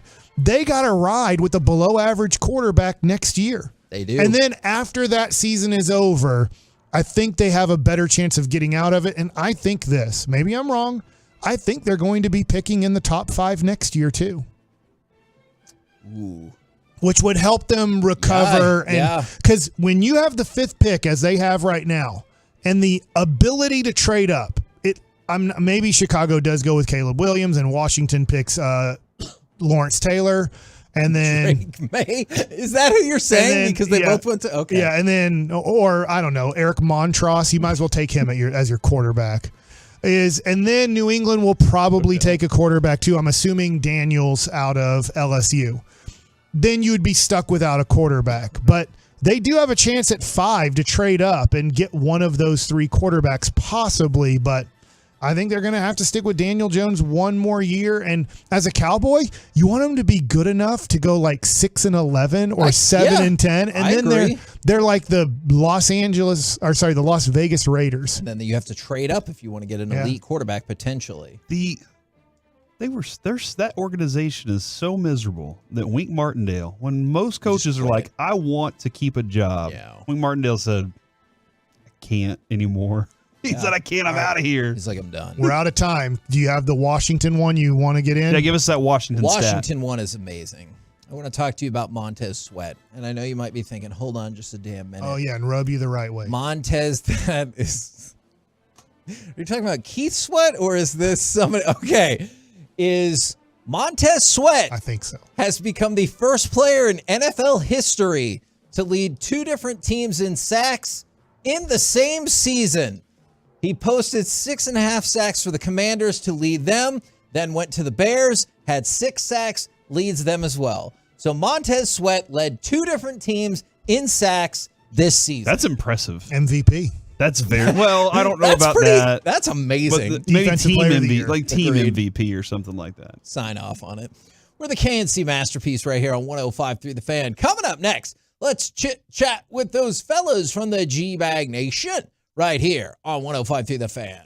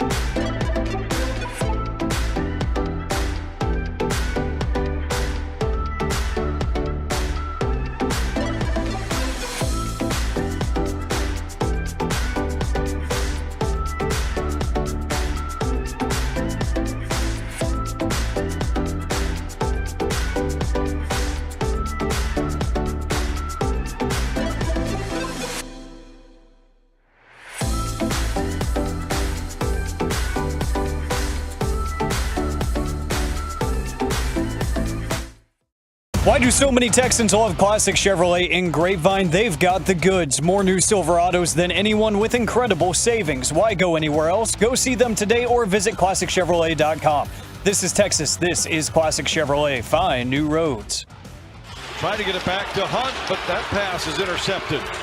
And Steele shorthanded for Dallas. Back to Faxer. He scores a second shorthanded goal tonight. 4 this season by the Stars against the Wild, and it's 3-0 Dallas. Can't see Masterpiece back here on 105 through the Fan. The Stars getting work done. Matt Murray getting the shutout, and you just heard special teams getting work done there as well. Right now, courtesy of D&M Leasing, it is time for our chit-chat with those fellas from the G-Bag Nation. Gentlemen, how is you today? Terrific, Higgy. How are you? I am doing well. Thank you very much for asking. I was curious because we touched on this just a little bit, is how catastrophic is it to the Grizzlies, where originally it was, oh, Ja Morant's going to be out tonight because of shoulder soreness. And then that quickly evolved into he needs surgery. He heard it in practice on Saturday. He's going to be out for the year. Yeah, it is devastating. You know, I think the only silver lining is that they're probably looking at it as a great opportunity to draft a good player. Yeah. Right. You know, and they know, hey, look, Ja Morant came back and was awesome. Now we just got to wait 8 or 9 months again before him to do it some more. I think the good thing, if you're a Memphis fan, which there might be 2 people listening who are, is it's not Derrick Rose injuries where it's a little bit of a Derrick Rose career. You see the greatness, but then obviously he caused his own issues with the gun stuff. But now the injury to the shoulder, you would think that's way more rehabable than when Derrick Rose looked like the next best guard in the NBA kind of history, but it was knees that did him in, and he couldn't overcome all the lower half, all the lower leg injuries. So I look at Ja Morant, and he's so fun to watch and so great. So if he can mature, off the court and then become healthy, he is one of the most fun players that you like. If he's in your town, he's one of those few guys in the NBA who you say, I need to buy a ticket to watch this guy play live. I'm glad Cowboys didn't get that news about Gilmore. Oh, thank goodness. Oh my gosh. Yeah. That would have been one of those, hey, I feel bad for the Memphis Grizzlies there. They played a lot of games with the first 25 without him. Yep. And they that's who they are. And so, yeah, hopefully, like you said, Mike, it's not a knee injury or Achilles injury. It's something that you can rehab, get better. Hopefully he'll come back. But, man, when you started talking about shoulders and hurt, I was thinking, man, did the Cowboys dodge one with Gilmore there? I guess they were 6-3 with him. I mean, they seemed to like maybe they were hitting their stride. Could they possibly get into the play-in tournament by the end of the year? But it could be a blessing. I mean, maybe they are in position to get a good lottery pick, and they can add a star next to him. I think that they have a lot of money. Their owner is a lot richer than Cuban. I know Cuban's not really the owner anymore, but I just wonder if they try to do this the way I'm going to use the Celtics as a idea here, because they use like a pick like this and they went and got Ray Allen and Kevin Garnett. Now I know not just one pick, but I could see Memphis going, if Ja comes back healthy and you have Jaren Jackson and you have Desmond Bane, let's use this top 5 pick and go get something from another team rebuilding, and we can add a great veteran to add to these young, talented players. Now, Mike said in crosstalking earlier in the show that maybe not all college football is for you. Is that a fair assertion? I hate saying this. My wife, after she came back from a meeting last night, I was watching the college football game, flipping between, you're going to like this, Corey. I was flipping between Raw and the Stars game and the national championship game. For some reason, it's just me. It's millions and zillions of people love it. I'm just not that into college football. I find myself getting bored watching it. Just quick note, I'm Kevin. Yeah, I'm Corey. I thought that was pretty cool the way he looked at you, but said, Corey, you're going to like this. Dude, there's a no-look pass. You didn't get it. You didn't get my no-look. Over here. That's a real Matthew Stafford. I do that. If he'd had his Mahomes jersey on, I'd understand what he was doing there. You're now my Cal and Jake. I call them the wrong name all the time. Hey, I did want to point out, I saw on Twitter there's a Tolo already here, and I don't know if you guys, when y'all were coming into the station, if there were already Tolos downstairs, but there is at least one Tolo already here for tonight's event. Hell yeah! Damn. So, yeah, he said I got here a little early. can y'all stop by and say hi on the way out? So we're gonna stop by. I'm gonna For $5. I like the idea of a tailgate for this. Yeah. Just gather the bros, the Is that- George Foremans. Is that going to trickle its way up to 11 and just get going in here? You start the crawfish boil downstairs, and then just Yeah. bring it up here and do it in the studio. They can use those indoor smokers. Yeah, that's right. $1,000. $1,000. What? Otherwise known as vape pens. I don't know if this is a good idea to openly discuss on air, but let's see what happens. All right. Corey says he touched the World Series trophy. You're not supposed to. The World Series oh no. The World Series trophy will be here. Corey's tonight, with the only sausage fingers on that trophy. I can guarantee you that. along with Josh Smith, along with Josh Spores. It's a free event. You should not touch the trophy, right, Zach? Yeah, you should not do that. Why would you? Why I don't would know. you touch Why that did trophy? you? It was just like, all right, Can't I'm help going to yourself. switch sides real quick because I took a picture with my fiance and she says, this is my better side. You need to go over there. Did I maybe graze? Was it just a grazing? Yes. When you have the opportunity to do it, how could I not do that? Mm-hmm. Yeah. But don't do that. You should not make the same mistake that Corey and I clearly have made. What makes a side a better side? I don't know. I never understood that either. You know, all our faces they're not the same on each side, right? Okay. I The in a symmetric- way, yes, but in a way, no. I've You have two different faces, just on Okay. each side of your face. Did you ever stand a certain way for your baseball card? no. Like, no, go left. He said, "Just catch me in did you action." have your hand in your glove? Kind of. What's your Whatever they baseball told me to do. It's like What was your pose? what do you call that? Show us. It was just I know this is a bad way to say it because you guys are gonna make fun of me, but it's just like a train when you do the morning pictures. One day in spring training, one of the first 5 days in spring training, there's like 30 different people there.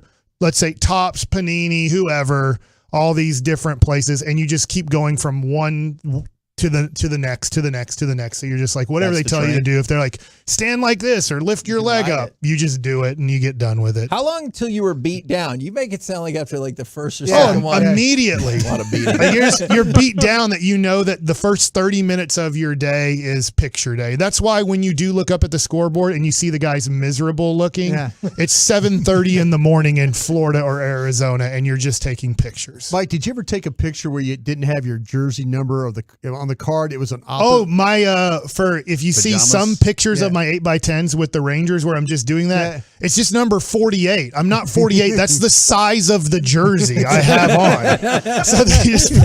So like if somebody's wearing number 52 and they're like, they're not 52 on the team. They're just wearing jersey size 52 for the picture. Was there no part of you, like the first time you shot for a baseball card or team photo, you're like, let's do this? No, it's cool when you know Tops is there or whatever. I mean, you get a whole $5 check to sign that contract. That's why I think Jack Leiter doesn't have a card yet. I think that his dad said, don't sign the $5 check just so that they can make cards of you. But I was fine with it. I'm like, this is awesome that they could possibly make a card of me. And I do suggest, Kevin, don't touch the trophy tonight. Don't touch it. Get a picture with the trophy. And if you bring your significant other, you can ask her to step aside so you can get a picture by yourself with the trophy. So you don't have to get your bad side while she gets her good side. I told Adrian, I was like, dump her. I was like, hey, let me get one with just me and the trophy now. And she was like, what? And I was like, yeah. And she wasn't too happy about that. And we've been married for a long time, and I thought that was going to be a moment. Yeah, of course you're not going to dump her, but a boyfriend-girlfriend situation downstairs, now you're going to have an awkward situation with that picture for the rest of your life. Yes, exactly. You're going to marry somebody else 5 years from now and have to hide that World Series picture? No. This is a serious question. Have you guys ever been in a family situation? Yes. Where they ask somebody to step out for just a second? They're awkward. like, y'all been dating for like 4 or 5 months. This might not work out. Yeah, it's kind of weird you're even here, to be honest. Yeah, the whole family's Linger. here, including the cousins we haven't seen in a while. Can you step out for 1 second? Then you can come back in case it works. Yeah. You got to get both pictures, right? Just in case you're like, case oh, it they've been works married out. for 30 years and knew it all along. Hey, the Myers family, which I'm married into, they have weird situations where they're already divorced and the divorced person's back at Thanksgiving or Christmas. You're like, That's love right there. You guys are divorced, right? Like, yeah. And then Kids wanted there's us here. At the best pies. Yeah, it's the way it is there. By the way, ask Mike. Have you met my new wife? Ask Mike if he considers. The whole family's uncomfortable. You also don't consider those people your family, though, do you? Well, Grandma Bassick taught me blood is blood, and the person that marries into the family is not true blood. That's fact. It's false blood. That's a fact. What do you guys got coming up They're on new the program blood today? that can be cut out very easily. Oh my God. Pure gold as always. Thanks for asking, Hagee. We got Calvin Watkins 320. Look at y'all. All right, looking forward to that. I know him. He's a sweet, sweet man. He is. Roll home with the G-Bag Nation. We have in the and a Kansas City. special station announcement at 5:20. Whoa! Hold on. Remember, tomorrow at 8 a.m., Rob of ESPN is going to be on. Oh, Rob Domofsky. Yeah. I love Everybody that guy. knows him. Yeah. Give me a huge. Who doesn't know him, Mike? Me. 520 special station announcement. I feel like we should have been told about this. 520. Screwed up 520. your dismount. Big announcement. 520. Off to a horrible Hagelin. start here today. To Best of finish luck, off, you just guys. say only Hagelin blood. Whoever's left from this show will be back tomorrow, 10 a.m. to 2 p.m. right here on 105.3 The Fan. That's the Good night, announcement. Kevin. We have you covered.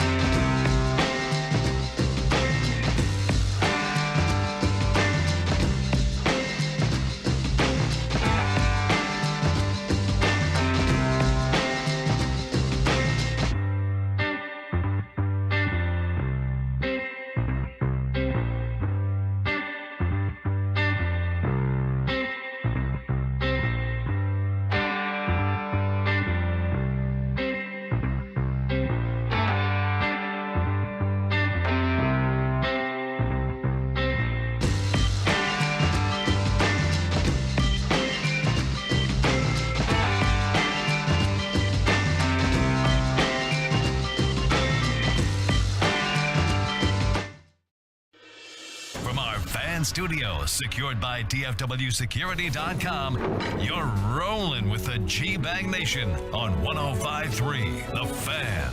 Welcome to the Nation.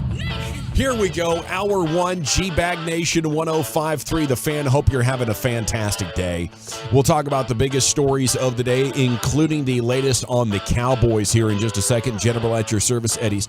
There's Brian Broaddus, Lucius Alexander, Wolchuk and Chiafalo, and of course Carter Freeman is coordinating your video at 105thethefan.com, Twitch, and YouTube, and we'll be talking about that national title game here with you. The truckwreck.com fan text is open at 877-881-1053. Why is Mike Bassick on y'all's radio show, asks the 817. That's crosstalk. You know, every day at 1:45 we do a segment with the KMC Masterpiece. Every day at 9:45 they do a segment with Sean and RJ. And we'll be talking with the Get Right here coming up tonight at 6:45 as we prepare to hand things off to them. Although this evening, from actually 7 to 8, you will have a broadcast presentation from downstairs, our performance showroom, where Sporzy and Josh Smith and Sands will be doing an hour of the hot stove show with you. World Series trophy is going to be here, and you're invited. You know, Tolos are invited to come hang out and enjoy the show. There's apparently one Tolo here already, 5 hours early. He wanted to make sure he was first in line. I'm trying to set up a tailgate in the parking lot, but I don't think they can. I don't think they're going to green light that for you. So you can blame management for that one. But yeah, people are wondering because we're doing a show announcement at 5:20, and you know I should have given you more detail on that. I saw the text light up. Like usually this means somebody's leaving, and you do never know. But I'll tell you what, it is a Ranger Station announcement. It's at 5:20, and it's good news. Good news. Good news. Woo! Okay. Good news. There's news in the news. It's good. You know, the good news could be we fired Jared Sandler, and we're replacing him with Wolchuk. And I think many people would like that, but that's not it. That is not it. Don't think many people would like that. I can confirm that. I got a lot of angry emails. I'm just firing shots at Jared. It would maintain our quota for just having at least one Caucasian South African American Jew at the station. Yes. You know, so we'd still meet all the criteria that are needed. Yes, sir. It could be, you know, Corey Seager has agreed to join us for a weekly 20-minute segment. That would be shocking. Maybe even more shocking than firing Sandler. It would be. Especially because we probably have to come up with 100 questions each week to fill those 20 minutes with Siegs. Or you could just let me meander through one. Yes. You can fill that time. Okay, and everybody's getting Rangers excited here with pitchers and catchers, you know, coming up in about 5 weeks now. I mean, it's right around the corner here before too long. We're going to be in Surprise, Arizona. The biggest Cowboy story, though, you know, with this success, it comes interest. And yesterday we discussed Dan Quinn. Today we're going to have to discuss Will McClay, a guy who is now already getting interest from Washington and Carolina requesting an interview, Brian. Do you think it's a legitimate chance he could leave this time? Well, you know, the thing with Will is he is very, very loyal to the Joneses, and he appreciates the Joneses and what they've allowed him to do. He doesn't have the title of general manager. He has a son who is in high school that's trying to finish up, you know, that portion. And so, you know, Will is very much focused on him and making sure that that's taken care of. There is going to be a day where Will McClay wants to run his own team. Okay. Maybe we're not at that point right now. We'll see going forward. I do like what the Panthers and the Commanders are doing here, though, because Will McClay and Dan Quinn work very well together. And so if you get a coach general manager combination, that could turn things around pretty quickly for you. Will has a lot of respect for Dan. Dan has a lot of respect for Will. So as the two teams, it's interesting that Carolina and the Commanders both are taking the opportunity to visit. That very well could be if I was a Cowboy fan and kind of worried about losing Will and losing Dan, I would worry about losing them to the Commanders if, in fact, that happened. Yeah. Because I think that Will completely understands how to put together a team. I think Dan Quinn learned from the issues that he had in Atlanta about his staff and how important those things are. And so, yeah, that would be a very difficult combination to deal with if they ended up with the Commanders. But I don't know about Will right now. I know that he really, really, really likes it here. I know his family ties him here, but there's going to be a day where he's going to get an opportunity elsewhere, and I don't think they'll be as fortunate to keep him if that's the case. Okay, so that is a factor. It's not just that he's loyal to the Cowboys and doesn't mind not being a GM. He would like to run a team. Absolutely. It's very, as a family person, anybody could recognize your son's in high school now, and you recognize in a couple of years he's going to be in college. Now's not the time to leave. Yeah. But if he's going into his senior year or in his senior year, that was around the time that Rick Carlisle actually resigned from the Mavericks and went to Indiana while his daughter was finishing up high school. Yeah, right over here up the road at Hockaday, the girls' school here. And so, it's you got to do what you have to do for your family. And Will deserves an opportunity. Oh, absolutely. I tweeted out yesterday, there was a list that was posted of the top 15 GM candidates, and I tweeted at the guy, said, not Will McClay. You need to include Will McClay. And here he is. He's getting opportunity. Will is really, really good at what he does. It's fantastic. Well, everything changed for the better with the Cowboys after the 2013 draft when they put him in the role that they did, and it's made everybody better. The coaches, the scouts, the front office. Yeah. He coordinates it all and brings it together in a way that is not dysfunctional like it was. Yeah. And that's exactly what you want a GM to do. So I think the Cowboys are playing with fire here by possibly, letting him go because Jerry wants to pretend he's the GM. Be a massive loss. One that I don't know that they're equipped or how they would be able to replace him. I mean, this is really the fabric and identity of this football team is drafting and developing, right? Every year when we talk about free agency, they're not active, and it's because they want to keep their own guys, and they're going to continue to play their draft picks. Now, I get 2023 draft. We'll see. So far this year, they haven't necessarily gotten as much production. It hasn't been good. But previously, it's been fantastic, and they're regarded as one of the best drafting teams, and that's because of Will McClay and his eye for talent. So, I mean, if you had to choose between losing one or the other, I think I could replace my defensive coordinator much easier than I could my pro personnel department leader in Will McClay.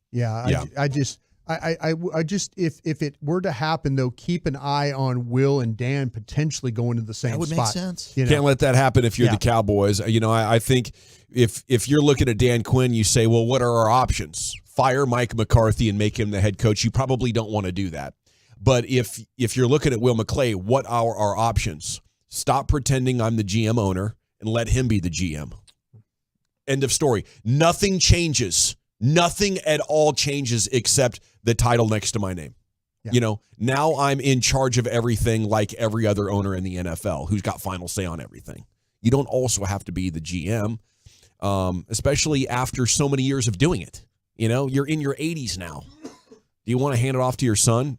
Sure you do, But it's just weird, and it's a thing that like eccentric egomaniac owners did in the past. This is an Al Davis move, not a modern sports owner thing, and it's time for Jerry Jones to give that up, especially if it could save you Will McClay. Yeah, Will and Steven work very well together too. I mean, and I know that it's part of the family, and this goes all the way back. You talked about Al Davis.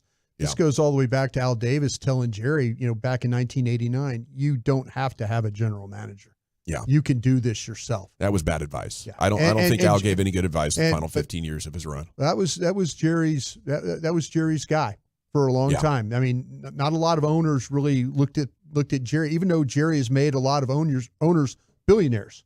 They all look at Jerry Jones now with respect. Maybe in 1989 and 90, those times they really didn't. But that's the one thing that Jerry has always done, that he believes that it starts and stops with him. Maybe I'm underestimating the size of the Jerry Jones ego when it comes to these sorts of things, but I'd have to imagine if it really came down to an either or, Will McClay saying, I'm about to take this offer unless I'm the general manager here, I would think Jerry would acquiesce to that. Am I just as naive as it gets here? I don't know if and this is just my thought, not anything I've ever talked to Will about, just how I know, but I do know Will this way. I don't know if Will would put Jerry in that situation. I don't know if Jerry would say either me or this job. You know what I'm saying? Yeah. I don't think he would ever put the Joneses in that. If Will wants to go, it's because Will wants to go run his own operation. That's why he would leave. But I don't think he would ever put Jerry and Steven or the family in a bind where it's like, it's either me or I'm leaving. I just don't see that. All righty, what else is happening here in our fair world of sport? Congrats are in order for the Michigan Wolverines getting it done for the first time since '97, a perfect 15-0, and got a little close there in the fourth, got within one score, and then Michigan puts it away 34-13, leaving no doubt with 303 yards on the ground. Yeah, man, it was unbelievable. I mean, that first quarter, it kind of seemed like it was going to be like last year. We get home, game's over. Michigan's up 17-3, thinking, "Oh my goodness, this is a wrap." And And ultimately, it was. It was a wrap. It was. The game was never. Washington missed their opportunities. Yeah. There were some drops, there were some penalties. Michael Penix missing some throws as well. Michigan was clearly the better team. And Washington couldn't stop the run. I mean, their defense stiffened a little bit in the second and third quarters, kept them in it. But yeah, I mean, and a lot of people were asking, "Hey, Donovan Edwards, Blake Corum, those are two running backs coming out." Watching both, I think Donovan Edwards is the better pro prospect than Blake Corum is personally, and he's the one who had their two big 40-plus yard touchdown runs to get him up 17-3. Yeah, I think with Corum, there's a lot of carries on that body. And he's 5'8", he's a little bit smaller. A lot of carries there. But yeah, I think the thing, what Michigan did last night with the way that they adjusted their coverages and stuff like that, did a great job against the Huskies receivers. That was going to be the key for the Huskies. They were bad on third down. I mean, both teams were struggling on third down as it was, but Washington is a big play offense, and Michigan did a great job of limiting that number of plays that they tackling. Yeah, I mean, we talk about that a lot, but their tackling was superb, and their open field, they did not allow the big plays, and we're absolutely eating crow 2-1-4. Was wrong about Washington winning that game. Credit to Michigan. Absolutely, credit to the Maize and Blue. Man, for Penix, if you just watch the Texas game, you're like, man, this guy is dropping dimes like 20, 30, 40 yards down the field consistently, and it looked like a completely different quarterback yesterday. Michigan did a great job, and I'm sure if you sat down and got to watch the All-22, you would see that the way that Michigan probably disguised some things for him, they gave him some looks that made him a little bit unsure. Like Zach said, we all saw that he missed some throws. He missed some open receivers in that game. Where in the Texas game, and really all year leading up to his Heisman Trophy being one of the finalists, he didn't miss throws this year. In that game, Michigan did a great job of confusing him on where he needed to throw the ball. Okay, Jim Irsay, Colts owner, being treated for a severe respiratory illness. No other details that I've seen. Titans did end up firing Mike Vrabel. They called it a very difficult decision, but they've done it. Tyrese Halliburton has avoided serious injury with the Indiana Pacers. Big win against the Bucks last night, man. They seem to own the Bucks right now. Pacers. Yeah. And he's a great player, and they're interested, I guess, in Siakam, who is rejecting a trade to the Sacramento Kings. So I do think the Pacers are an interesting factor, maybe not to win the East, but to make a lot of noise. TJ Watt is out with the Steelers. Mason Rudolph remains QB1. All right, so those are amongst your storylines from a national. Mavericks 8.5-point favorites tonight, hosting Memphis, as Ja Morant to have season-ending shoulder surgery. He had returned explosively, and in the 9 games had put Memphis back into serious consideration of making the playoffs. You know, they've won 6 of 9, but boom, his shoulder is hurt, and he is out, and that's a season ender. Dallas Stars snapped a 3-game losing streak. They whipped Minnesota 4-0. Yeah, goodness. Nice. How about Matt Murray, man, in net? Matt Murray. And the penalty kill was fantastic. And they continue to get shorthanded goals, which is amazing, though. They've done a great job on the kill. The special teams have been really, really good for the Stars. Really have. That's how they beat them in the postseason. And now they'll come back home, and they get Minnesota again tomorrow night.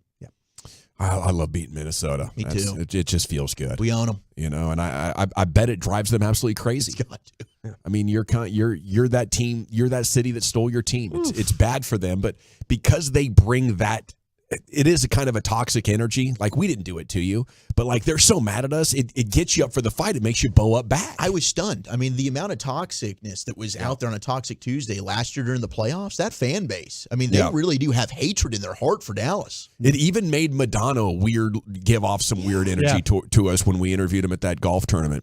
Okay, a G-Bag Nation, we're off and running, going all the way till 5 o'clock. Hot stove show tonight, Rangers fans. It's going to be downstairs in our performance lounge. It will be on air from 7 to 8, but it starts at 6. You want a picture with the trophy. You want to maybe say what's up to Sporzy, World Series hero. He's going to be here. So will Josh Smith.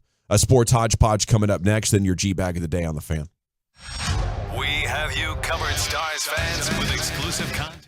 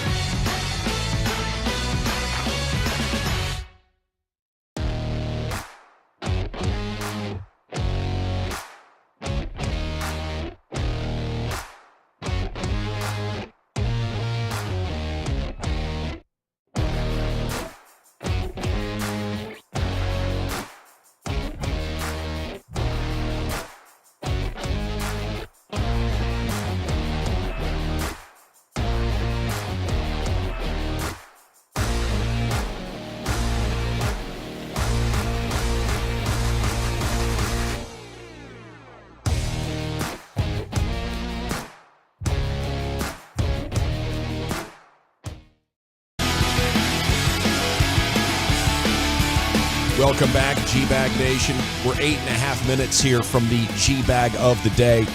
Segments brought to you by the Frankels. Life's unpredictable. Accidents happen. Frankel and Frankel, the go-to attorneys for car and truck wrecks in DFW. If you or a loved one's been in an accident, contact Franklin Frankel for a free consultation, 214 or 817-333-3333. Go online to truckwreck.com. Look at this. An 8-minuter here for the hodgepodge. Here's the Chief. Let's rock and roll. All right, I'm trying to figure out what annoyed me most last night. Was it just the game just not being very fun and entertaining? Because I found myself like... or the dog situation with Herb Street, it's become overboard. I'm sick of your dog. I'm sick of seeing your dog. They got him in the booth. He's got him on a leash down on the field in the pregame while he's doing his pregame show with his dog on his leash right down. Like, we get it. You get to take your dog with you on all your road trips. You get to take him into the office, into the booth. Like next season, we're gonna have the dog with the headset on, giving us barking play-by-play. Like, that's where this thing is going. So I'm trying to nip this in the bud now. I'm sick of Herb Street's dog. I can't get enough of them. I knew it because what's your lock screen right now on your iPhone? It's our Herb dog Street's Lila, dog. who is a golden retriever. Herb Street's dog. I thought it was Herb Street's dog too. It is. I knew it was going to be offensive. I know we have an extreme amount of dog lovers all over the world, but I just had to be honest about that. And maybe I was made more frustrated by the game being just unenjoyable, sort of. I don't know. He got such a cute, perfect puppy. I think it's just ratings gold right now. Give it another 9 months. And it'll be in full adult dog stage. We'll be done with it. We'll be past Big Ben. If it carries over to next year, then maybe. But right now, I do think they're just trying to go ahead and capitalize on the moment. Could we do a text poll of who agrees with Eric about the Herb Street dog? Sure. Just you don't have to create one. Just tee it up on the text. Just tee it up on the text. That's a good idea. I think you just did. Yeah, tee it up. And are you sick of Herb Street's dog? Yes or no? Yep. That's all I want to see. It's like the Puppy Bowl on Super Bowl. Yeah. Don't need to see Big Ben anymore. Just all you need to say is yes or no. That's all we need to say. Yeah, I do think you're right on that. I'm oversaturated the on Herb Street Thursday night football bit we don't need. Yeah. We just leave him with college. And he's let himself go. Like, he used to be kind of a golden boy who was in shape, and now he looks like he's let his body go like he's Paul Pierce or something up there. I just imagine him farting and having a bad stomach situation. You think he's taking cues from the guy he's working with? I don't know. I don't know what's happened here with Herb Street. A little disappointed. I think the 3-2-1 nailed it. Eric hates dogs, and he's sad about the Korean laws ending the dog meat, which we did have that story. And who brought it to the show? No, yes, hell yes. Getting a lot of yeses, man. Hell yes, lots of hell yeses too. Wow. I thought you were going out on a limb on this one. Not sick of it. Chiefs just hating. Sick of Herb Street in general. Eric just hates dogs. Yeah. But he does hate dogs. G-Bag needs to bring their dogs to work. You got to have the right dog. You got to have a good dog. Lila would be good here. She's a sweetheart. She's well trained. What kind of dog? Which is not due to me. She's a golden retriever. That's all because of her demeanor and Maya. I did not raise her. I cannot take responsibility for this. Yeah, you're just a stepfather here. Yes. If I had him, she'd probably be terribly behaved. Now, I was borderline finishing the game just to see, are we going to get an end of the game commercial about the EA Sports NCAA football video game? Because I was like, I'm strung out here, but I still maintained hope, and it turns out I guess it was a big hoax. It was a big rumor. We weren't actually going to be getting that last night. I thought we were getting a trailer. At the very least, I thought we were getting EA Sports. It's in the game. NCAA football video game is back, and here's the date and time that it will be released, and you can jump on the sticks with your bros. I'm starting to worry if we're even going to get the game now. Yeah. I think they you're going to get the game. Are we? You're going to get the game. Because it seems like anytime they have a big announcement with this thing, nothing happens. We can pay the players now. We're pushing it back. We're pushing it back. We're pushing it back. Yeah. There's no commercial. Yeah. Very disappointed. I co-signed this. 254. If that dog was Dak's dog, Eric would homer it up for that dog like you can't even imagine. The 214, Eric sees dogs as the running back of pets. That's pretty good. That is I good. like that. But yeah, Herbie's dog, I think the totals have spoken for the most part. What would you say, 70-30? We're out on Herbie's dog? I think so. Don't need to see him on the leash, on the field, pregame while you're trying to do your job, Herbie? That is surprising. That is very surprising. An early upset. I didn't think it was going to go well for you here. I really did. Puppy Bowl is the best. We got one bleep, yes. Yes, okay. Gosh. Appreciate that. Now, no shoot yet, boys, though. No shoot yet, boys, yet. But there's time. Ann Arbor did get buck wild last night, though. Kudos to him. I mean, listen, the game was not fun or enjoyable to watch, but when your team wins, it doesn't matter. Yeah. You're a champion, and now it's time to go full-on celebration. Broadus, you will co-sign this better than anybody. Right. My question, and maybe in college, the night of championship euphoria and the debauchery that goes on is enough for one city, one town. But I was wondering, while they're, no one greased the poles. So Ann Arbor, everybody's climbing up the It poles. didn't burn down, right? No, but they did. They were setting couches on fire. They were doing their Mr. Brightside. I actually learned this. Call me crazy. I think that's their song. That's their song, Mr. Brightside. I did not know that was the song of Michigan, the song of the Wisconsin Wolverine. has Jump Around. I knew that. I didn't know Michigan's got the better one. Yeah. I mean, let's just be honest. But that was the theme of the night in Ann Arbor, as it was just, I imagine, all night long until the sun rose. It was just partying, climbing up on poles, setting couches on fire, having yourself championship victory party, as you should. But in college sports, do we get the championship parade? Do we do these?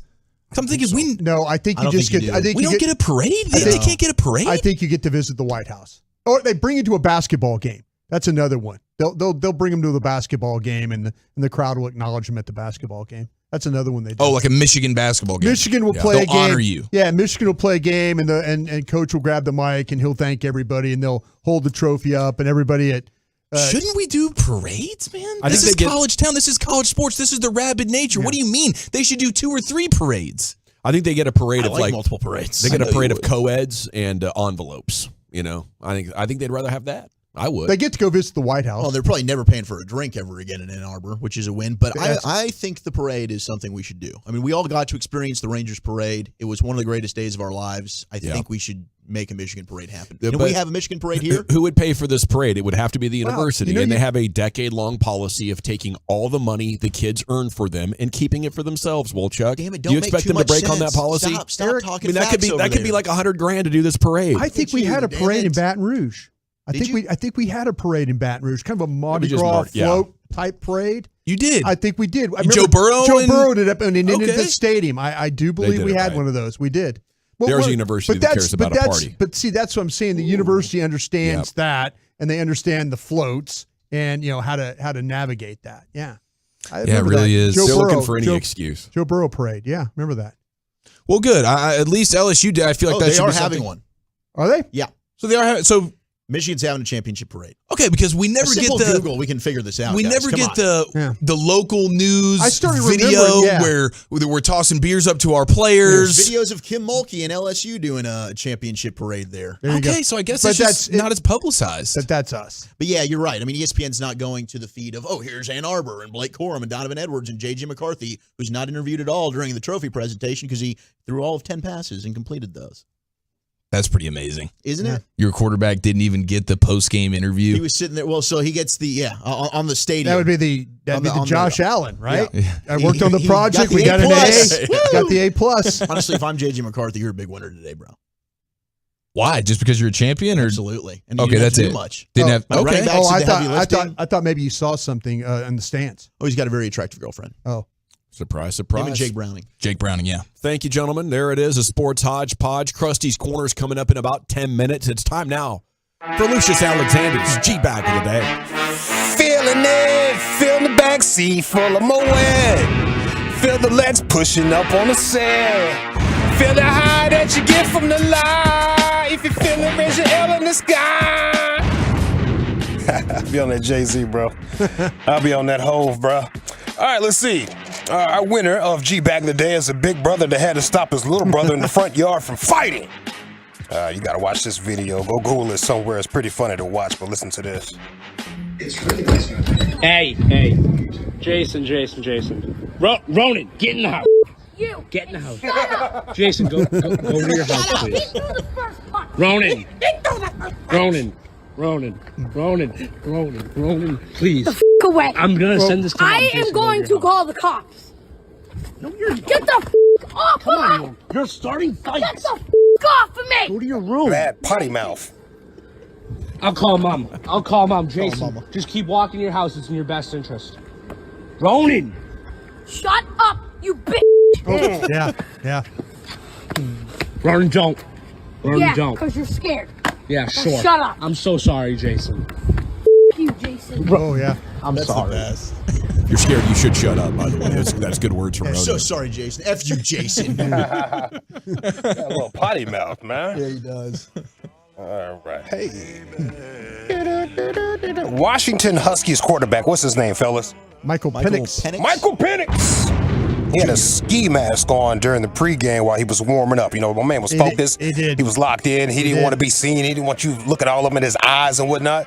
So he had the ski mask on, a Pooh Shiesty mask, if you will, which is not allowed in Philadelphia anymore. No, it's not. You can't wear the Pooh Shiesty mask out here. But he had it on, and they were talking about it on the ESPN pregame. And I love how he has had his face covered literally all day today. Yeah. I don't know what that means or how it means. Just but like a ninja. I think so. Michael Penix. Well, I didn't want to get a Reese Davis situation. But Michael Penix. You guys going back there again?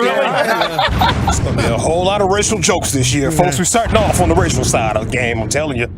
Just telling you. I can't go 5 minutes on the timeline without seeing naysayer jokes and naysayer jokes. What's the other kid? Go ahead and say his name. I'm not. Absolutely not. Anybody want to give a shot at the kid? The white kid with the whole family with the. It's like a Dave Chappelle skit. Yeah. RG3 nailed it. RG3 needs to chill out, bro.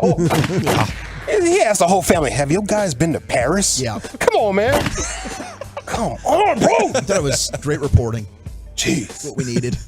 He asked for the pronunciation and everything. He did. Pronunciation still didn't fix it. I was like, nope, that's just a French way of saying it. Let's see here. How about a comedian, Paul Terrell? Wife gave him a grocery list. See if this relates to you in any sort of way. Sometimes I get sent out with a shopping list and my wife's like, do you want me to explain that to you? And I'm like, I think I can handle it. And then I get to the grocery store, I'm like, what is a shallot? Oh. You know what I'm saying? How many avocados is avocados? Like if I mess that up, are we going to be eating guacamole for the next week? Apples, cinnamon, take mushrooms. That's a little rude. That's a little rude. Tomato sauce, dill weed. What aisle is that in? Milk. Dill weed. That's way too vague. Yeah. Okay, in my house, we go through stuff like oat milk, soy milk, rice milk, coconut milk, almond milk, every kind of milk. The only kind of milk we don't drink is milk. Okay, I don't even know what milk tastes like anymore. I don't even know. How do you milk an almond? This is going to take me an hour and a half to find all this stuff. I should have asked more questions. You're actually onto something. Almonds do not have nipples.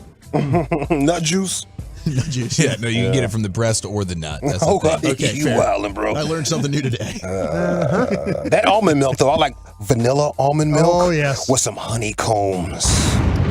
Oh, my God, I'm grooving. I'm grooving off of that pack, I'm telling you. I think that's the best place for the alternate milks is in the cereal. I've been doing quite a bit of that lately. I like it. I've got a hack for you. My buddy Jerry taught it to me.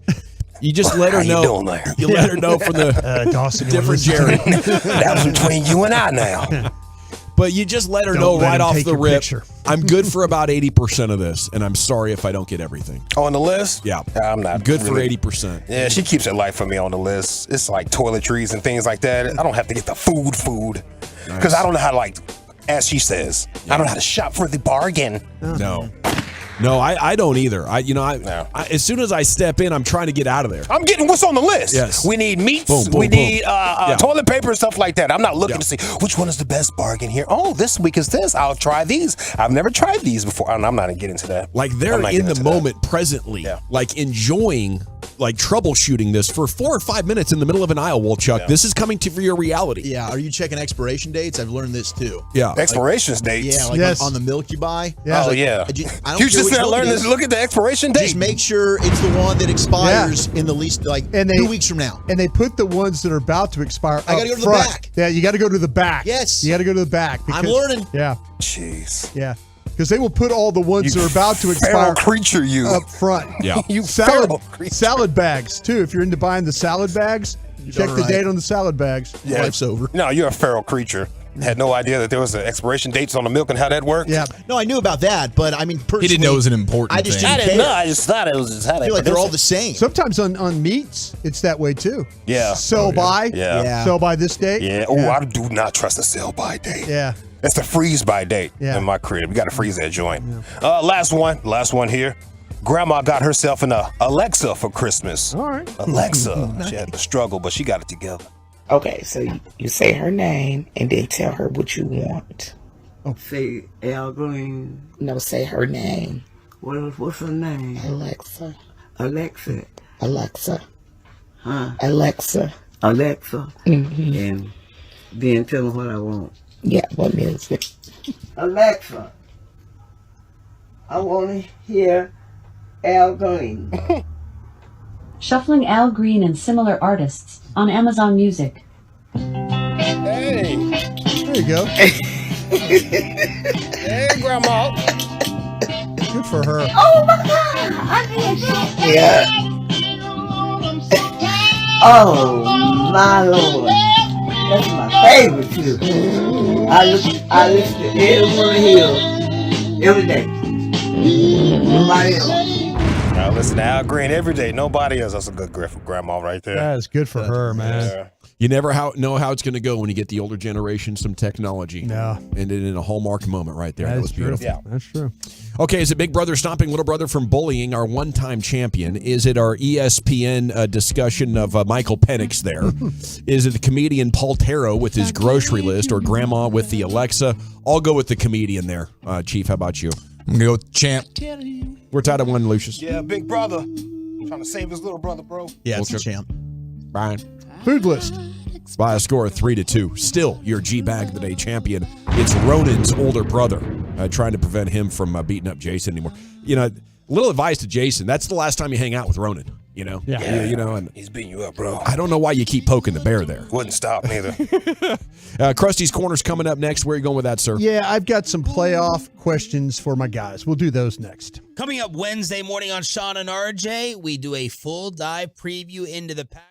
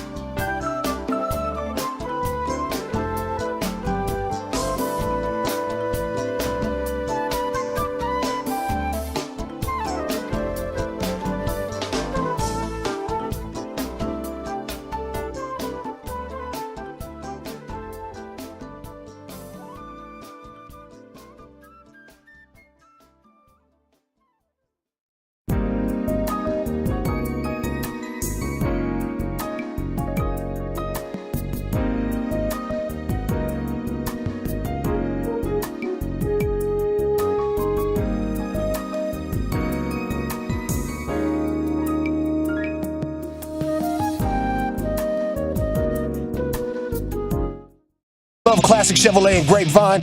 They've got the goods and more Silverados than anyone with incredible savings. Why go anywhere else, people? Go see them today or visit ClassicChevrolet.com. This is Texas. This is Classic Chevrolet. Find new roads, relax and enjoy the difference. Thank you, Lucius. It is the Cheap Back Nation here on the Fan. Time now for Krusty's Corner. Here's the king of the Krusties himself, Broadus. Thank you very much, General. Appreciate that.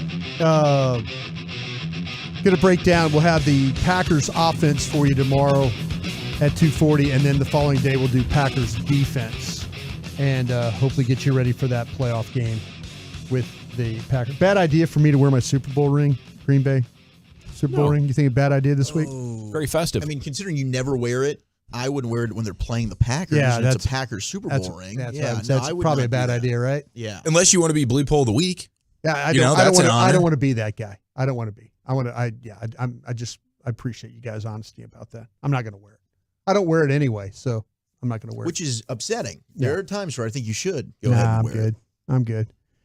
When you do wear it, though, which finger do you wear it on? What's your ring finger, right hand. Ring finger, right hand. Okay, married to the game. Married to the game. Got divorced because of the game. That's right. Yeah. But that's the way it goes. That's why you can walk around the grocery store with your 17 inches shirt on now. That was the with most pride. That's the most uncomfortable. I've still got to find that shirt for you. I guess that really does make him the most football guy, though. Even though we always try to compete, who's the football guy? Sometimes we're football guy of the day, and we feel all cute about it. But right place, right time. Broadus has literally ended marriages because he's like, no, I choose football over you. That's what happens when you live it, man. That's the ultimate football game. You gotta live it. Yeah, respect, Broadus. Got to live it. All right, got some questions for my guys here, and these are just some playoff questions. Okay. With the exception of Prescott and Lamb, guys like that, Parsons, I'm going to ask you guys these questions. Okay. And I'm going to give you the names, and I want you to tell me, as I ask the question, I want you give me your name, and I want to know why. Okay? For the playoffs, who do the Cowboys need the most? And I'm going to start with the defense. I'm going to give you three names. Who do they need the most to play well in the playoffs? Clark, Wilson, or Hankins? On the defense, who do the Cowboys need to play their absolute best? Clark, Wilson, Hankins. To me, it's Hankins. I can survive. I can. But if the opposition is gouging me with big runs, if we're getting a half dozen runs of 10 yards or more throughout the game, those are the kinds of chunk plays that can absolutely be the difference in winning or losing. And Hankins is the player, I think, right now that has the ability to suppress that. If Clark and Wilson don't play great, we can get to the ball with other dudes. Yeah. That to me is a luxury. Hankins is mandatory if you want to get through these two games and into the conference title game. Yeah, after some of the stuff we saw, and we remember what Green Bay did on the ground the last time you saw them, I do think Hankins is the most important. And being without him for that Buffalo game obviously stood out. And then his return this week, you can just see the difference that he makes. And he makes Clark better. He makes the guys in the box better. He'll make Wilson better. I want to say Wilson really, really bad because I think he's hugely important. Yeah. And he makes the defense go from good to, oh, crap. Like, now you're flirting with the great stuff, with the splash plays and the toughness and all that. So it's close, but I do think level-headed me says Hankins. I'm going to go with Damone Clark on this. And I think that everything that you're saying is spot on with Hankins. But where Green Bay, I think, can beat you is along the edge with their crack toss. I think that really crushed you last year in that football game, and Hankins didn't play in the edge. Now, he can help keep Damone Clark and Donovan Wilson free, which is a big factor in that. But I think you saw last week the impact that Damone Clark can have when he is reading and reacting and he's trusting what he sees. The defenses that are elite in this sport, they've got linebacker play that is phenomenal. If you can get Damone Clark to tap into the player that we were hoping we saw in training camp in the playoffs, you're playing with some house money, and look out. I kind of feel like it's Wilson.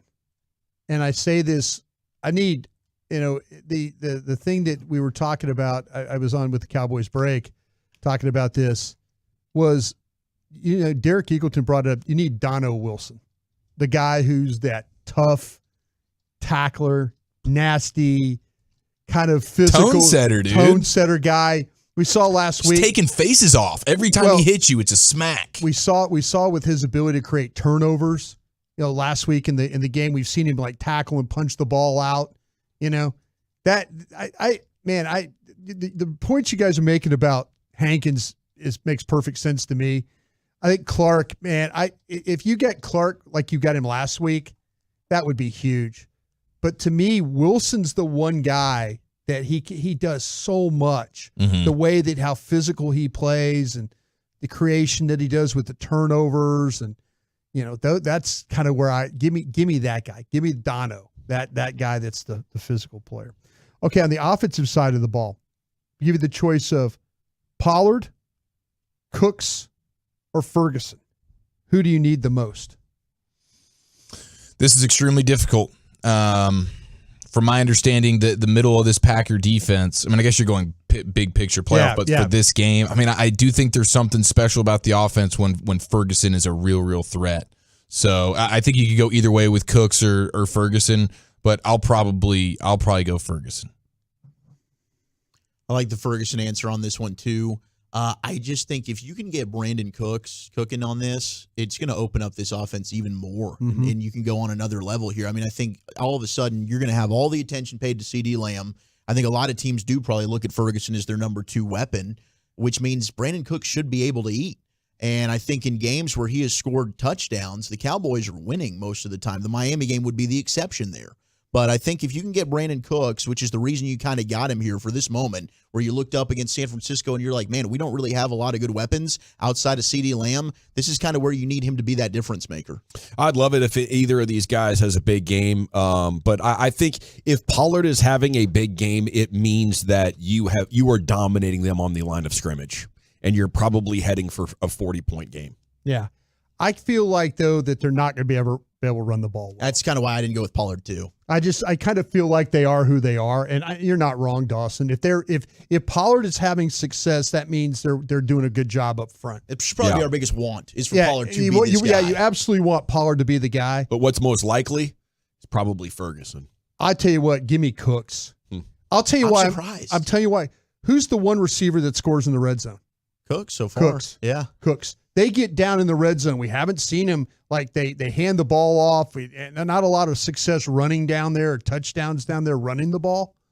But the one guy that kind of figures out from the 20s to the 20s, it's Ferguson.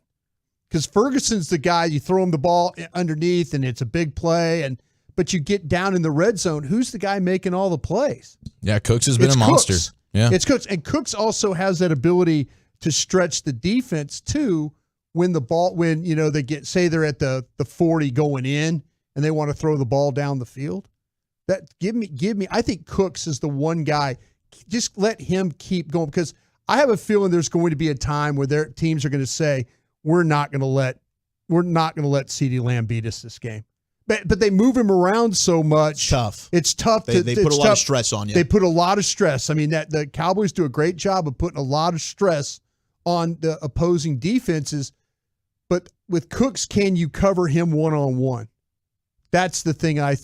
That's why I think I need him in this game. I love Ferguson from the 20s to the 20, but anything beyond, red zone on in, I kind of feel like that Dak and Cooks have got this relationship. Yeah, I'm confident in it, man. It's going well. Dak's going to Cooks. He's making plays for him. Like I feel good about the complementary piece that Cooks is to Lamb right now. Absolutely. Okay, I'm going to finish up with a couple of questions here from the season. Best win, the Rams, Seahawks, Eagles, or Detroit? Best win this year? Detroit. Yeah, I think I would go Detroit as well. Rams, when you play them, were not the same team as they are now.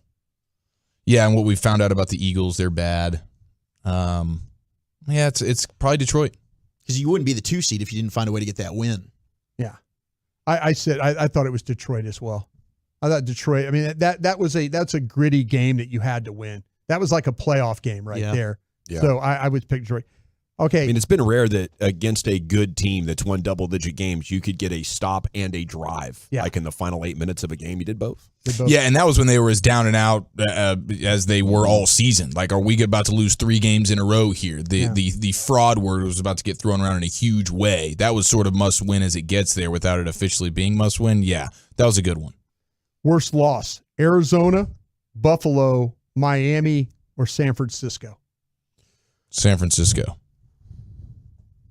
San Francisco because of how bad it was, and it ultimately cost you a chance here to be playing for the 1 seed. If you had gotten the Arizona game, would you be in it for the 1 seed right now? Yeah. So, yeah, one of those two. I'm going to say Arizona just because of how embarrassing it was to lose against a team that bad. I'll go Arizona as well. The only reason I'm not going San Francisco is because as ugly as that loss was, it kind of saved your season. Yeah, they turned things around. Basically, they made the decision they have to do something different there. Does your offense as exciting as it is now, and we're as optimistic about it, if you didn't get your ass kicked by San Francisco, do they change things? I don't know. I think the Buffalo game was the worst one for me. That was just an overall ass kicking on both sides of the ball. Yeah. That was a bad game to have to endure. Definitely hurt the most after building up all those wins and all that hope. And if you'd have won that game, I was willing to say I believe this team can go beat San Francisco, but you lost so horribly that I became more convinced than ever that there's no chance in HE double hockey sticks unless there's San Francisco injuries, which I'm definitely not rooting for. No, we never root for that. Yeah. NFL News of the Day coming up next. Well, Chuck, where are you taking us? We got title tats, coaching rumors, and the stone cold lead pipe lock of the week. That's next. Loving it. I also love.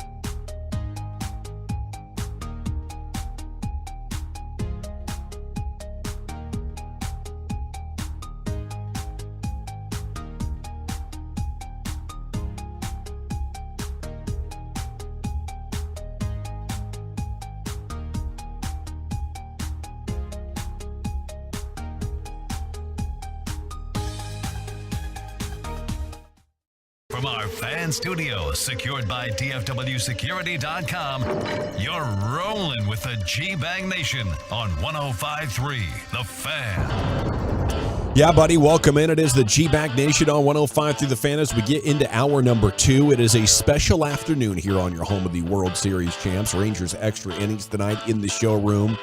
The trophy's going to be here. Spores is going to be here. Jared Sandler is already here. It's been a while since we've seen his bright, smiling face, but he is here. Our Rangers insider, pre- and post-game show host, and play-by-play man. And he'll be hosting the Rangers show tonight, The Hot Stove, from 7 to 8. Wonder what his ring size is. Did you get your ring fitted for this thing? I was a 9 or a 10. I don't know what that means. Yeah, it's usually similar to your shoe size. What size shoe do you wear? I'm like 9 if I'm being generous with my. Yeah, So they usually coincide. Huh. Your ring was a 9.5 then? 9. Well, I don't know. I showed up. It literally was like a 30-second process. Yeah, they put a little metal band around it. They asked what name I wanted on it, and then I was done. And I was like, "Is that it?" Well, congratulations, man. What name did you want? Emily? I put Zach. Thank you. Yeah. What's your finger? Touching. What finger am I going to use? Yeah. I asked Eric what he was doing, not you, Nadell, because he's my leader, and he said right ring finger. I mean, I'm not going to wear it. That's what he does with his Super Bowl How ring. often do you wear it? Not very often. Yeah. I Not mean, I very might often. wear it on opening day, and that's it. Yeah. I mean, it's become unpractical to wear it, right? Yeah, these How things big it is. They're too bulky. It's hard. Monsters. Yeah, it's hard to work. I'm going to cherish it. I mean, like, it's incredibly special. Well, I'm very grateful for If you go to whoever- events and stuff like that, you break it out for that. Maybe. Yeah. I also feel a little guilty because I didn't, like, you scouted. You No, were man, a part you're- of the front no, office. man, you were I part of that. Did, no, I you were did- part of that. That's your grind, man. No, that was I did not- baseball is a traveling with the grind. team. I didn't You're do a prepping. single thing that Nah. contributed to the wins. Maybe I contributed No, we to the can agree on losses that. by annoying people. But He might have Yeah. contributed to the vibes a little bit in the clubhouse maybe by not well, that's being very a kind dork. of you. Yeah. Because you know me and you know it probably is going in the other direction, but that's kind of you to say that. You're the minister of culture. Okay, I like that. The rabbi, the culture rabbi. You're the culture rabbi. Just don't be tunneling underneath. What's that? Just don't be tunneling underneath. I will not. Yes, Yeah. but I'm incredibly grateful to whomever decides that I am. No, worthy you're of it. a huge part of that. You really are. That's going to be something I'll cherish forever. Well, before we get to the NFL news of the day here, Sandler, we do have a significant Ranger station announcement coming up at 5:20. It is I'm really top curious about secret. this. Yeah, I don't know about this. You don't even know it. I don't know. I Wow. was just told I need to be here. Right on. Okay. So I'm glad that's you're here. that's I'm coming here up in 2 hours and And your 15. hair looks Chief. fantastic. That's by the way. exciting. That's suspension exciting. is building. We are on a mission for spring training this year. Wolchuk and I have already decided we're trying to figure out who has the second biggest finger on the Rangers, because we know number one is. Well, that's actually great. I'm also curious. I mean, the Rangers won a World Series this year, and you sat on the couch. Gotta run that back. Definitely going to run it back. I'm Yeah. trying to decide, should I run it by like a No. just No. don't. No, Okay, you just we're just gotta going to do it. power Just do it. through. Just do You it. just got to do it. Okay. Just do it. All Make right. sure some new guys are around Yeah. too that have no knowledge of previous And- bits. Hopefully Tyler's there. And if somebody Oh, says Scherzer. anything, said, "Listen, I sat on this couch last year. We won a championship, so back off." I'm just hashtag doing my part here, boys. You want another championship? It starts here. Oh, it should We be so- epic we if thank you so Scherzer much just for that. rips him right off the couch and kicks his ass. It was obviously Chris Young, by the way, who's got the biggest finger on the Rangers. But we're trying to figure out who's got the second biggest. You know, from a champion. Okay. You think Boach has a bigger finger than CY? Maybe I just think girth. everything. Yeah. Yes, I've Catcher's tried to hands, shake, right? or I have Catcher's shaken, hands? shook his. I've shook hands. you shook with Boach. hands. I mean, my Shook it. hand is swallowed up in his hand. It's a vice grip. Yeah. Okay. Well, I guess everybody else is playing for third then. It's time now for the NFL news of the day. Here's Zach Wolchuk. Thank you very much. Shout out to a couple of NFL legends who will be voted into the College Football Hall of Fame, one of which being former Cowboys defensive back Kevin Smith, who was There you part go. of their Super Bowl teams of the 90s, Randy Moss, and Larry Fitzgerald also will be making the College Football Hall of Fame. Kevin Smith went to Texas A&M. Texas A&M. So there is an Aggie getting in there. Warwick Dunn of Florida State, Toby Gerhart of Stanford, and Julius Peppers of North Carolina. All Pretty getting good in. class. Is he a running back? Gerhart was he was He kind of- was a running back. he The was like a Vikings. fullback, running back. He Remember him. was like a it was a It was supposed to be the Thunder and Lightning with him and AP, right? yeah, he was just he's just kind of a He run was like over a the Heisman guy. finalist. He was. Yeah. Absolutely. Toby was. Gerhart was awesome there at Yeah. Stanford before Christian McCaffrey got there. And then how about Danny Woodhead? Danny Woodhead of Chadron State was elected as well to the College Football Hall of Fame. I think that's a D3 school. Well, so Danny Woodhead. I bet I would like to see his highlight tape there. I bet he was tearing folks he was up. Probably crushing it, much like Sam McAfee back in the day. It shouldn't be celebrated when the NFL guy accidentally ends up at a D3 school. It's like, what did you do? Well, shame on those the bigger build schools. though of Danny Woodhead. Yeah, sure. I mean, that dude is as D3 as it gets. You're right about that. I mean, you just look at him, you're like, wow, good for you, Danny Woodhead. You made quite a career for yourself. Jim Irsay is being treated for a severe respiratory illness, so we need to wish Jim Irsay well. Hopefully, that's nothing serious there. He was going to L.A. playing his band, right? He's got a band he plays in. What do you think he plays? Do you know? He has one of the most extensive collections of guitars, Basses? drums, like costume. He's got it all. This guy collects he loves music, and so he's got sheet music and stuff like that. Amazing. So yeah, but yeah, I think he would probably be maybe a bass. You think I was thinking Jimmy, he'd be a slap in the bass kind of guy. I think he's maybe kind of a bass guy. I'll reach out. I got a guy at the Colts. I'll reach out to him. Bass guy. Ask him. Sorry. That was uncalled for. No, it wasn't. That was I don't think anything's in a uncalled bad for. way right now. Yeah, when Irsay, when we talk about him. That I guy's was in the gonna upper make, like, a quartile prescription pill joke. of the upper quartile of bleep holes. Yeah, you know, he is. and drug addicts. Now, Jim Harbaugh, of course, it's his day. Man, Michigan's you're on a finally run done today. it. True Michigan man. Who's got it better than the Harbaughs? Nobody. They went 15-0. They got the win. Now, Harbaugh had said if Michigan wins the national championship, he would get a tattoo after the game. Which Harbaugh? Jim. Okay. He's asked about it. He said, look, I said I'd get the tattoo. I have no ink on my body, no tattoos anywhere, but I did say that to our players, if we go 15-0, I'm getting a tattoo. It's 15-0. I'm going to put it on my shoulder. I don't know if it's my left or my right shoulder. I'm a right-handed quarterback. I'll probably get it on my right. And then an M to an M. That's a maize and blue M, also that signifies 1,000 in Roman numerals. So he has thought this out. But shout out to Jim Harbaugh. Hopefully we get to see the picture of this, and this is done very, very soon. Now, the big questions are, is he going to the National Football League? Is he taking that jump? Afterwards, he says, I just don't want to talk about this. Let me just enjoy this moment. Why are we always looking to the future? Why do we always got to ask what's next? Well, he goes on Scott Van Pelt on ESPN. Does he kind of tell us he's going back to Michigan? Here's Coach Harbaugh after the game. Told him 3 or 4 days ago we're moving spring practice back. We usually start on Valentine's Day, February 14th, because we love football. But this year we're going to move it back. We're going to move it back about a month. That'll be good too. We'll have some nice weather in the spring in Ann Arbor. Okay, so you're thinking about the spring in Ann Arbor. All right. He's got this planned out already. Is he going back? I think that was just a heady play or he's throwing off the scent, because I think he's going to the NFL. I think mission accomplished. Yeah. I think he is going to the National Football League. I think he's the next head coach of the Chargers. He surprised me multiple times in his career, so I'm not going to rule anything out, but I think you go home, you're national champion, you have Ohio State on the ropes. They don't have a good coach. They don't have good momentum. I think you could go to the NFL at some point, but this is a play just to get more money. I think it's just more leverage to keep Michigan paying you. He has been fantastic at that. I just can't imagine the motive on why leave now. You know, you can actually maintain greatness in college football. Once you get to the top, it might be the beginning of a 15-year iconic run that puts you up with the names of Paul Bear Bryant. You don't walk away from this. You walk away like you won the championship, and a couple of years later, Ohio State has regained their momentum. They have a great coach. You haven't made the playoffs. That's when you leave. You don't leave right now. Right now, you have all the leverage. You might ask them for $20 million and they'd give it to you.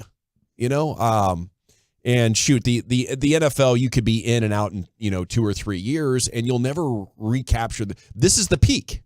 You don't leave the peak unless there's clearly a better situation out there. He's in a situation though. The NCAA is coming down on him. I feel like he's going to Pete Carroll this thing. Yeah, he is. They're getting together a case against him, and so he might start to think, okay, if I could leave with me winning the championship, that's what I want to be remembered by. Maybe next year. He was suspended 6 games this year. That team went 15-0 without him for 6 games. Yeah. You know, you think if he leaves, they just go ahead and give Sharon Moore the job? That was a weird suspension. Yeah, it was 3 different times. It was 3 different. It was self-imposed the first. By 3, the way, right? nobody came out and thanked that kid for all the scouting he did. Right, stealing them signs. No, that kid deserves a ring. kid that was Connor scouting him up. Stallions. Championship level cheating. The Manifesto Man? Yeah. The man that was scouting him up, doing whatever he had to do to win That's games. a true Michigan man. That's a Michigan man right yes, there. he is. So he's got a system. People are willing to They're perjure scared, themselves. People are scared of the system, right? I think so, yeah. I think it's a mistake Alabama if he sure leaves. was. Yeah, well, I mean, it'll be fascinating to see what he decides to do. He seems like he has it all mapped out if he goes back to Michigan. He was a damn good NFL coach. Went to three That guy championship was games in the Super Bowl. That guy was not a failure as an He NFL freaking coach. won at Stanford. Oh, no, he's won everywhere San he's been. Diego, Stanford, yeah. then the 49ers, and then now with Michigan. So, yeah, I mean, I think he can do whatever he wants, and he'll be successful. Well, the thing about it is, wherever he goes, he'll get control of that team. Yeah. That's what he wants. And you don't have to beg 17-year-olds to come play for you. Yeah. Even though I think he likes those. Or worry sleepovers. about transfer now- portals or any of that other stuff. Talk about a milk guy. The belief in Whole himself milk. is as Whole big milk, as yes. it gets. But what was he doing at Stanford? He was putting 6 offensive linemen on the field. 49ers, power running game. Now here with Michigan, more power running game. If you take that to the NFL now, you will get squashed like a bug. Your peak is where the Titans have been the last 5 years. In college, you can still work that because zigging when others are zagging can actually win you championships in college. In the NFL, it's subtle tweaks to an established system that can give you a 2 or 3% edge here or there. In college football, that system still works. In the NFL, he's going to come be probably 9-8 a bunch of times, be fired in 3 or 4 years. Be interesting what he decides to do, and then he'd have a good quarterback in Herbert. I mean, he was a little innovative with Kaepernick, right? I mean, now we're looking at all these mobile quarterbacks. He took Colin Kaepernick to a Super Bowl. He was really good there. People forget that. Yeah. Hey, Greg Roman is his coordinator there. That's true. That used to work with the Ravens. Maybe it is all about the coordinator that he ends up hiring because he is a ground and pound kind of old school type of offensive mind. That's the way he likes to do these I mean, things. and those Kaepernick years were pretty much pistol read option. Yeah. You know. With Frank Gore and company. I mean, they ran the football a ton, and then you hit Vernon Davis for a couple of big plays. But this is the stone cold lead pipe block of the week. And Eric, I think you're in on this. So the Dolphins are not going to have Jerome Baker. They're not going to have Andrew Van Ginkel for their game against the Chiefs. You've got, Jalen Waddle, who's banged up. Xavier Howard's banged up. Their injury report is extremely lengthy. Yeah, Mostert. So they're going to Kansas City. Now, the weather report, right now it is snow. It's a blizzard there in Kansas City. It's supposed to be just absolutely brutal conditions. I don't know if it'll snow for game time, but it's going to be sub-freezing. You would hope. The NFL sure hopes. No, you would hope if you're Miami that it's snowing because the thing you could deal with, it will only snow at a certain level, like the temperature-wise. Okay. It's not going to snow if it's 0 degrees. Well, I or mean, it's not going to snow if it's below 0. Probably not going to have snow then because I think it's going to be close to 0 degrees. That's for the kickoff. problem. If that's the case, now they're dealing with the cold temperature. But here's the deal for the Dolphins. Because snow, it'd be like 28 degrees. That would be perfect. Their last 10 games in the history of their franchise, when they have kicked off and it's 40 degrees or below, they are 0-10, and they have lost those 10 games by an average of 17 points. That's Miami? That's Miami. Most recently, a game against the Bills. So this just does not bode well for a Dolphins victory. I'm taking them in Survivor. Spoiler alert. I'll tell you that now. And Eric, Same. We were talking off air. I think we're so confident in the Chiefs beating the Dolphins that we'd put 2 bet payoffs on the line for this one. Did you hear that? Wow. I think it's that big of a lock. Yeah. And do you guys want any sort of compensation to balance that trade out, or are you just willing to put them on the table like that to make a statement about how much you get an believe? immunity? No, there's no immunities come playoff time. We'll have to work something out. I'll take an immunity. Everything becomes official on Friday. That's when the ink dries. So we'll figure it out. But yes, I'm with you. I believe that's the most obvious pick of the week. The most guaranteed victory of the week is the Chiefs at home in prime time in the playoffs. In the and cold. sort of in the cold and off sort of a bye. Like they're going to be rested and they're going to be ready to rock and roll. The Dolphins are as broken as it gets. They're going to be trotting out a pass rushing trio that involves Justin Houston, Bruce Irvin, and Melvin Ingram. Yeah. I mean, they're literally, if it was 2012, they'd have one of the better pass rushes in all of the playoffs. It's bad. Unfortunately, it's 2024. It is the second closest line of the weekend. What do you think Vegas is doing? Yeah, I think who's running routes for the Chiefs? That's what I want to know. It doesn't matter. The Chiefs know You how to and win me could go playoff out games there. at Arrowhead. I mean, who have the Dolphins beat all year? Nobody, especially when you go on the road. The Dolphins get all their guys back in the secondary. No, they don't have Right now, Howard. That's the issue. They're Okay. so banged up. I mean, this is a team that's It's going to be a bad. shell of I themselves. know their pass rush is hurt, but I didn't know their secondary was that. There's a bad. lot of doubt on who's available right now for their secondary as well. Now, granted, you're right. Mahomes and the Chiefs' passing attack, their wide receivers could just drop balls left and right. You never know. But I would just count on an Isaiah Pacheco even running over Miami to be able to get them to a victory. And maybe Kansas City gets some special teams or defensive scores in this one. I mean, they lost 3 of 5 in the last 5 games Mahomes played in. Yeah. You know, I don't know. Saw a bad loss with the Raiders go rolling in there late in the I'm year. rocking with the Chiefs. And, I mean, I feel like 0-10 in your last 10 games, sub 40. You're going to Arrowhead, a team that... Those uniforms don't travel. Those Dolphins uniforms are not winning, boys. Those are guys can those go are Dolphins. sunshine uniforms, We man. will go Chiefs. Those are sunshine uniforms. They don't travel well. It is well documented. Tua, he is. I mean, he is the epitome of Sunday at noon quarterback. Like, go watch him in a primetime game versus a good team. Now put him in the cold on the road. He grew up playing in Hawaii. Now he's playing in Miami. This is going to be the coldest game he's ever played in. He's going to look awful. They're going to come out of this game, and they should be doing it going into it, but they're going to come out of it saying Tua cannot be our quarterback moving forward. And if you're Mike McDaniel, don't you feel like this has to be one of those weeks where you get your team out of South Florida and you're going to some blizzard in the country and practicing? Don't you have to do that? Let's fly to Arrowhead. Don't you have to? I think it's too late. It's a Hail Mary. Listen, you're losing either way. And Mike McDaniel, you have to know that if you have any self-awareness. You're losing but either way. to at least show that we tried our butts off, you can't go practice in the 80-degree humidity overcast in Miami or in the bubble indoor thing that you practice in to get ready for the blizzard in Kansas City that Mahomes is about to just tear you up in. A lot of texts. Miami just beat the Cowboys. That was in Miami. That was in the cozy confines of Hard Rock And they did Stadium. it with field goals. Their kicker had 5 field goals in the game. The Cowboys just couldn't find a way to score, even when they were inches away. And Pollard, all he had to do was just like trip and fall into the end zone. He couldn't figure it out. Lipke doesn't know how to handle the football. Like it was stupid things. The Dolphins won sort of just a lot because the Cowboys bleeped themselves. Their kicker was hoisted into the sky like he was Rudy after that game. He was. The Dolphins won on field goals that day. And there's no way he does it again. He's got Butker on the other side. There had to be 4 or 5 injuries since that game. Yes. Oh, yeah. It's just been guys falling down left and right. Really brutal. They're a mash unit. The last thing would be if indeed Antonio Pierce doesn't get the Raiders job full-time as the head coach, I think he's going to be the next defensive coordinator of the Giants. Okay, Rangers hot stove tonight, 7 to 8 if you want to listen, 6 to 8 if you want to be here live. Sandler's going to be hosting it. The trophy will be here, and we have a significant Ranger station announcement coming up at 5:20. Calvin Watkins joins us next, talking Cowboys here in the nation. G-Bag's Brian Broaddus setting records with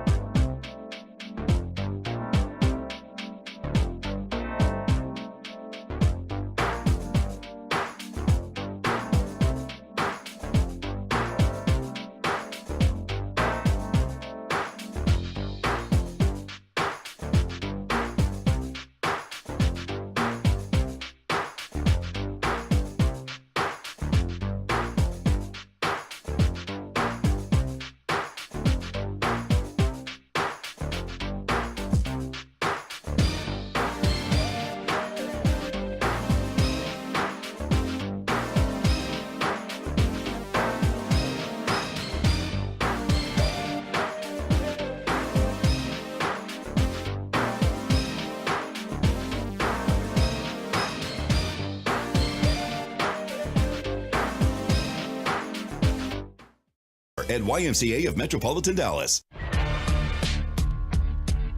Welcome back. It is the G-Bag Nation here on 105.3 The Fan. Hope you're having a great day. Segment is brought to you by the Frankels. Life is unpredictable. Accidents happen. Frankel & Frankel, the go-to attorneys for car and truck wrecks and DFW. If you or a loved one's been in an accident, contact Frankel & Frankel for a free consultation, 214 or 817-333-3333. Go online to truckwreck.com as Cowboys reporter Calvin Watkins joins you now on 105.3 The Fan. And good afternoon, sir. How the heck are you? Good afternoon. Good afternoon. Yes, sir. It's always good to talk ball with you, Calvin. Now, we want to talk about this matchup, of course, but maybe the biggest storyline or the most important thing we're tracking is how possible is it that Will McClay leaves this offseason? What do you know about that story? I don't think he's going to go anywhere. He's got a couple of teams that are interested in him, and obviously you want to talk to him because he's had some very good drafts. He's able to work well with others. He's able to work well with Jerry Jones for a long time. And I think a lot of other NFL owners see that. I just don't see him leaving. His son lives here, obviously, and he's growing up, and the Jones family loves him. But, if you're an NFL team that wants a smart executive that knows personnel and can get people together and put programs together to draft and all those kinds of things and scout players, you want to talk to Will McClay. But I don't think he'll leave. But it's worth going after him, right? Yeah, and I love to hear that. Eventually I feel like somebody is going to recognize, wow, look at the great job that he's done in all the different capacities and all the different things that he is asked to do. Do you feel like that's sort of an indefinite statement that you're making, that Will McClay is going to be a Cowboy for life, or is that just for now? You never say never. I mean, his contract was up, I want to say, last year or the year before last. And a couple of teams went after him, and the Cowboys were like, you're not going anywhere, bro. And they gave him a contract extension and gave him a nice little raise. And, he doesn't have to worry about power or anything like that. If he needs something, he can go down the hall and talk to Jerry Jones or Stephen Jones.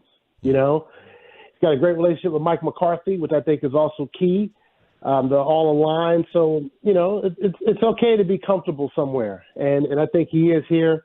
But never say never. Someone can call Will and say, we'll give you $50 million to help us. Then you got to say bye. Yeah. And go about your business. So that's why you can never say never, but I don't know if anyone will do that. Speaking of never saying never, if it came down to it, do you think Jerry Jones would be willing to give up the title and whatever else it took to keep Will happy? I don't think Will cares about a title. You know what I'm saying? Yes, Jerry is the owner and the general manager, but Stephen Jones has got a title. Will McClay's got a title. They all got titles. It's all about what are you doing on a day in, day out basis. And Will McClay is the quote unquote de facto general manager. And that's nothing against Jerry or Stephen because they are heavily involved in what's going on with the football team, But when you need to work out a guy on a random Tuesday in the middle of October, well, Will McClay's that guy. When you're talking about evaluating who's putting our draft board together, well, that's Will McClay. When Mike McCarthy says, hey, I want to get a tight end, and Will McClay says, well, I need a tackle, then, Jerry Jones does his job and say, okay, I'll pick between the two of you guys. So, but no, I just think Will's got the power here to do whatever he wants. And it's not so much the title. It's just about what are they allowing you to do. What's the latest on Dan Quinn, and can the Cowboys possibly keep him around for a third consecutive coaching cycle? I think that one might be a little problematic. I think Dan is ready to move on, not in a negative way. I think he wanted to see this through with this defense, with this team. Mike McCarthy talked about this yesterday. The windows are so small in this sport, because the roster has changeover, every year. So I think Dan Quinn wanted to ride this out for the last couple of years. He backed out of some potential job opportunities at other places. And I think now he's like, I'm ready to go. But Dan's not going to take any old type of job. I think he wants a job where he has an established quarterback or a team that says, hey, we have a top pick, 3, 4, 5, or 1 or whatever, and we're going to draft one of these young quarterbacks here. So he's actually going to go to any old situation, as I said. He wants to go to the right situation. I look at the Chargers because they have a stable quarterback situation, and they got some pieces on defense. So that seems like that might fit. Maybe he goes to the Commanders. They don't have a quarterback, but they got a high pick. So you could say they have the second pick, I think. So you could say, okay, you got the second pick. Do you want the kid from Carolina? Do you want the kid from USC? Because it's definitely not Sam Howell. And then you rebuild. So you're going to give me 5 years to do that? Yeah, we will. So maybe you go there. So it's got to be the right situation. Calvin, translate what Jerry Jones told you guys on Sunday after the game about Mike McCarthy's contract. And I know this from personal experience. Jerry likes everybody to feel uncomfortable, and he's going to make you earn that extension. Am I reading this the right way, or are you seeing something completely different? No, you're reading it right. Mike will enter the last year of his deal. This is not new news. I think Jason Garrett was in the last year of his deal 1 year. I think Wade Phillips was in the same boat. So this is nothing new. McCarthy and Jerry have a great relationship. McCarthy's not worried about an extension or anything of that nature. I think McCarthy's got leverage, to be honest with you, because if, say, McCarthy gets his team to the NFC Championship game, he can do whatever he wants, right? Sure. So, and if he gets to the Super Bowl, if you don't want to extend me, okay, that's fine. Someone's going to pay me. So guys getting fired every year in this sport. So Mike McCarthy's betting on himself, which is a good thing. Yeah. And it's working so far. But I don't think Jerry was trying to say, oh, Mike's job's on the line. No, I just think he was being Jerry. He's like, no, he was complimentary of Mike. 3 consecutive 12-win seasons. He said he's the reason why we're here. So I don't think he was. But I just think everyone kind of took some of that stuff out of context a little bit, because I was there when he said it. Sure. If he loses, though, are all bets off? If he loses this week against Green Bay? They'll have some serious conversations, no doubt. So there's a lot on the line for Mike. There's a lot on the line this week for Mike. Oh, yeah. Like if you go in there Sunday and get beat, say, 35-3. Yeah. Oh, woo. Yeah. I can imagine what you're going to be talking about on Monday. Oh. Sure. So, but if he loses 17-14 and the guy misses a kick or a guy beats him at the gun on a field goal, we're hurt, we're crying, but you're coming back. So it's okay. It's Calvin Watkins with us here in the G-Bag Nation, covers the Cowboys for the Morning News. What are your thoughts on Sunday's matchup against the Packers? I think a lot of Cowboy fans remember what happened in 14 and 16, and I'm hoping those nightmares left with Aaron Rodgers. I think so, too. There's one common denominator. That was Aaron Rodgers, right? Yeah. And so he's in New York. So you should say, can Jordan Love do some of these things that we've seen Aaron Rodgers do? I don't know. I don't think so. But the Packers do have a really good team. I've always liked Jordan Love. It's just a matter of giving him an opportunity. The defense is pretty good. Joe Burrow's a good coordinator. I do like the Cowboys in this game. I don't think it will be an easy game, to be honest with you. I just think it'll be a close game, because I like the Packers, and the Cowboys have some holes. They have some deficiencies, and the running game is not where it needs to be. The run defense is not where it needs to be. I think the Packers can run the ball on Dallas. That secondary. As much as I love Stephon Gilmore and Deron Bland and Jordan Lewis, you can get some yards on those guys. You really can if you know what you're doing. So it's going to be a close game, but Dallas should win. I think I'm going to pick them whenever I have to put my picks in at the paper this week.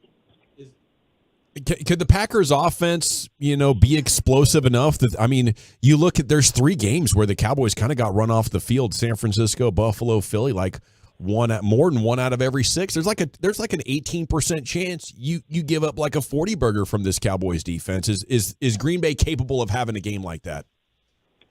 I don't think the Packers are on that level, like with the Bills and the Niners and that kind of thing. And you have to remember, those games are on the road. Okay. You know, this one is at the lovely confines of AT&T Stadium. And I don't know if the Packers can put up the points like that on the road. It'll be interesting to see if they can. You know what I'm saying? Because they do have a pretty good team, and I don't want to dismiss that from them. But I just think the home field advantage really works for the Cowboys. For whatever reason, they just play so well in that building. Obviously, they're 8-0. So I just don't see the Packers just in a shootout, in a sense, if that makes sense. How bad did you feel for Zach Martin on Sunday, waking up sick and then just having to just hang out in the Washington locker room for the entire duration of the game? That's got to be the worst place to just be sick all the time. I was, that locker room is nasty. So I would have said, can I go back to the hotel and watch the game? I mean, I felt bad for Zach, but if you need Zach Martin to beat the Washington Commanders, then you don't deserve to be in the playoffs. I'm being honest. So yeah, he was sick. He was going to play, and then that morning, it got worse and worse, and I felt bad for him from that perspective. But it's like I wasn't crying in the press box when he didn't play. I was saying, "I'll see you next week, bro," and it's okay. Will we see Tyler Smith this week, you think? I think so. He did not look good in doing the rehab portion of practice that we saw last week. He was moving kind of gingerly when he was on those resistance cords, and he just did not move the way he needed to move to be in a big-time game. And you got to manage that pain. Maybe he gets a new shoe. Who knows? But I would think taking a week off would help him. So I expect him to go. McCarthy said yesterday that Tyler should be limited in practice tomorrow. So that's a good sign. Do you feel bad? You wouldn't feel bad about starting TJ Bass, though, would you? They like TJ Bass, and he's not bad. No, I want Tyler Smith. Oh yeah, we all do. Smith. Yeah, but if they had to go that route, though, if they had to go the route where once again they needed another week. Before you go play Detroit or somebody. Mm-hmm. Yeah, I guess so. Yeah, I can live with it. I'm not happy about it, but I can live with it. But I want him for the divisional round. Yeah. If I don't have him in the divisional round, I'm a little worried. So, but yeah, you can get. I don't know. I guess you can get away with it one more week, but the divisional round's not promised to you. Yeah. So it's one of the home fellas. Yeah. So exactly. Tyler, put on a big shoe, put on some pads on top of that foot, whatever you got to do, let's go. So you got to play football here, I'll drink to that. That's Calvin Watkins, Dallas Morning News, and we'll see you on Sunday, bro. All right, guys. Have a great day. Cheers to you. Calvin. Thank you, sir. All righty. See what you did there. Yeah, did you like that? Bruh. Little tie-in? I like that. That's what he said to the guy on the way out. That's what he said to Zach Martin. Yeah. Bruh. See you next week, bro. Okay, RIM session coming up at 4 o'clock. The NBA trade deadline is starting to near, and the chatter is definitely warming up. So we'll give you the very latest on the Mavs coming up at 4 o'clock. But we have some NFL playoff mythbusters. Isn't that right next, Wolchuk? Yes, we do. What are some myths that need to be busted with these playoff teams, including the Cowboys? That's next.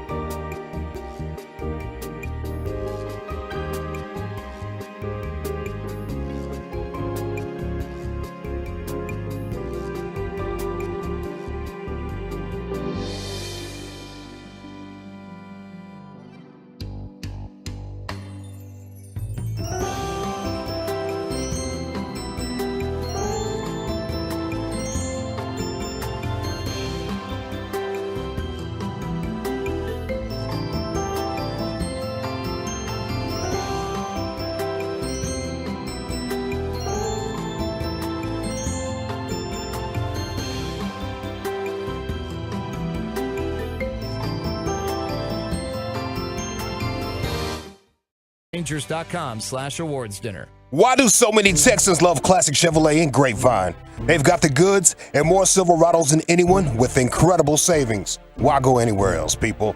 Go see them today or visit ClassicChevrolet.com. This is Texas. This is Classic Chevrolet. Find new roads, relax and enjoy the difference.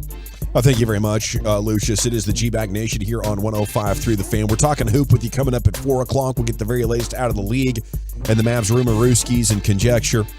It's time now, though, for Zach Wolchuk to deliver some outstanding NFL content. Here's Zachary. Hey, this is Dan Graziano, NFL Playoff Mythbusters, and something that we're wrong about when it comes to 14 NFL teams. And the narrative of the Cowboys just beating up on the bad teams and not performing well against the good teams is where Dan Graziano's going is a myth, that they have a bit of a bully element to them. They played 7 games this season against the Giants, the Jets, the Pats, the Panthers, Commanders, won those games by an average of 30.4 points.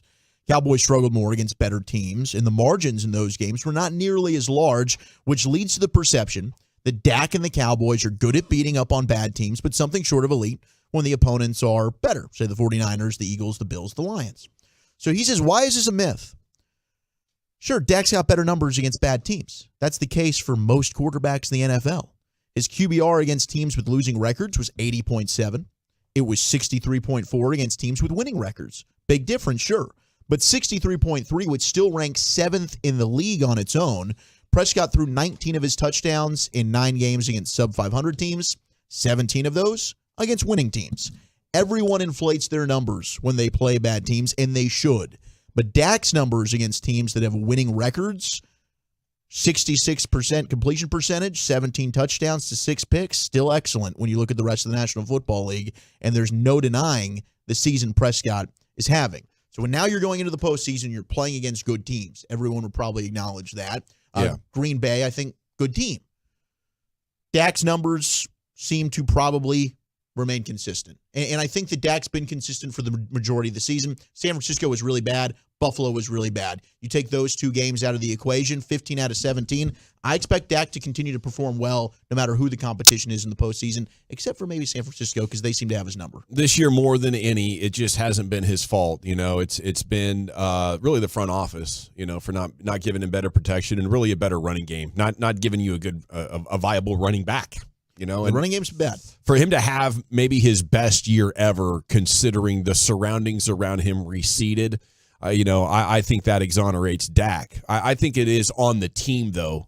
The team does struggle to beat the great teams. That's real. That's not a myth.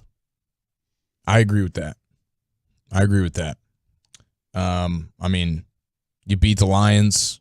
Otherwise, what's the win that's overly like, hey, that was a really good team. We found out the Eagles are not a good football team.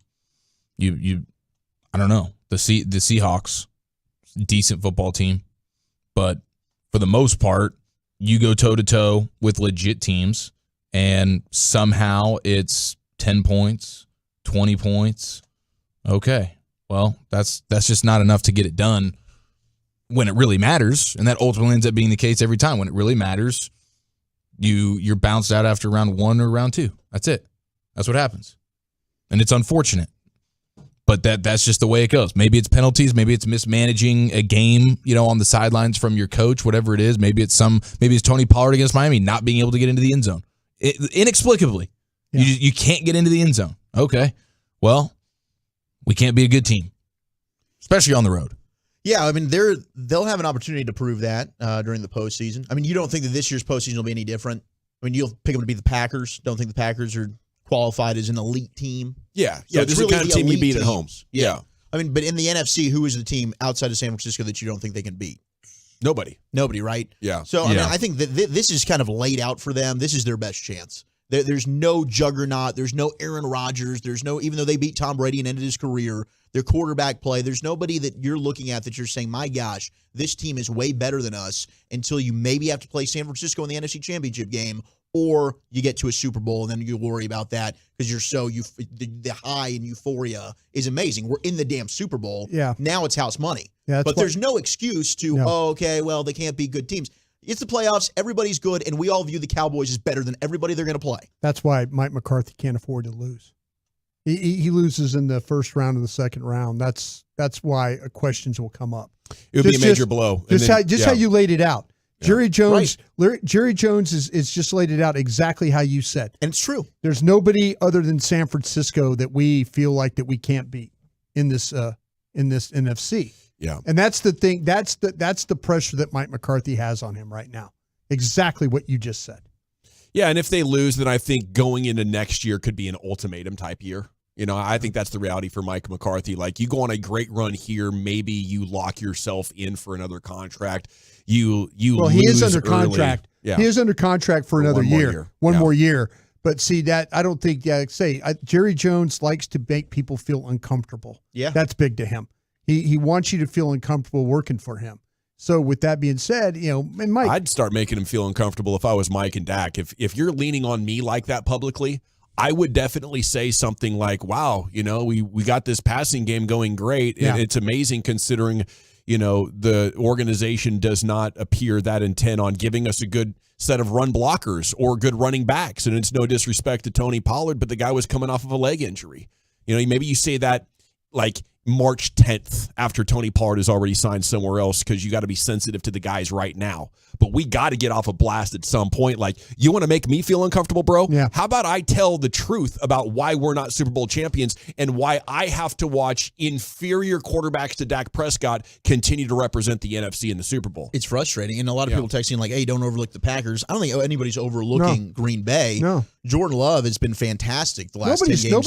The spread's 7.5. But the Cowboys are better than Green Bay. That is should win this game. A huge playoff point spread, 7.5. Yes, they've won 16 in a row at AT&T Stadium. You're at home. You're not having to go to Green Bay, and they don't have Aaron Rodgers. And it's Jordan Love, I do think, is very talented and very capable of playing a good game, no matter how young he is. And that's the myth for the Packers, is that their offense is too young to make noise in the playoffs. Okay. Because according to the Elias Sports Bureau, they are the youngest team to make the postseason since the 1974 Buffalo Bills. Now, why is this a myth, according to Dan Graziano? Packers played 6 games this regular season against teams that made the playoffs. They went 3-3 in those games with the wins against the Chiefs, the Lions, the Rams. In those 6 games, Jordan Love posted a QBR of 62.9, which, by the way, is lower than what Dak's was against the better teams. Completed 67% of his passes through 12 touchdowns to 4 picks. Also averaged 264 passing yards in those matchups. Packers' young offensive players have bought in. They've gelled together as the season's progressed. They're as healthy as they've been all year long. Now, it'll be an uphill battle against the Cowboys, Graziano writes, but don't expect the Packers to be overwhelmed by the playoff atmosphere. I don't expect them to be. I think Aaron Jones and their rushing attack can definitely cause problems, and they've got some receivers that have seemed to just step up and make big plays for them when they've needed it. But still, you'd like to think the pass rush of a Micah Parsons, a Dorrance Armstrong, a Fowler, the plethora of guys the Cowboys have to disrupt Jordan Love's timing with these young receivers will be the impact here. Not that, oh my gosh, the moment's too big for us. It's the opposition that you're playing in the Cowboys defense. I think they had the benefit of a very good schedule. There's 4 teams in the AFC South right now that think they're pretty good because they got to play in a crap division with a crap schedule, and a lot of them ended up around 500, but they're really like 5 or 6 win teams. I think similar things have developed for Green Bay. And you look at how their season ended, sure, you're going to feel confident after winning 3 in a row.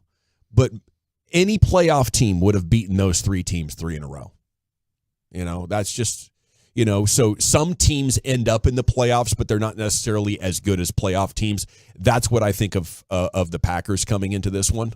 And yeah, if the Cowboys lose, it might be their worst playoff loss ever, as far as difference in how good you are compared to them. Yeah, and you look at the 49ers, the one team we're thinking, okay, this is the team that could beat the Cowboys. The myth there would be Brock Purdy's numbers are inflated by the Niners' run after catch ability, which is interesting. I would say that I think naturally they would be because they're amazing with but that's sustainable. Right. Well, so here's Graziano's reasoning. Continue to be that way. Yes, the 49ers have great run after catch ability, and yes, Shanahan does a great job of scheming up plays that maximize it, but Purdy's not considerably more reliant on that than other quarterbacks. The Niners are 6th in the league in receiving yards and 4th in yards after the catch. To translate, they get 47% of their receiving yards after the catch, and for comparison, the Chiefs get 61% of their receiving yards after the catch. Wow. And he's throwing out, do we think Mahomes is a system quarterback? I think we would all say no. So he wants to just give Brock Purdy more credit for what he's getting. He's not a system quarterback. Brock Purdy's actually done a good job of opening up this offense for San Francisco, which to an extent, I mean, he's 7th in air yards with 8 yards per attempt. So it's not just a dink and dunk type offense. That's the difference with him and Garoppolo. Purdy throws the ball down the field. It's not an east and west offense anymore. They're able to go north and south because Purdy does have some good playability. Yeah, and those guys are good at getting open downfield, and the coaching staff is great at creating pockets of space and making the defense defend the whole deal. And it's outstanding. It's going to be tough to know how good Brock Purdy is, though, for maybe another 3 or 4 years. You're going to need to see him in a variety of different circumstances because the greatness doesn't jump off the TV. What jumps off the TV is a guy that appears to make good decisions and take care of the football, who's in charge of a very explosive offense. Right. When they're not taking care of the football, that's when they've lost. Yeah. And that's when Purdy's having red zone interceptions like he did against Cincinnati. He's throwing 4 picks against Baltimore. I mean, you took away his left tackle and his number 1 receiver, and they couldn't win. No, they went on a 3-game losing streak. I mean, Dak, I don't think would miss a beat like that if in a short period of time. Okay, a little hoop coming up next. Chief, where are we going? Yeah, let's go around the rim. We got some Mavs rumors and 2 NBA greats go toe-to-toe. Who's funnier next year in the nation? Always a welcome sign.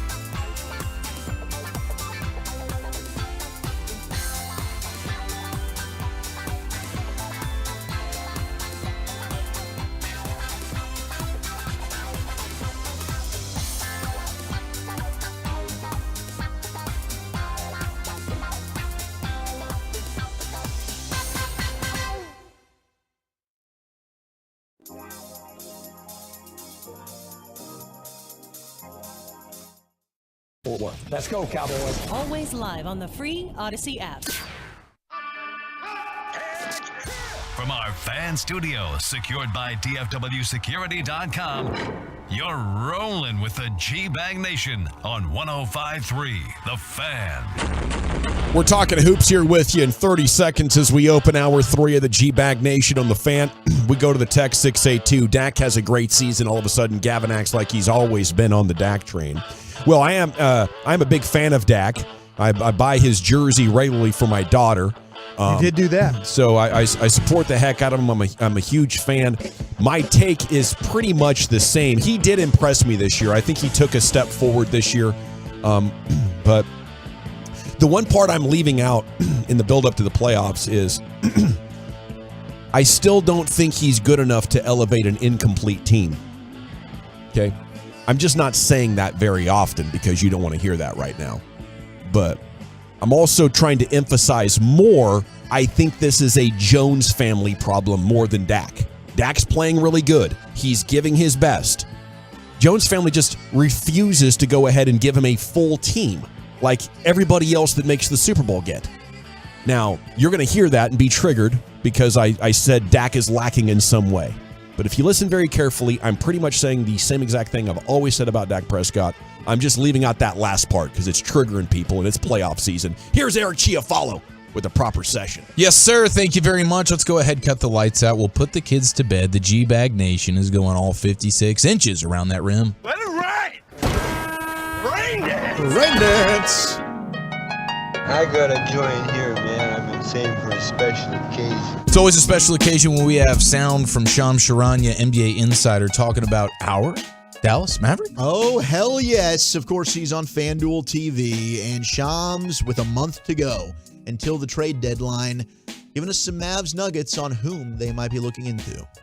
From what I'm told, they're prioritizing getting a four-man, so a power forward, a guy that can come in there in the front court, defend, guard multiple positions. Siakam? They've looked into Pascal Siakam. They've looked into Jeremy Grant. I think their sense is both of their price tags might be a little too steep, but I expect they're going to canvass the league. They're going to look around the league to see which fours can be available. They're trying to bring in a player in that front court to pair with Kyrie Irving and Luka Doncic. I mean, when those two guys are healthy and they're on, it's crazy. When one of those guys is out, the big thing around that organization is we're not going to rush them back because we know we need both of them 100% healthy, because if both of them are 100% healthy, they feel like they have a legitimate chance in any game. It's when one is off, if one is not healthy, that throws off the entire course of their playing style. So, I mean, they're both healthy last night, 70 points. They can do that on a regular basis. Yeah, I mean, it's proven to be accurate, right? They're not winning that game without Kyrie the other night against Minnesota. They didn't. They had lost previously. They got boat raced. Now with both Kyrie and Luka, you have something special here that can be a championship caliber team. You just need to add some more pieces. I do like what Bank was talking to us about, though, when it comes to a Pascal Siakam. He's got ties here to Louisville, went to a prep school there in Louisville, Texas. Now, he knows the area. Maybe the Mavs are a place that he wants to force his way to compared to some of the other rumors that we're hearing, whether it's Indiana, whether it's Sacramento, whatever it might be. Maybe there's a 3-team deal that can be made here, because I don't think the Mavs have the assets to go ahead and get a Grant or a Siakam just by themselves, like Shams said there. But another name to monitor is Kyle Kuzma. Seems like Kyle Kuzma is a name out there with Washington that the Mavs probably do have the assets to go and get. That would be kind of a less expensive option, not as talented as the other two names, but also could fill kind of the void that they're looking for. I mean, that could really work out as well. The only thing that sucks is you're in a position where all of the other contenders want the same style of player. Yeah. Everybody wants a guy who was a power forward back in the day, but since he grew up in the last 15 years, now they teach you all the point guard skills. So there's going to be a bidding war for these kind of guys. But I'm so bullish on what the next 5 years are going to look like for the Mavericks. I think they are on the doorstep. And now all they have to do is wait for the right deals to happen. You need like 2 more pieces. And I think they're contenders. And just finally, I think we could see them win the championship in June. And then they'll have their first round picks back after this year with the Knicks deal. So they'll really be able to have the arsenal to make some moves. I mean, they nailed the Lively pick. They did. There has never been a player to come from college who looked pathetic as he did in his 1 year and then arrive and just have all the answers. The full skill set of a young big man that you would want. Yeah, it's It's pretty amazing. Yeah. It really is. And I'm definitely I'm pretty optimistic about the future as well with where things stand. And it's been good to see. I saw Grant Avseth point out on Twitter last night about the Mavs and their defense and their defensive rating and just how it's progressively gotten better. On the season, they're 17th, but middle of the road defensive rating, but it's gotten quite a bit better. In the last 20 games, they would be top 10. And in the last 10 games, they'd be top 3. Dang. So it seems like maybe slowly but surely the defense is starting to come around a little bit more. And we've seen the track record of Jason Kidd be able to take a team that wasn't a defensive team to start the season and turn it into a defensive team. You're starting to see the makings of that a little bit. So that's hugely encouraging because you know the offense is going to be there. If all the pieces are there, particularly Luka and Kyrie, then you're going to make the offense work pretty much guaranteed. Where's your defense at? And as of late, it's trending in the right direction, so that's hugely encouraging. You'll be taking on the Grizzlies tonight for the Mavericks. No John Morant. Huge bummer for the Grizzlies, at least for this season. John Morant's going to be out for the season. It's the torn labrum in the shoulder. Goes from sore shoulder, might not play versus the Mavs, to, full-blown tear situation, and he's going to be out for the rest of the season. So that's a bummer for them, but they will have some options. They end up with one of the top picks, top 5, top 10 pick. Do you flip that, bring in a veteran piece to a sort of a ready roster, or do you bring in a young, talented dude to add to what you already have? I think big picture, they'll be okay, but it is a huge bummer. For Memphis, you're like, man, we got how many games out of Jada did we get this year? You got like 5 games. They were awesome. I mean, they were impressive games for sure. Player of the week, first week back, but that's definitely a bummer for the Grizzlies there. Joel Embiid, unlikely to play tomorrow. If he misses 9 more games, he'll be disqualified from the MVP race. With the new rules that are in place here of encouraging guys to play as many games as possible, don't just punt load management style on these games and still expect to win the big awards. So 9 more games, and no matter what Joel Embiid does this year, he will be ineligible for the MVP. So how many can you miss? Not that many. It's not many. I mean, it's less than 20. I mean, it's like, I think it's like 15 games. Wow. I want to say. It'll be tough as he gets up into his later 20s to imagine him hitting that threshold many times in his career. He's just, definitely awesome player. I want him on my team, but I'm not banking on a guy that size staying healthy with that injury history he's got. No doubt about it. Now, across the league a little bit, I did want to laugh at the Spurs. I don't know if you guys saw this. They took on the Cleveland Cavaliers, right, a couple nights ago. Of course, they lost the game, but in lead up to the game, their social media had their Sunday matinee. They're giving you, time and place where you can hear the game, watch the game, and they have a graphic.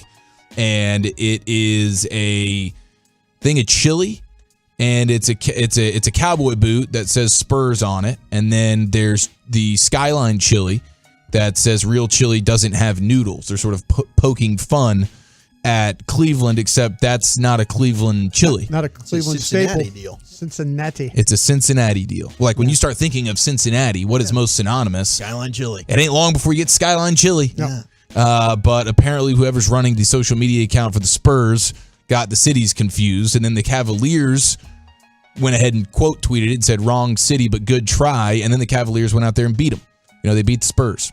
So that's a bad look there. You're going to have to tighten things up. The Spurs, of course, you go ahead and delete that tweet there. I think you have to. But screenshots live on forever. Then when like the lead singer shows up for the concert at Jackson, he's like, "What's up, Houston?" Yeah.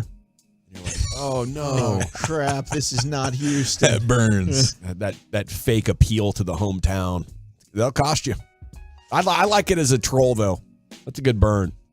Yeah. Oh, if you're playing the team from Cincinnati, yeah, that absolutely is the move here. We have our chili, you have yours. Ours is obviously better. I mean, we're not even talking about the beans here. We're talking about the noodles. That's obvious. We can all agree on the fact that that doesn't belong here. I don't know what they were thinking that day. I don't either. And then the people are dumb enough to get on board with it. Yeah. Like, you know what? Sure, we'll make this ours. Mm-hmm. It's the disgusting thing but it's our disgusting thing, and we're willing to just ride with it. I don't know. Skyline chili, not for me. Not good at all. But it's Cincinnati's. It's not Cleveland's. Keep that in mind. Yeah. I did see. You're not Cleveland. You're Cincinnati. But Cleveland does rock. Yeah. Okay, also injury news as well. We had John Morant. He's going to be out for the year. That's a bummer. But for the Pacers, Tyrese Halliburton, he avoided major injury, and he is going to go grade 1 left hamstring strain. So he avoided big-time injury. He'll be able to play sometime, I would imagine, in the coming weeks here. But that's good news for the Pacers because Halliburton's been a monster this year. Huge coming out party for Tyrese Halliburton in the association. Now, which one of these guys do you find to be funnier? Really, when it comes to these two clips, we'll go back to last week with Giannis. LeBron. We'll get to LeBron in a second. Damn it. Kyrie. Giannis after the game versus the Pacers. The Bucks, after last week, had accumulated 4 total losses to the Pacers already this year. Played them 4 times already this year. They're 0-for. They can't beat the Pacers. And so Giannis gets asked about this in the postgame at his locker, and here was his response. You have that, and you think about it. Now, when you go back home and you sleep and you wake up, you think about it. Now, when you go back and work out, you think about it. When you're about to get freaky at night, you think about it. You know? But at the end of the day, it's good because now it gives us time to fix things. How about that? Yeah. You lose to the Pacers 4 times in a row, all of a sudden you're thinking about it no matter what, even before freaky time. That sounds like it'd kill the mood. Yeah. Trying to think of my best conquest right there. All of a sudden I got Rick Carlisle in my mind. What the hell? Halliburton, get out of here. Rick Smits. Can you imagine? No. I don't want to. Oh, it's a nightmare. That's the last thing that crosses your mind before that special time is Rick Carlisle. Ugh. It's heartbreaking. And then she asks you, everything okay? Yeah. Yeah, fine. Fine. Got a Pacers jersey on. All right. Get out of my mind, Rick. Yeah. Leave me alone. I just got tired, okay? Just got things going on at work, okay? It's not you, it's me. Damn Pacers. I bet Rick might have something in Indy here before too long, though. This Halliburton dude, he's a real star. Yeah. Rick had a great quote last week as well about not playing defense, and you can date a pretty girl all you want, but if she doesn't play defense, then why would you want her? Like, he made one of those comments after his team took an L. So Rick's in his bag right now, but that's a heartbreaking moment, man. If you can't get Rick Carlisle and the Pacers out of your mind for that one, that 30 seconds of special time, that's tough. I think his only mistake is not playing Halliburton more. Listen to these numbers: 49.7% from the floor, 40% from 3, 12.5 assists per game. He's only playing 33 minutes. Not wearing him out. Well, now his hamstrings are not holding up. Maybe that's why. I don't now know. he's not in shape.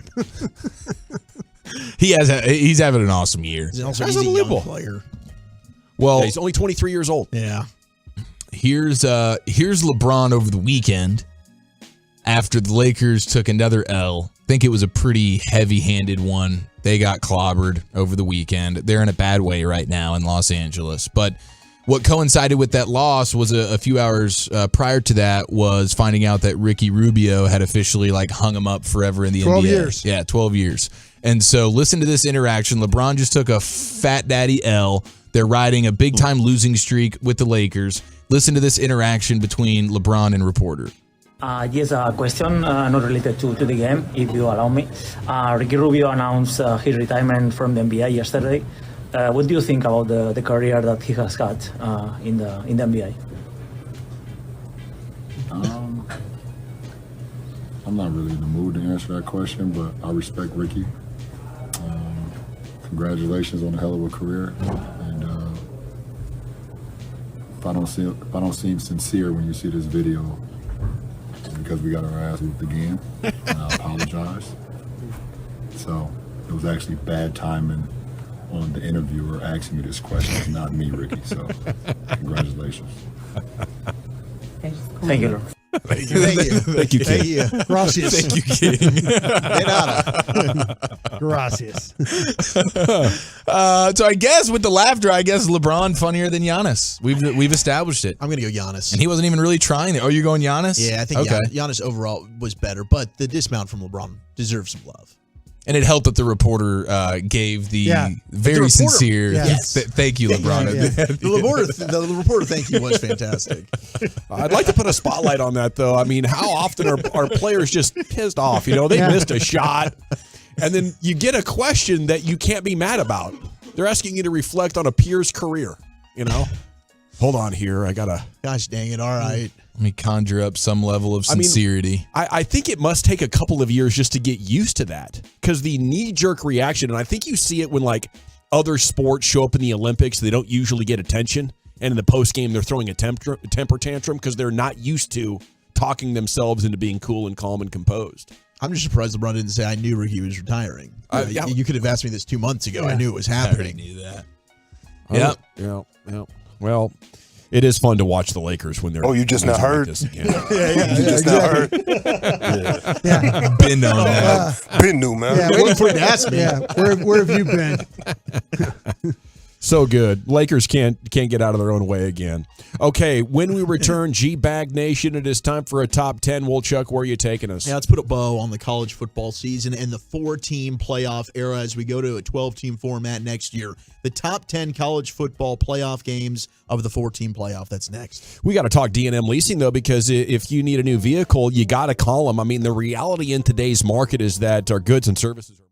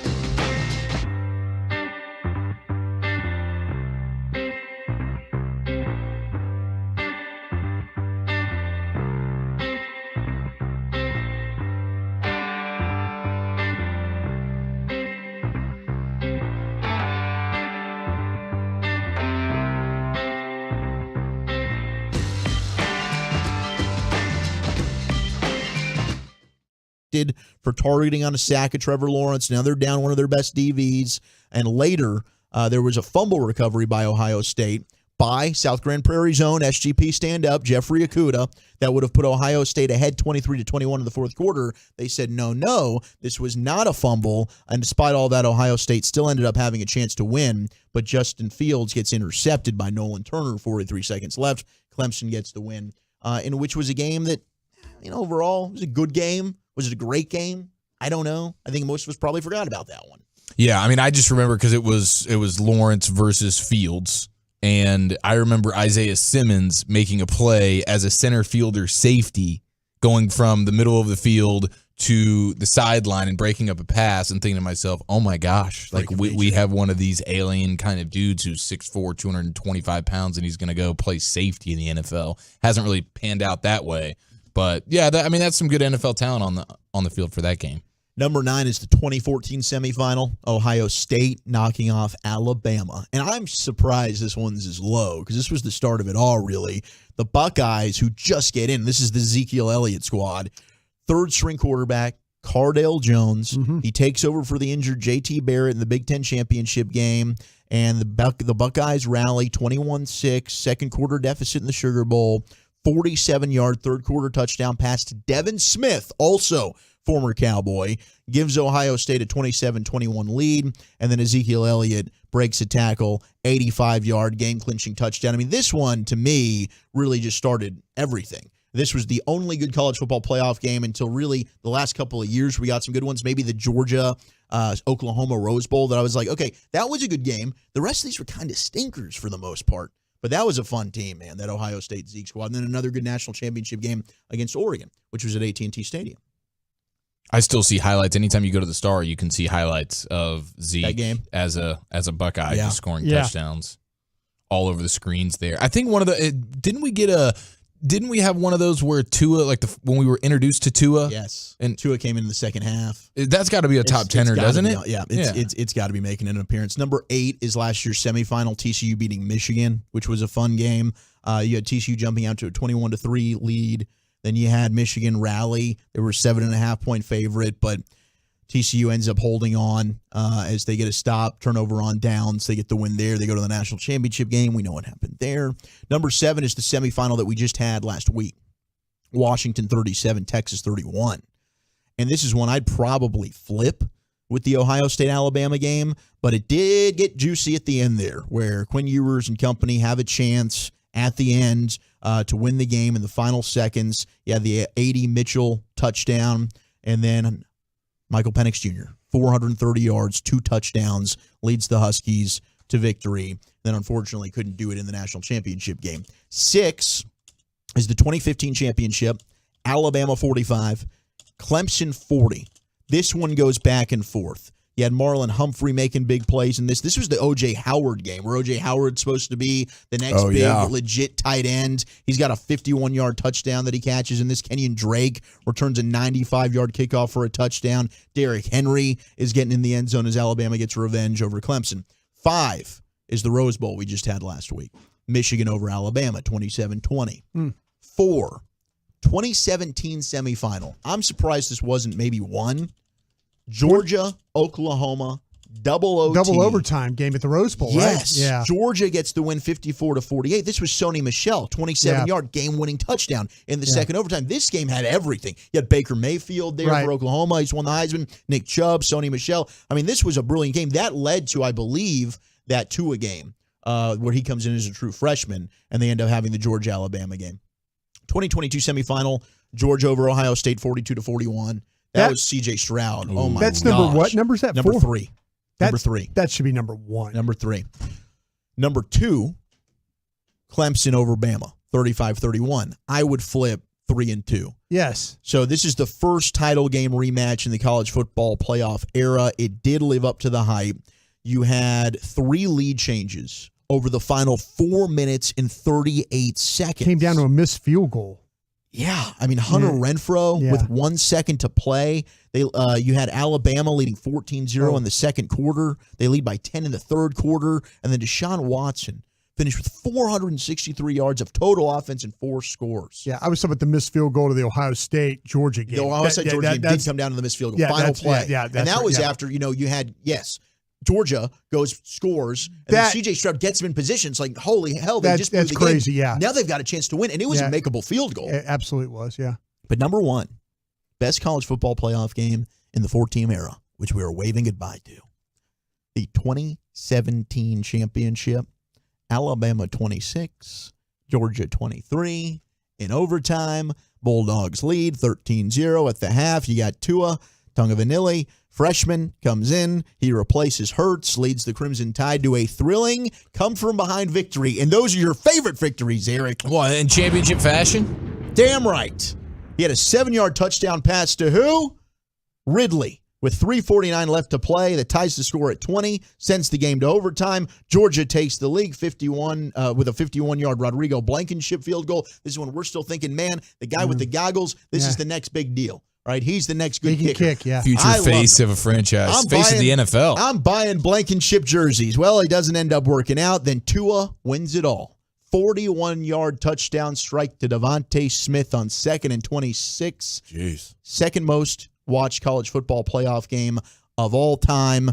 Incredible story, and that was your number one game of this 4-team playoff, and hopefully we get more memories as we go to 12 teams. Thank you, Wolchuk. An outstanding report. Put it in context perfectly. Thank you.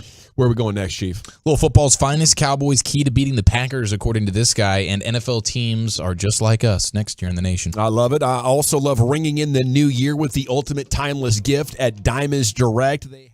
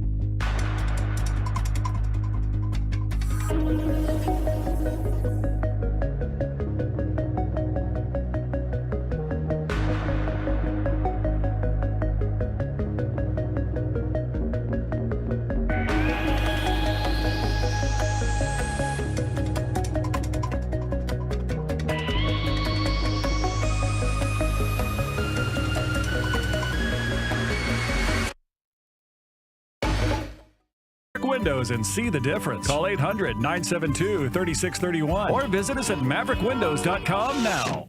Good morning, Coach. How we doing? So Sean's sick, or he's got the sniffles? Sean Sharif calls in sick. It's a little sniffles, little allergies. But Coach McCarthy is right there with the empathy. Pretty good time in a week off and miss another week with sniffles. Sounds like he's got a good agent. Oh, no one is safe in this clubhouse. Your home of the Cowboys, Rangers, and a couple of laughs is right here on The Fan. Why do so many Texans love classic Chevrolet and Grapevine? They've got the goods and more new Silverados than anyone with incredible savings. Why go anywhere else, people? Go see them today or visit ClassicChevrolet.com. This is Texas. This is Classic Chevrolet. Find new roads, relax and enjoy the difference. And we got Jerry's updated thoughts on the coach coming up at 5 o'clock. The Rangers Hot Stove Show is tonight in our showroom. Sporzy's going to be here. Sands is already here. And there's a significant Rangers station announcement coming up at 5:20. That's all I can do. That's all. That's the one. And nobody's leaving, okay? Here's Chief with Football's Finest. As far as you know. You're right. Trivia question, no Googles. Here we go. Micah Parsons led the Cowboys in sacks this year. Who came in second? Let me know if you'd like to see a podcast.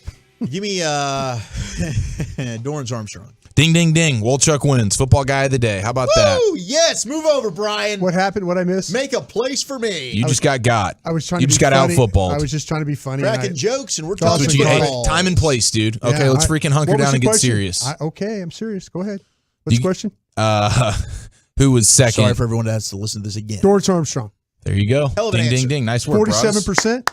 47% of the plays. 47%. Is that what you asked about? This number of sacks? Chance of Just sack rain. total. Like who was second? But to he Micah but he Parsons in played sacks? like but he only played like 48%. Wait, is he challenging Fowler for most That's splash what I plays was per snap? saying. That's what I was saying. Man. That's a hell of a ratio. Yeah.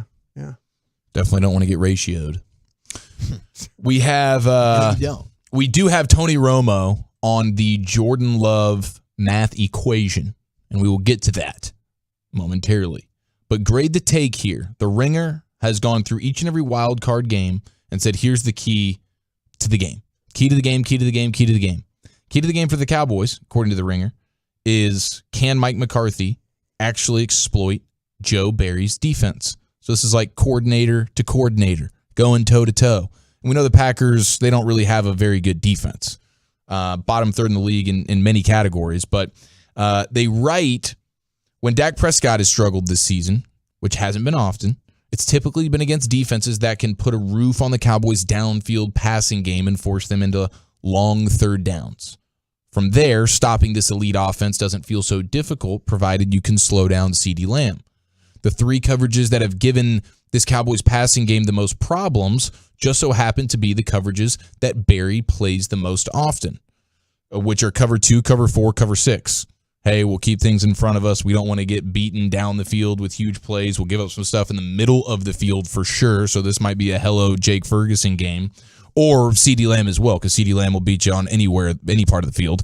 But I do find it interesting, listen, this is a playoff game. It's going to be a bit of a nail biter. There's going to be some moments where you're going, oh my gosh, is this actually happening right now? And part of it might be where your offense is trying to figure out how to generate big plays, perhaps, versus a defense that's doing things coverage-wise to prevent you from getting those big plays. And then they do have a corner in Jair Alexander who might be able to do some traveling around with CeeDee Lamb and at least make things somewhat tough for him. I'll take Lamb over just about anybody here in terms of winning a matchup.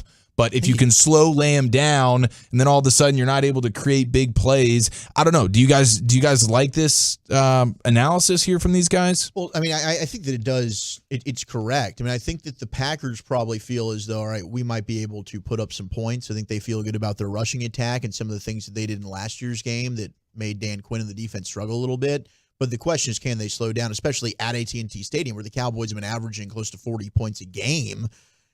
I don't think that they can. I think CeeDee Lamb and Jair Alexander, we saw last year, CeeDee had 10 catches for $150 and a couple of touchdowns against him, and a lot of that was the in-breaking routes. Now, what screwed the Cowboys was the option route, and Dak throws that interception, and then we're all having the conversations, do they need to get the option routes? We haven't, out of the game plan, we haven't been talking about that this year. Seems like they've been on the same page with that. So I'm not worried about the Alexander-CeeDee Lamb matchup, even if he travels, and I do think that the other two corners for Green Bay are pretty susceptible. So I think Brandon Cooks, if indeed you had to go somewhere else, I think Brandon Cooks can get you some chunk plays down the field. Yeah, you know me, I do think it's very possible to get the best of this Cowboys offense, but not at AT&T Stadium and not with a defense this bad. But I like the analysis. Green Bay has the book. Green Bay plays the defenses that make the Cowboys struggle well. And, you know, up until the bye week, it's a formula that allowed average defenses to consistently, like, confound Dak and stop the run at the same time. But the Cowboys got sharp this year, and they started playing back, and they have figured this out now. And the results were Dak's efficiency numbers moved up about 15%, you know, and now there isn't an easy, hey, try this, and you actually have a pretty good chance of slowing him down type of move. You have to, like, be at home. You have to have a great pass rush and good cover guys. And you probably need good linebackers that can cover and hit. And this Green Bay defense is patently bad, you know. So I would be shocked if the Cowboys can have all kinds of success. I'm expecting them to score at least 30 points.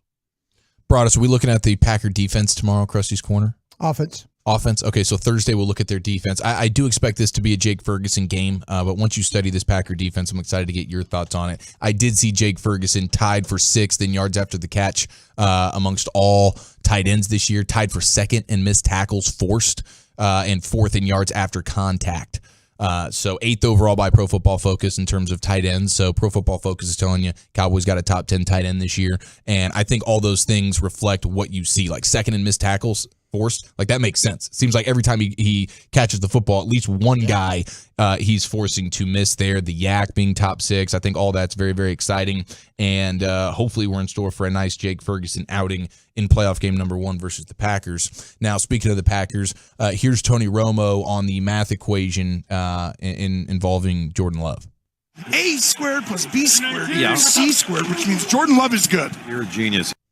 There it is. It's all there. Let him know. That's the proof is in the pudding there. That's hardcore analysis. Thank you, Tony Romo. Now, we also have a couple of things like NFL teams being just like us, where it's like, how can we do, maybe it's not the best thing, but it's certainly the easiest thing. And I'm going to go ahead and take the easy route. Diana Rossini, in regards to Mike Vrabel being fired with the Titans, she tweeted out, the Titans believed trading Vrabel was too complicated and would take too long. Yeah. And they wanted to move a little bit quicker than that.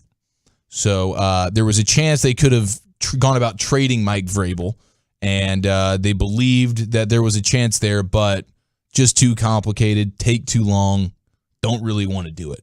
That's fantastic. Like, yeah, let's just go ahead and cut him and fire him and not get anything for him when we could have. Maybe New England would trade you a draft pick for him. I don't know. I feel like you should have done your due diligence on this. These are weird situations a team gets in. I mean, the Mavs did a similar thing with Mark Cuban, where it's like, no, Pacers, you can just have them. Yeah. I don't know if is Mike Vrabel that coveted? Like, will it become a distraction? What are we giving up in order to extract this value? What are we going to get? A 4th round pick, a 5th round pick? And how many hours are we going to spend that could possibly take our eye off the ball? You know, are we not working on the draft? Are we not working on free agency? Like, is it worth it, essentially, Brian? It would be absolutely worth it to me, because I think you get a guy that's a proven NFL head coach. The program, and the last couple of years has been a little bit hard for them. The Titans haven't been as good, but I think he's like won over 50 games. 54 and 45. There you go. Made the playoffs 3 times in 6 years, including an AFC title appearance. Yeah. And he understands personnel too. He would be that kind of that guy, that team builder. I mean, he's the kind of guy that you know, they've struggled a little bit with the offensive coordinator. He lost his guy Arthur Smith, who went to the Falcons, and that kind of messed up how he wanted to do things. But they were struggling to get that offense going. The quarterback situation never materialized. He is a known commodity for me, and I would say that's probably worth the 2nd or 3rd round pick right there. Yeah, I mean, there's some he's now the number 1 head coach that's available out there. Yeah. Like, people were already, hey, could the Cowboys, if Quinn goes, replace him with Mike Vrabel? No, I don't think that Mike Vrabel is going to be around as a coordinator. I think he's going to get one of these head coaching jobs, and it might be in New England. This might be what they were waiting, the domino to fall, and they say goodbye to Belichick. Now, today there were reports McDaniels could go back there and reunite with Belichick if he stays. But I don't know. I think that they might go ahead and make that move for Vrabel. Could be an all-time head coach free agent class with Vrabel, Belichick, Jim Harbaugh, as we mentioned. Yeah. Mike McDonald, the defensive coordinator for the Ravens, Monster Penn Johnson, OC for the Lions, Dan Quinn. I mean, there's some dang good candidates out there this year. Indeed. Thank you, Chief. An edition of Football's Finest is in the books. Jerry updated his thoughts on the coach after leaving Mike out to dry Sunday evening. The national media pounced on that. What's Jerry say now? Could we really lose those guys this time around? It's time for the C-Note. The Cowboys news of the evening is next year on The Fan. Through your phone, smart speaker, or more, name your device. The Odyssey app is there for you, thanks to our friends at Comerica. This Odyssey Sports Minute is brought to you by Window Nation. Yeah. This is Zach Gelbith on Odyssey Sports Minute. Earlier this year during his bye week, then Titans.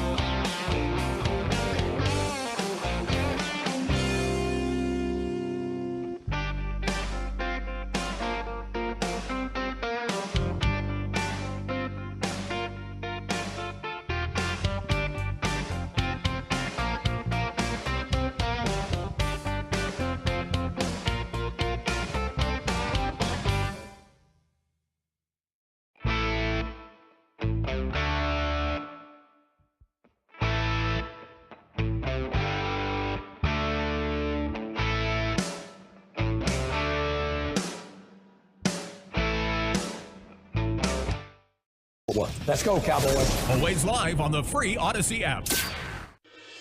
From our fan studio, secured by DFWsecurity.com, you're rolling with the G-Bag Nation on 105.3 The Fan. Welcome to the Nation. Here we go. It's hour 4 of the G-Bag Nation on 105.3 The Fan. It is it's a special evening, and we have a significant station Rangers announcement coming up at 5:20. That's the hint for you. That's the tease. Okay, so stick around here. We're 20 minutes from that, and we're now an hour away from the Rangers Hot Stove celebration starting downtown in our downstairs in our performance lounge. As Josh Spores is going to be here, Josh Smith is going to be here, Jared Sandler's already here. The World Series trophy is going to be here, and you're invited to join us here at 75 and Fitzhugh for a proper Rangers World Series celebration and Hot Stove show tonight with Jared. He's going to be answering all your questions. Okay, so the announcement's coming up in 20 minutes. And if you missed it earlier, I did reveal that nobody's leaving. But then Brian said that you're aware of. That you're aware of. And you never know. It's always a possibility. You never know. Wouldn't be the first time this company's laid me off or bleep canned me, however you want to put it. Contract talks are ongoing. History repeats itself. Head is on it. That's right. You never know. Okay, let's talk some Cowboys here with you, though, because it is a wild card week here in the G-Bag Nation. We're excited about it every single day, and the honor and the privilege it is to broadcast with you here. It was interesting, the national reaction to the Jerry Jones story on Mike McCarthy's job security. We'll see how the games go. And here we kind of like shrugged our shoulders. There's Jerry being Jerry, but across the internet and television, this was taken as a very significant factor in the discussion of, could Mike McCarthy be fired and how unfair it is to Mike McCarthy. I guess I'm just used to Jerry Jones being unfair to the coach. But today with Sean and RJ, he said I couldn't be more pleased with what he's done and how he's coached. He has really made as big a difference from his head coaching vantage point as anybody could from any vantage point in the NFL. He's the big difference this year. And I really mean it, Jerry clarified. Sounds like he'd be even willing to admit that Mike McCarthy's done a much better job than Jason Garrett did in those 10 years. I mean, you can't deny it at this point. We have consistency. Making the playoffs 3 years in a row. They didn't do that 2 years in a row in JG's entire career. So if you're willing to hang on to Red for a decade, not making the playoffs most of the time, I mean, the only thing Red can do consistently was finish 8-8. He did that 3 years in a row at one point. He did. He would always find a way to save the job. Yeah, he did. Find a way. It was as soon as it's like a make or break time. Oh no! Here's your 12-4 season. He'd play that final game of the season like it was his playoffs. Because he always tried to keep that thing at 8-8 if he could or be better. Mm-hmm. But yeah, it was probably about 5 years too long there. He also mentioned Mike McCarthy under contract for next season, called him the busiest cat in all of Texas. So the last thing that I want to do is spend any time talking with him about these kinds of things on agreements, extensions on agreements, especially when I've got one. So that's it. Yeah. I think he is the owner that doesn't mind having the lame duck coach. He does not. A lot of the talking heads nationally be like, you can't have him in the last year of his deal. And Jerry's like, that's exactly what we do pretty much every time. Every time. And look at what they do with some of their contracts. Look at how long they waited on Dak Prescott. Mm-hmm. Make you absolutely feel uncomfortable, as I've said before, and then have to, continue to prove that you need to be here. And so he's not going to sign a guy to a contract extension where he has some questions. I think Mike McCarthy has to win a couple of playoff games. Yeah, I really do.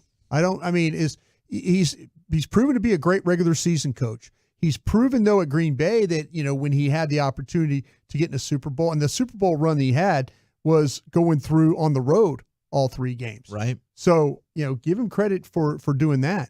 But, yeah, that Jerry Jones, it's one thing to win the division and to have a great regular season record, but there's still some lingering thoughts about what happened in 2016 here with having the first overall having playoff spot number 1 and then finding a way to lose in the divisional round.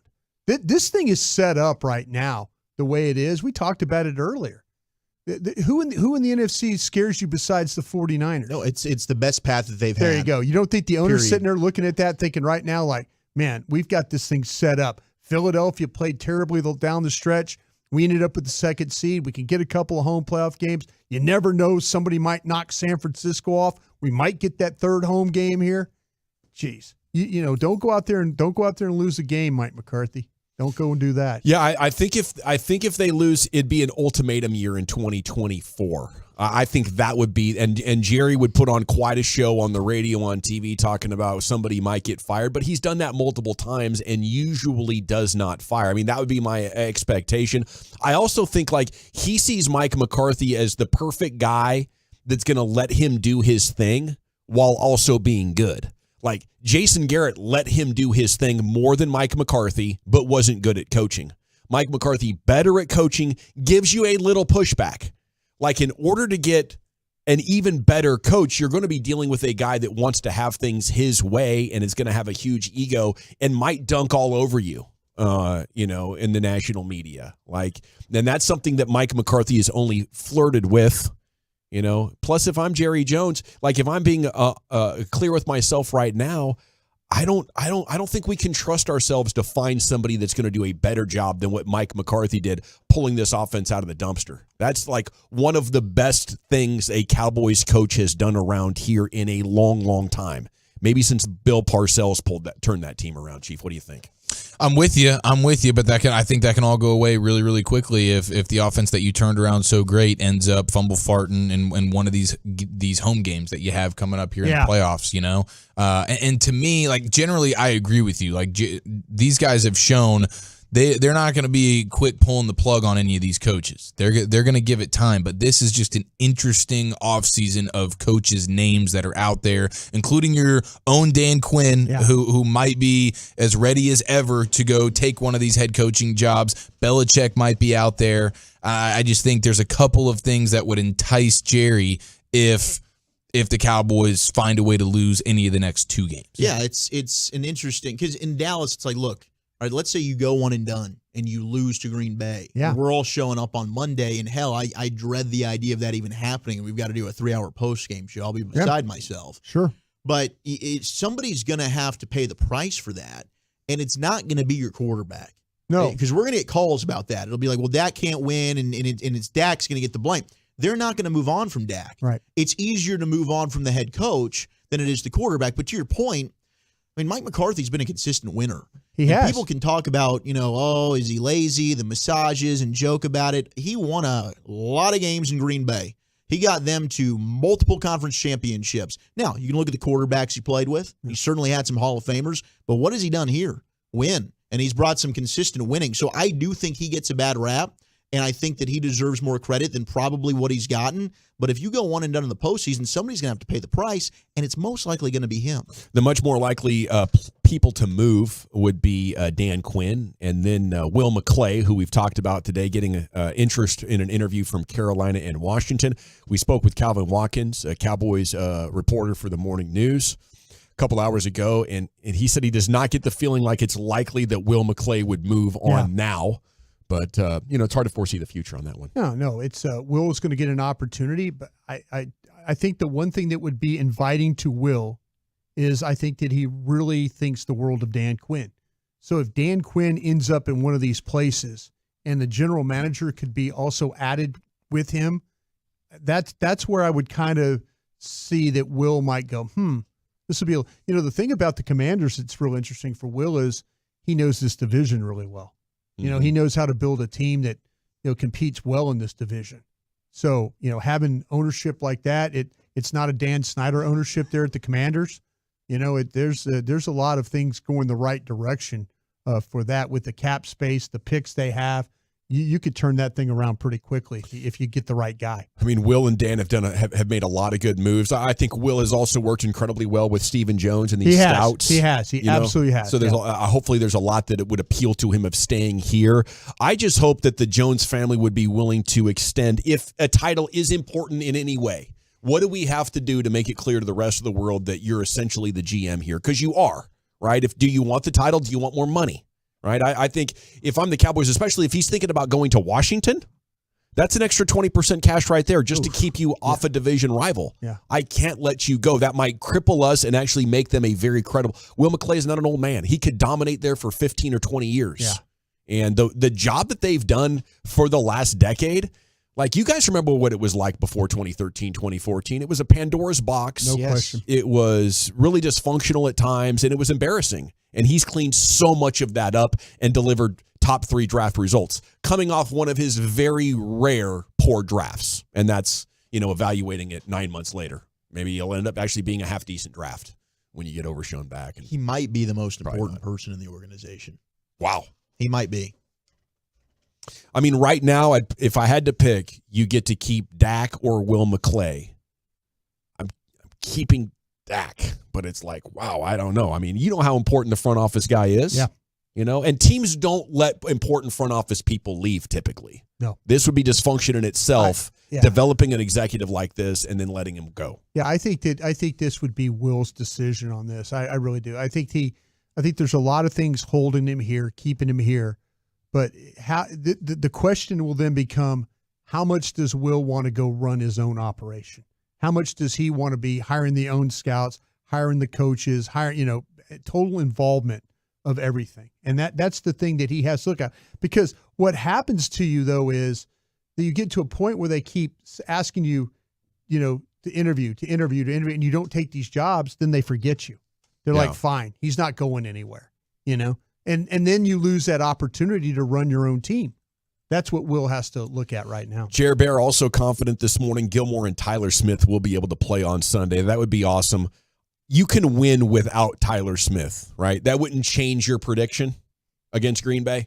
Maybe it's a little bit of a closer game. Your chances of a successful ground game are lower and lower, but I still think the Cowboys win that. Yeah, that's not a swing pick situation riding on Tyler Smith at all. Maybe Smith and Gilmore, I'm starting to get anxious. Gilmore's coverage ability, I think Green Bay doesn't have a star wide receiver, but they have credible ones, and we need 3 good ones. Kind of feel like that the person that you really couldn't lose on the offensive line is Tyron Smith. Yeah. That's the one you can't. Everything else. Yeah, we saw that. Just everything else, everything else, I think you could manage. I know Zach Martin and all that, but we've seen what happened with Adoga playing left tackle. Disaster. Yeah. You look at things around the bye week. I mean, you look at how this year compares to the previous 2 years. We can talk scheme, we can talk Dak's development, but also Tyron being healthy. He wasn't healthy a lot in 2022 and 21. He's been healthier. Your protection has been better. Your blind side's been protected. And despite overall the offensive line not being as good as it was throughout the last 5 or 6 years, this is one of Dak's better years. And I don't think we can totally overlook the fact that Tyron Smith has been available more than usual. Okay, Mike McCarthy's mindset going against his former team. The drama of it, I'm sure you guys will love. I will not participate in it. It's playoff time. It doesn't matter who we play, to be honest with you. And he said that, last year he addressed it at the beginning of the week, and he ended up regretting it. I don't know if you guys caught that part yesterday during his press conference, but I thought that was notable. Maybe he felt like he disrupted their energy in some way by making it about him, or it was just inappropriate, but he did not want to do that this time around. There were 6 or 7 guys that were on that staff last year that were from Green Bay. So, I mean, it wasn't just him. It was, some other guys. Joe Witt, Al Harris. Yeah, there were a lot of guys. Philbin. Yeah. Yep. I mean, but it should get the franchise's attention, even though you haven't played them in the playoffs since 2016. It has to feel like yesterday for Dak and Tyron and Zach Martin and Tank Lawrence. I'll tell you what, that Green Bay game, I remember about that 2016 game. He went toe-to-toe with Rodgers on that one. He really did. I mean, it wasn't his fault they lost that. No, game. they got down early, and then he in that second half he was brilliant. And then that was a game where he threw 2 touchdowns to Dez. Yeah. And then people wanted to create a narrative like, oh, he can't throw the ball to Dez Bryant. Well, why don't you go turn that game on and see if they had a good connection in that one? Yeah. Okay, elsewhere here in the C-Note, Cowboys news of the evening. I wanted to ask you guys, if the Packers win this game, what would it look like? And a couple things to keep in mind. Aaron Jones, the oldest player on the Packers offense at 29. We've talked about their age a couple of times, but he did rush for 358 on 63 carries over the Packers' final 3 games. Yeah.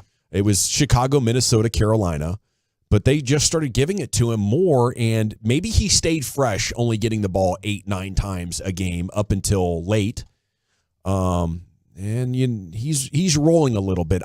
That's what it would have to look like to me. I cannot imagine them playing one-dimensional football. maybe a couple of design runs from Jordan Love early. I know he's not a running quarterback, but if you can rattle this Cowboys defense with the threat of your legs, I think it puts them in scramble mode. And then once those things happen, you get me one turnover from the Cowboys offense and a couple of big plays, which the Cowboys will give up. And Jordan Love is incredibly talented at making those things happen. I do have to eat a little Jordan Love crow here, by the way, boys. A little better than I expected he was going to be. Yeah, I think that's fair to say. This is my fear. I was like, I've never seen this team us. be bad, right? So would it be surprising to me if Jordan Love took this team to the postseason? No, I was hoping that it would happen, but then bleeping A, here we are, and the Cowboys are playing him in the playoffs again.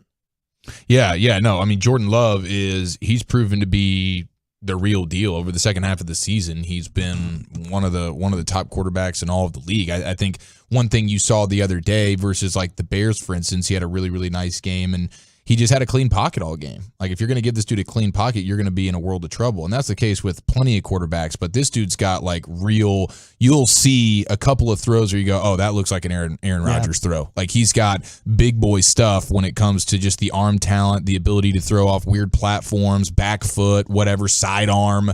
And you're like, oh, my gosh, that was absolutely nasty. So you got to be able to pressure him. If they're able to run all over Dallas, then you feel like you're probably going to be able to, it's going to be more difficult to pressure him for sure. And then, offensively for the Cowboys, can you keep feeding CeeDee Lamb? Can he keep being a focal point of your offense? Or is there going to be some level of drought where it's like a CD involved in this game? I thought what they did against Washington the other day was great. Early and often, we're going to CeeDee Lamb, we're going to Brandon Cooks, and we're going to Ferguson. And then hopefully our running game is working here. But that's what you got to do. If you're going to let them take CeeDee Lamb out of the game, and then they're going to be able to run on you just enough to mitigate your pass rush, then the penalties and the turnovers become a huge nightmare. Yeah, I guess I'm just not worried about a team taking CD out of the game. Like, I think the only way that happens is with a really good pass rush that then is forcing Dak to take his eyes off downfield, and now he's scramble mode. I'm moving around in the pocket. He gets sacked, doesn't have time to throw. I just think with the way that they're moving CD around, to Brian's point, and just at the level in which CeeDee Lamb's playing, there's no defense that's going to be able to take him out of the game that they're going to play. Yeah, Alexander will probably travel with him in this game. We could probably think about that. Right, which doesn't scare me because they matched up last year and CD torched him. Exactly what you're talking about. Yep. Washington wide receiver Polk going to declare for the NFL draft. TJ Watt ruled out. Mason Rudolph is going to remain QB1. The Broncos leaving the door open for the return of Russell Wilson in 2024. Those are amongst your storylines, your headlines from around the country. Coming up at 6 o'clock, we'll talk about some of the most memorable moments and games in the history of Cowboys-Packers. I'm sure Brian's insights and memories of these is going to be a tune-in. They're coming up at 6 o'clock. But up next, a special edition of the Expressway. The World Series trophy will be in studio, and a World Series hero downstairs ready to interact with the Tolos. And we have a great announcement regarding the Rangers coming up for the Tolos as well right here. It is the G-Bag Nation on 105.3 The Fan. I want to chat Men's T Clinic with you before we do anything else, though, because Men's T Clinic is the authority, the best place to go.